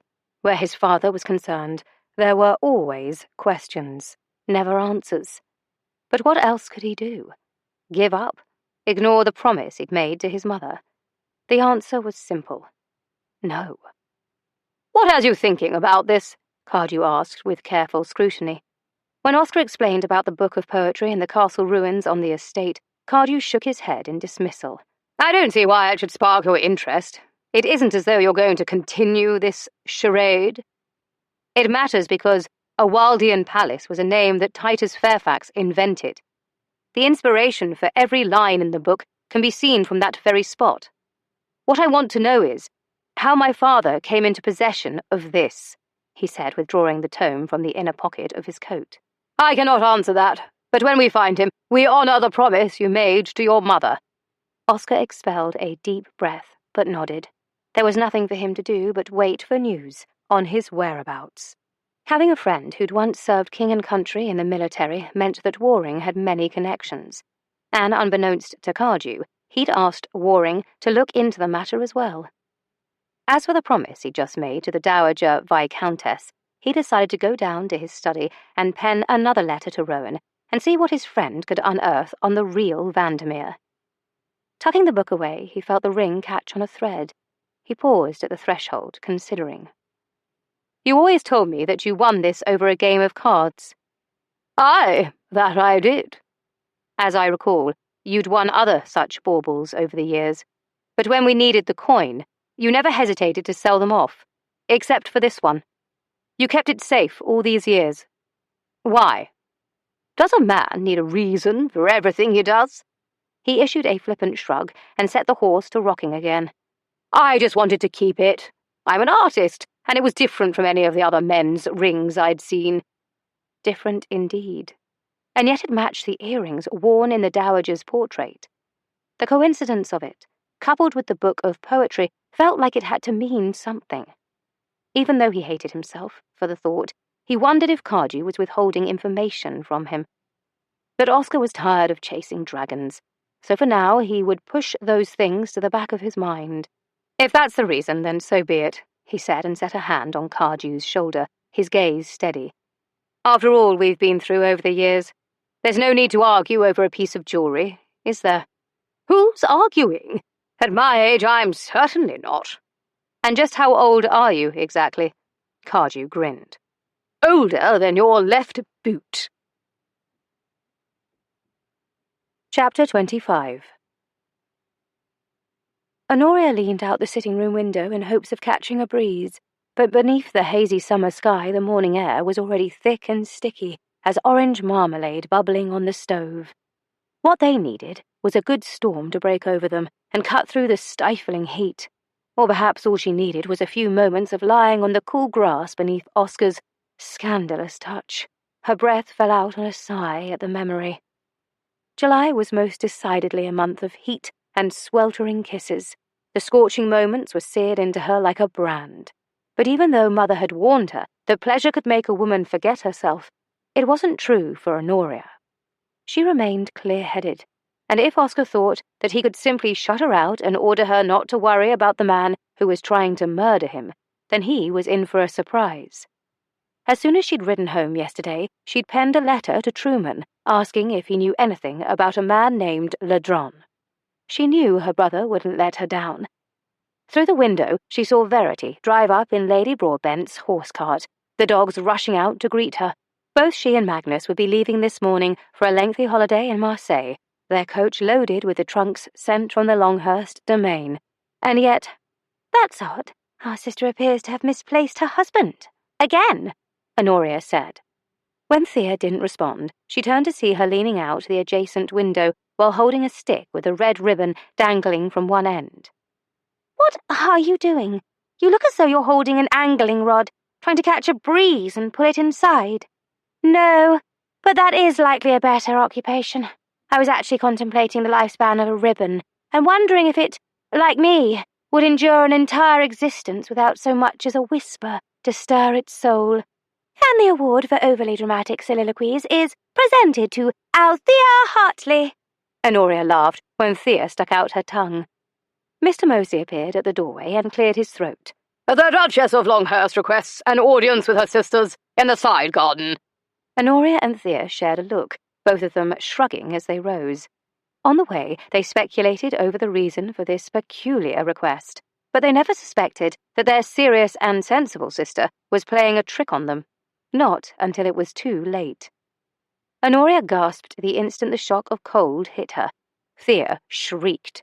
"Have you gone mad? What is this?" Honoria demanded on a surprised laugh as she performed an awkward jig while fishing an icy shard from beneath her bodice. Verity took a few careful steps back in case of retaliation, all the while grinning from ear to ear. "Merely a souvenir from a visit to Lady Broadbent's ice house. I thought you might like to cool off." "You are wicked!" Thea laughed too, and reared back as if to throw her ice at Verity.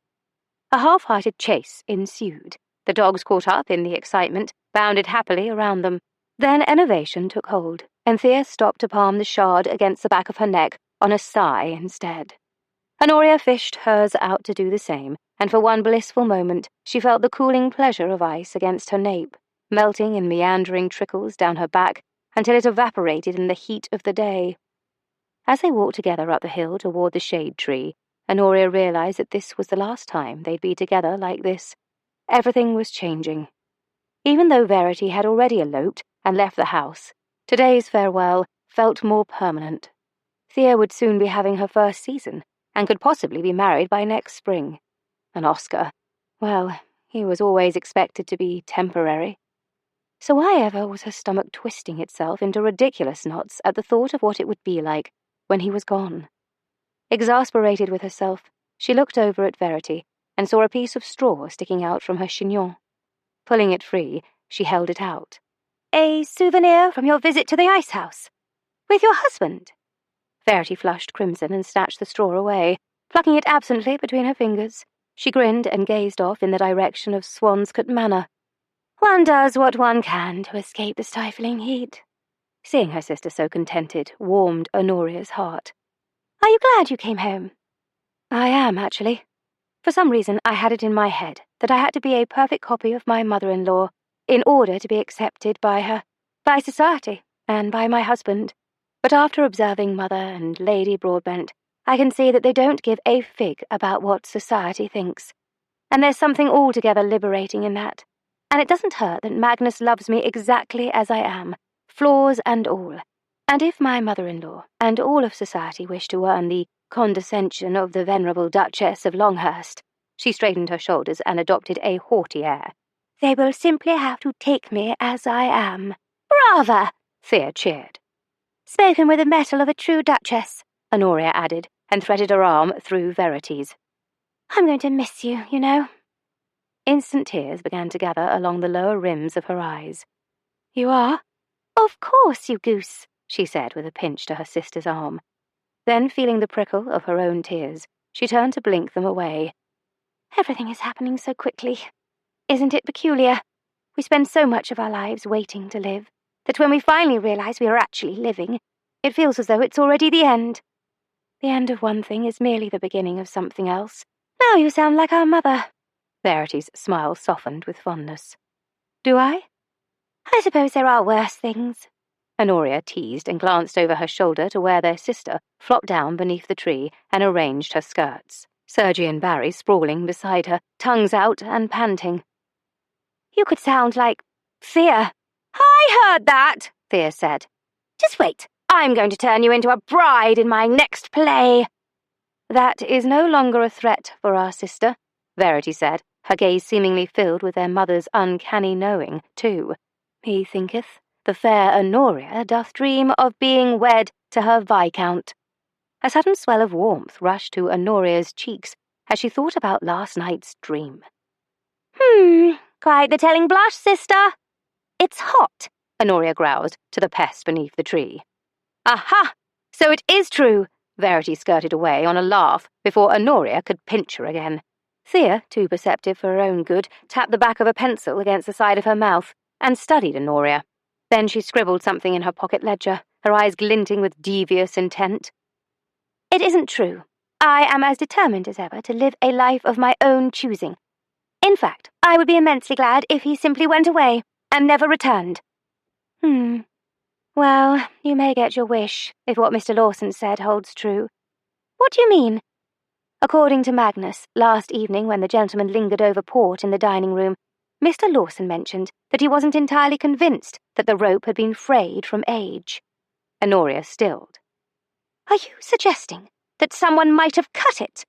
"The plot thickens," Thea murmured, as if she were a Greek chorus. Verity shook her head. "That seems rather far-fetched. I know the widows tend to be disagreeable, much like my mother-in-law," she added wryly. "But they wouldn't wish him harm. In fact, after meeting him, I cannot imagine anyone who would." A certain Spaniard sprang to Honoria's mind. That man definitely wished Oscar Flint harm, though as Vandermeer he had a chance of evading Ladron, just as long as no one else made the connection. "Though it is rather peculiar," Verity continued, "that news of his return hasn't spread far and wide. Geraldine hadn't even heard of his return until Lady Broadbent wrote to her. Both Geraldine and Olympia are wondering why Adelwick hasn't been flocked with society who wish to make his acquaintance." The knots in her middle were back, and they were steadily climbing up to Honoria's throat, choking her with panic.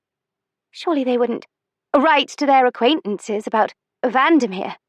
"I wouldn't doubt it," Verity said, oblivious to her sister's unease as she absently tossed the straw over the fence.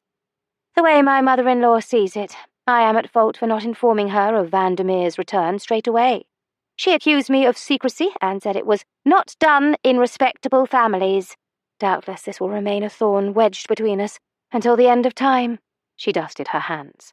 "However, if that woman expects me to take her into my confidence, then she must earn that right by proving she is no longer holding a grudge against our family." "Here, here," Thea called out, using the ledger to lazily fan herself, her pencil tucked behind her ear. "Though after hearing about all this discord, not only with you and your mother-in-law, but between Vandermeer and his aunts, I am determined to find a husband who hails from a perfectly amiable family." Verity chuckled. "Best of luck with that. You'll be hard-pressed to find any family who doesn't have at least one skeleton in the cupboard." An actual skeleton might be interesting. Certainly play-worthy. Honoria, do you think there are any skeletons at the Abbey?" "Your morbid interest in the macabre is alarming, to say the least," she replied, trying not to think about it.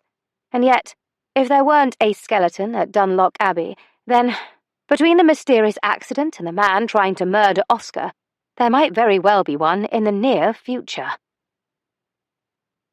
That afternoon, after Verity and Magnus had gone, a messenger arrived with the letter Honoria had been waiting for, but the news Truman sent did nothing to quell the fears that had been plaguing her. "Dearest sister, in regard to your query about the mysterious Spaniard you mentioned, out of your supposedly mere curiosity, my answer is to rid yourself of any and all curiosity about him. I've had dealings with the man, though I knew him as El Coleccionista, the collector, a truly dangerous fellow, driven by obsession. You must not trifle with him. Promise me, dear sister, that both you and your ostensible friend, Cesario, will not. Only then will I cede to your request. Signed, your all-seeing brother." Her blood went cold, her heart thudding in panic. Ladron sounded more dangerous than she'd feared. The collector. What did a man like that collect? And more importantly, what did Oscar have that he wanted? She swallowed. No matter what the answer was, the important thing was devising a plan to keep this man from finding Oscar. But Truman knew her too well. It was apparent that she would have to be a shade less than truthful if she intended to glean any more information out of him. So, with the fingers of her left hand crossed, she wrote, "Dearest brother, this once I shall heed your advice, banish my curiosity, and stay near Vandermeer." "Devil's door-knocker," she muttered. She'd meant to write Adelwick, not Vandermeer. At the door, the messenger cleared his throat. Hearing his impatience, she didn't bother with a new scrap of foolscap, but merely struck a line through the mistake and wrote the correction beside it. Surely her brother would think nothing of a meaningless error. She finished the letter with her appreciation for his prompt reply and signed it, "Your ever-biddable sister." Sanding the ink, she then folded the missive carefully and pressed the family crest into the red wax. After paying the rider, she went back into the parlour and penned another letter. This one to Oscar, inviting him to dinner. One way or another, she was going to winkle out more information on El Coleccionista. Chapter 26.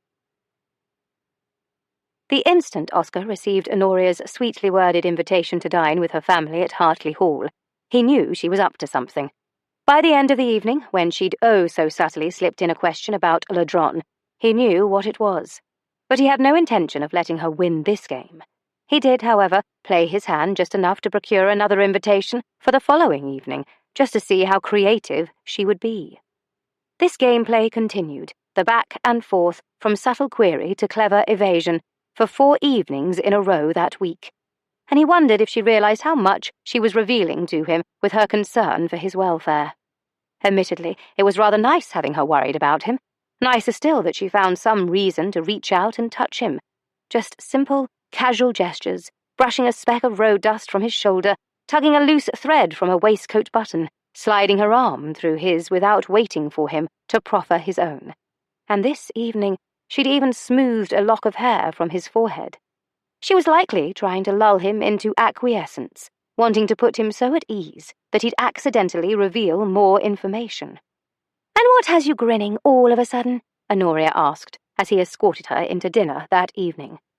Glancing up from his sleeve where she had brushed away one of her blonde hairs, he looked at her heart-shaped face tilted toward his, her gambler's eyes searching for some sort of tell. "No reason. Just pleased to be here, I suppose."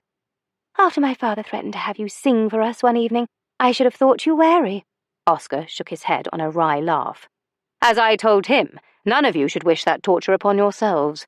Cardew claims that I can startle the feathers off a chicken." "In my family, that skill is all the more desirable. Imagine how pleased the cook would be for you to belt out a few bars," she said, smiling as he left her at her chair and crossed to his on the other side of the table. It was strange indeed to have a customary chair, to know that each evening he dined here, There would be a place at the table for him.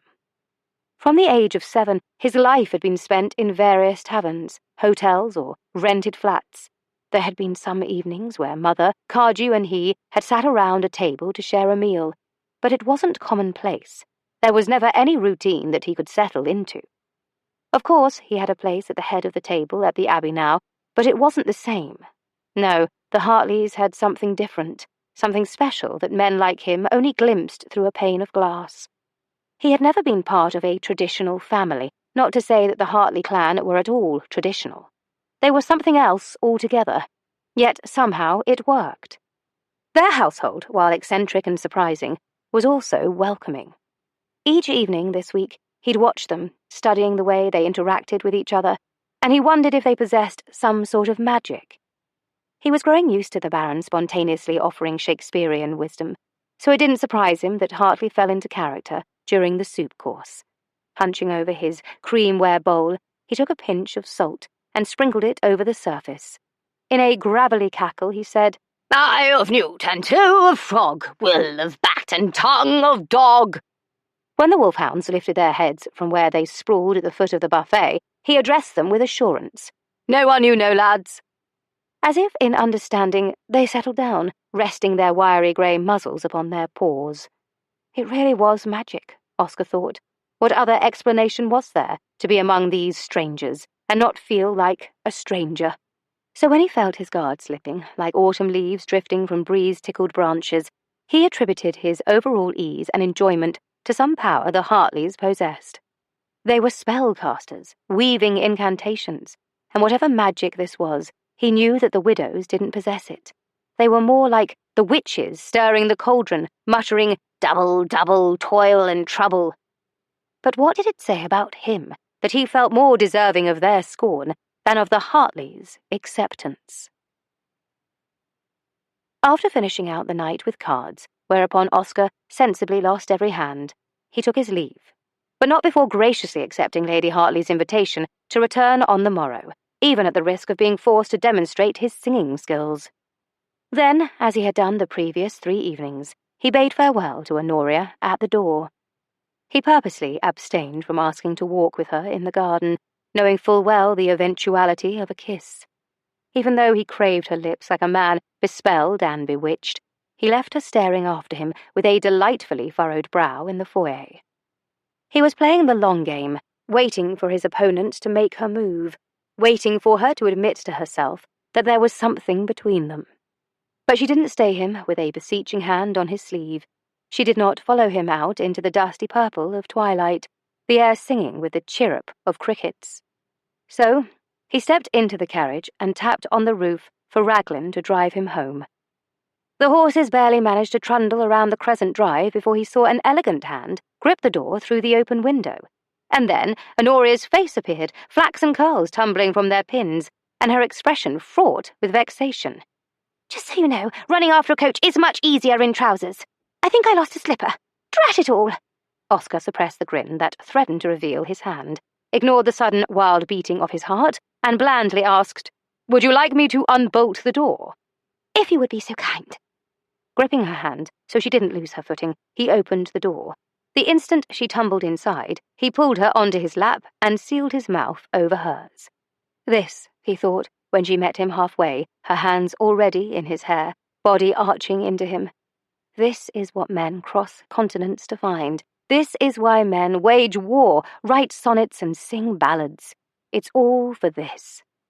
He had never experienced such passion and yearning in his life, and he desperately wanted to take her, to claim her as his own, to order Raglan to keep driving and never stop.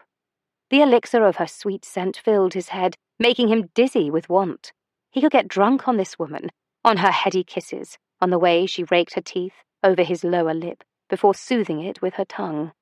Growling, he deepened the kiss, angling her mouth beneath his, but she was hard to hold on to in her yellow satin gown. When her perfectly rounded rump started to slip down between his thighs, he lifted her at the waist, situating her to straddle him. They both groaned as the heat of her settled against the straining fall of his black trousers. Their frenzy from an instant ago seemed little more than a stroll through a shaded lane compared to the galloping heat that consumed them now. She clawed at his cravat, deft fingers unknotting it, his pulse racing beneath the hot press of her lips. Lost in pleasure, he arched his neck, one hand tangling in her hair, the other drawing her hips flush. I knew it, Signor. I knew that if I waited just long— His hand settled on a thick leather pouch, strapped to her thigh. What's this? Honoria nibbled along his jaw, purring against his skin. For a moment he was distracted as her hips undulated, rocking with the motion of the carriage. But when he nudged her thighs wider, wanting more of her heat, his fingers grazed the leather again. Coming up for air, with her cheeks flushed and mouth swollen from being admirably kissed, she glanced down at where his hand enveloped her thigh. Oh, well, that's actually the reason I rushed out to your carriage in the first place. It took a moment to clear his head enough from the haze of lust to understand what game she was really playing. When she tugged on the leather laces, fingers fumbling in her attempts, the leather pouch fell open. A fan of banknotes spilled out, and everything inside him went cold. He hid his anger behind a slow smirk. My, Miss Hartley, this seems like a great deal of money to ensure your satisfaction. But your manner of delivery is incorrect. The way most aristocrats like to treat this sort of favour is to use the money as a lure. Only once you are satisfied do you toss the money in the gutter and watch me scurry after it. She shook her head, the flesh above the bridge of her nose furrowing. Do you see this? He continued, tugging the collar and shirt neck aside to reveal a silvered pucker of flesh in the once tender skin. This is what happens when a boy refuses what's expected of him for half a crown. And this, he held open his hand, was from my first attempt at pickpocketing. She recoiled from the venom he could not keep out of his tone. Then he saw the shimmer of tears in the lantern light as she discerned the reprehensible truth of his admission. That isn't what I wanted. I didn't know, I just didn't want to think about the way a boy grows into being a ruthless and despicable scoundrel. A man capable of blackmailing a woman for money. Then he dragged his thumb across the wet trail on her cheek.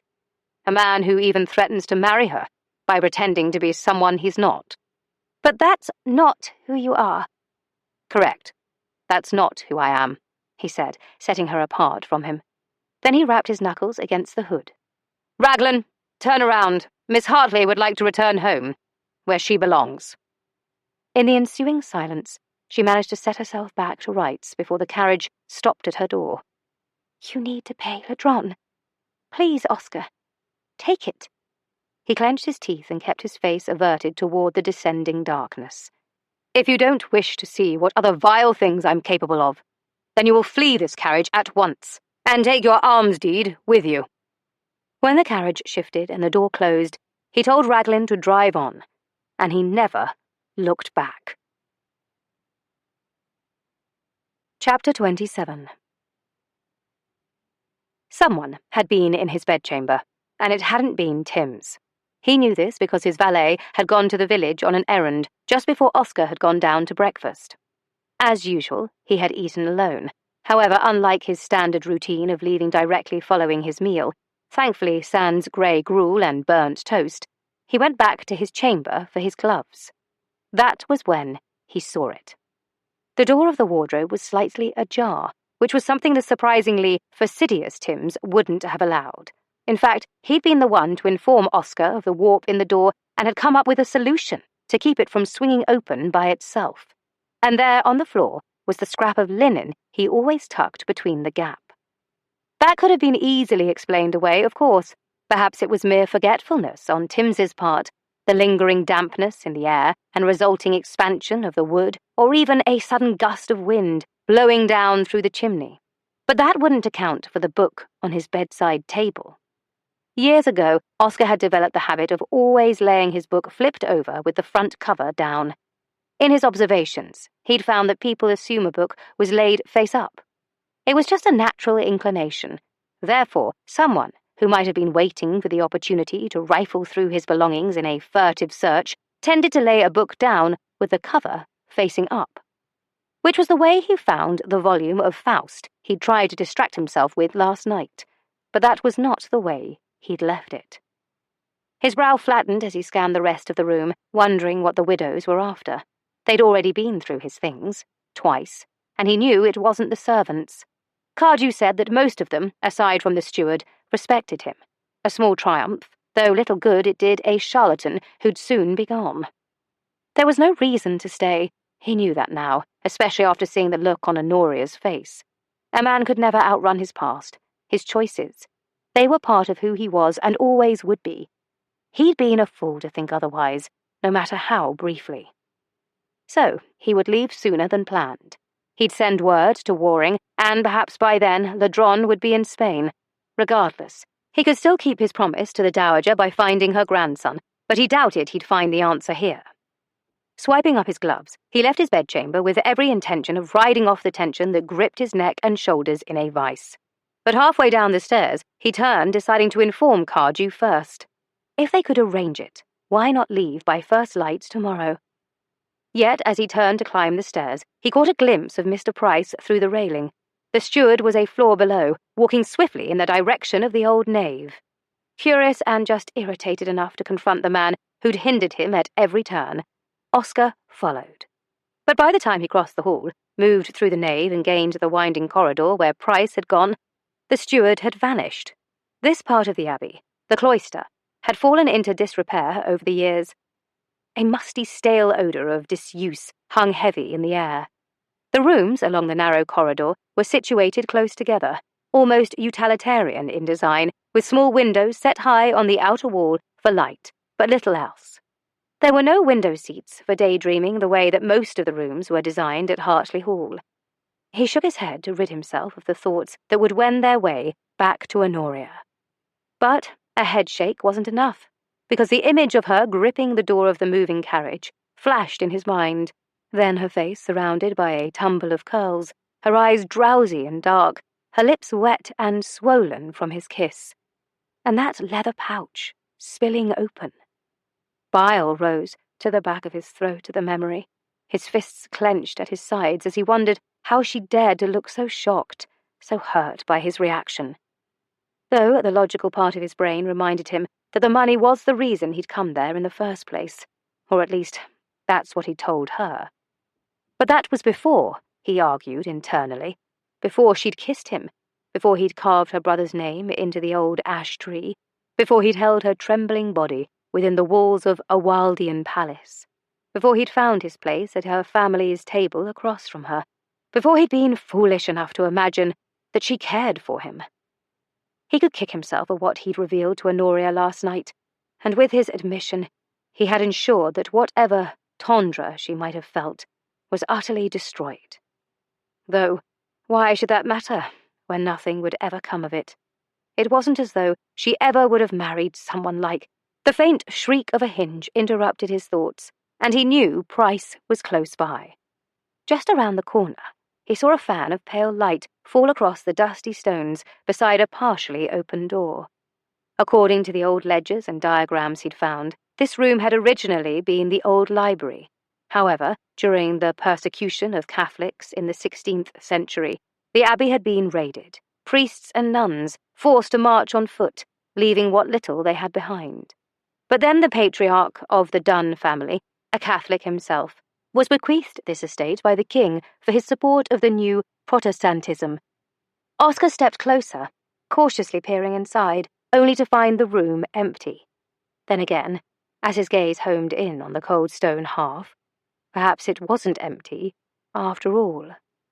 A priest hole, he mused, as he saw the concealed door in the dark panelling beside the fireplace. Apparently, the Dunn patriarch had sympathized with the old religion and kept it a secret from king and country. And now Mr. Prince was using it for his own purposes. But before pushing through the door, Oscar caught himself. Why was he even bothering to chase after Price? It wasn't his concern. It was Vandermeer's. So he pivoted on his heel and walked away. A short while later, he found Cardew in the garret by spotting the discarded turpentine and rags he was supposed to be using on the railing. Not that it mattered any longer. Without knocking, he opened the door and summarily closed it, squeezing his eyes shut. On the other side of the door, he heard Auntie Babette's giggle, followed by the patter of bare feet on the hardwood and the rustle of clothing. When she came out, she grinned up at him through her lashes, trailing a fingertip along his shoulder. "No need to be prudish, nephew. It's all for the sake of art, and I just happen to be his muse." She sauntered off, caring nothing for the fact that the back of her dress lay open, revealing her lack of undergarments. Then again, he had seen that for himself just a moment ago when she'd been posing for Cardew. Posing! His irritation vaulted as he stepped into the room and closed the door firmly behind him.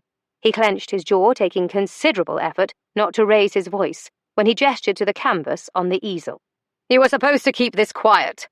Fear not, cub. I explained to my lovely muse that I've never even considered painting a portrait before in my life." "Until you met her," Oscar concluded, knowing that particular speech was a favourite method of Cardew's. "And by some miracle, she brought out the hidden artist within." He grinned. "Coincidentally, it has always been a dream of hers to become a patron of the arts and be memorialized on canvas, and I think it's my best work yet. Just look at the way the brush loves all those delicious curves. She is a feast for the eyes." Well, Oscar had certainly had an eyeful. "I call it Venus in summer. The bed will be an altar draped in vines, meadows and orchards beyond the open terrace, the warm glow of the sun rising over the—" "We need to talk," Oscar interrupted. Facing him, Cardew's excitement over his current painting dimmed from his eyes, and his smile fell. "Did you receive word from Waring?" "Nothing yet, but there is no reason to stay." Cardew regarded him thoughtfully. "I'd heard a rumour among the servants that your debutante's dowry is considerable. I thought, perhaps—" "What? That I would marry her for her fortune, spend the rest of my days grovelling at her feet to be deserving of it, of her, while she looks down on me with disgust." It turned his stomach to realize he was tempted to do just that. "No, that is not an option." "Then we'll leave before first light," Cardew said, matter-of-factly. The easy acquiescence took him off guard. It was like slamming face first into a lamppost. He needed a moment to reorient himself and glanced absently around the room. "Your canvas is wet," he said, "and we cannot leave it behind without risking a trail leading directly to us, so we'll stay until it dries. Or I could simply burn this one and start again somewhere else. It isn't as though we haven't done as much before." Cardew shrugged, wiping his paint-spattered hands on a rug. "Unless, of course, you have a few loose ends to tie up before we depart." The artist's gaze casually surveyed him as if he were painted on canvas. Oscar's spine stiffened. "There is nothing keeping me here." "It's for the best." Cardew laid a hand smelling of turpentine on his shoulder. "In a few days it will be like it always was, and you'll hardly ever think about this place." Oscar only nodded before he turned and left. He needed that morning ride more than ever. But as he descended the stairs, still cringing at the black lacquered railing, he knew that he would think about this place. That was the way his memory worked.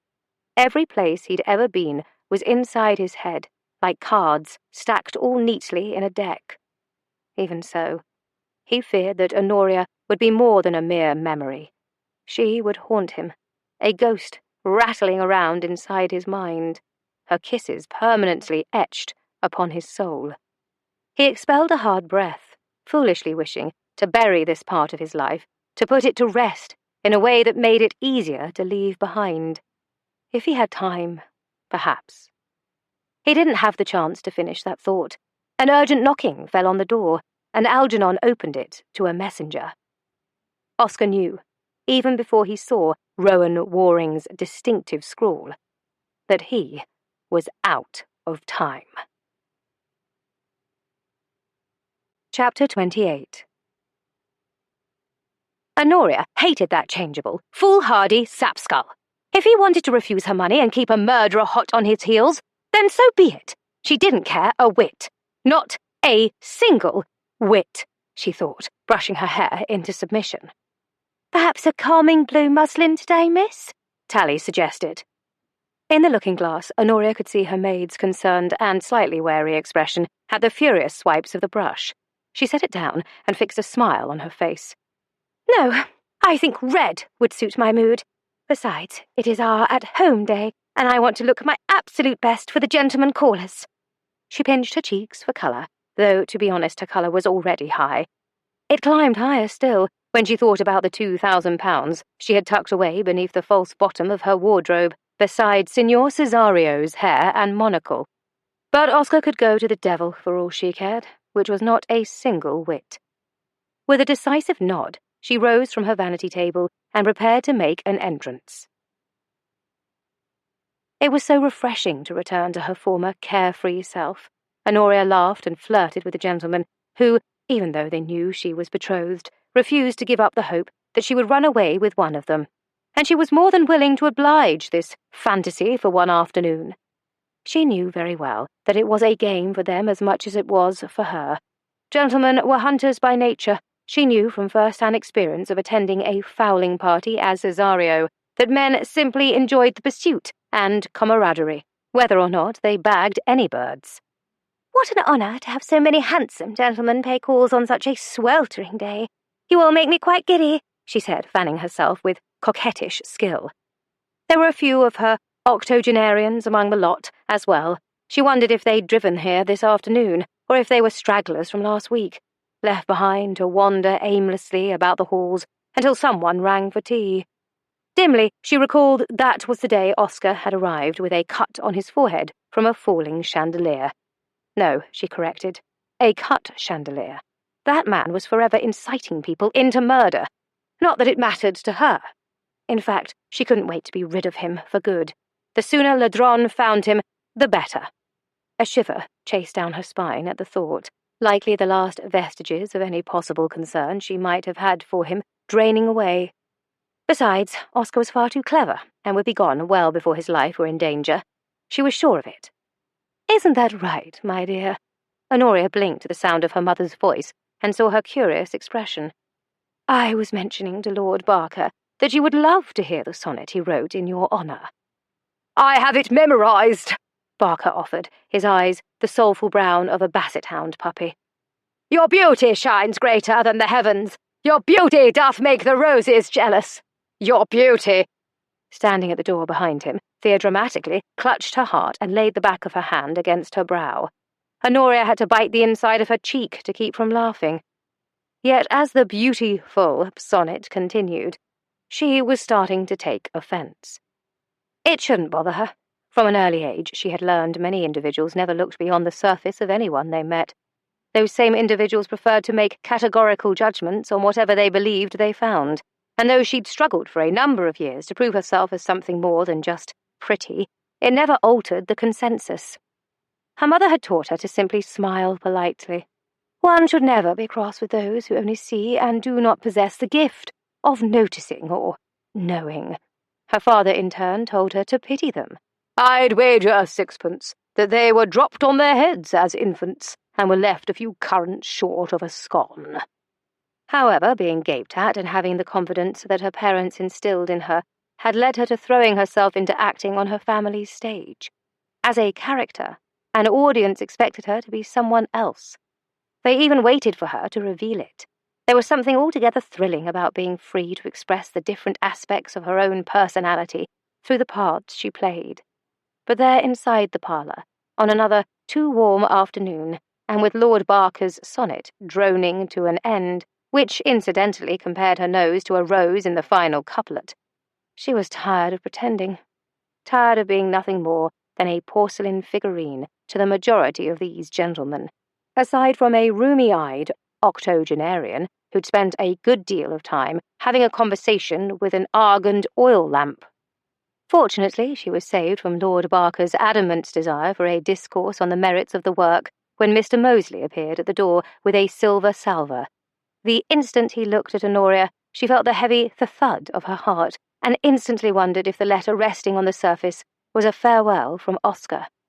After last night, she could well believe it, and she should be glad to be well rid of him, at last. So then why did she feel so cold all of a sudden?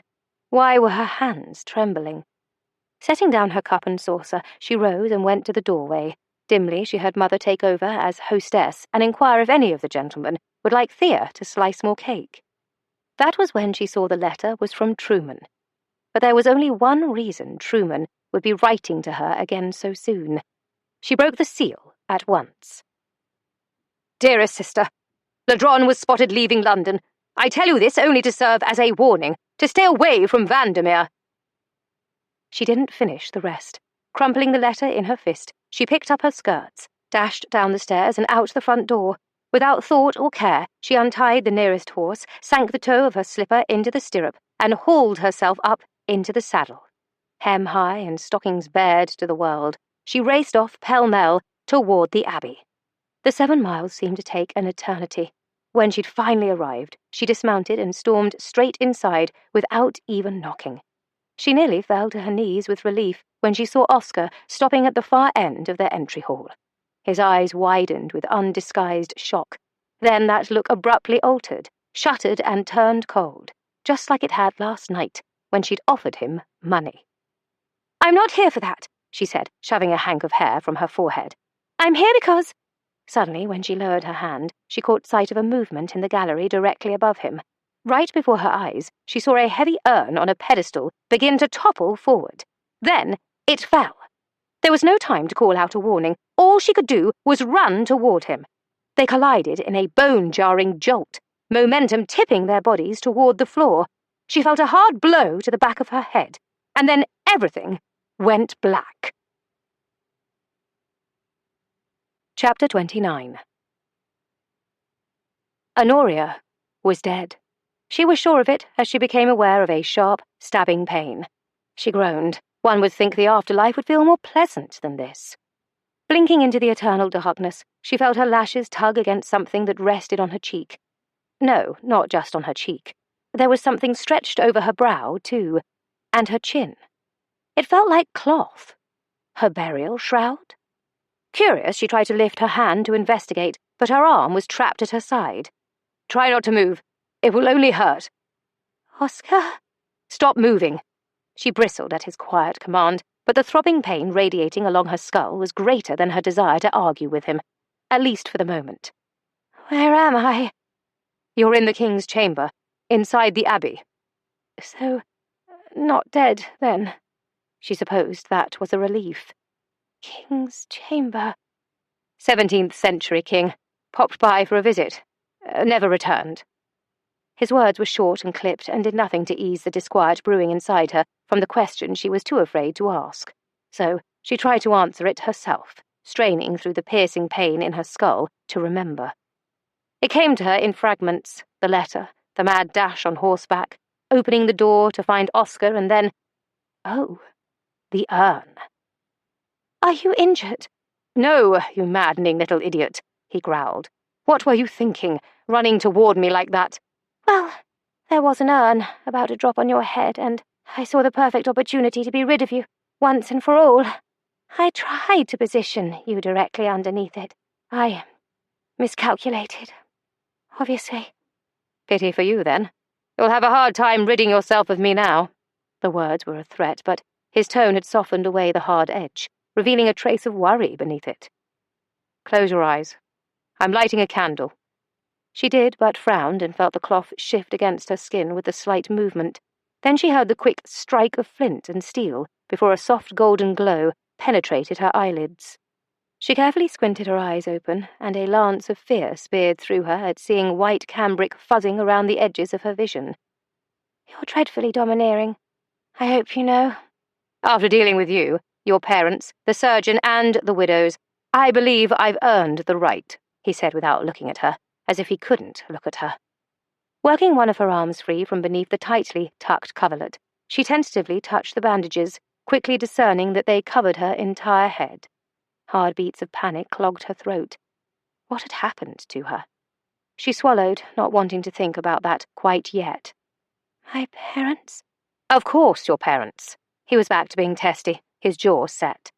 Naturally, they were curious about the contents of the letter that would cause their daughter to flee a parlour full of gentlemen callers and steal one of their horses, only to arrive hot on her heels and find her limp body in my arms after she was nearly crushed to death by an urn.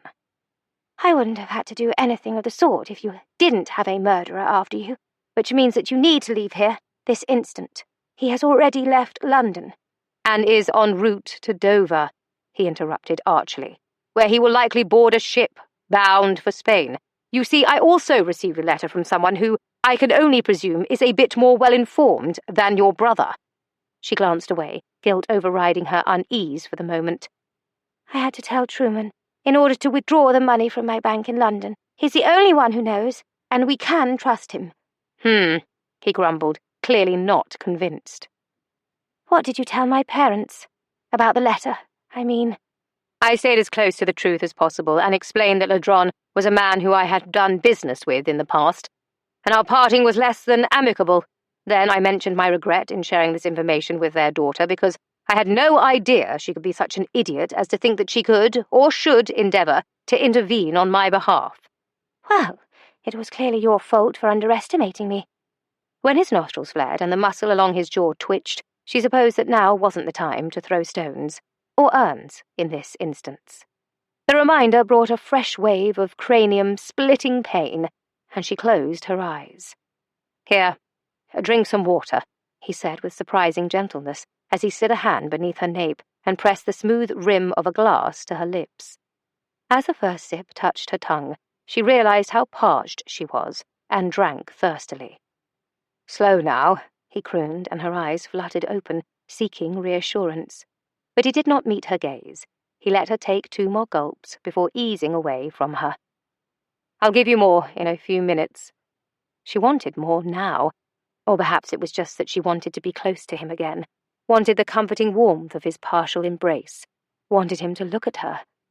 But he was staring down at the glass, rolling it between the cups of his hands. She didn't want to think about the reason. What did my parents say to that? He murmured with an absent shrug as he set the glass on the side table. Oh, nothing really. Your father spouted something Shakespearean about the heart. I believe it was, who could refrain that had a heart to love, and in that heart courage to makes love known. My father has a quote for every situation, but they're not always accurate, she said in a rush. That was my first thought too, and yet it struck me that, while I was making up reasons to stay, you were stealing a horse to warn me about potential danger. Then at last he looked at her, holding her gaze with that ruthless gambler's scrutiny.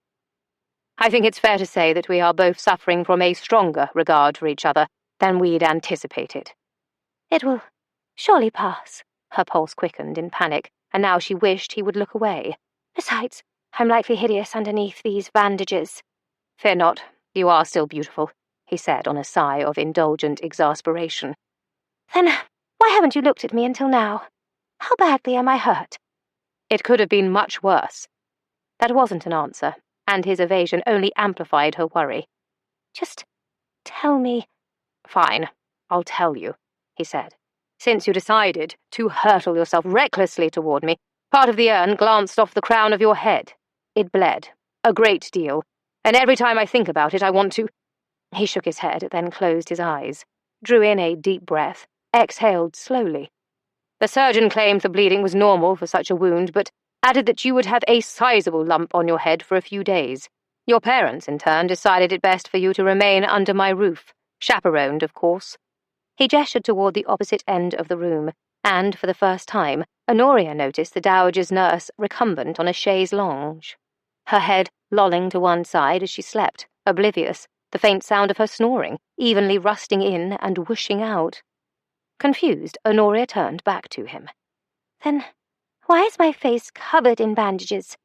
Partly because the position of your wound made it necessary to anchor them, and partly because the surgeon was afraid you would scratch yourself. He shook his head, issuing a half shrug, as if the town surgeon were a dunderhead. But there was something Oscar wasn't telling her. She could read it in his eyes. He'd never looked at her this way before. Tell me the truth. No matter what it is, I can bear it. If I'm disfigured, then there's no need to coddle me.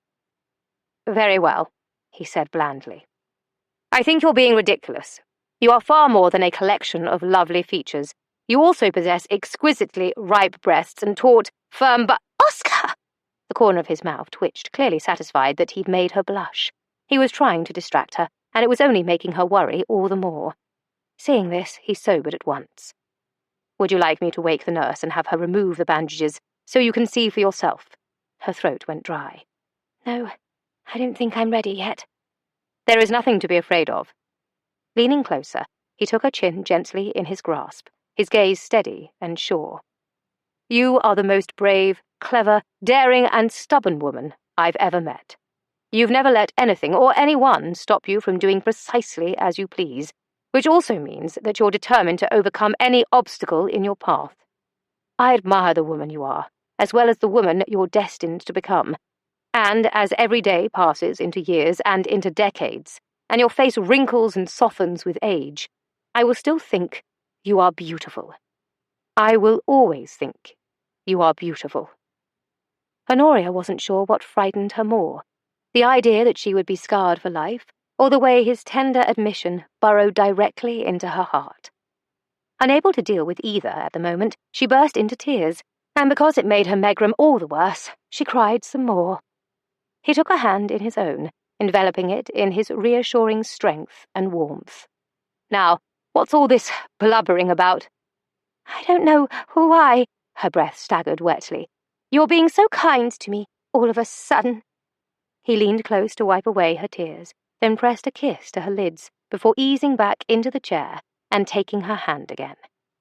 Oh, Signor, I think you have the answer already, and that's what truly scares you. But at some point, you're going to have to face it.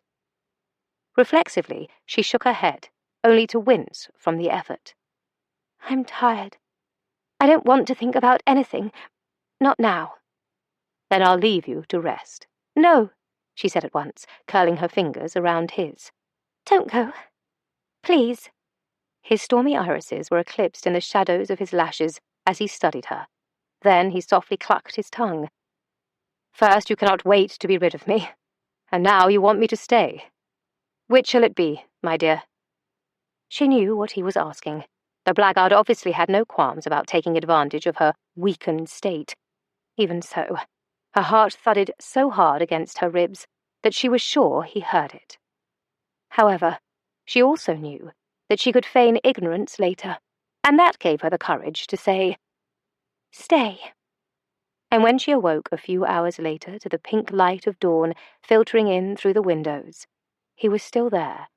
At some point in the night, he had fallen asleep with his head resting against her midriff, every ounce of jaded cynicism erased from his countenance.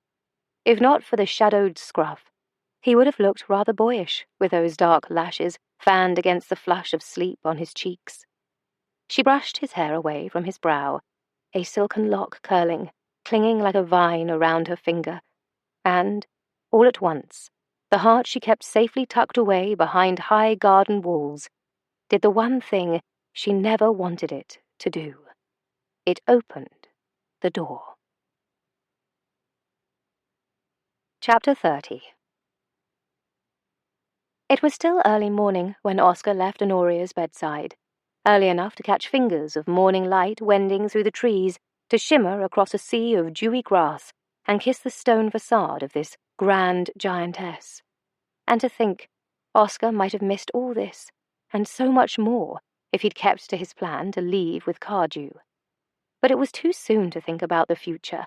There were still matters in the more recent past to contend with, and when he saw a shadow skulking through the nave toward the old cloister, he knew he wouldn't have to wait long. He caught Mr. Price carrying a bulging valise through the opening of the priest hole, with the steward holding a chamber stick. He didn't see Oscar in the shadows by the door until it was too late. The weasel-faced man startled at first. Then, seeing who it was, he sneered. "If you don't mind, sir, I should like to pass." "I'm sure you would indeed." Reaching out, Oscar snatched the valise and peered inside. "Mere silverware. I admit I'm a bit disappointed. Then again, you've likely stolen all the most lucrative trinkets by now." "Are you accusing me of thievery? I'll have you know I plan to take this into my office and polish it today. With so few servants, I have been more than willing to perform the duties that are otherwise beneath my station. We'll see if the magistrate believes that tale." Price scoffed. "If you dare make such a vulgar accusation, I will tell him that you put the silver in my valise." Thoughtful, Oscar crossed his arms and studied him. If he was sitting across the table from this arrogant arse, he might require a moment to consider the cards he held. Price was good at appearing affronted and proud of his elevated status in the house. It was easy to imagine how the widows were duped. At one time, Oscar had imagined they were all in on it together, but not any longer. The widows were tired of being embarrassed by the state of the house and their lack of funding to see to its care. Their gardens were proof of how much they wanted beauty surrounding them, in addition to the fact that they usually had tea on the lawn. Oscar might have thought they were all trying to keep the world outside the doors of Dunlock Abbey, but the truth was they'd started to see themselves as part of this house. It wasn't just grabbing hold of their rightful portion of it when the time came. It was the feeling that they'd failed in taking care of the old place and the fear of the unknown outside these walls. He knew all too well the power that the fear of the unknown held. It made a person linger in misery for far too long. So long, in fact, that you began to wonder if you ever deserved anything more. Understanding the widows better also made his fury toward Price all the greater. "You may try to tell the magistrate your fiction," he shrugged. "However, nothing will change the figures in the books I found in the storeroom." Price's gaze darted down to his waistcoat pocket, where he always kept his key. "Fear not, it's still there," Oscar said, and reached out to withdraw it, the brass glinting in the low light as he held it up. Then he closed his hand, turning his wrist with a flourish, before it vanished. "Or is it?" Price swallowed. "Give that back to me." "I don't think you'll be needing it where you're going. You see, I know you've been stealing from the Abbey for years, not just trinkets and baubles, but servants' wages and tenants' rent. You may not have started out a lying, swindling thief. It's my guess that the first discrepancies were honest errors, but when you got away with it, you felt a surge of superiority. Arrogance like that tends to lead men toward gambling in other ways, like over a gaming table." He arched a brow at the telltale gilt draining the colour from Price's complexion. "Just as I suspected. But you never developed a head for cards. You're the type who believes it's a matter of luck rather than skill. After all, any ignorant ass can tumble a cup of dice, right? Toss a few quid onto the table for a pair of kings." As Oscar paced the floor around him, Price shifted from one foot to the other, but said nothing. But Oscar didn't need him to. "Then you fell in over your head at the tables and thought you could just perform some clever bookkeeping. No one needed to know. They're your books, after all. It's all part of the place you've earned above the rabble that work beneath you. So what would it matter if you pointed the finger at one of the servants if a pair of candlesticks were to go missing? All you had to do was fire them and inform the widows that you took care of the terrible thief in their midst. I'm sure they were grateful." He thought of Honoria, with her eye patch, telling him of how impossible it was for the widows to keep any servants over the years, and it only added to his anger. "None of this is true," Price said, "and I don't have to listen to any more of your accusations." "I'm afraid you do. You see, through all your conniving, scheming and stealing, you forgot about one thing." Oscar stopped in front of him, his voice deceptively calm, his fists clenched at his sides. "That there's always someone better at being a monster. And beneath this roof, that happens to be me." "You?" Price retreated a step, the candle flame trembling in his grasp. "Threatening me?" Oscar stepped forward. "I am." Before Price could dart away like the weasel he was, Oscar grabbed him by the lapels and shoved him against the wall.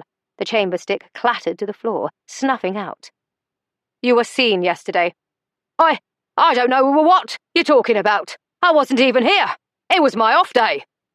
"I repeat, you were seen in the upper gallery, right before that urn fell on Miss Hartley." Bleary light filtered in through the old slitted windows as his face shifted from indignation to denial to pale fear. "It wasn't me, I swear." Oscar shook him once, hard. "It was an accident," Price stammered, eyes wide. "When the door burst open, I was at the top of the stairs with one of the statuettes from the King's chamber. I didn't want anyone to see me, but when I dashed out of sight, I must have bumped the urn. You have to believe me, I never meant for anyone to be hurt. You could have killed her, you bloody bastard." Oscar lifted him off his feet, ready to strangle the worthless life out of him. Somehow, through his rage, he felt a hand on his shoulder. He turned to see Baron Hartley. "Release him, lad. Let him not turn you into the better monster," he said. Oscar dragged in a breath and lowered Price to his feet. With the rage still running hot through his veins, he had to step away. "Oh, thank you, my lord," the weasel said. "This man is positively barbaric. He is certainly no gentle—" "Ah!" Hearing Price groan, Oscar looked over his shoulder to see him doubled over, his mouth agape like a trout, gasping for water. Hartley dusted his hands together and shrugged. The better monster just happens to be me at the moment. She is my daughter, after all. After Hartley and the magistrate carted Price away, Oscar decided to personally deliver Honoria's breakfast tray. It wasn't that he was worried the kitchen would try to serve her that foul grey sludge. Well, mostly not. He wanted to ensure she had the best of everything, and with that thought in mind, he decided to adorn her tray with roses. But no sooner had he cut the first blossom than Millicent appeared, her widow's weeds embellished by a large floppy hat. "And just what do you think you are doing?" she snarled. He cut another and jammed the stem into the vase beside the other. "If you must know, I am taking these to Miss Hartley." "Men," she muttered, that hint of brogue revealing her frustration. "You cannot give her those." "I can, and I will." He snicked another, just to prove his point. She surprised him by snatching the knife. For a skinny old bean, she certainly was quick. "Each blossom in the garden is a symbol, a language all of its own, and you cannot offer a woman who is staying beneath your roof a bouquet of flowers that signify passion. Passion, and only passion. It is unseemly. Imagine what the servants will think." He felt the flesh of his brow pucker. "I just thought they were pretty." "Heaven spare us all from such ignorance," she sighed and shook her head, shoving her basket into his hand. "Follow me. Now, you'll want bluebell for constancy, weigela for faithfulness, some fern for fascination." As she was clipping to her heart's content, he stopped by a bright orange cluster. "What about these?" she scoffed. "That is butterfly weed, and it would tell her you wish for her to let you go." "No butterfly weed, then. And while we're on the subject, no marigolds or dahlias either." She pointed to each in turn. "But some garden sage for a steam, I should think. This way, don't dally." Then she blew by him toward the kitchen garden. He had a hard time keeping up with her, but she was in her element, fussing and finagling all the leaves and blossoms into a perfect little bouquet. To tie them all together, she withdrew a lace handkerchief from beneath her sleeve. "There, I think that will do quite nicely. Oh, and I suppose..." She took one of the roses he'd already cut and slid it into the centre, her cheeks colouring. Clearing her throat, she pursed her lips dourly and handed the cluster to him. "Just so you know, I was dreadfully worried about your Miss Hartley." "Admitting that you wish I was struck instead?" She narrowed those dark eyes. "Nephew, if I had pushed an urn down atop your head, I wouldn't have missed." "You just called me nephew," he said, just as shocked as she was. "You are mistaken." "I'm not. And what's more, I think you like me, Aunt Millie." He waggled the bouquet at her. Then, before she could deny it, he pressed a swift kiss to her cheek and sauntered away. He could have sworn he heard her call him a scamp as he stepped inside. Carrying the breakfast tray, he climbed the stairs and heard threads of an argument. With a glance across the gallery to the archway leading toward the west wing, he saw Elfrida and Dudley in the midst of a heated discussion, scowls met with finger-pointing. Oscar did his best to appear invisible and took inordinate interest in the silver dome he carried. "I am my own man, Elfrida, though little you would know of that, considering the fact that you are always judging me for the crimes of another." "What am I to think, when you refuse to tell me why you claim the need to speak with the surgeon privately, and immediately afterward you suddenly had an errand in the village?" she scoffed. "I never knew you to be so secretive, but after 16 years of marriage, your true nature has been revealed to me at last." "Unfortunately, I know your true nature all too well, and it's intolerably suspicious, and I have tolerated it long enough. Too long, I should think." "If that is all you have to say, then I see no reason for you to linger in my—" She paused, drawing in a shuddering breath. "Presence. A moment longer." "Do not involve yourself," Oscar muttered under his breath, even when hearing the slight tremor in the hard-hearted Elfrida's voice gave him pause. But just as he reached the top of the stairs, Dudley tromped directly into his path. Oscar offered a brief nod in passing, believing that the older man would continue on. But then Dudley halted, turning to him, his colour high. "If I could offer a bit of advice, man to man, it's to never involve yourself with a distrustful and heartless woman." "You have some nerve," Elfrida spat from farther down the corridor. "This has nothing to do with him." She is right on that account, Oscar said carefully. So I'll just be going. Before he could turn away, Dudley leaned over the tray between them and lowered his voice. All I did was have one word with the surgeon about a certain— He glanced down to where his own hand fluttered just below his waist. Uncooperative appendage, without wanting to inform my wife, who has always regarded me as rather virile. The surgeon recommended a certain powder that hails from the Orient and— Wanting to be anywhere else in the world, Oscar dutifully inclined his head in a nod as Shellhorn concluded his all-too-informative diatribe. Surely it isn't unreasonable that a man be allowed a measure of privacy. Realizing that he'd become involved, whether he liked it or not, he stepped over to the narrow console table in the corridor and set down the tray. He clasped Dudley's shoulder. I completely understand your desire to address this issue without informing your wife.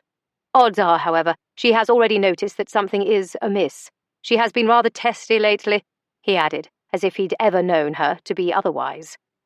And I take full blame. You see, I haven't had the stamina to, well, pop her buttons, so to speak. Why, just the other day, we were in the music room when she did this trilling thing with her fingertips right underneath my— Don't say it, I beg of you. Right, well, it was all over before it had begun. Oscar wondered if the tea on the tray was still hot enough that, if he were to pour it directly into his ears, it would make him forget ever hearing this. The mental images alone would give him nightmares for months. Perhaps, Oscar suggested. You might discuss some of this with her. Not many wives are fond of secrets, I imagine, and considering that her first husband died in an opium den, I'd gather he kept a few. Shellhorn grumbled. Of late, a day has not passed without her remarking on her belief that I'll take after him. So it is possible, wouldn't you say, that secrets make her think of death, and she is worried about you. Crackers! I think you might be onto something, he said, his grey brows lifting. And we haven't had our cuddle time lately. Again, I don't need to know that, Oscar said, haltingly, shaking his head. He drew in a breath to quell a sudden bout of queasiness. Dudley looked over his shoulder with hesitation at Elfrida, pacing on the other side of the gallery. The problem is, old chap, I've said some rather terse things, and my Frida isn't altogether quick to forgive. Do you think you could ease the way a bit? Me? He balked. I'd only make matters worse. Not true. You have a way of cutting directly to the heart of a matter, and I fear she's ready to close the door on me, once and for all. Devil take it. He should have walked away, or, better yet, gone up the servants' stairs. He heaved out an exhale. I am only going to ask her if she would be willing to speak with you. That's all. Resigned, he walked across the gallery, Dudley watching with the hopeful gaze of a dog waiting for a scrap at the dinner table. Oscar lightly rapped on the doorframe of the sitting room. I am here on behalf of Mr. Shellhorn, who begs an audience with you. I don't care what either of you have to say. Elfrida crossed her arms, immovable as a mountain. Oscar would have accepted that and walked away, if not for the strain of uncertainty and worry around her eyes. So he kept his tone gentle. And that is your prerogative. All I want to offer is that sometimes a man finds it difficult to reveal any weakness to the woman he loves. He wants to be strong for her. And I have never doubted that. Not once. But that is no excuse for secrets and lies. Quite true. Oscar hoped he wasn't standing too close to the chapel or any stray bolt of lightning that might smite him. However, it may be a bit more difficult for a man to be completely forthcoming when, say, his wife compares him to her first husband. I do no such thing. They are, or were, complete opposites, until recently. And yet, by wearing black every day, aren't you refusing to release the memory of Sylvester? She blinked, owl-eyed, her bottom lip close to pouting, as she uncrossed her arms. Did Dudley say that he doesn't like my dresses? Nothing of the sort. He completely adores you. All I'm suggesting is that, instead of mourning your first husband, perhaps you might wear a splash of colour for your living husband to admire. Because he does. Admire you, that is. She swallowed and looked down at her stiff black bombazine. I do have one gown tucked away. Babette gave it to me years ago, so you can imagine that the cut is rather bold, especially around the— When she gestured to her bosom, Oscar changed his mind about the lightning bolt. Let it strike him. He was ready. But the silk is a rather lovely shade of violet, she continued and glanced across the gallery. After a moment, She nodded. Very well. I will grant him an audience. Leaving that circle of hell, Oscar returned to Shellhorn. Your lady awaits. Without warning, Shellhorn reached out, snatched his hand, and began pumping it up and down. I'm overflowing with gratitude, Vandermeer. My pleasure, Oscar said, feeling as though he hadn't done a thing. Walking over to the tea tray, he sighed again, then picked up the flowers. Oh, wait. Give these to her. Apparently, they'll tell her everything you want to say. And a rose for passion. Capital! Dudley grinned, then clapped him on the shoulder. No matter what their opinion may be, I think you're a right solid chap. In that moment, as he watched the warring factions reunite toward a tentative ceasefire, he wondered if he actually might have done something after all. It felt almost good, like something family might do for each other. Not quite the I baked your favourite biscuits type of family that the Hartleys had, but more of an I don't loathe you quite as much today type of family. The problem was, this wasn't his family. One day soon, Waring would write to him of news about the real Vandermeer, and since Oscar had given his word to the Dowager, he would make sure she had her grandson when he left. But he felt a pang of yearning that only intensified when he stepped into the king's chamber and saw Honoria sleeping amid a tower of burgundy pillows in the centre of a dark walnut four-poster bed. He knew in that moment that she was the reason he'd started thinking about family. Just by being under this roof, she made this stark abbey feel brighter, colourful, alive. She made it feel like home. And he knew that he wanted this life, Vandermeer's life, more than he had ever wanted anything before. Chapter 31. It had been 4 days, and Honoria was tired of being stared at with pity. 4 blasted days in bandages that the doctor insisted were all for the best, my child. He wouldn't even permit her to look in a mirror when he redressed the wounds. Additionally, Oscar saw to it that a maid stayed with her at all times. He claimed that it was in order to see to her every comfort, but she felt as though she were under guard. If she didn't get out of this bed, and out of this shroud, she was going to go mad. She felt well enough. Her megrim had vanished after the 2nd day. She was no longer nauseous. Her appetite had increased, which was not necessarily good, when one lay abed all day long, and frankly, after 4 days of being swaddled, coddled, and pampered to death, she needed a bath. Thankfully, before madness tipped her over the edge, and as she began to rearrange the pillows around her for the 100th time that day, Thea arrived for a visit. Oh, fair sister, what news have you brought from the outside world? Honoria asked in a death-scene voice as she reached out with a dramatically shaking hand. Tell me, is the sky still blue? Do foals still frolic over field and fen? Thea chortled as she sank down onto the edge of the bed. Be careful not to say that too loudly around father, or he'll start repeating it before every performance in place of our usual tongue-limbering exercise. Together they both grinned and recited, Percival, Peter, and Colton Culpepper. I think the Culpeppers would become quite bereft if we replaced them. They've always taken such pride in being part of our every performance, Honoria mused. But I think Vandermeer would prefer it if you never spoke their names again. Ugh! Do not say his name to me. I'm thoroughly vexed with that man for keeping me in this pillowed prison. He treats me as though I'm made of glass, as though I'm incapable of taking care of myself. It irritated her all the more because he'd told her that he believed she was capable and strong, but he was treating her as if she were the opposite. Perhaps it's because he loves you, Henwit? Honoria shook her head, adamant. It isn't that way between us. We understand each other too well for any genuine affection. I don't believe that for an instant, her sister fired back. I've seen the way he looks at you. In fact, I've even taken notes for a future character. And why, pray tell? Must it be tragic? Because all the best plays are...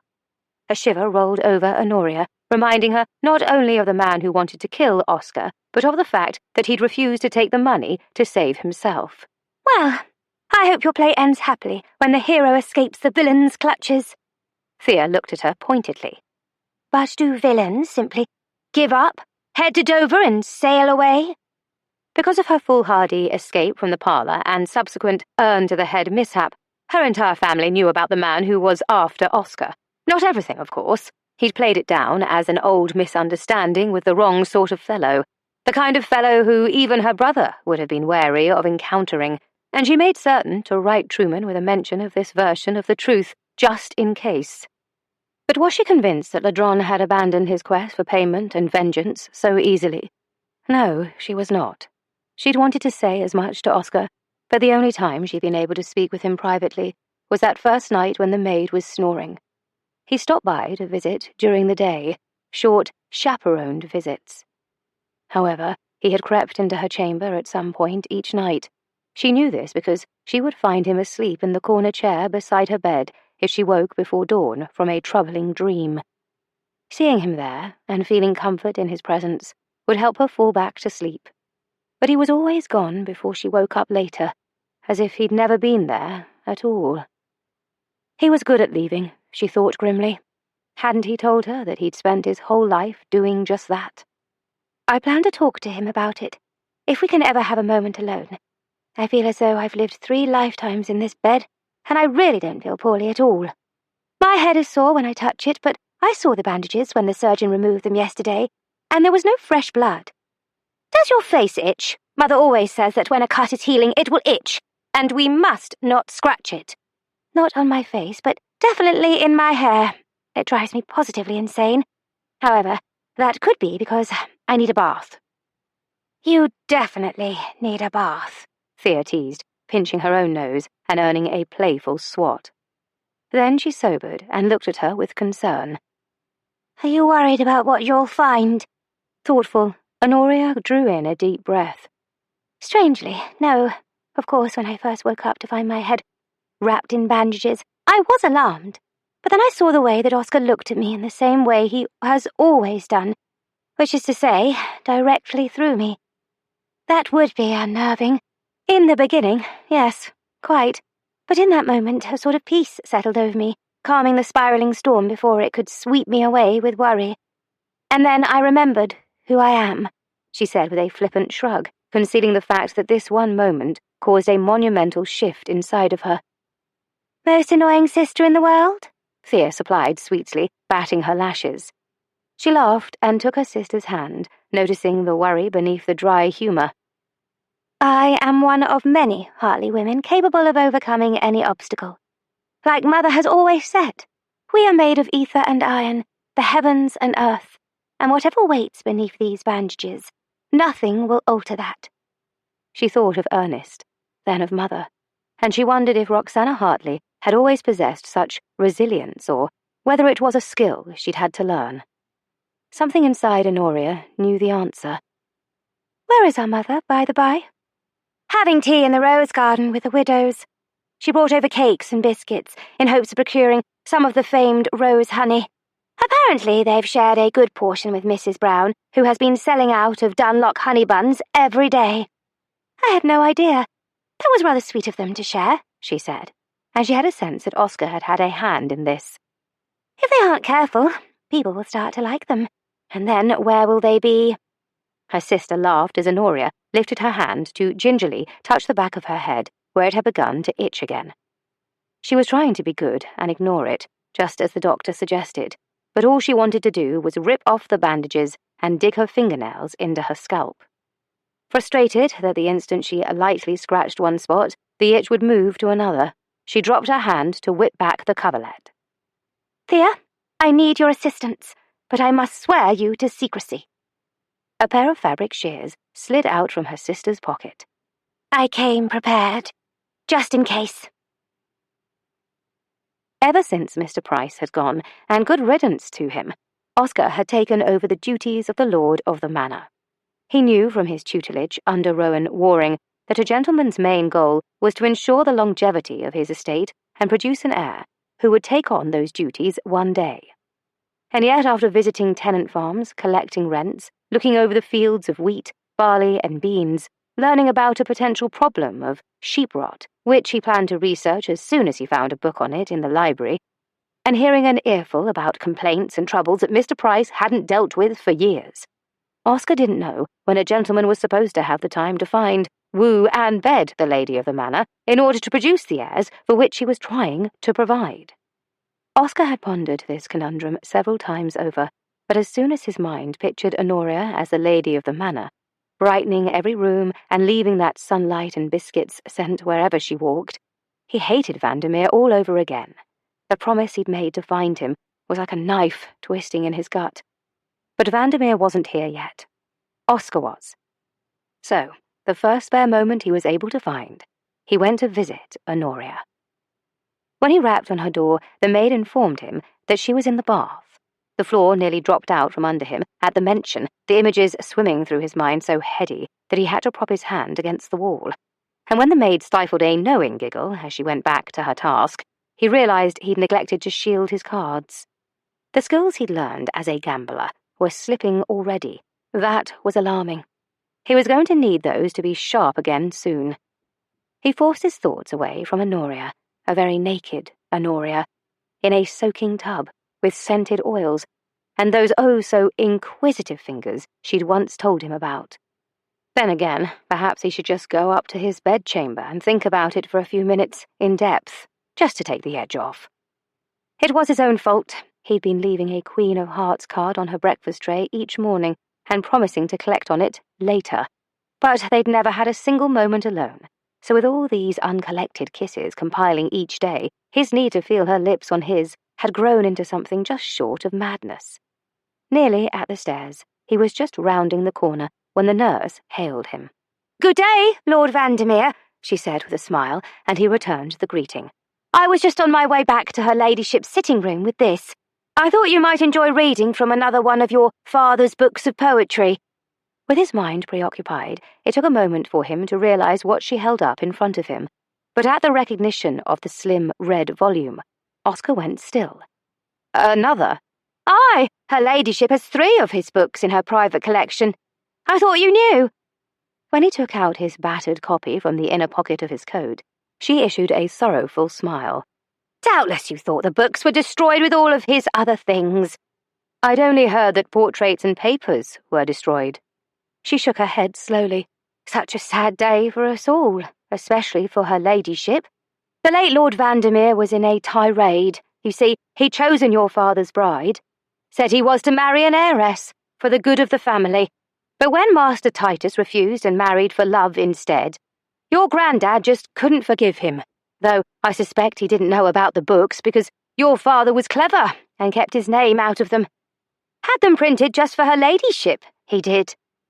Oscar didn't allow himself to express the tumult of shock sprinting through him, and he couldn't simply ask if Titus Fairfax had written this, but comparing the two, it was obvious that if his had been on a shelf for all these years instead of inside a pocket, day in and day out, the books would look identical. "Show me," he said.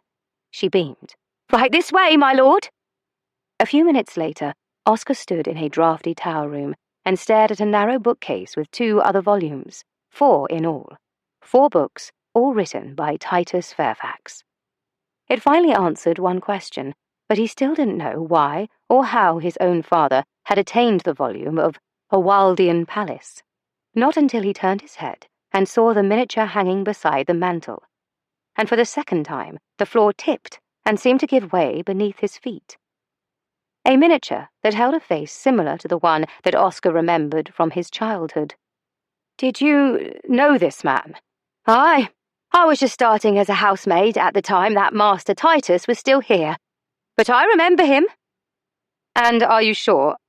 Are you absolutely certain that this isn't a Fairfax cousin of some sort?" She issued a soft laugh as if she thought he was a bit addle-pated. "As you know, there are no male cousins in the family at all." Oscar drew in a breath, shook his head to clear it, and yet, no matter how many times he blinked, he couldn't discount the fact that Titus Fairfax and John Flintridge could have passed for brothers. He was already reaching up to study the miniature closer when he saw his hand shake. He lowered it again, curling his fingers into his palm. He felt the weight of the onyx ring. He had to ask, had to know. "The earrings in the Dowager Viscountess's portrait. What happened to them?" "The earrings?" She blinked, confused. Then her index finger pointed to the ceiling. "Aye, I remember it now. That was how it all began. Master Titus had sent a letter to his mother announcing his marriage. Her ladyship, in turn, sent him her earrings as a wedding gift to his bride. Oh, but when his lordship discovered what she had done for a son that he'd disowned, he flew into a rage. Such a sad day, she repeated, clucking her tongue. Whenever he'd asked Cardew where he'd gotten the ring, his response was the same as it had always been, that he'd won it in a game of cards from a stranger. Was Titus Fairfax that stranger who'd gambled it away?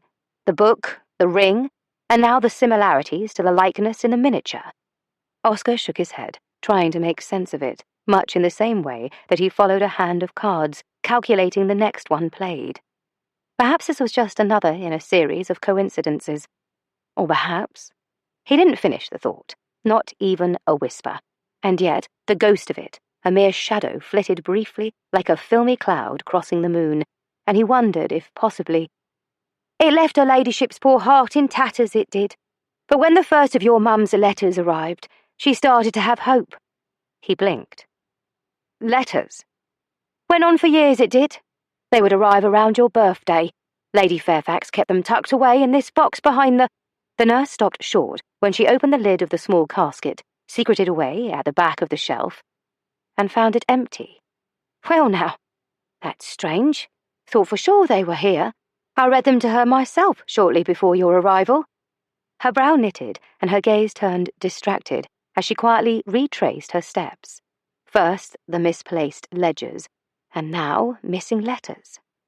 To Oscar, it seemed that there was something more going on than 3 suspicious widows who believed he was a charlatan.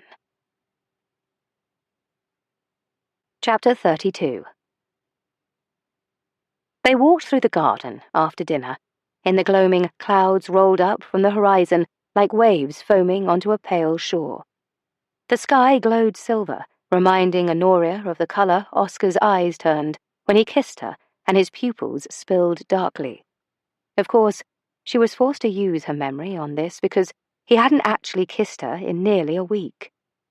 "We can turn back if you're tired," Oscar said, misinterpreting her sigh of frustration. She fixed a smile in place beneath her bandages. All I've done is lie about. If I don't stretch my legs, I'm likely to sprout roots. If you're certain. Oh, I'm certain. He slid her a glance when her words came out a little testier than she'd intended. Then again, she hadn't really tried to hide it. Since he'd been so distracted all evening, she was sure he wouldn't notice. She blew out a breath that was instantly snatched away by the breeze. Very well. I am tired, but not the way you mean. I'm tired of being treated as if I'm made of glass. I'm tired of being under constant guard by the maidservants, and I'm tired of no one believing me when I tell them I feel fine. Anything else? Yes, as a matter of fact. She stopped walking long enough to jab her index finger in the centre of his chest. I'm tired of never collecting on those cards you leave on my tray each morning. Those eyes darkened to match the sky as he stared at her. His nostrils flared on a breath as he took a step closer, just as rain-bearing clouds sent down a warning rumble. Whatever he might have done in that moment was cast aside as the first drops of rain hit, sizzling against the torches on the lit path. We should return to the Abbey. The storm is miles off yet. Let's stay out just a bit longer. I feel as though I've just escaped prison, and this is my first time. Before she could finish, the sky opened up in a deluge. Oscar took her hand and they dashed to the nearest shelter, which wasn't much of a shelter at all, but more of a ruins with rows of empty window arches, framed in the same grey stone that formed the Abbey. As they stepped inside the gaping doorway, she looked up at the vaulted ceiling, or at least what must have once been a ceiling. The towering buttresses were blackened, scorched where there must have been a fire, and gave the overall appearance of the ribcage of a giant beast that had roamed the earth eons ago. What is this place? She asked, feeling the need to whisper, even as the rain still followed them, making the stone beneath her feet slippery. A century ago, it was the layman's chapel, until a fire destroyed nearly everything flammable. Come, there seems to be shelter beneath the apse. He guided her toward the domed niche at the far end and up 3 steps until they were inside the cosy, rounded space. The heavy downpour of rain faded to distant applause and the air seemed to hold the faint tinge of incense. Another growl of thunder sounded, followed by a flash of lightning that illuminated the mosaic tiles overhead, and peeking through the charred mat of smoke and age, white quartz glinted like stars, hanging above them in their own little haven. Smiling, she turned to Oscar, only to find him frowning down at her. "Damn, I shouldn't have taken you so far from the house. You're wet. Your bandages are—" "A nuisance," she said, taking his hand that she still held and lifting it to her bandages. "Go on, remove them." "I shouldn't." Sensing a resurgence of his recently developed overprotective nature, she did her best not to roll her eyes. "I want you to. Besides, I might catch a chill if you don't." In the pale lavender light, his eyes held hers with steady assurance. His movements were tentative, careful in a way that made her heart ache. She'd purposely avoided any such pains relating to the heart. Then again, that hadn't been difficult, because she'd never been plagued by moths with anyone else. But with Oscar, it was as though someone had lit a candle inside her, and there was no way to blow it out. She felt her lungs tighten, her breaths shallow and quick, and the beats of her heart were too fast and climbing higher. It seemed that the slower he went, the faster and higher her heart climbed. She tried to swallow it down, to keep it from reaching a terrifying pinnacle, to keep it from stumbling over the edge and out of her control. He brushed his thumb across the lips he'd just uncovered. "I've never known anyone like you, Honoria. So bold and brave. I've admired the woman beneath all this wrapping from the very beginning." "Even with my mustachios?" she asked, hardly able to breathe from all the feelings strangling her. The corner of his mouth lifted as he continued to expose her. "Especially then. But alas, you will never be the perfect woman without a large, hairy, He stopped the instant he saw the mole that Thea had helped her glue to her cheek earlier. Oscar threw back his head and laughed, the sound tipping her over that terrifying edge she refused to name. Her heart felt so close to bursting that she was afraid she would die from it. Nervous, she started to ramble. "The doctor was being overly cautious over a little scratch, and it annoyed me that he saw only the floor, that he had the gall to think that I would be so devastated by it that I'd have to shield my entire face." "He was an idiot," Oscar said, coasting his lips over the small arching cut over her left eyebrow, a cut that almost mirrored the thin scar that he'd received from the chandelier.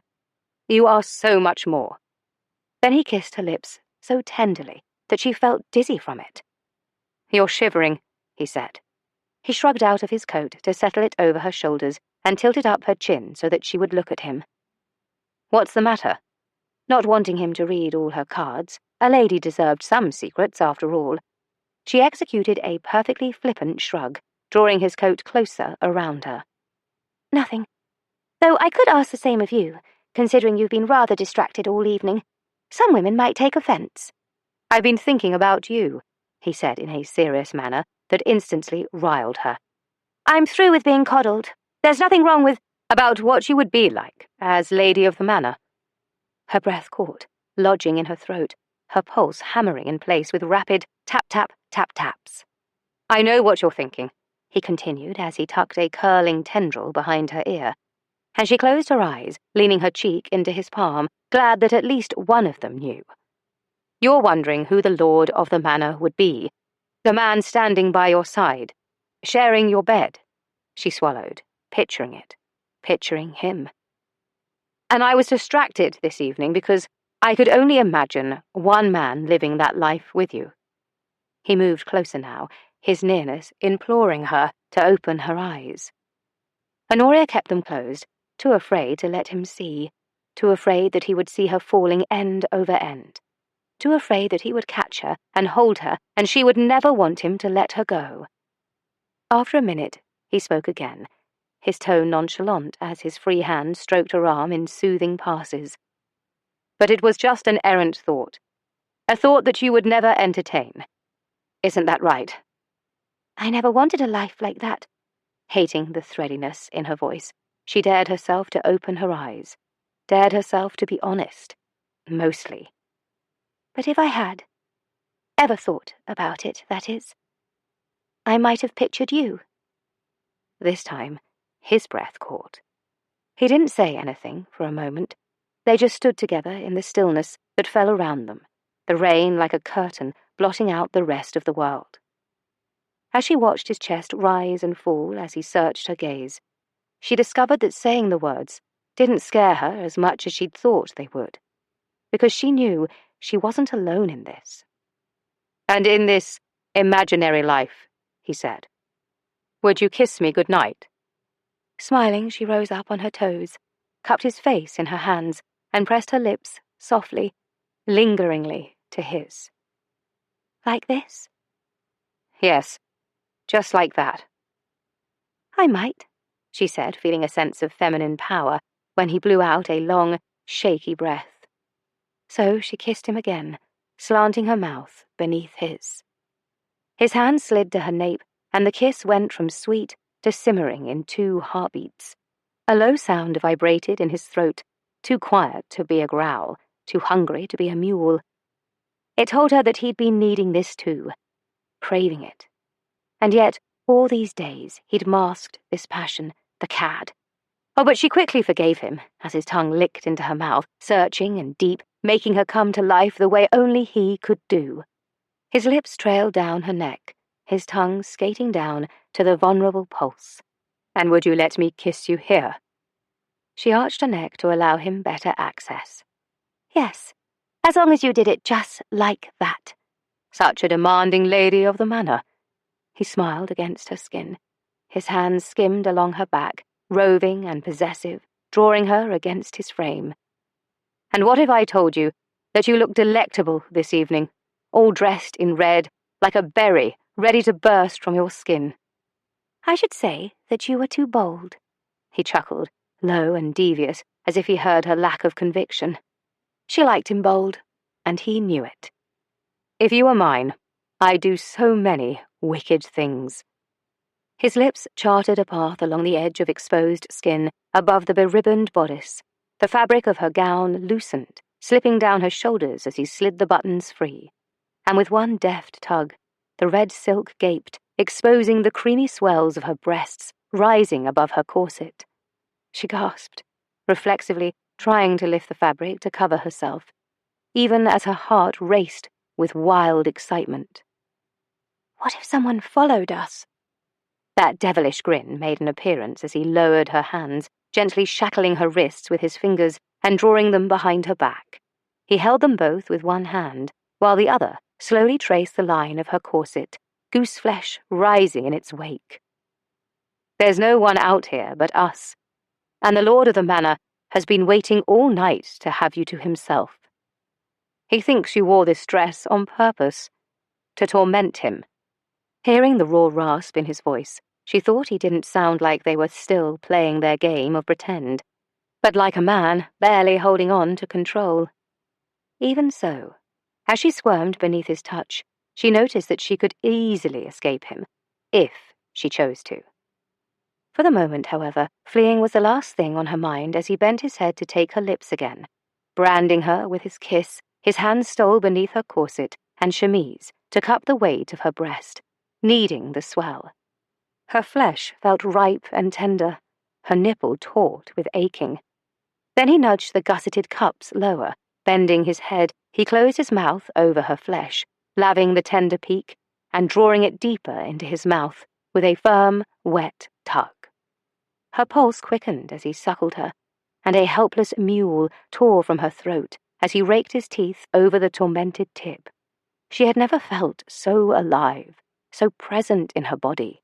She felt every flick of his tongue, every scandalous kiss, and when he repeated the torture on her other breast, she was almost certain she could shatter, even if he didn't touch her anywhere else. "Not yet," he said, lifting his head, to press a quick kiss against her lips. "But how did you—" He grinned. "Because your legs are quivering, the way they do right before you come apart. I'd better sit you down before you fall." And with that, he released her wrists and set his hands on her waist to lift her onto the flat stone altar, smooth as marble. Stepping between her thighs, he took her mouth again in a kiss that ignited her blood, heating it, sending it throbbing in low, liquid pulses where her skirts bunched between them. His hand brushed her hem, encircled her ankle, the touch sending a lick of fire up along her inner calf and thigh. He traced the scroll embroidery of her stocking, coasting higher to her knee, to her garter ribbons, and the bare flesh just beneath the lace cuffs of her drawers. "Are you wet for me, Honoria?" he asked against her lips, as his fingers skated in leisurely patterns along her inner thigh. "Have you thought about me, touching you when you're alone in your bath?" She couldn't catch her breath when he spoke to her in that scandalous manner. Every word elicited a wanton thrumming of the pulse between her legs. He clucked his tongue softly, his gaze gleaming rakishly. "That's quite a telling blush." "And what about you?" she asked, half reeling, half embarrassed. "Are you going to claim that you haven't thought of me in that regard?" "Having you, tasting you, is all I can think about." Discovering the damp saturation of cambric near the opening, he made a guttural sound. His fingertips brushed the dewy curls, and she was so sensitive that even the light touch had her neck arching back on a gasp. "Yes," she rasped. All amusement fled from his countenance, replaced by unadulterated lust, and the promise of intent as his kisses trailed down. He groaned as his hungry gaze feasted on her. With his shoulders in the way, she couldn't close her legs, but an unexpected rise of shyness compelled her to cover her sex. But he took her hands and lifted them away. "Don't. You're absolutely perfect, like the plump petals of a flower glistening with dew. And he drew in a deep breath, a hum of pleasure in his throat. "I am a man dying of thirst." Before she knew what to expect, his mouth opened over her cleft. A choked cry filled the night air as his tongue flattened against her, rising in one thorough lick. Then he hummed again, the vibration against the sensitive bud, flicking it lightly and sending a spear of sensation spiraling through her. "I knew you would taste like ambrosia," he murmured, as if to himself, then inhaled her scent deeply, his throat issuing another hum of approval. "I've been wanting to do this for weeks now. Tasting you, having you, is all I can think." His words trailed off as he opened his mouth over that private juncture again, his tongue searing along the swollen seam. The kiss was hot and wicked, and if anyone should come upon them in this ruin shielded only by a curtain of rain, her reputation would be destroyed. They would have to marry. But as his mouth ate softly into her flesh and his finger nudged inside her eager sheath, she didn't care.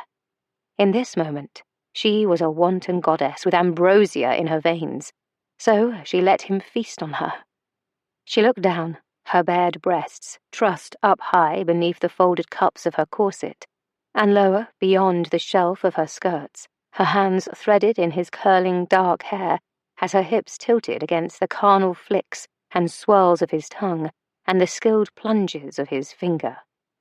Then 2 fingers pushed into the snug channel, and her head fell back on a moan. He was doing that thing again, hooking his fingers to rub that sensitive place on the upper wall, and she couldn't stop the garbled sounds of pleasure rising from her throat. Lost to the moment, she lifted her hands to her breasts, pressing, needing to ease the ache. She heard him curse, felt his heated gaze on her. "Don't stop," he commanded, his eyes fever-bright, his mouth wet from her. That only heightened her pleasure and made her feel more alive, so she didn't stop. Instead, she fondled and caressed her flesh. Pinching her nipples between her thumb and forefinger, she felt her body clench around his fingers. He cursed again, and greedily ate at her sex. Watching her, he suckled the ripe bud, her pleasure gathering in swirling tingles, collecting until she thought she might burst from her skin. Then he raked it with his teeth, and suddenly her back arched on a gasp that rose to the vaulted ceiling. Chasing the rhythm of his thrusting fingers, her body convulsed on liquid spasms as his tongue replaced his fingers, darting inside, drawing out every ounce of her pleasure. By the time he stood between her thighs, she felt drunk and boneless, grateful for his arms surrounding her. She clung to him as she fought to catch her breath, and felt the turgid length of him pressed against her. His hand slid between them, fumbling with his fastenings. Then, for whatever reason, he stopped. Just stopped. He lowered his forehead to hers. "We should return to the Abbey." "Now?" "It's what a gentleman would do," he claimed. But the raw strain in his voice made it sound as if the words were being dragged, kicking and screaming, over gravel. Then she understood. Honoria didn't know whether or not she should be offended, or laugh in his face. Neither, she decided, and reached for his fastenings. "We both know that you are no gentleman." "I should at least make an attempt to be." But his eyes were glazed as he looked from her lips to her breasts, to her parted thighs. "Oscar, our game is not solitaire." His lips parted as if he had a point to make, but whatever he planned to say came out on a strangled groan when her hand slid over his hard, heated flesh. She marvelled at her discovery, wishing she had better light to study him. But since she didn't, she chose to confine her thorough exploration to what she could feel as she manoeuvred him through the opening. "Your skin is scorching, smooth as satin, but impossibly hard and so big. Much bigger than she expected, she thought as her fingers wrapped around his girth. Or attempted to, rather. She swallowed down a rise of nerves as questions of capacity and choreography sprang to mind. "I had a notion that you would feel like a puppet." "A what?" he rasped, as her inquisitive investigation glided higher to the velvety crown, and she felt his fingers flex on her hips. His jaw was clenched, eyes closed tightly, as if he were trying to focus on a complex equation. "Never mind," she murmured against his mouth. Tasting herself on his skin, she hesitated there.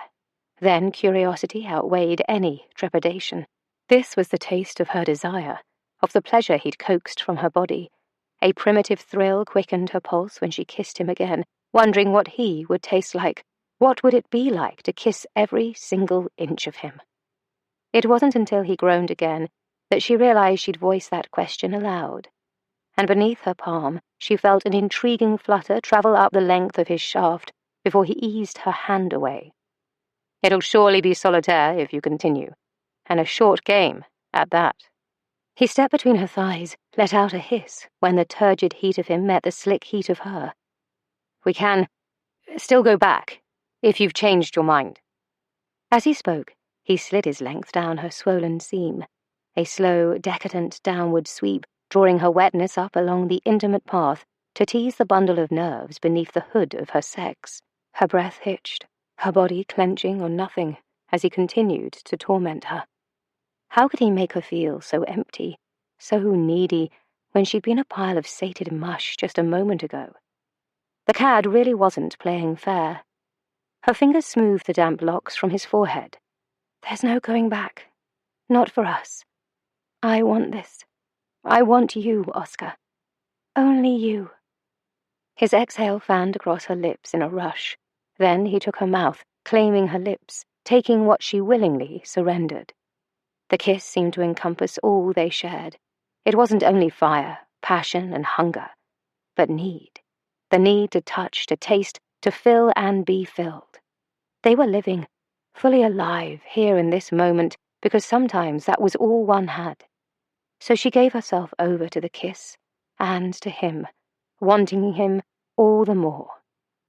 His shaft nudged the entrance of her body, edging inside. She bit her bottom lip at the burning sting of flesh, stretched taut. Then he eased back on a gruff grunt. "You're so snug."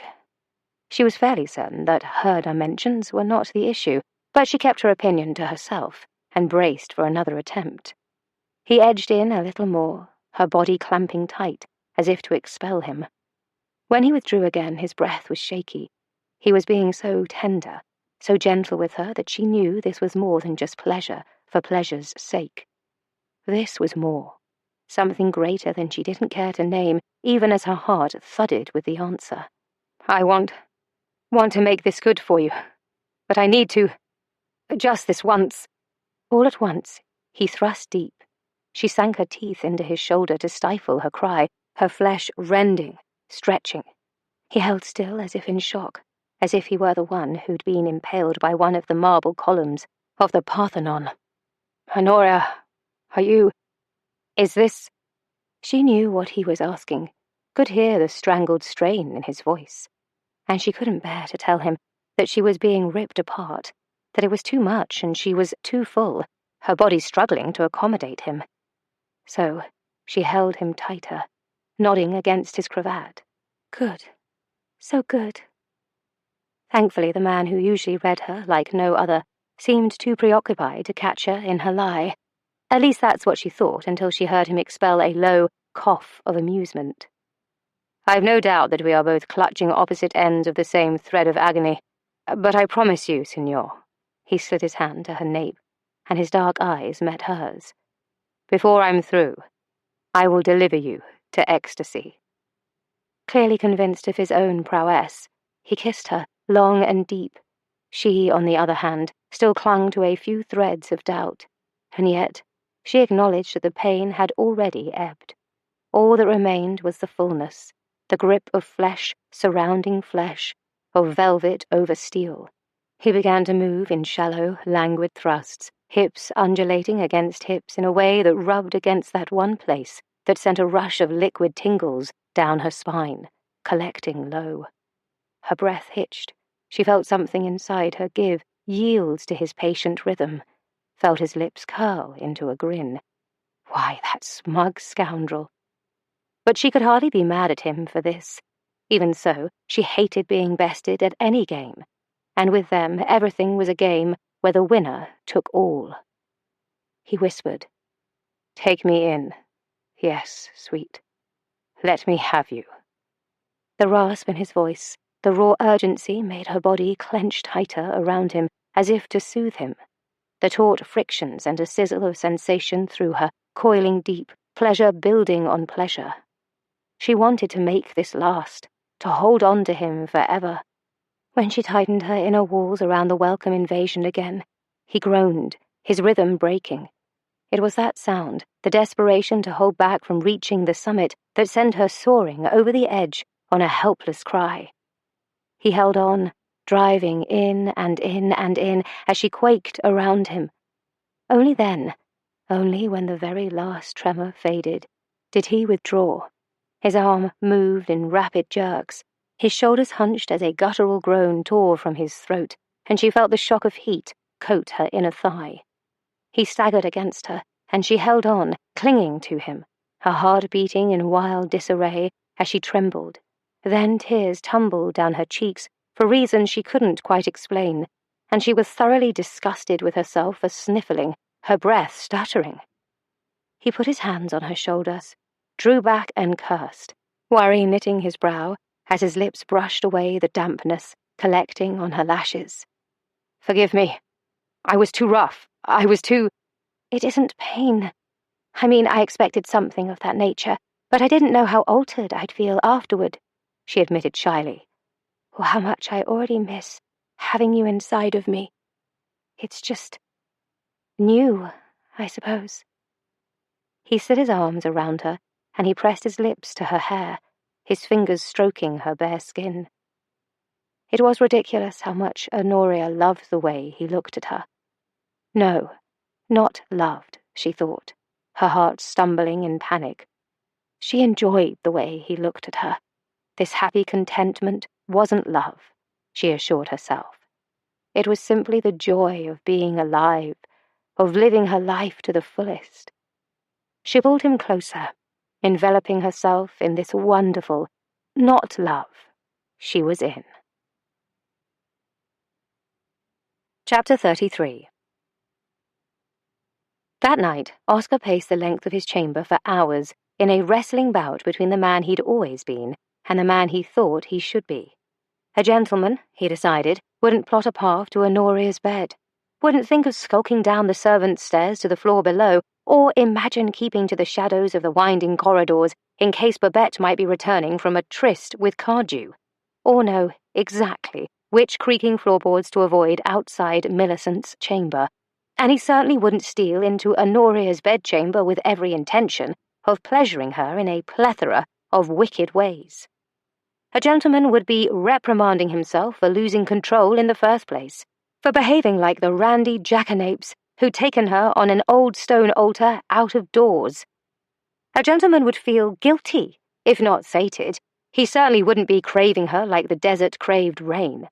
But the man Oscar was could only think about the taste of her, the feel, the scent of her that still lingered on his hands and might very well be the cause of his death by asphyxiation if he continued to cover his face and breathe her in.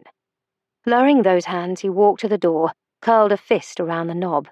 He told himself that he was only going to bid her good night, press a kiss to her forehead, perhaps lie next to her for a moment or two, just to hold her.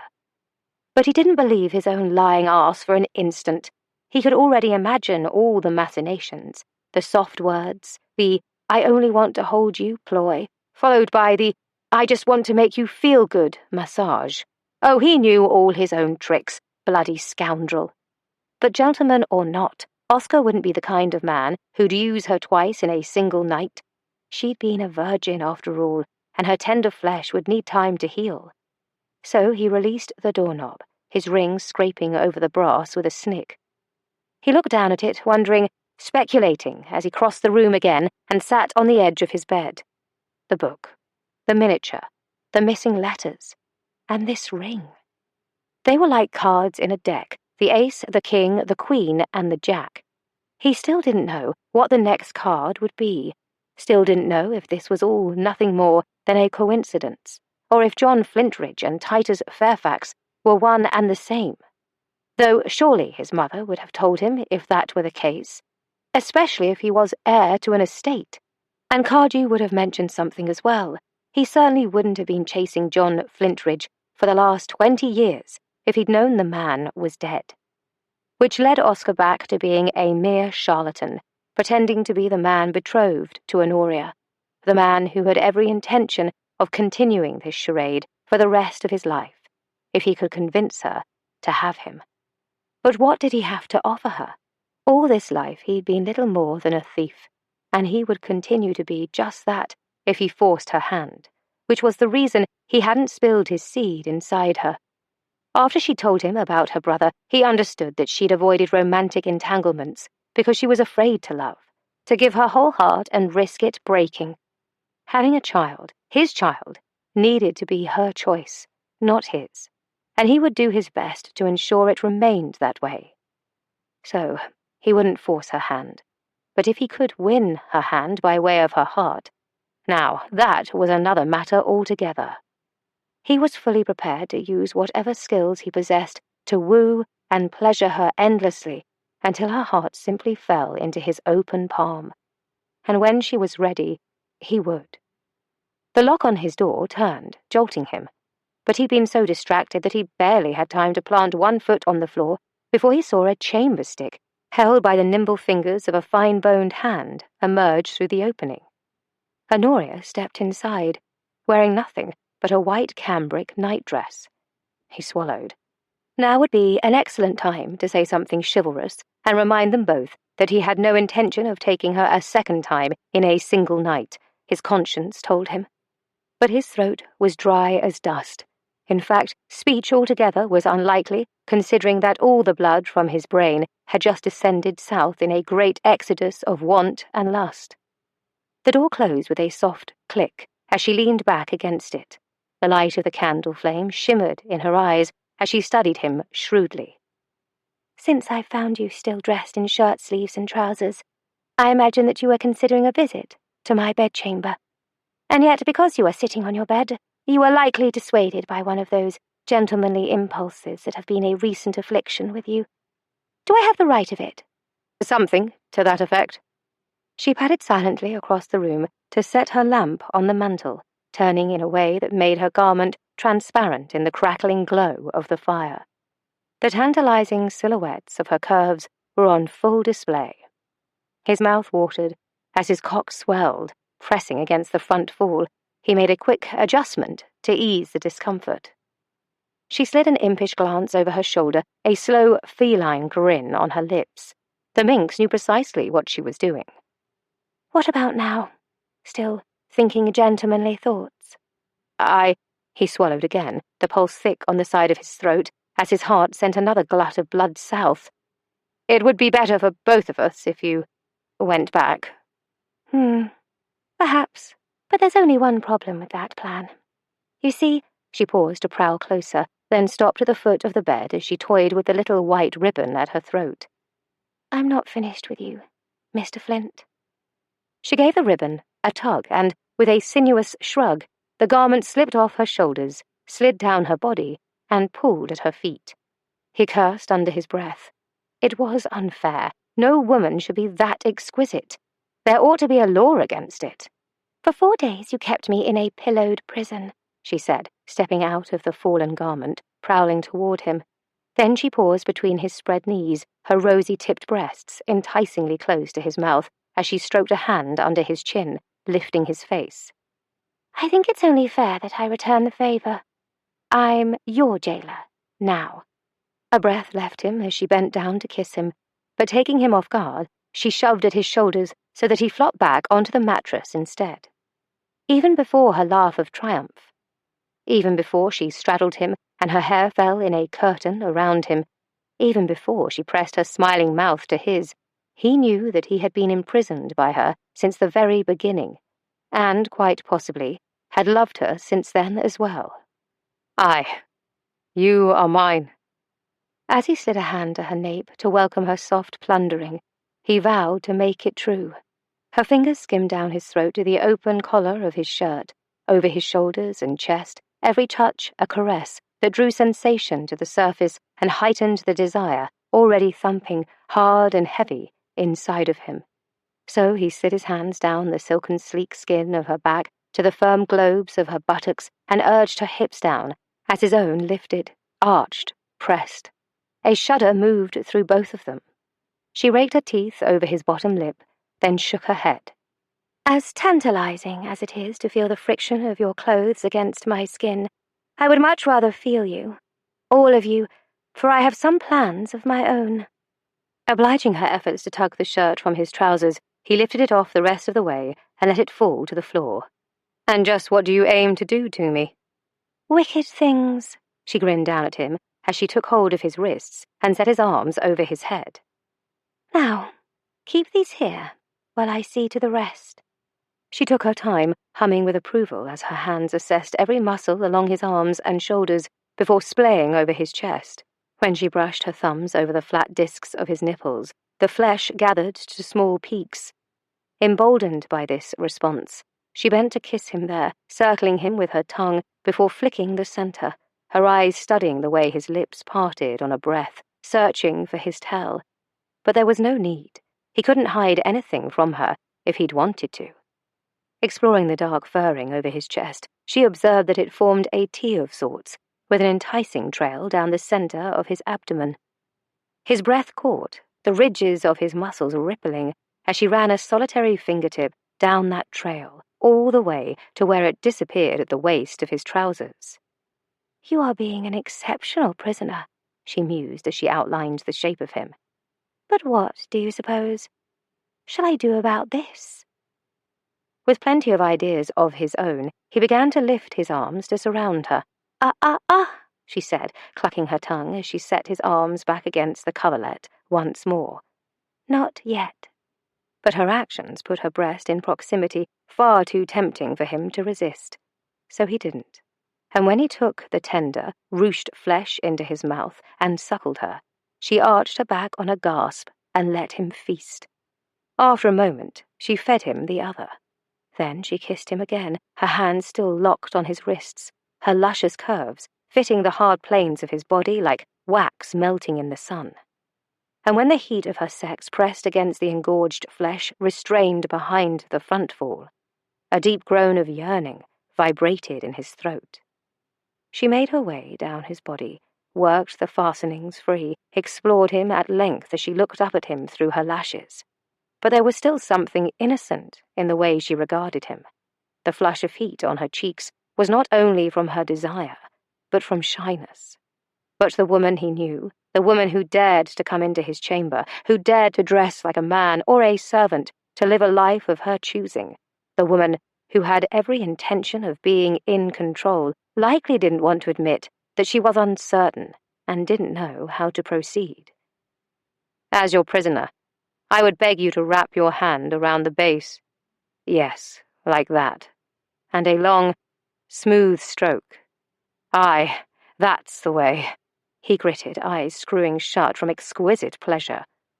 "And if you would, but take me into your—" He broke off, his back bowing as he felt the wet heat of her tongue, her mouth closing around the head of his cock. A shower of sparks travelled down his spine, gathering in a tight coil deep inside him, wanting release.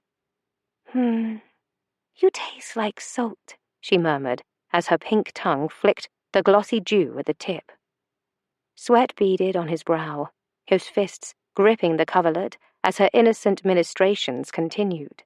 Hers was a simple exploration, but she was wholly absorbed in her task, trailing kisses down his shaft, gliding her tongue all the way up his length before taking him into her mouth again.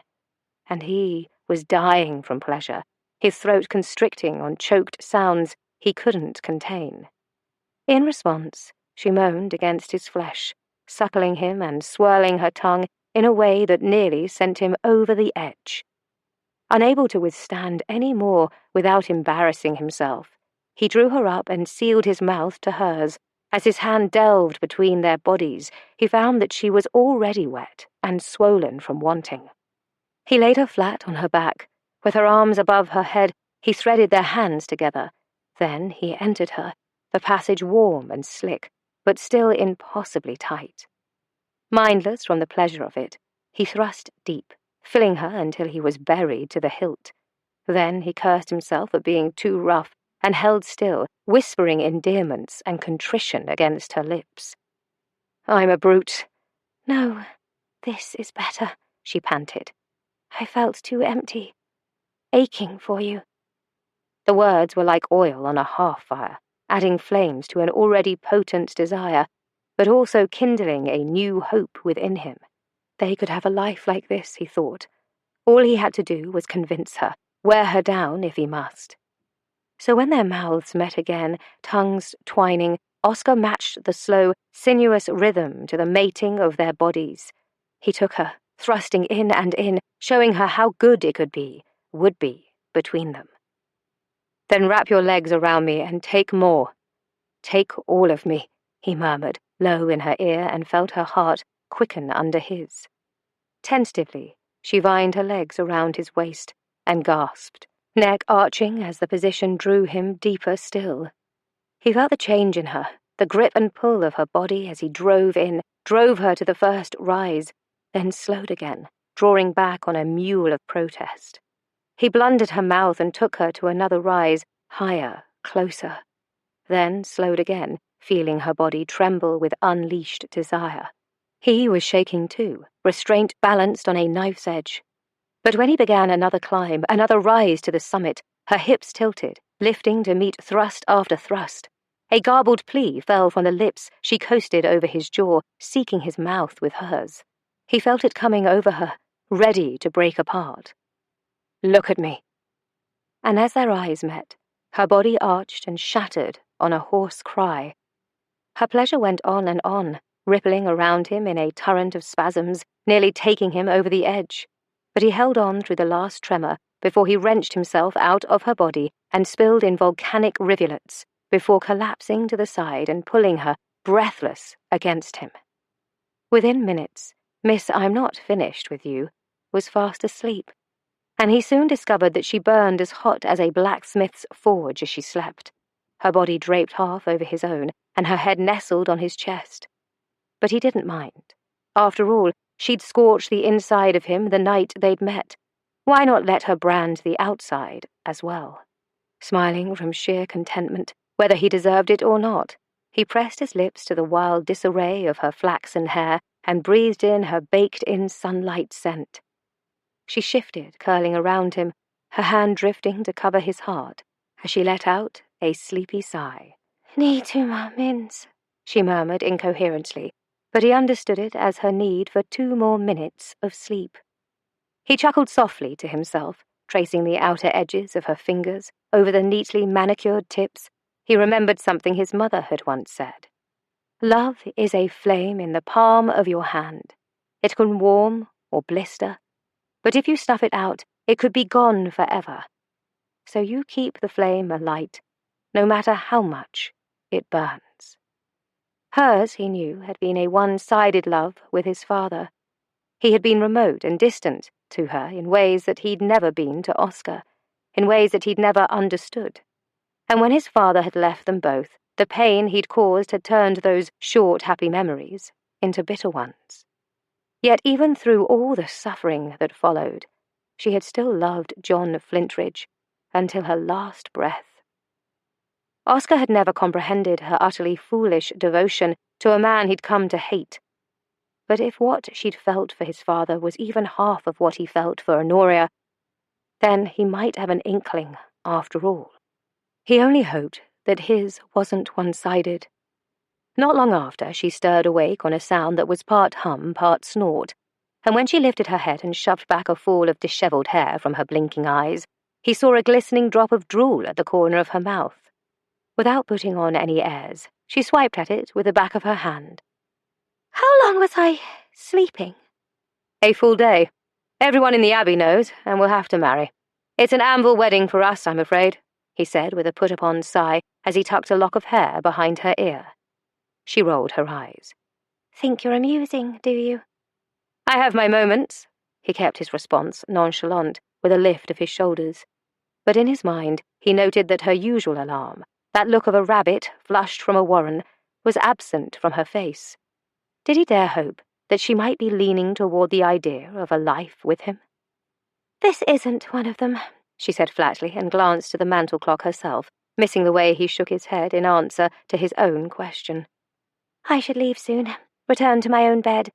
The problem is, you've turned my limbs to jelly, and you're terribly comfortable. I should be flogged for these crimes.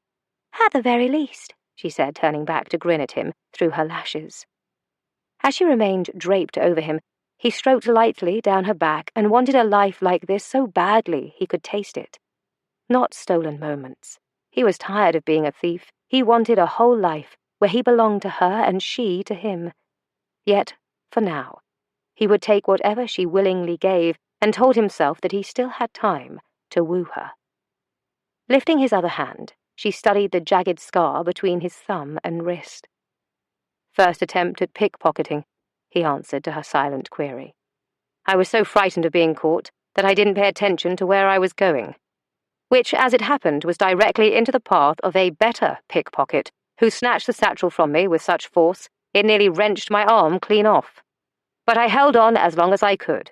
The pain served as an excellent motivator to hone my craft. She pressed her lips there as if to heal it, even after all these years. And were you good after that? Aye, but I always felt guilty taking what didn't belong to me. So I chose my marks with care, stealing only from the wealthy nodcocks who flaunted their status while demeaning those around them, he said distractedly, as she shifted over him, trailing kisses along his chest. But I was grateful when I learned how to gamble, because then, at least, men knew that they might lose. It seemed fair, in a way.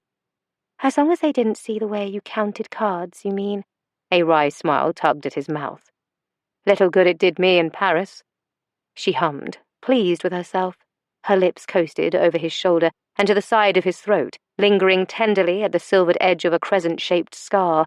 The memory of the cut felt distant, as if her kiss were a healing balm.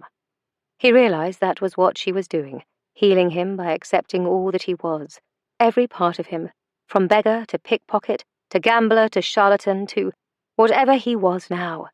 And if he didn't love her already, he would have fallen for her all over again. I heard about Mr. Price, she said as he wrapped his arms around her. It was nice of you to intervene on behalf of the widows. I had little choice in the matter. He'd been stealing from them for years, he said, carefully avoiding taking any credit, as he hadn't had any noble intentions when he'd nearly strangled the man. But you did have a choice, and you chose to help them.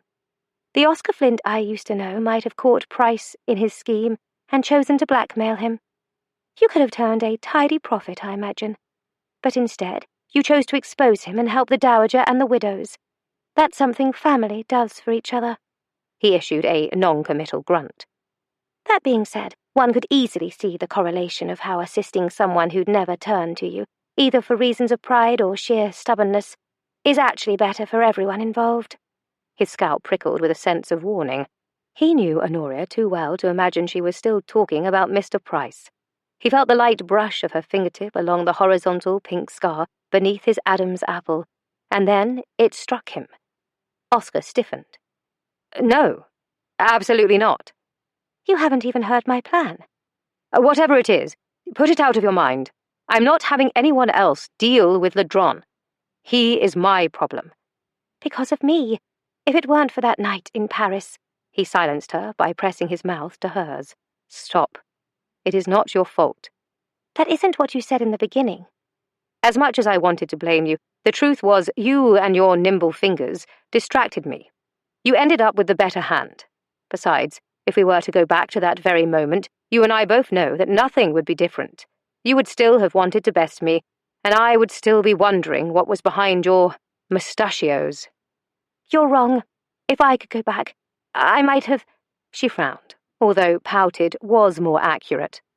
He knew that self-blame was one of the ways she kept herself safe and hidden, but it irritated him and made him want to bash down all those walls.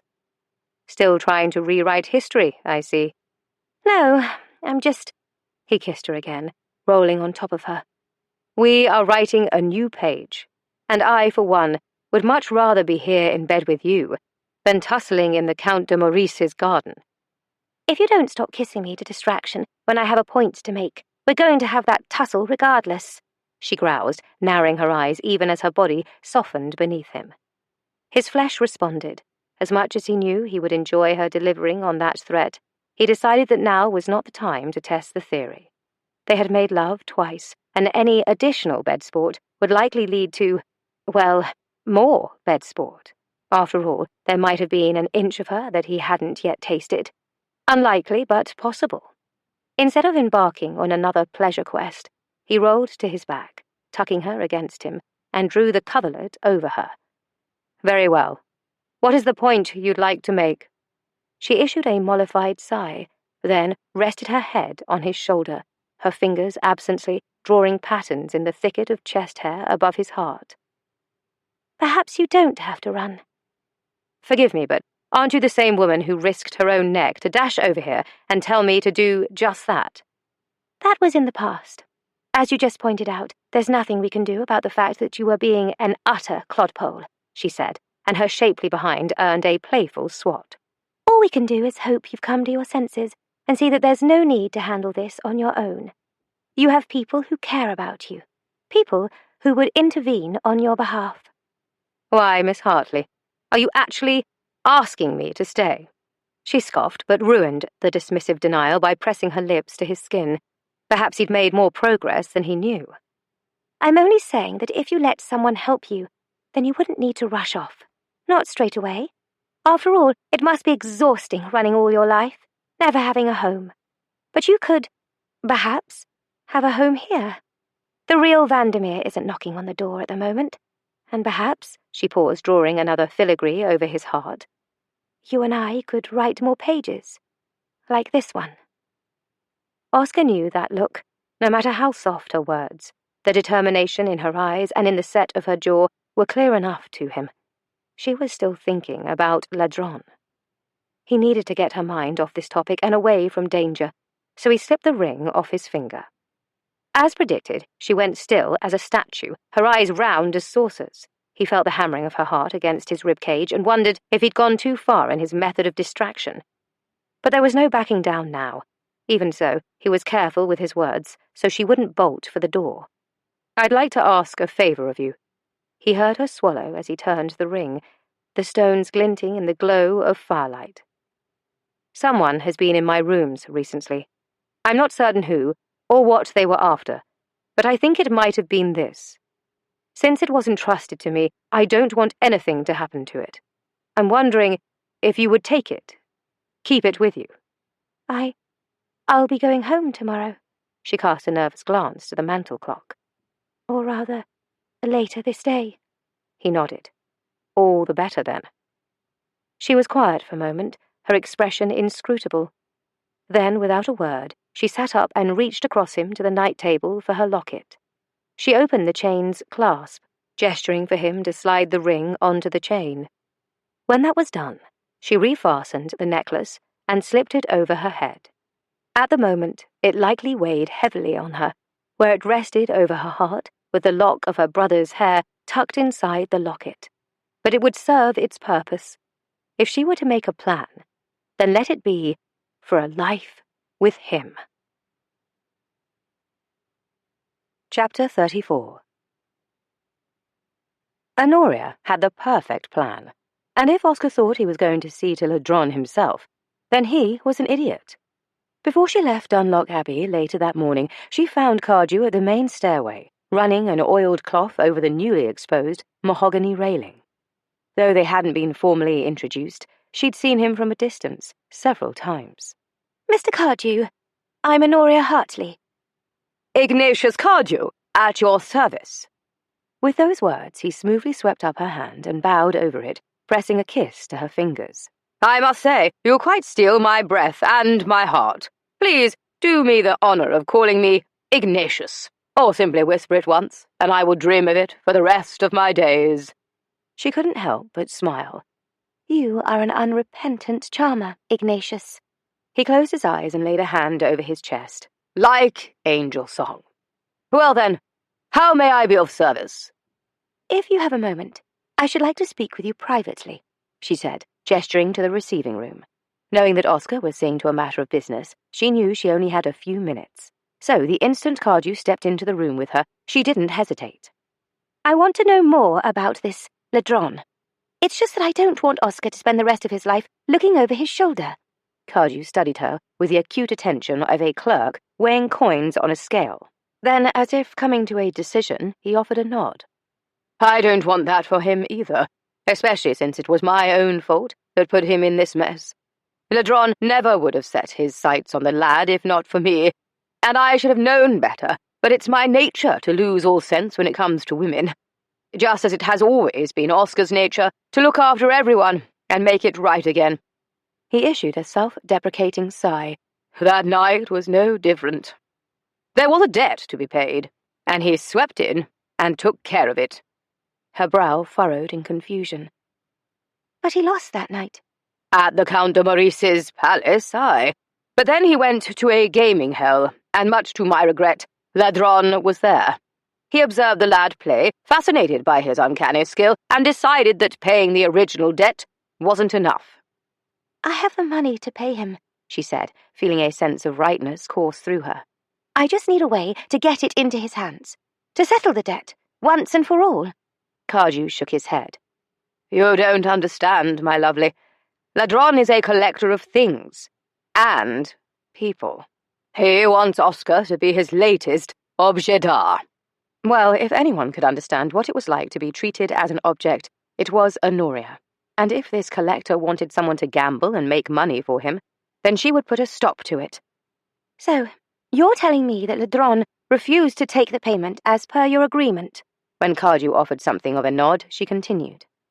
Then all we have to do is ensure that he does so in front of witnesses, giving him no grounds to claim the debt wasn't paid.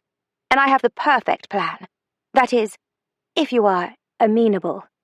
He studied her again, his keen gaze turning thoughtful, his forefingers sliding against the pad of his thumb, as if he were rolling an imaginary cigar. And this exchange you have in mind would be on English soil, I presume? Yes, of course. Right here, in Adelwick, she said. But the thing is, we would have to keep it a secret from Oscar. She proceeded to give him a brief synopsis of her plan. He turned away, stepping over to the window. The one time I agreed to such a bargain, my boy was taken to prison for a year. I couldn't let that happen again. Prison? A shock tore through her. And yet, she'd suspected something dark lurked in Oscar's past that he still didn't want to talk about. She'd felt it in the way he'd stiffened when her fingers encountered the scars on his back. Aye, Cardew answered, gazing through the panes of glass. Her name was Josephine. The lad was sweet on her. But one day, I caught her in the company of an aristocrat who bore a grudge against Oscar, ever since losing to him at the gaming tables. Before I could tell Oscar about it, she caught up with me and tearfully explained that she'd fallen into the gentleman's debt and was forced to pay it with her body for one night. She begged me not to say anything, promised that she loved Oscar and couldn't bear the thought of her mistake bringing him pain. He lifted his hands in a shrug. So I kept her secret. A hot flood of anger burned in Honoria's stomach, already surmising the rest. But she was lying. Cardew nodded. The man was her protector. He wanted Oscar out of the way, and she, lured by the polish of his pedigree, had willingly colluded with him. Together they made up a fable regarding a debt that Oscar had refused to repay. The court sided with the aristocrat and sent Oscar to debtor's prison. When he was released, he barely had the chance to bid farewell to his dying mother. Burning tears pricked Honoria's eyes. She swiped them away before laying a hand on Cardew's sleeve. I promise on the memory of my brother that what I'm about to ask of you is to keep Oscar from harm, not put him in the path of it. I'm not agreeing to anything until I've heard every detail. By the time Honoria finished explaining the plan that she and Thea had concocted, she had Cardew's support. Mostly. Tilting his head to the side in appraisal, he added, I want something in return. What? I want to paint you. She'd been asked this before, countless times, but had never sat for anyone other than the family's portrait artist. The last thing she wanted was to be hung on someone's wall and gawked at for all eternity. And yet this man loved Oscar and was willing to agree to her scheme for such a small price. So she nodded. Very well. If you assist me in this matter, without informing Oscar, I will let you paint me. They shook hands. Or rather, he kissed her proffered hand and their bargain was struck. A minute later, she was waiting in the hall when Oscar appeared, his eyes glowing with warmth as he strode directly to her, and she was plagued with a terrible desire to stay. She shrugged it away and smiled at him. He instantly narrowed his gambler's eyes. You look like a cat who's gotten into the cream. Just what are you up to? I don't know what you could possibly mean, she said, sliding her arm through his and turning toward the door, where Algernon waited, and she thought she'd put on a rather convincing performance, because he said nothing in response to that. The instant they were inside the carriage, however, he turned to her, their knees bumping, his expression stern. I've taken care of the matter regarding Ladron.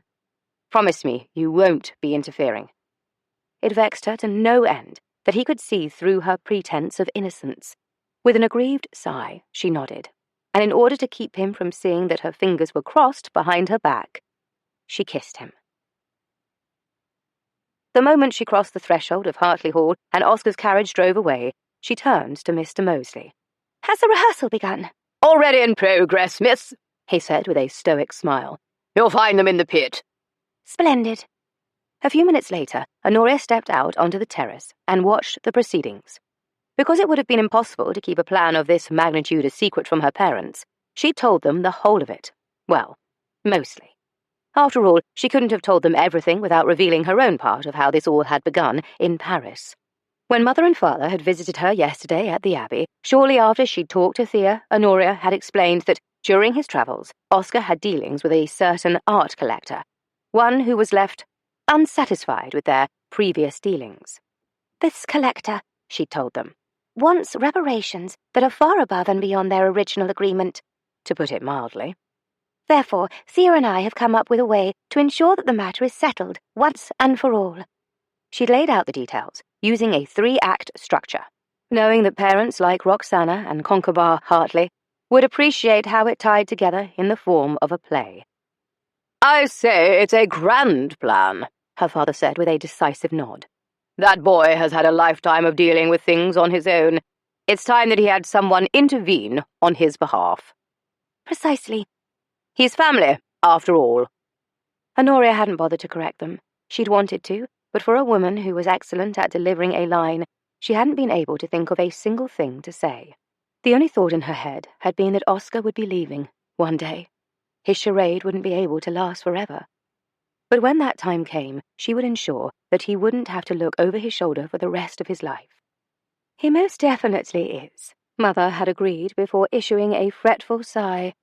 And when I think of Oscar losing his father at such a young age, and what Marina must have endured in his absence without having anyone to turn to. It fairly breaks my heart." Father had put an arm around his wife and pressed a kiss to her temple. "Which is why we'll do all we can." Seeing the way Mother turned to him and rested her head on his shoulder made Honoria grateful to have such parents. She'd always drawn comfort from their easy affection, and while she hadn't always admired, and perhaps even resented, their acceptance of whatever the fates brought, she saw it as one of their strengths, which was the reason she couldn't keep the possibility of the more dangerous aspects of the plan to herself. "There is one more thing," she'd hedged. "From what I understand, this collector fancies himself a swordsman." "Ah, well then."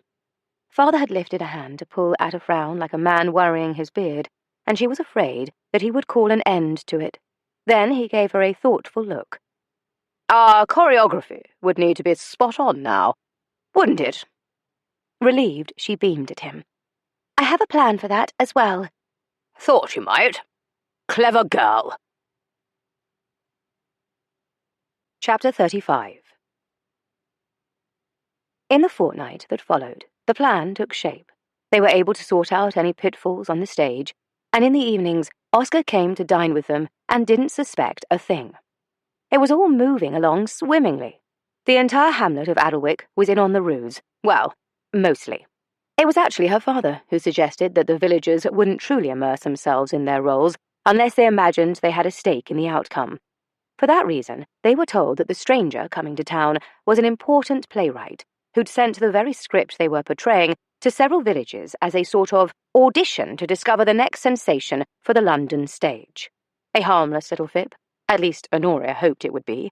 After all, if all went as expected, no one would need to know that Ladron was a bloodthirsty villain. Then her mother suggested enlisting the help of the newspaper for authenticity. She was convinced it would create the impetus to compel Ladron to suspend disbelief, should any other aspect of the play go awry. Since they were working with amateurs, as Father had pointed out, things had a tendency to go that way, so it was important to make everything appear as genuine as possible. And thus, the article about a Titian masterpiece discovered in local women's attic had been printed in the Adelwick Gazette 12 days ago, leaving time to send copies to several port cities in which a ship sailing to Spain might encounter it.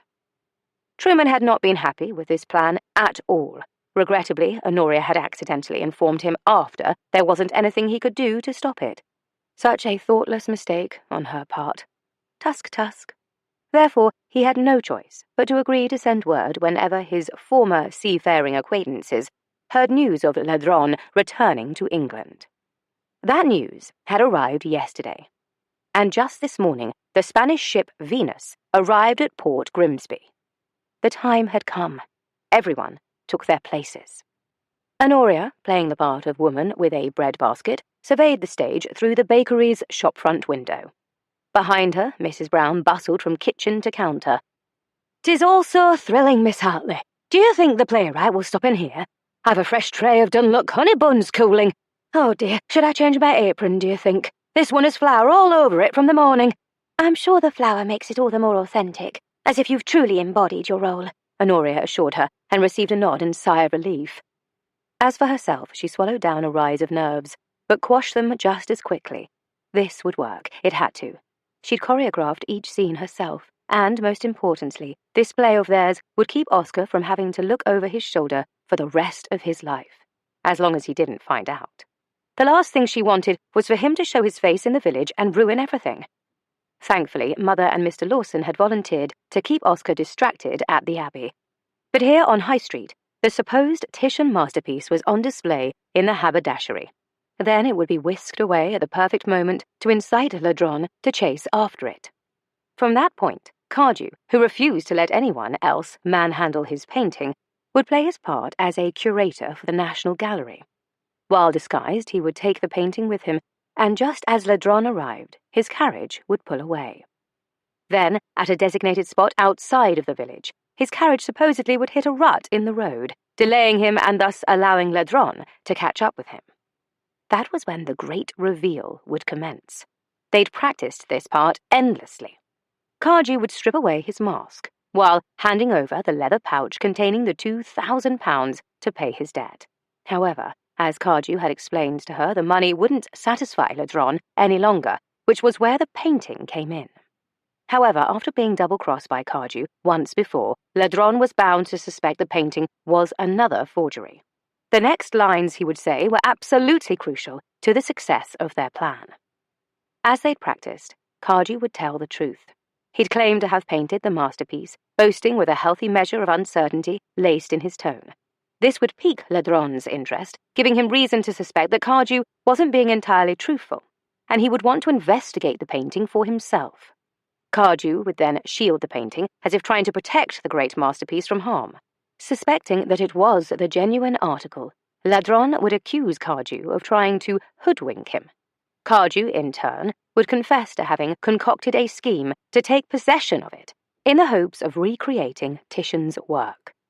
And finally, when Ladron was thoroughly convinced and demanded the painting, Cardew would employ a King Solomon tactic by holding a knife to the work and threatening to slice it in half because he couldn't bear to part with it. Knowing that Ladron would sooner throw his own mother off a cliff than see a Titian destroyed, should guarantee his safety and allow him to form a new deal where both he and Oscar would be free of him for good. No blood spilled. It was the perfect plan. The only problem was there were things that she'd learned about Ladron that she hadn't shared with her family, or else they never would have allowed her to do this in the first place. So, she and Cardew had come up with an alternate plan, just in case the first one fell to pieces. And if she were being honest, she hadn't been entirely convinced until she had seen the painting. It was remarkable. Even knowing the Venus depicted was actually Babette Fairfax, she still had trouble believing it. The oil and canvas even appeared time-worn, as if it had spent centuries in someone's attic, forgotten and shoved aside. What made it all the more convincing was using an actual 16th century frame from the Abbey. Honoria held her breath as a coach and six rumbled onto High Street. It was time. A shiver rolled over her, and she chafed hands over her arms to ward away the chill of foreboding, but she refused to give in to any doubts. This would work. It had to. And as long as Mr. Lawson kept Oscar occupied, and Mother did the same with the widows, it would. With the day's first order of business concluded, Oscar headed toward the door. It was time for his morning ride, and he planned to take a direct path to Hartley Hall.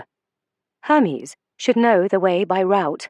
After all, they had just been there the last 14 evenings without fail, though leaving after dinner and without Honoria by his side was getting more and more difficult. He spent entirely too much time wondering which window might be hers, so that he could scale the walls and steal inside. But he was done with stealing, he told himself. He wanted more than a collection of stolen moments, even if some of those moments had been scorching, like the one against the tree, another beneath the rose arbour, twice on the bench behind the hedgerow, and when he'd borrowed the Culpepper's phaeton, drove her down an empty lane, perched her on the springboard so that her hips were level with his shoulders, lifted her hems and proceeded to pleasure her most wickedly in the broad light of day. He still wanted more. He wanted a life with her. This morning he planned to broach the subject, and considering the fact that she'd absently curled her hand around the ring and locket when they'd bid an all-too-chaste farewell at the door the night before, he hoped that meant she was longing for more as well. But whatever plans he had for the morning changed when he stepped down into the hall, just as Algernon opened the door to Lady Hartley and Ben Lawson. "Ah, good morning, Oscar," Roxana said as she swept inside, the skirts of her emerald green riding habit shushing over the floor as she pressed a kiss to his cheek in greeting. "You're just the man I wanted to see. Oh dear, you weren't going out, were you?" When her expression transformed seamlessly into one of embarrassment, he had no choice other than denial.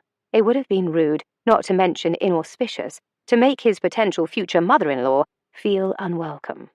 So he returned the smile, bowing over her hand, and said, "I always have time for you." "Splendid." Slipping her arm through his, she proceeded to steer him toward the back of the house. "Now then, where are your aunts? I should like to have tea while you and Mr. Lawson make a thorough sweep of the manor. You don't mind, do you? It would ease my mind greatly to know that there aren't any more. Potential hazards waiting to strike. Oscar and Lord Hartley had already seen to the matter, along with every footman beneath this roof. However, understanding that Roxana would naturally be wary, he agreed. There was no harm in being exceptionally cautious. "Of course I don't mind," he said genially. After all, the matter shouldn't take too long. Standing in the bakery, Honoria felt the rumble of horses underfoot as the coach and six thundered onto High Street. A rise of nerves pinpricked her skin, while nausea churned her stomach. As someone who had never suffered an instant of stage fright in her life, she refused to start now. So she drew in a deep breath and exhaled her vocal warm-up on her whisper. Percival, Peter, and Colton Culpepper.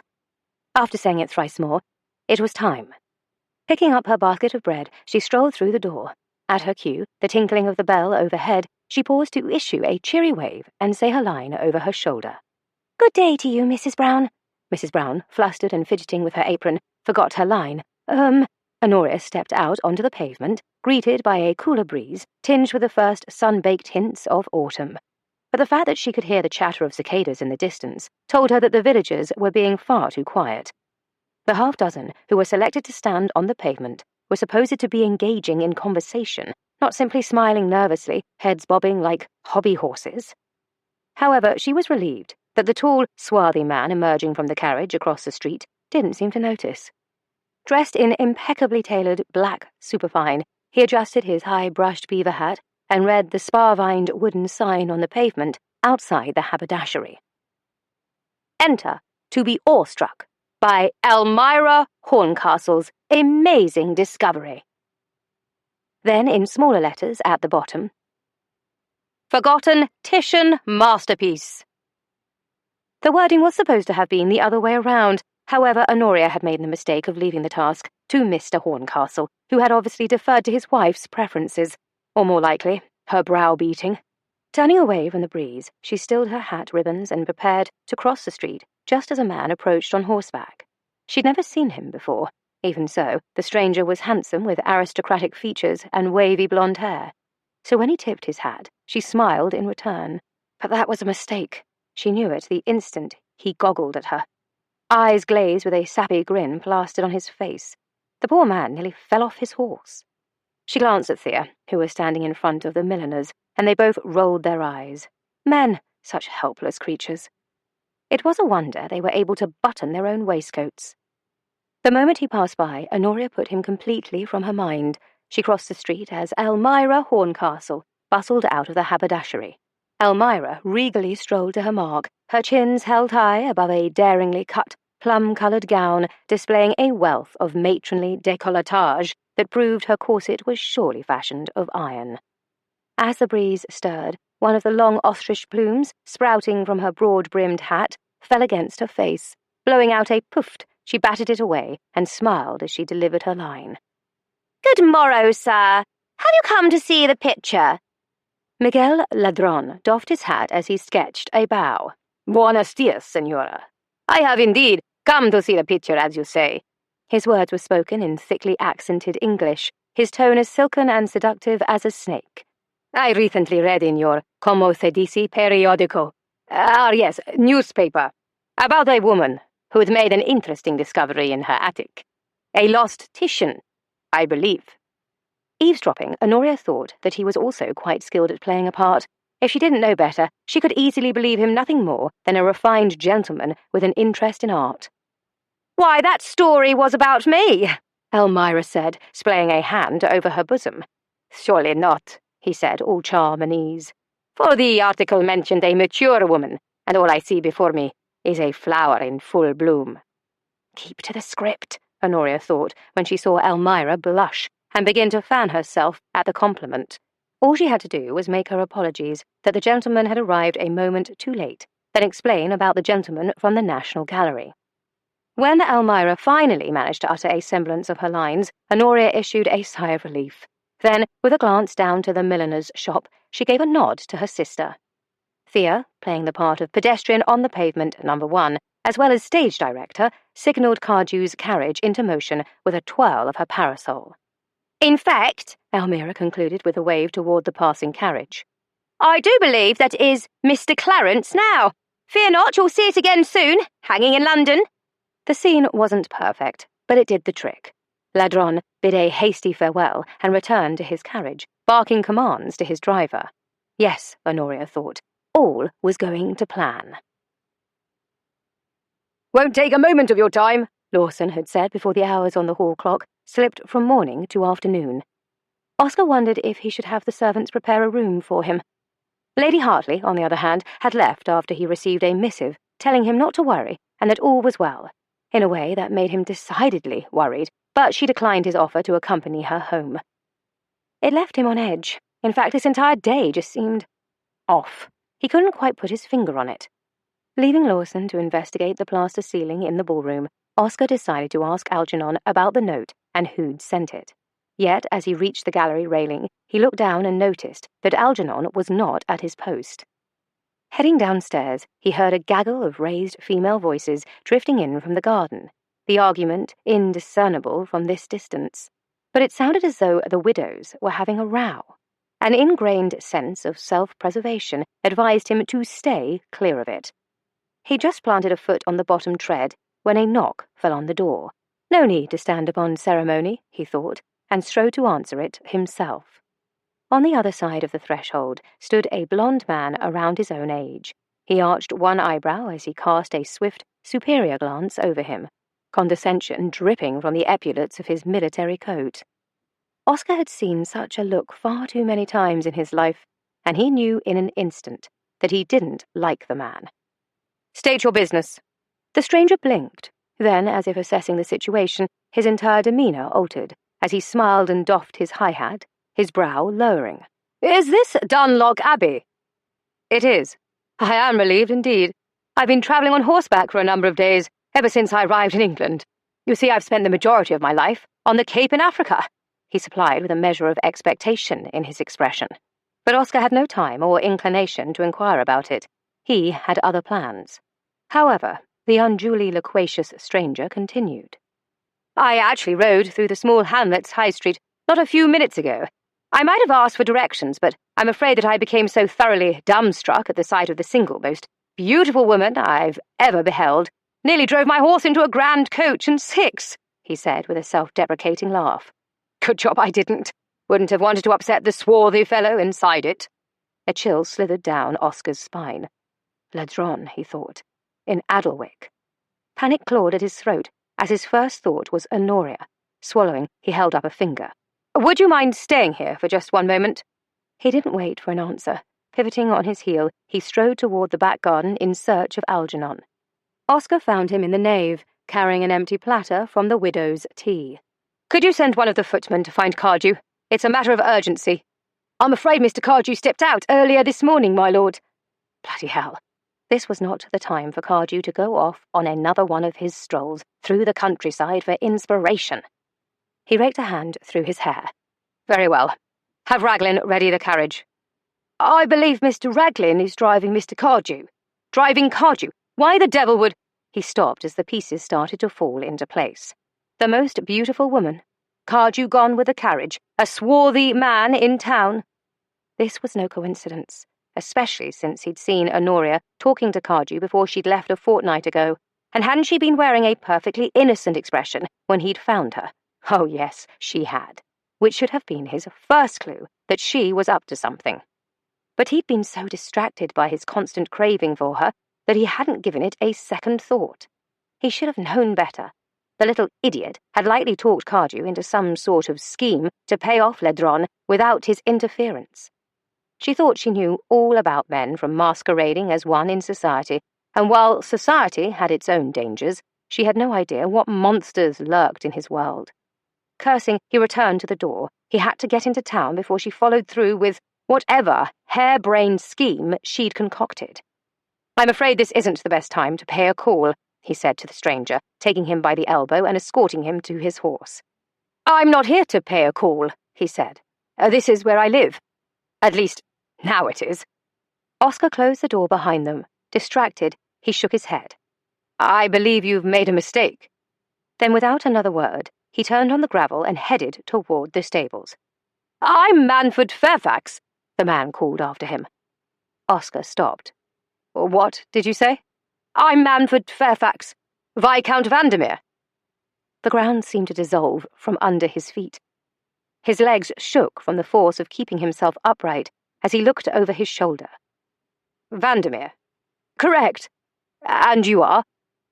Out of time, apparently, Oscar said, and took off toward the stables.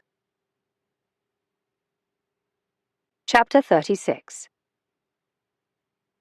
It was not going to plan. Drat it all. All the lines she'd written for Cardew to deliver at a safe distance were nullified when the two thugs with Ledron overtook the carriage and dragged both Mr. Raglan and Cardew to their knees. The confrontation was supposed to happen a mile up the road, where dense woodland flanked either side, and where her father and the men he'd insisted upon having with him were waiting, which meant that the just-in-case script was now part of the play. Honoria slipped the spyglass into the breadbasket, then walked out from behind the copse of trees and onto the road. A heavily accented voice carried on a limp breeze. Where is your partner?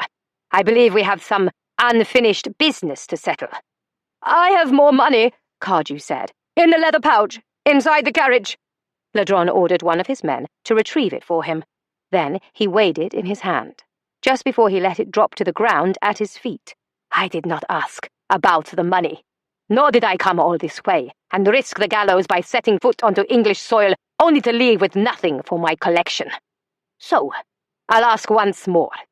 Where is Flint?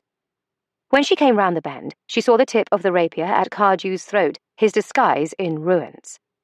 He isn't here. We separated after Paris.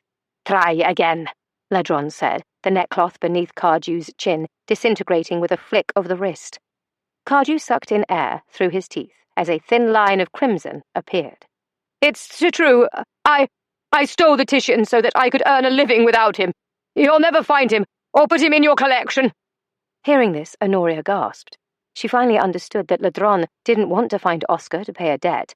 He wanted to collect Oscar. Cardew had tried to tell her, but she'd been so determined to ensure that Oscar was free to live his life that she ended up putting him in danger with her foolish plan. But panic and self-recrimination would have to wait. It was time to put on the best performance of her life. Tugging on the ribbons of her hat, she continued down the lane, swinging her basket at her side. All the while, she hoped that Thea would keep the villagers off-stage, as it were. Then, as if the fates were with her, Ledron turned to see her approach, just as her hat blew off and her flaxen hair tumbled free, cascading down around one shoulder. As expected, he called one of his thugs to his side, murmured some directive, and sent him after her. She feigned confusion, standing still on the path with her head tilted to one side. The thug leered at her, eyes flashing with interest, as his gaze openly perused her body in a way that made her ill. She couldn't wait to knock him in the head with his own sword. It took effort, but she did her best to appear helpless, putting on a show of struggling to flee. There were times when being underestimated worked in her favor. She dropped her basket. Oh dear, the thug relaxed his hold when she feigned a graceful feint, falling sway-backed against the iron bar of an arm across her lower back. And that was when she made her move. When he looked over his shoulder to Ledron's command, she curled her fingers around the hilt of his sword. Then she sprang free, sliding the rapier from the sheath. With quick feet, she maneuvered around him, feinting skillfully while he lumbered like a big troll. Catching the sword, he tried to wrench it from her grasp, but she slid it free, the blade slicing into his hand as he issued a sharp hiss and a bright line of crimson welled on his palm. Angry now, he charged at her. But this anger only made him clumsier, and she swished the blade with a flick of her wrist, cutting an X through his trouser over his knee, drawing a point of blood on his leg. When he bent down to press a hand to it, she conked him on the head with the hilt of his own sword, and down he fell. One down, two more to go. Applause greeted her actions. With a glance to her left, she saw the heads and shoulders of a dozen villagers peering over the town wall as if they were watching an outdoor matinee. They thought it was all part of the play and had no idea how terrifyingly real it was. Not even Honoria wanted to think about that. She had to stay in character.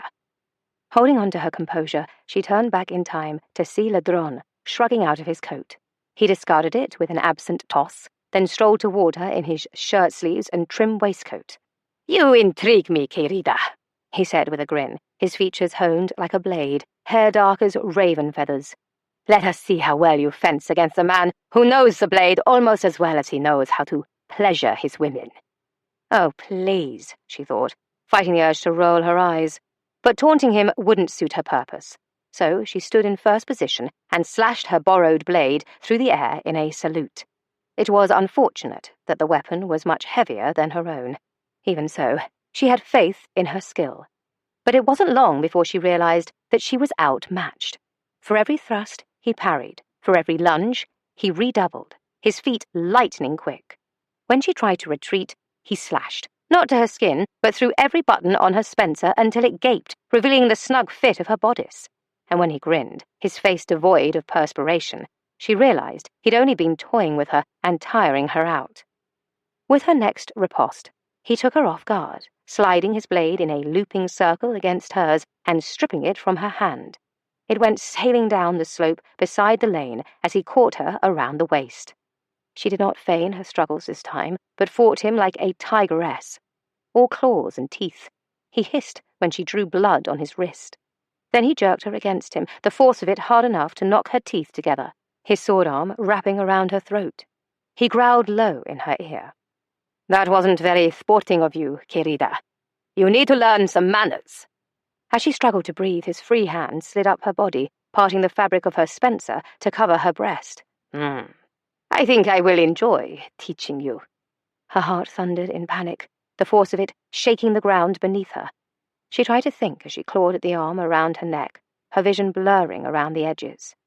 Through the haze, she saw a horse and rider charging at full gallop and realized that some of the quaking wasn't hers. It gave her little relief, however, to see Oscar riding into the lion's den, and it was all her fault. While she clung to the last shreds of her consciousness, she took advantage of Ladron's distraction and stomped her foot down on his instep. On a grunt of surprise, his forearm went slack just enough to give her room to jam her elbow into his midriff. He groaned, relaxing his hold around her neck. She dragged in a breath and tried to slip free, but the bastard was too quick. He spun her around with dizzying speed, capturing her with the other arm around her throat, leaving his sword arm free as Oscar leaped down from Hermes. "Let her go, Ladron! It's me you want! Ah, so this," he gave her a teeth-rattling shake, "is why you came to England. She is what they call an English rose, is she not? I can well understand the temptation, and I look forward to exploring her in greater depth later. For the moment, you and I have a matter to settle. Release her if you want to keep your head," Oscar said, without a break in his stride. Ladron snickered. "You have no weapon. I don't need a weapon. I have yours." In the blink of an eye, and Honoria wished she hadn't blinked, Oscar moved swiftly toward them, pointing to the sky as if the sword were falling from the clouds. Then he turned, making a single revolution, and suddenly came away with the sword. It was like a magician's sleight of hand. She was so dazzled by his maneuver that she was unprepared for when Ladron flung her away. Actually flung her down the ravine. Stumbling, she slid down the grassy embankment, losing a slipper on the way. By the time she'd pushed her hair out of her eyes and gathered in her breath, she saw the lumbering ox start to wake up. "Oh, no, you don't," she said, and whacked him with a rock. Beside the carriage, Cardew and Raglan banded together to take out the other thug. Left without a weapon, Cardew had to sacrifice his masterpiece and whack him over the head with it, splitting the canvas. Oscar, apparently preferring fisticuffs to fencing, bloodied Ladron's nose. Eyes red with vengeance, the collector sank down and reached inside his boot. "Looking for this?" Oscar asked, holding a bejeweled dagger. Ladron lunged, but Oscar was far too quick, making her wonder how she'd ever bested him. Had her kiss truly weakened his knees? But now was not the time for such queries, especially when her father came charging down the lane, followed by another man who seemed vaguely familiar and... her brother? But what was Truman doing here? Yet, as she met his hard gaze, she had a sense that she was in a world of trouble. Chapter 37. Oscar was glad that Waring and Hartley arrived when they did. He'd had the blade to Ladron's throat, and he wasn't entirely sure what he might have done, because he couldn't stop seeing the image of Honoria being held against her will. For a moment, just a moment, he felt his own monster deep within, but in that same moment he knew that if he let it out, he would never forgive himself, and that wasn't the man he wanted to be. All his life he'd either been running from something or chasing after someone. He hadn't spent enough time in one place to figure out what he wanted out of his own life. He knew it now, and he wanted her. Unfortunately, there was a little matter of a betrothal contract and the real Vandermeer to contend with. "Couldn't have planned the timing better myself," Waring said with a wry grin that lifted a dark slash of eyebrows higher on his forehead. "Remind me to ask for Miss Hartley's assistance the next time there's a suspect guilty of piracy and murder to apprehend." Oscar growled, his gaze travelling to where Honoria stood with her father and scowling brother, and looking as though she were getting a tongue-lashing. "Any man who underestimates her is a fool. I'd say any man who dares to love her is a fool, but I believe I'm looking at one right now. Aye, and unfortunately her betrothed showed up at the Abbey just before I left." "What was that?" Oscar shook his head. "I'll fill you in another time. For now, I need to speak with her, alone. I know I've asked a great deal of you, but would you do me one last favour? Do you have any idea how many accolades I'll receive for turning in Ladron and his thugs? You could ask for favours until we're 100, he said, clapping Oscar on the shoulder. Then he gave him a little shove. "Go. I'll take care of the rest." Grateful to his friend, Oscar strode over to Honoria, surprised that he managed to appear calm and collected when he had 5,000 demons running amok inside him. Turning to her father, he asked if he could take her away from all this. When her brother opened his mouth, as if he might answer, Hartley cut in and gave his permission. Honoria had the good sense to appear sheepish when she looked up at him, but Oscar knew better. Thankfully, Raglan was no worse for wear and managed to drive them away from the commotion as the villagers started clamouring, discussing what fun their play had been without knowing the truth of it. When their retreating carriage was met with a round of applause, he shot a glare to Honoria, his back molars grinding. "If you dare sketch a bow or even wave at your audience, I will throttle you." Her sheepish facade faded in a flash, and she narrowed her eyes. "Try it, and I will remove your bollocks with a dull knife." Damn, but he loved her. But that didn't stop him from being furious with her. The instant they were away from the crowd, he unleashed all the worry and terror and dread her actions had wrought on him. "You little idiot! Why didn't you listen to me? You shouldn't have been anywhere near Ladron." "I was trying to save you, you ungrateful beast. And don't you dare underestimate me. I'm not just an ornament to hang on your arm." "Save your outrage," he scoffed. "You know very well that I never treated you like a porcelain doll. More than anyone, I know how capable you are. But today you went too far, and you bloody well know it." She threw her hands up. "Was I supposed to stand by and simply wait for him to kill you one day? No, not when I could do something to prevent it. I couldn't have lived with it. Don't you understand? I cannot lose you. Not you." "Why?" "You know why. Aren't you the blackguard who always sees through me?" "There's only one reason you'd be foolish enough to put your own life at risk." Reaching across the carriage, he took her by the shoulders and pulled her to him, even though he wasn't sure if he wanted to shake her or kiss her. "And that reason is because you love me." She pushed at his chest. "You're wrong. I hate you." "Try again, Signor. You love me. Say it." "Stop. Stop it." "Say the words," he commanded, shaking his head when she tried to cover his mouth with her hands. "Tell me you love me as much as I love you." A growl of frustration tore from her throat, her eyes glistening with angry tears. She glared back at him in challenge, her lips clamped shut, her arms folding beneath her breasts. But he knew what was there, behind her mulish silence. Knew that she was clutching at her own heart, trying to keep it from breaking free. He gave her a tiny shake. "Do you know what I thought when I saw his sword at your throat?" "You're a sapskull if you thought I'd let him hurt you."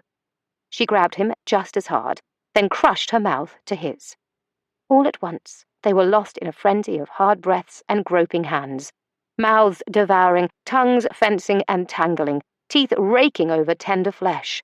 He tore off her spencer and threw it out the window. Then he dragged down the shoulder of her gown, tugged the corset and chemise aside, and feasted on her breast. Her nails bit into his scalp as she held him there, neck arching. They were too far gone for gentle love play. There was too much need and urgency. They had to feel each other, to drive away the memory of what might have happened.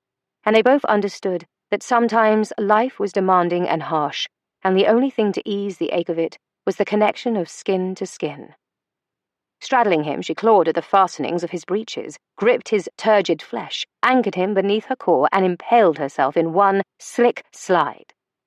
He took her hips and drove deep, deeper still. As the carriage raced on, they ate at each other's mouths, feeding each other primal grunts and groans, abandoning themselves out of need, out of a love that neither one of them wanted or expected. But it was there, in every fevered kiss and punishing thrust. It was there in every thundering beat of his heart and hers. He felt her body clench around him, gripping him, milking him as she shattered on a garbled moan of pleasure. The need to spill inside her, to claim her, was almost unbearable. But he held on, even as her climax threatened to rip out his soul. "I'm close. I need to—" His hands tightened on her hips, ready to lift her the instant her spasms subsided. But she took his face in her hands in the way that always undid him. Stay inside me." Then she pressed her mouth to his, and Oscar stayed, surging up on a choked shout, filling her again and again, even as she cried out and slipped over the edge, tumbling headlong into another quake that wrenched the life from both of them. Honoria tried to catch her breath as she sagged against Oscar. She was still absorbing everything that had happened, how close she'd been to losing him, the desperation in their love-making, her command for him to spill inside of her. She could still feel the pulse of his flesh wedged deep, feel the ripples of pleasure running through her veins, even as the fear began to take hold. What had she done? She knew what that could bring. Her friend, Meg, had been bellyful after a single interlude in Italy. Her family had been understanding. Honoria's, however, believed in matrimony before progeny, even if that meant a mad dash to Gretna Green. After all, Truman's birthday fell barely 7 months after the anniversary of her parents' nuptials. But now the children she'd been too afraid to have, too afraid to risk losing, were a possibility. Her only excuse was that she'd needed to feel him, to celebrate being alive with him. In those moments, she'd felt so free, so open to the joy of living, that she'd forgotten the pain and sorrow that could accompany it. She had always kept her heart safe from that pain, but now she felt utterly exposed to it. Instead of a reliable brick wall surrounding her heart, that traitorous organ had slipped through the cracks and sank kitten claws into Oscar, refusing to let him go. And it terrified her. "I need air," she said, easing up and away from him, wincing from the tender sting that sudden emptiness can bring. "Could we stop the carriage? I need to breathe." An instant before he closed his eyes and blew out a breath, she glimpsed the frustration and impatience. Then he reached into his coat pocket, withdrew a handkerchief. Before he could tend to her, as he'd done after their previous occasions, she took it from his grasp and discreetly cleaned the slick of their fluids from between her thighs. Looking out the window and seeing the Abbey drawing near, he cursed. Then he tapped on the roof and called up to Mr. Raglan. "Take us down by the lake." The carriage turned, rumbling and bouncing over the uneven path as they regarded each other from opposite sides. He was still breathing hard, taking up all the air she needed. His face was marked with the intensity of 1,000 questions, or perhaps just one, and she chose to turn her attention to the view beyond the window. When the carriage stopped, she reached for the door latch. He laid his hand over hers.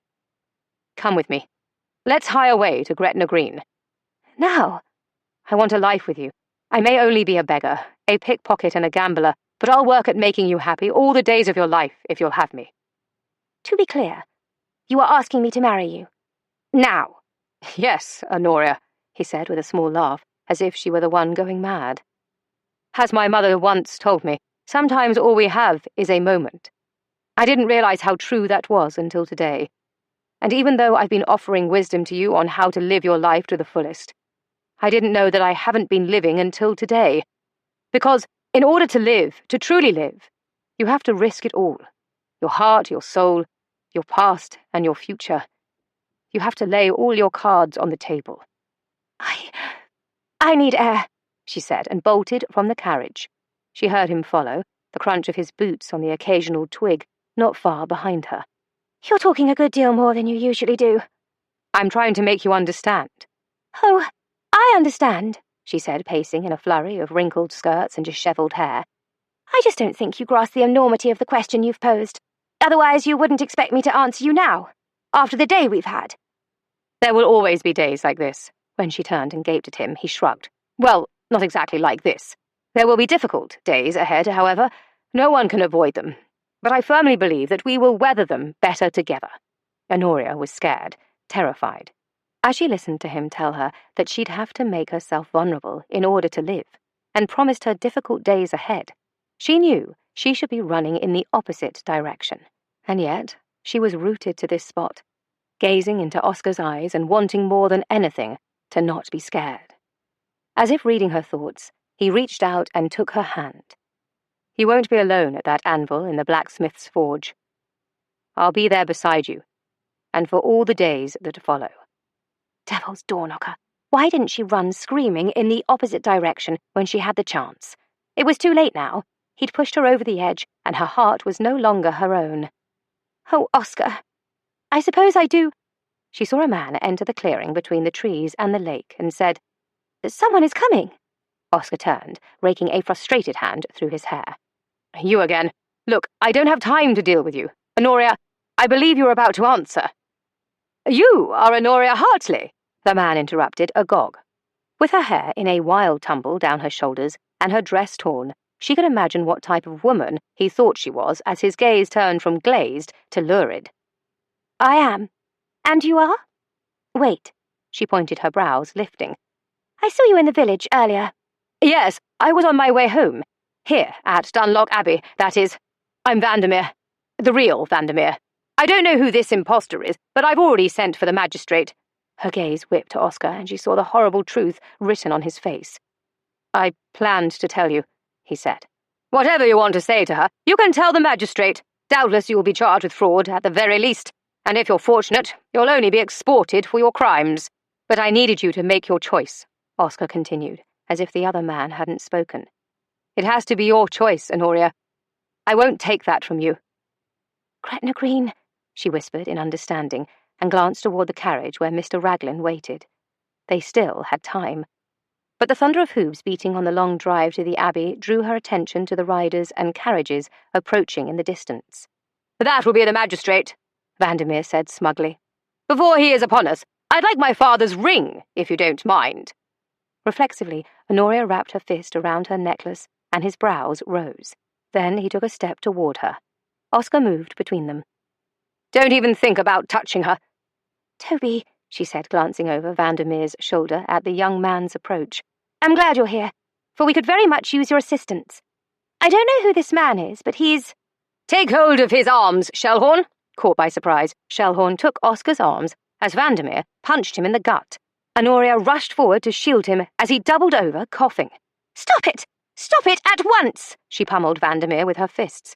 But that was when he wrapped a hand around her necklace and yanked it free. No!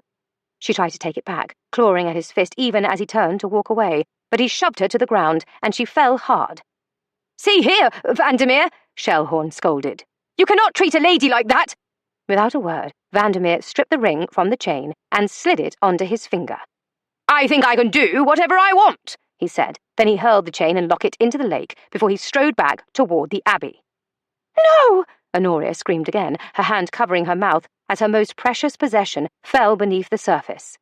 Oscar suddenly shrugged out of Shellhorn's grasp and dove into the water.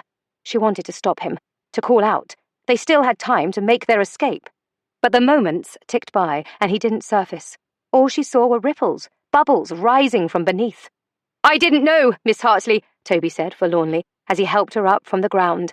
That Vandermeer said he'd put us out on our ears if I didn't do what I was told. As the horses thundered up the lane, she stood by the water's edge waiting for Oscar, and in those terrifying moments, she felt the utter aloneness and impotent fear that had been with her, locked inside of her for most of her life. Then she saw something, a blur of white just beneath the surface, and her breath stalled. Chapter 38. A scream ripped from Honoria's throat as she saw Oscar's limp body floating on the surface. Her mind flashed back to her brother, to the way his hair undulated in a fan of silken tendrils on the surface. Sheer panic assailed her. The unthinkable terror had her staggering into the lake. She didn't even feel the cold of the water seeping into her shoes, saturating her stockings and skirts. With every step, she fought against the constraints of the damp muslin twisting around her legs, and then her hips, her waist, her breasts. Only one thought was in her mind. Get to him. She clawed at the water, trying to keep her head up, stretching out her arms, her neck. The reeds tangled around her skirt, slowing her down, but she kept plodding forward, her soles slipping through the insubstantial silt. Then the water touched her lips, but she was almost there, almost to the ripple of white fabric of his sleeve, if she could just reach a bit farther. She slipped under, water filling her nostrils. She swiped frantically at the lake, the air, eyes wide as she saw the sky through a film, the wavering sun and dissolving clouds growing dimmer as her feet scrambled beneath her. Then, at last, the slap of her hand connected with something solid. She didn't know how she managed it, but somehow she gripped the fabric of his shirt in her fist, then clawed her way to the shore. Dragging him with her, she crawled up to the edge of the embankment and rolled him over, scrambling up to tap him on the cheek. "Oscar! Oscar, wake up now!" She kissed him, smoothing the hair away from his brow, his lashes spiked as they rested against his cheeks, his lips faintly tinged with blue. "No, I won't have it!" She shook her head, her hands balled into fists, as a sudden surge of rage filled her. "You cannot do this to me! You blackguard! How dare you make me fall in love with you? I hate you! I hate you so much!" She pummeled his chest with her fist. "I'm not going to let you get away with it! You're going to wake up right this instant! Do you hear me?" "Daughter," she heard her father say, heard the pity in his voice. "Don't touch him! Don't touch him! He's mine! He's all that I have in this world!" When she felt her father's hand on her shoulder, she shrugged him off and shoved at Oscar, hard. And when that didn't feel brutal enough, she shoved at him again. "Listen to me, you scoundrel. We're going to start a new game, you and I. You are going to marry me. Do you hear that? And this time I'm going to die first. Let's see how you like it, being left all alone." Sobs racked her body, her pummeling fists pitifully feeble, and then she collapsed, knowing that she had no more time left, that they were out of time. "Pitiful excuse for a proposal, Signor." The voice that rasped in her ear was impossible. She must have been hearing things, and yet, somehow, it had broken through the sound of her own sobs. She was nearly certain that something had broken inside her, that she'd gone mad, that she would hear his voice inside her mind for the rest of her life as she rambled around the attics of Hartley Hall. "Shh," he whispered before he coughed. The wire spectre scuttling about in her brain would need to cough. She didn't know. Then again, she was new to madness, so what did she know about it at all? It wasn't until she felt cold lips against her temple, her cheek, a shaky hand smoothing away the tangle of hair from her face, that she realized she hadn't gone insane. Or if she had, she welcomed this vein of it, welcomed the poison that leached into her brain, welcomed the burn that woke her blood and opened her eyes to see the colour of storms in his, and the blue gone from his lips. "Oscar!" His name was a cry of relief and pure joy. Wrapping her arms around his neck, she felt her heart lift when he crushed her in his embrace. But she didn't mind. Anything less wouldn't be enough. He coughed again, then another inhale, and she knew in that moment the rest of her life would be spent joyously living breath by breath, his breath and hers. "You're not dying first," he said as she blinked a half-dozen times to ensure she wasn't dreaming, or mad. But the warmth of his palm felt real as he cradled her face. "For if you do, I will drag you back from death's clutches, as you have done to me. And I promise you, I would drag you back to me time and time again until I win, and we are both centenarians, wrapped in each other's arms as we drift off toward our eternal sleep." A laugh and the salt of happy tears clogged her throat. "Then how will you know you've won, foolish man? Perhaps that's precisely what—" A distant voice, hard and sharp, interrupted. "The impostor is down by the lake. Take him away at once." Until then, she'd forgotten about the real Vandermeer. But panic returned in a flood as nearly a dozen men, broke through the tree line. Scrambling to her feet, she pulled Oscar's hand. "They're coming! You must go! Make haste, before it's too late!" "What's all this about?" her father asked, confusion and alarm furrowing his brow. "I've no time to explain, but Oscar must go."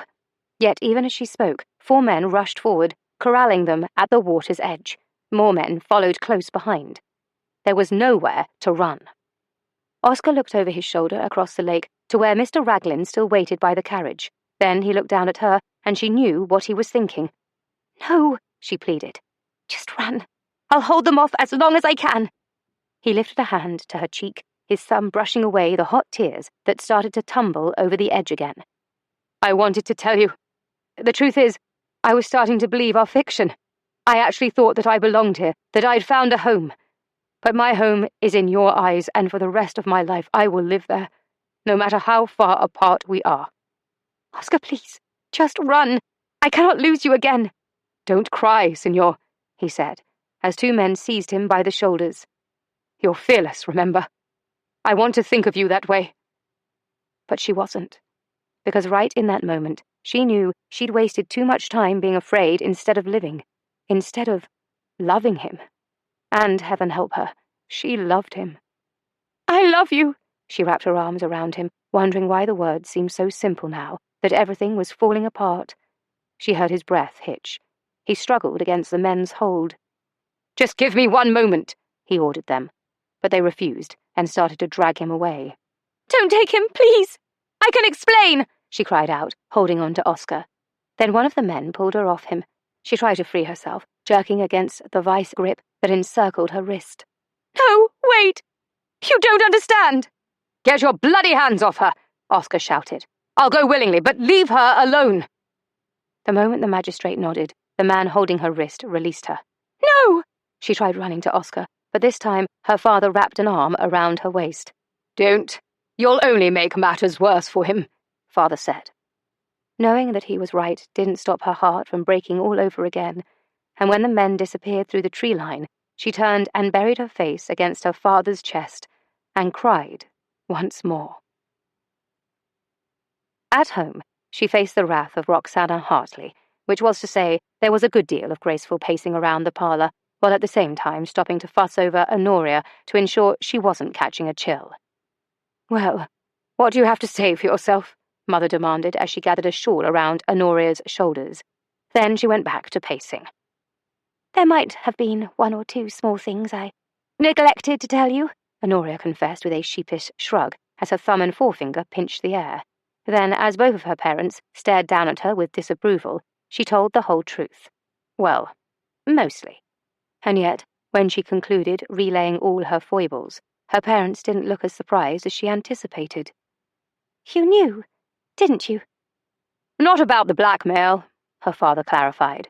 "I'll have to speak to the lad about that. However, I did know about the disguise, and that you were going about matters of business while using the moniker of Cesario." "Didn't you wonder about the amount of your dowry?" Mother asked, archly. Honoria shook her head, a bit dumbfounded. "I thought it was a fabrication." A tawny brow inched higher on her father's forehead.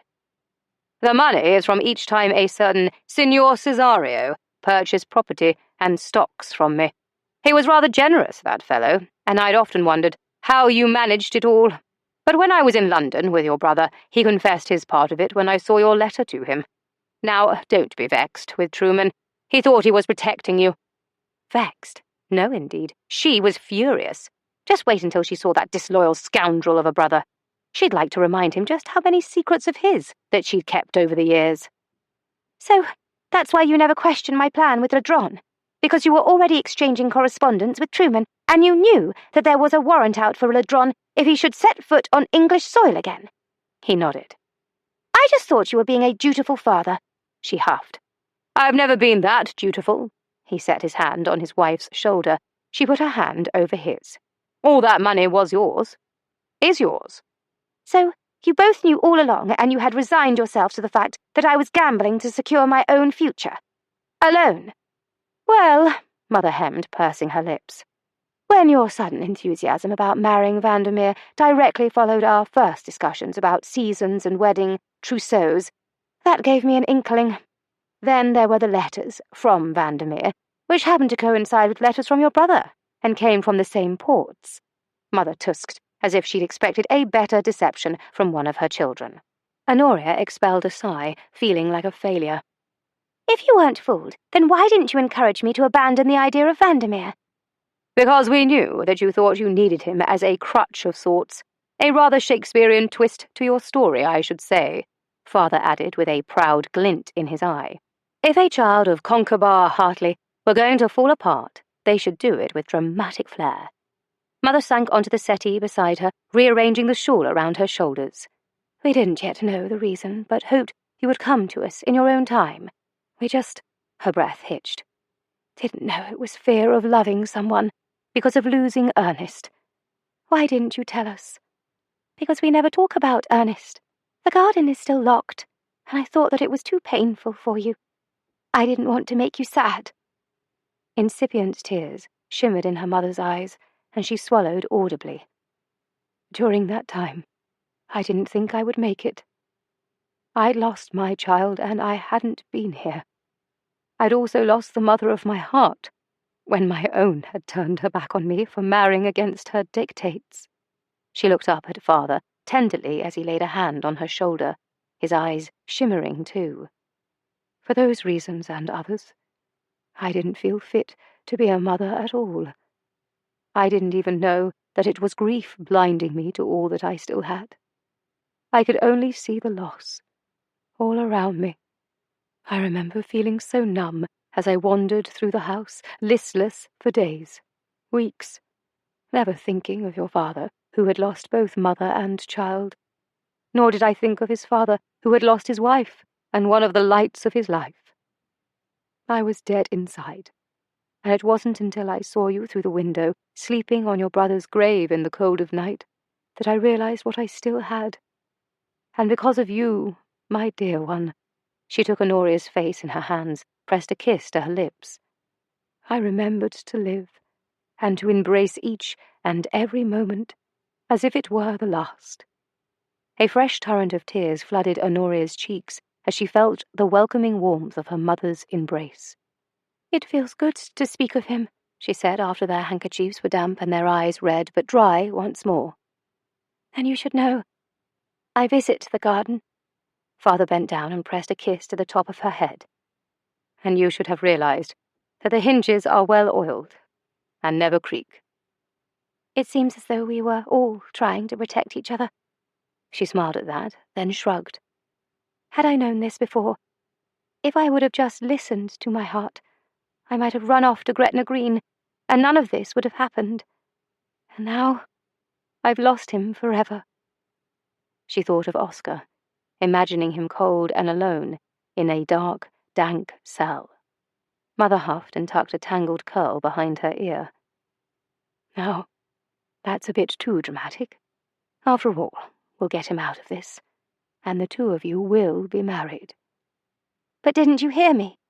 He isn't the real Vandermeer, and the real one is a complete arse, though it serves the widows right to have to deal with the likes of him. Instead, they might have had Oscar, but they were too busy trying to prove his illegitimacy when he'd done nothing but try to help. They even sent for the cleric of the church, where he was baptized because they didn't trust the letter Cardew had forged. But it was a very good forgery, I'm told. Mother shook her head, confused. They may not have trusted him in the beginning, perhaps, but surely that's changed. Besides, the cleric from Scotland would have arrived in a matter of days. I believe they sent for one in Africa, or at least that was where the real Vandermeer was born. Her father frowned, but only went to the window to gaze out across the garden. A shiver rolled through her, as if she were still fighting her way through the water to get to Oscar, and then it hit her all over again, and the torrent came. She collapsed in a soggy heap onto her mother's lap. I fell in love with a man I'll likely never see again. It's happened just like I feared all along. Once you love someone, he'll be gone forever. They've taken him away. There will be a trial, and that horrible new Vandermeer said that he planned to have Oscar hanged for his crimes. Shh. We won't let that happen, my dear. Since Adelwick's magistrate had been preoccupied with the drama commencing in the village, and then extraditing Ladron into the hands of the authorities, Oscar was being held in a cell located at the back of a barn by the magistrate from a neighbouring village. A gelding, one stall over, was munching on some hay and studying him with bored wariness.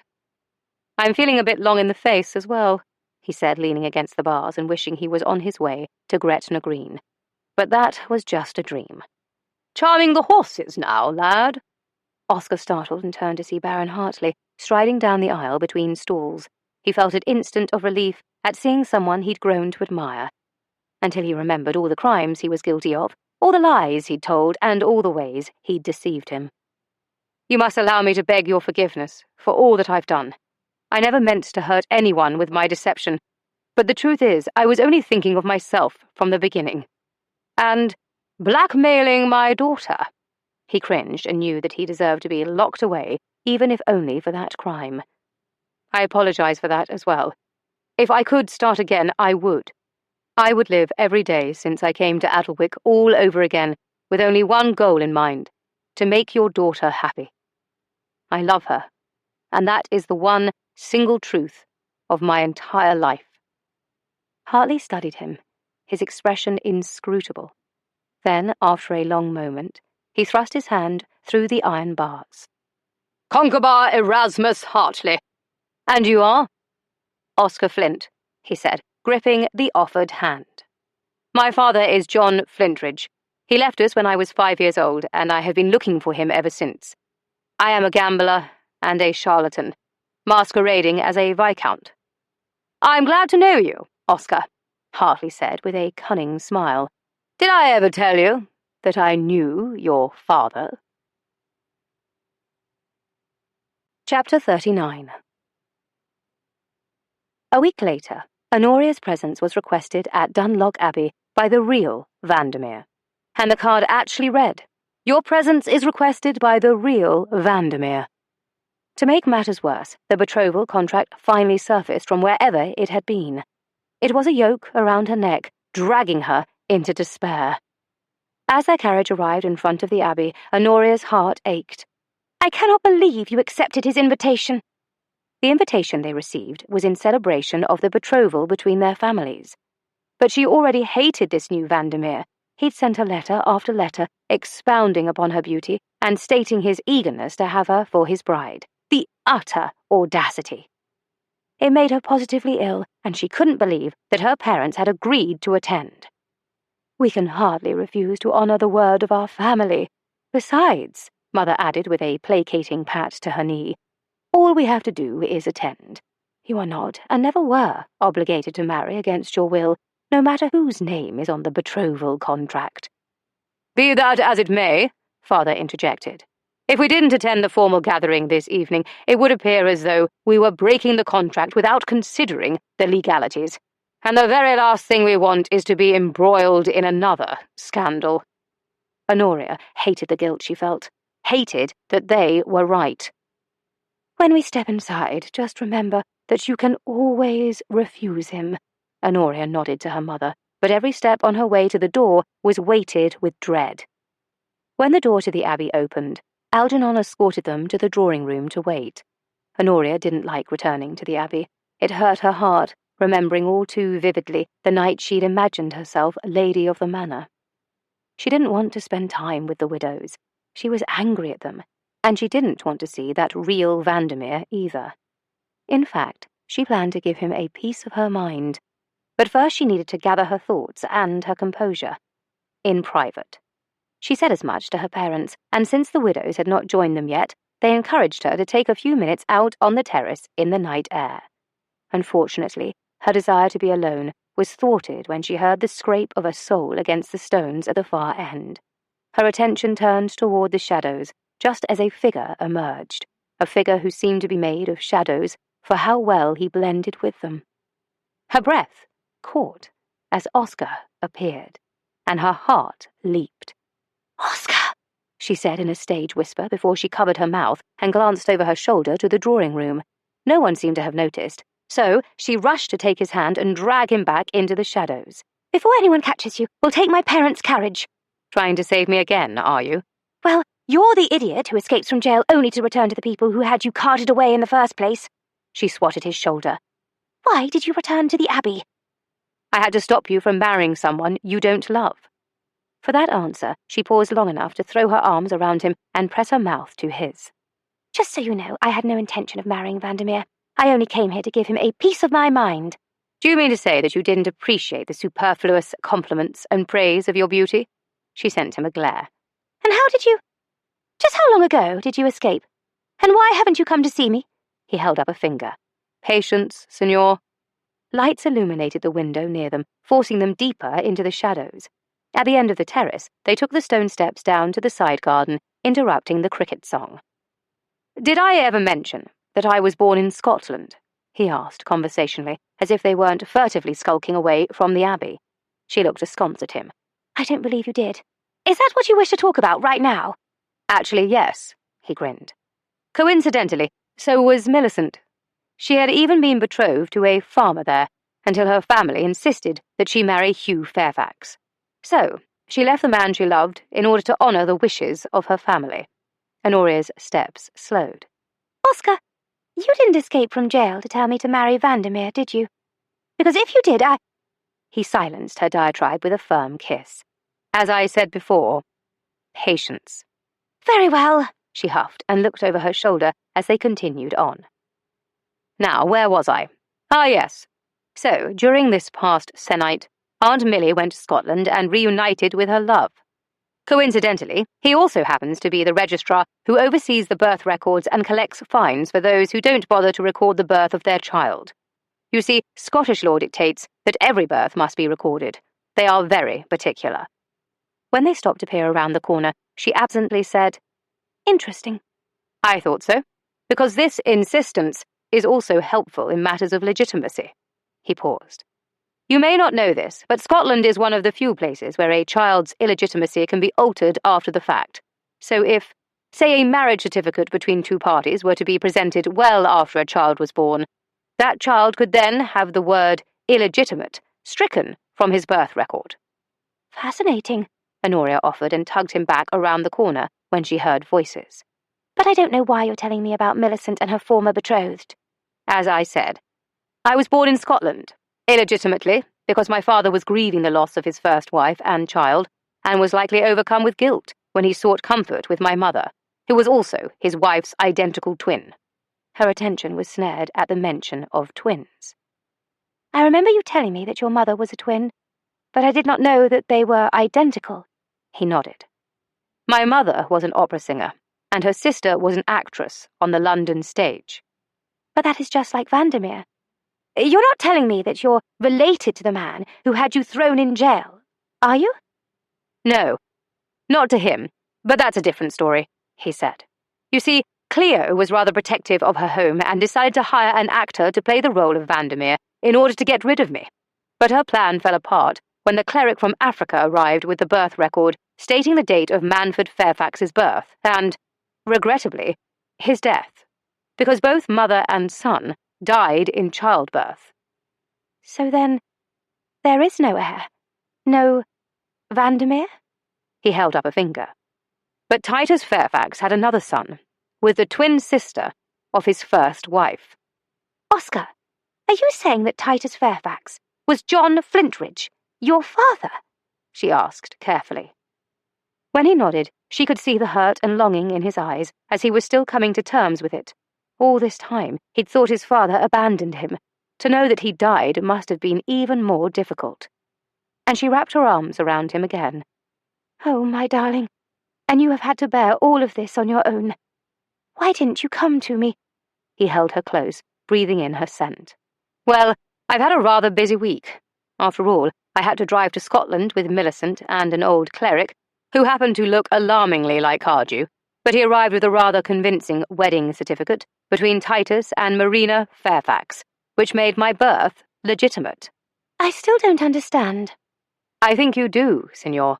She pulled back and gaped at him. So you are... Go on. You can say it. You are the real Vandermeer. He lifted one shoulder. In a matter of speaking. You wrote those letters, didn't you? She swatted him when he flashed a grin. I came here to throw that betrothal contract in your face. You still can, you know. I think I will. But that still leaves one problem. She feigned a sigh. There would still be a legally binding agreement. The only real way to get out of it would be to elope with the man I love. It just so happens that I sent a letter to the cook at Hartley Hall as well. Mrs. Docherty adores me, and I have it under good authority that she packed a hamper and left it strapped to the carriage. Do you think there are any biscuits?" She laughed. "I suppose we should find out." "Then what are we waiting for?" Taking her by the hand, they made a mad dash around the corner toward the front of the Abbey, only to have everyone waiting to bid them farewell. As they climbed into the carriage, there was Milly in a rose-coloured dress, standing beside a handsome man in a kilt. Babette was draped around Cardew, a hand resting over her belly. Elfrida and Dudley stood arm in arm. Her parents embraced and tearfully applauded with exuberance, as if asking for an encore. And Cleo offered a wave and a sheepish shrug. Then she took Toby by the hand and led him back into the house. Honoria exchanged a look with Oscar. "I guess I'm not the only one determined to live my life to the fullest." "And Toby is about to have a very good night," he said, rakishly, and tugged her over to his side of the carriage, arranging her on his lap. "Then again, I think I am, too." He pulled her mouth to his, but their kiss was a tender thing, a new beginning, and her heart flooded with so much love that she was afraid she couldn't contain it all. But she knew that to truly feel alive, she had to accept all of it, all the pain and the joy, without hiding from it. Easing back, she smoothed a lock of hair from his forehead. "I might be out of my depth. I'm not sure I know how to play this new game of ours." "Then we'll make the rules up as we go." The beginning.